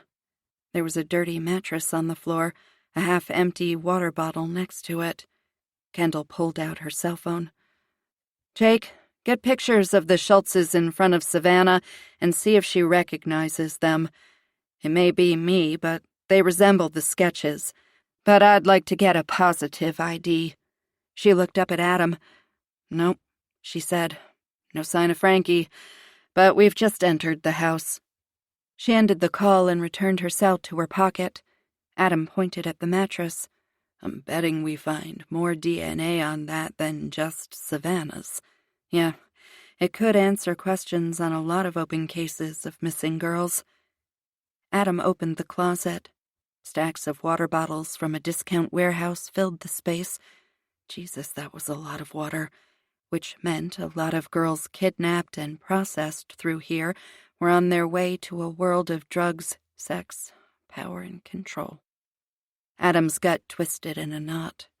They exited the room and walked down to another bedroom, this one across from the Schultz's room.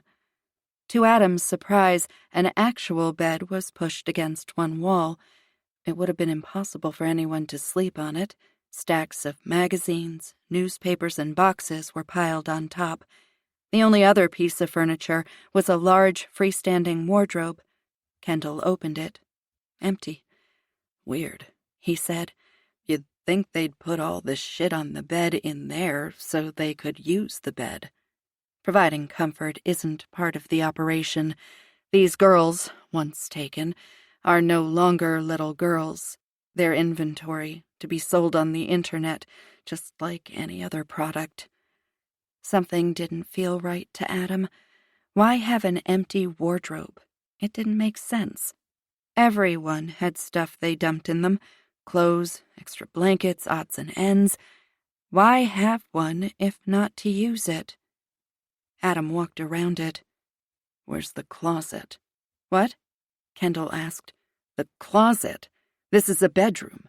Bedrooms have closets." And then the reason the wardrobe was empty hit him. It was easier to move if it was empty. He started pushing against it. It scraped against the wood floor. Kendall came up beside him, and they both put their weight behind it. It slid a few feet, revealing a closet door. Adam's heart was jackhammering in his chest. His hand shook as he reached out to turn the knob. He paused for a split second. Did he really want to see what was inside? If Frankie was in there, what condition would she be in? And was he prepared to find her that way? He turned the knob, half expecting it to be stuck or locked, but the door opened with ease. It was dark inside. Kendall turned on her flashlight app and shone the beam inside. 2 round eyes met him. She scampered to the back of the closet. "Frankie." The girl shook her head. Kendall pushed Adam out of the way and got down on her knees. "It's okay, sweetheart. We're not here to hurt you. My name's Kendall. I'm an FBI agent, and I'm here to take you home." All the hope that had flooded Adam earlier was washed away like a tidal wave. Sadness, fear, and helplessness were drowning him, and he was desperate for air. "Do you want to come out?" Kendall asked, reaching her hand out for the girl. Kendall backed up and stood. A small hand, covered in grime, slid into Kendall's. "How about we get you out of here and into the fresh air? Can you tell me your name?" "Isla," came a whispered reply. "Hi, Isla." "We're so happy we found you." Adam followed the two out to the front yard. Kendall led Isla to an ambulance that had just pulled up. A female paramedic came out of the back, holding a teddy bear, and handed it to the girl. She wrapped Isla in a blanket while the girl clung to the bear like it was a lifeline. "These people are going to make sure you're okay. Do you hurt anywhere?" Kendall's voice was still soft and sing-songy. Isla shook her head. Do you know your last name? McMillan. How long have you been here? She shrugged. Do you remember what day it was when you were taken? Tuesday, I think. She looked at the paramedics who were flitting about her, trying to check her out without disturbing her too much. I want my mommy. Kendall glanced at Adam.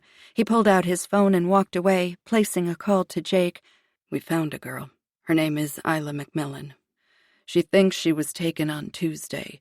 Can't confirm if it was this past Tuesday. We'll locate her parents and have them meet her at the hospital, Jake said. The call wasn't going to Mark and Poppy, and just like that, Adam was consumed with regret and failure. Chapter 45.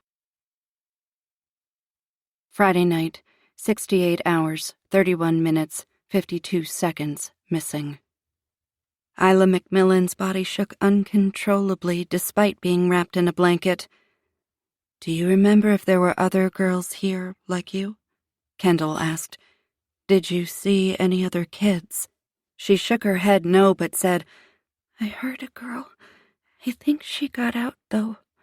A small ball of hope swelled in Kendall. Why do you think that? I heard her voice. I think she was in the backyard. The man was yelling at her to get back here. She was screaming at him, but I don't know what she said. Do you know if the girl got away? I think so. If the girl was Frankie, perhaps she had escaped. Kendall needed to make sure the woods behind the house were searched. Would a canine unit be able to get there before dark? Night was setting in, and the temps would drop. A girl in the woods not dressed properly could freeze. 'Cause it was all loud and then it was quiet, Isla said. Dread filled Kendall. Fuck. She glanced toward where Adam stood on the driveway, his back to her, talking on the phone. Turning back to Isla, she said, These nice people are going to take you to the hospital, and Adam, she pointed to him, is making sure your mommy and daddy will be there, okay? Tears sprang into the girl's eyes as she nodded her head. Without warning, Isla flung her arms around Kendall's neck. Kendall fought back tears. Another girl was going home to her family before she had been subjected to life-altering trauma. At any other time, this would have been cause for major merrymaking among her colleagues.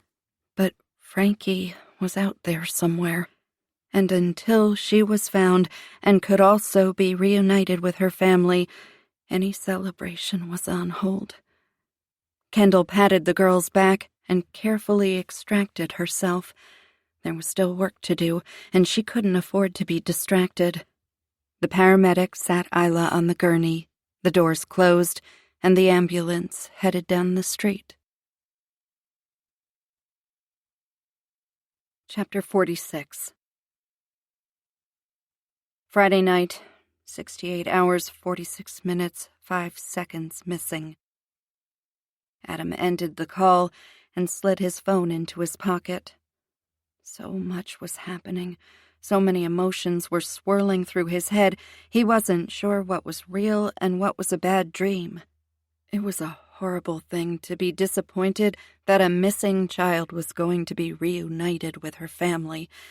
But the child wasn't Frankie, and that nearly ripped his heart out. He could feel the despair and impatience taking over his thoughts. He'd had a great deal of anticipation when he learned Frankie was here. It had grown to a fever pitch when he opened the closet door, and then hope had plummeted like an elevator free-falling from the top floor of a tall building. He wasn't sure how many times he could handle the ups and downs associated with finding his niece. It wasn't supposed to be like this. He was a cop. He came from a family of cops. Mark was a firefighter. They had instilled in Frankie the need to be aware of her surroundings. Don't accept rides from strangers. If something doesn't feel right, trust your gut and stay away. He had failed his niece. failed his brother, and he had no idea where to go from here. He scrubbed his face and took a deep breath. Get over the self-flagellation, Taylor. Your little pity party isn't going to find your niece. So what if she wasn't there? She could be at a different house. They just needed to get the Schultzes to spill what they knew. There was still reason to hope. He glanced around. Where the hell was Kendall? There was movement at Turner's house, which was curious since Adam knew Turner was sitting in a cell at the Denver PD, and the search of his house had concluded over an hour before. So, who was hiding out at his place? Whoever it was didn't want to be discovered. He was behind the curtain, only part of his face visible. Adam knew who it was. He turned and headed for the backyard. Once he was out of sight, he jogged to the back of Turner's house. As he suspected, there was a back door. This was supremely stupid. There were plenty of cops around whom he could have engaged in a plan to capture the man with very little danger. But Adam needed to do this. Mitch Schultz was attempting to avoid capture. If he could hold out until all the cops left, he could escape and be enveloped in the criminal organization he was a part of, and he might never be caught. And that didn't sit well with Adam. Grasping the doorknob, he gently twisted, testing to see if the door was unlocked. When the knob turned, Adam sent up a prayer of thanks and slowly opened the door, careful not to make any noise. Stepping into the kitchen, he tiptoed to the opening to the living room and flattened himself against the wall. He counted to 10 and then poked his head out. Mitch was still looking out the window, completely oblivious to Adam only a few feet away from him. Pulling his service weapon from the holster as quietly as possible, Adam grasped it in both hands. Slipping around the corner, he stepped softly, moving in behind Mitch, readying his gun. When he was a couple feet away, Mitch swung around, wielding a lamp, and smashed it into Adam's wrist. The gun skittered across the floor. Fuck! Mitch barreled toward him.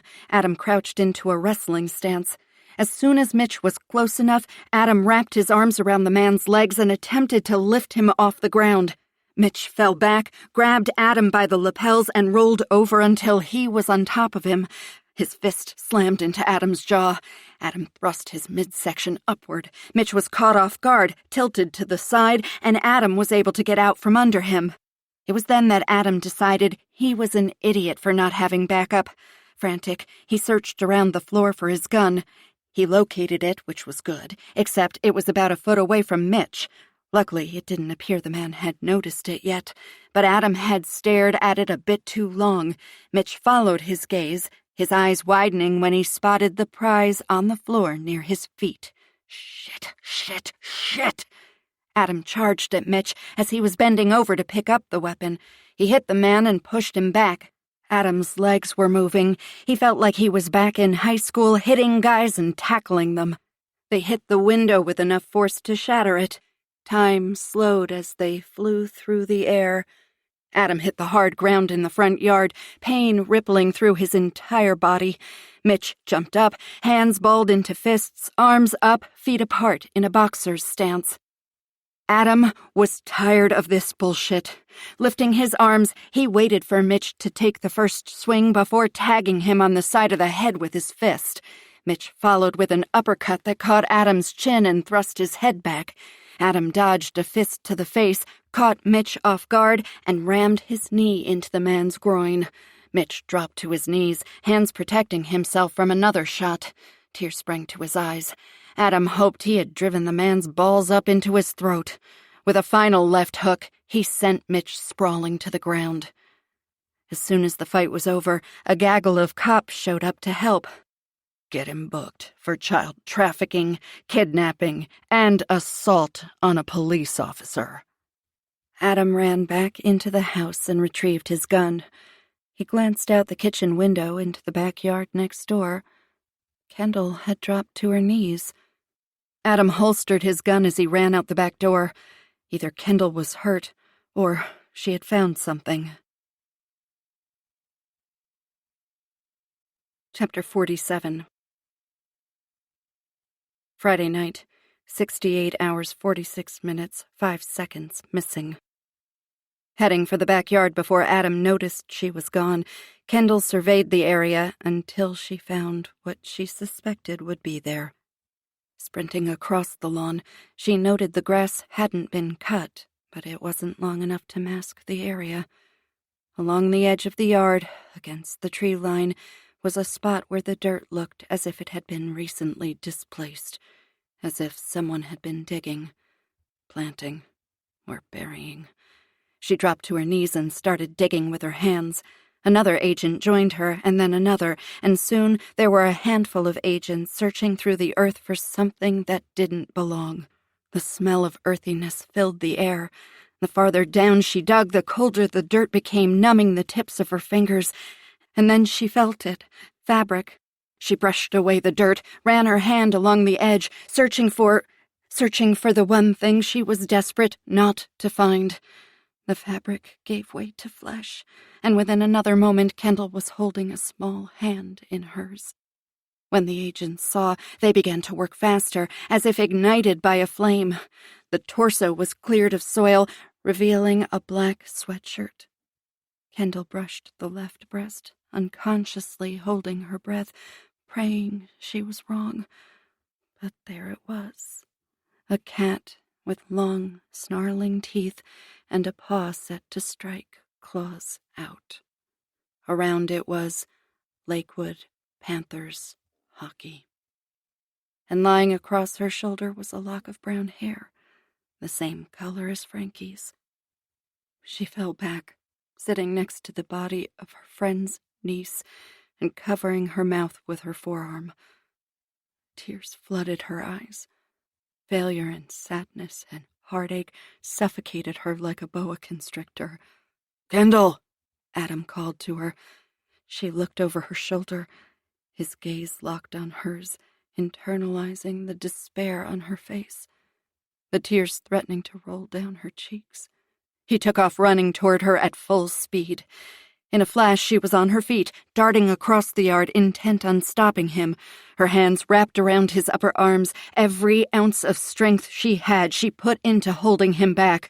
"No, Adam, Kendall, let me go." He fought against her, but she held her ground. Is it her?" Kendall swallowed hard. It was an answer without her having to speak, and it was enough to get Adam moving toward the grave. "No!" She pushed him back, forced him to look at her. "Adam, you don't want to see her this way." Chapter 48. Friday night, 2 hours, 16 minutes, 32 seconds, found. Adam had been waiting for the day when he could call his brother Mark and tell him Frankie had been found. There would be tears of happiness, thankfulness, not sorrow and pain. Adam had never allowed himself to consider they wouldn't find his niece alive. Mark and Poppy insisted on coming to the police station. They didn't believe him. They needed more information. Maybe he was wrong. Maybe there had been a horrible mistake. Were they sure she was dead? Had they taken her to the hospital? "I need to see her," Poppy said. "I need to see my baby." Adam shook his head. The last thing Poppy should see were the remains of her only child. Not even Adam had been prepared for what he had forced Kendall to show him. "Don't shake your head at me, Adam!" Poppy slammed her fist against his chest. "Don't tell me no. She's my daughter and I want to see her. I need to see her and to touch her and look into her eyes, kiss her cheek." Adam couldn't take it. Tears flowed down his face. He couldn't speak. He couldn't explain to Poppy why she couldn't do that, how what she was asking was physically impossible. Kendall wrapped her arm around Poppy and gently pulled her away from Adam. Poppy, there's a reason we can't let you see her. The medical examiner needs to be able to establish what happened to her. Okay, She whined. but why can't I see her? I won't touch her. I just want to look at her face. Why can't I do that? Kendall led Poppy to a chair and helped her sit down. She glanced over her shoulder at Mark, somehow telepathically requesting he sit down next to his wife. He stumbled over and fell into the chair. His eyes were vacant. He wasn't crying. He hadn't uttered a word since they arrived. He was barely alive. Kendall grasped both of Poppy's hands in hers. What I'm about to tell you is going to be hard to hear, but I think it's the only way you will understand why you can't see Frankie. She visibly swallowed before speaking again. Frankie suffered severe injuries to her head and face. I can handle the blood, Kendall. I just need to look at her. You won't recognize her. Yes, I will. I don't care how swollen she is. I'll know it's her. Kendall looked back at Adam, and he knew she was asking him what she should do. It wasn't fair to her. She shouldn't be put in the position of completely shattering their hearts. Adam came closer and knelt down next to Kendall.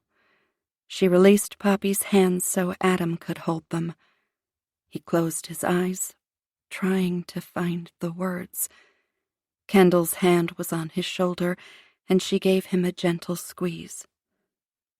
The extent of Frankie's injuries go beyond blood and swelling. She was beaten so badly. Adam choked on his words. There's nothing there to see. Poppy's face contorted, agony etched into every part of her features. She inhaled, the sob silent, but on the exhale she wailed, long, loud, and the sound of her pain was like a hand reaching into his chest, slicing through his skin, breaking bone and ripping his heart from his chest. Mark wrapped his arms around his wife and cradled her against his chest. He looked at Adam. If she isn't recognizable, how do you know it's her? The medical examiner made a preliminary ID based on age, hair, and the clothes she was wearing when last seen. They will be doing a DNA test, along with checking her dental records, Kendall said. But at this point, with the information we have, it appears to be Frankie. Okay, Mark murmured. Come on, Poppy. Let's go home. He stood and helped his wife up. Let me drive you, Adam said, although he wasn't in any better condition to drive. I'll have someone take them home, Kendall said. They all turned toward the door and stepped out into the hallway. At the other end of the hall, a man and a woman were on their knees sobbing, and in their arms was Isla. Mark tried to direct Poppy away from the scene, but Poppy planted her feet and stared at the reunion. In her face, Adam saw warring emotions: happiness, pain, gratefulness, and misery. Is she okay? Poppy asked Adam. She wasn't hurt? She's okay. Dehydrated and scared, but not physically injured. Poppy nodded and wiped the tears from her face. That's good. She's home and safe, and that's good. Yeah, it is, Adam agreed. Poppy looked up into his face, her eyes so sad it made Adam physically ache for her. Can you do something for me? Of course.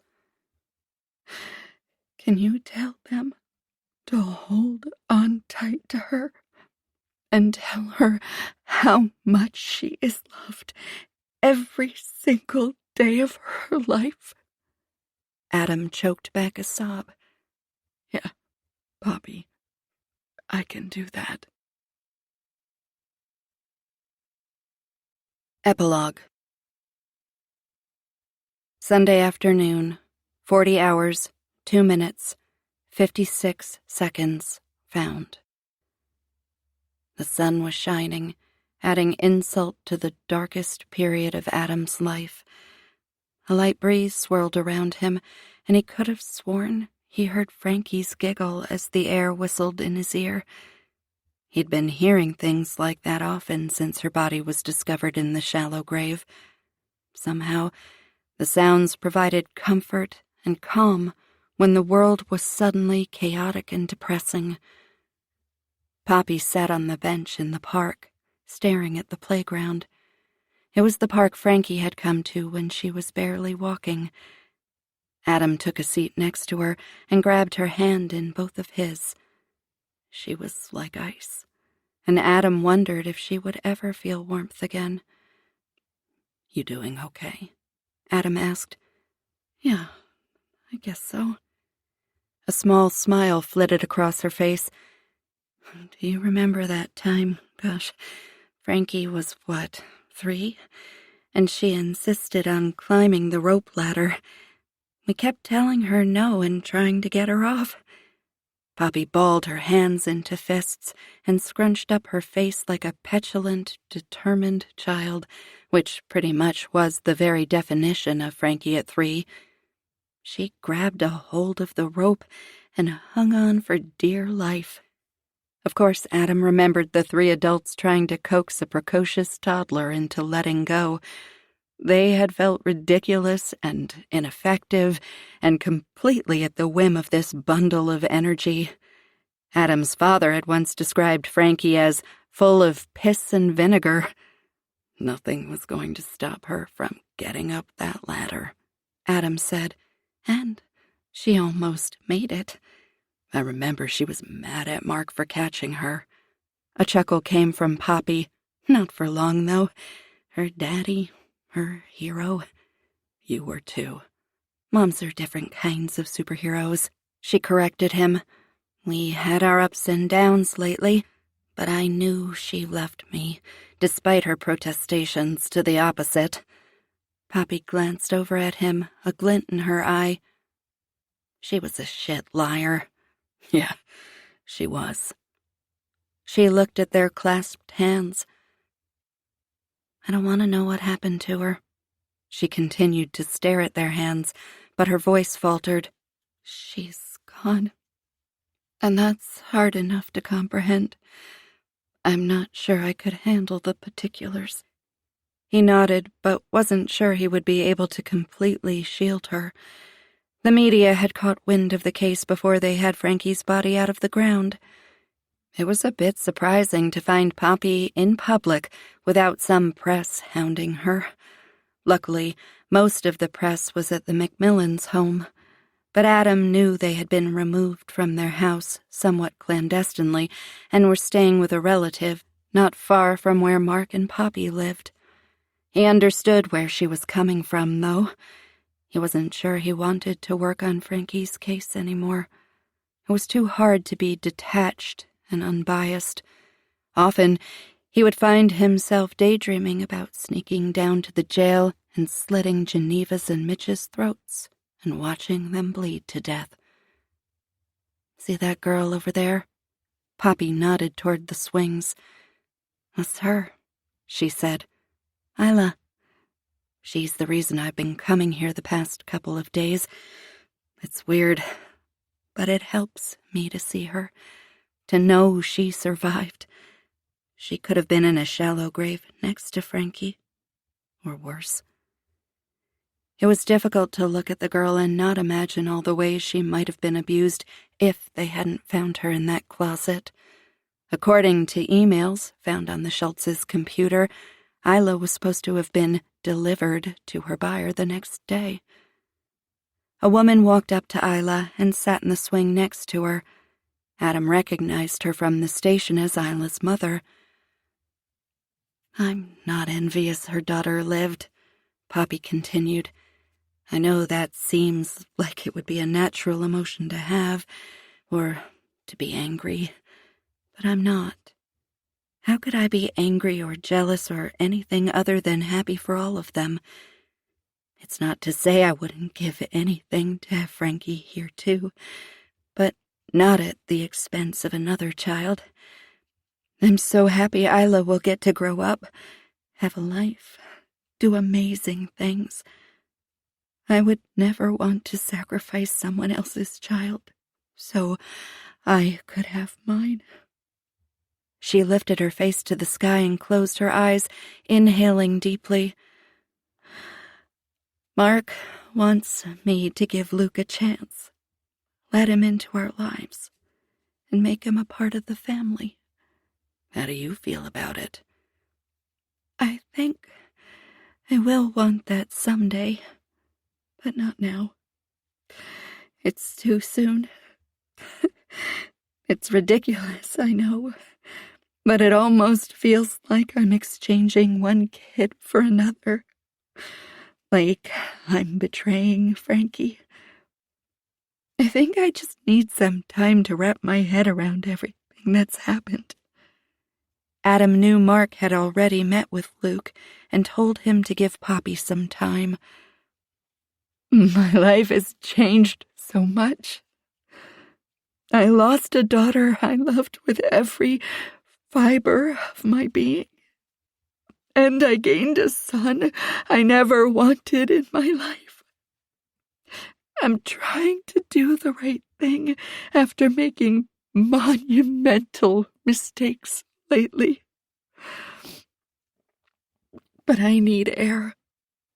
I need to feel like I can breathe again. Right now it's as if I'm drowning in a river and I can't seem to get to shore.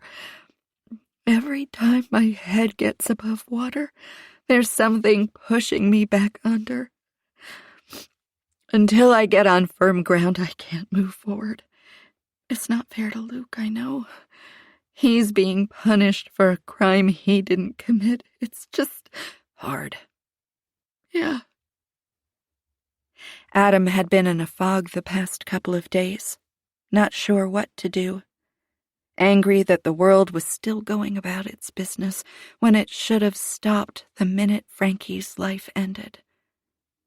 Isla and her mother stood up from the swings and walked hand in hand toward the parking lot.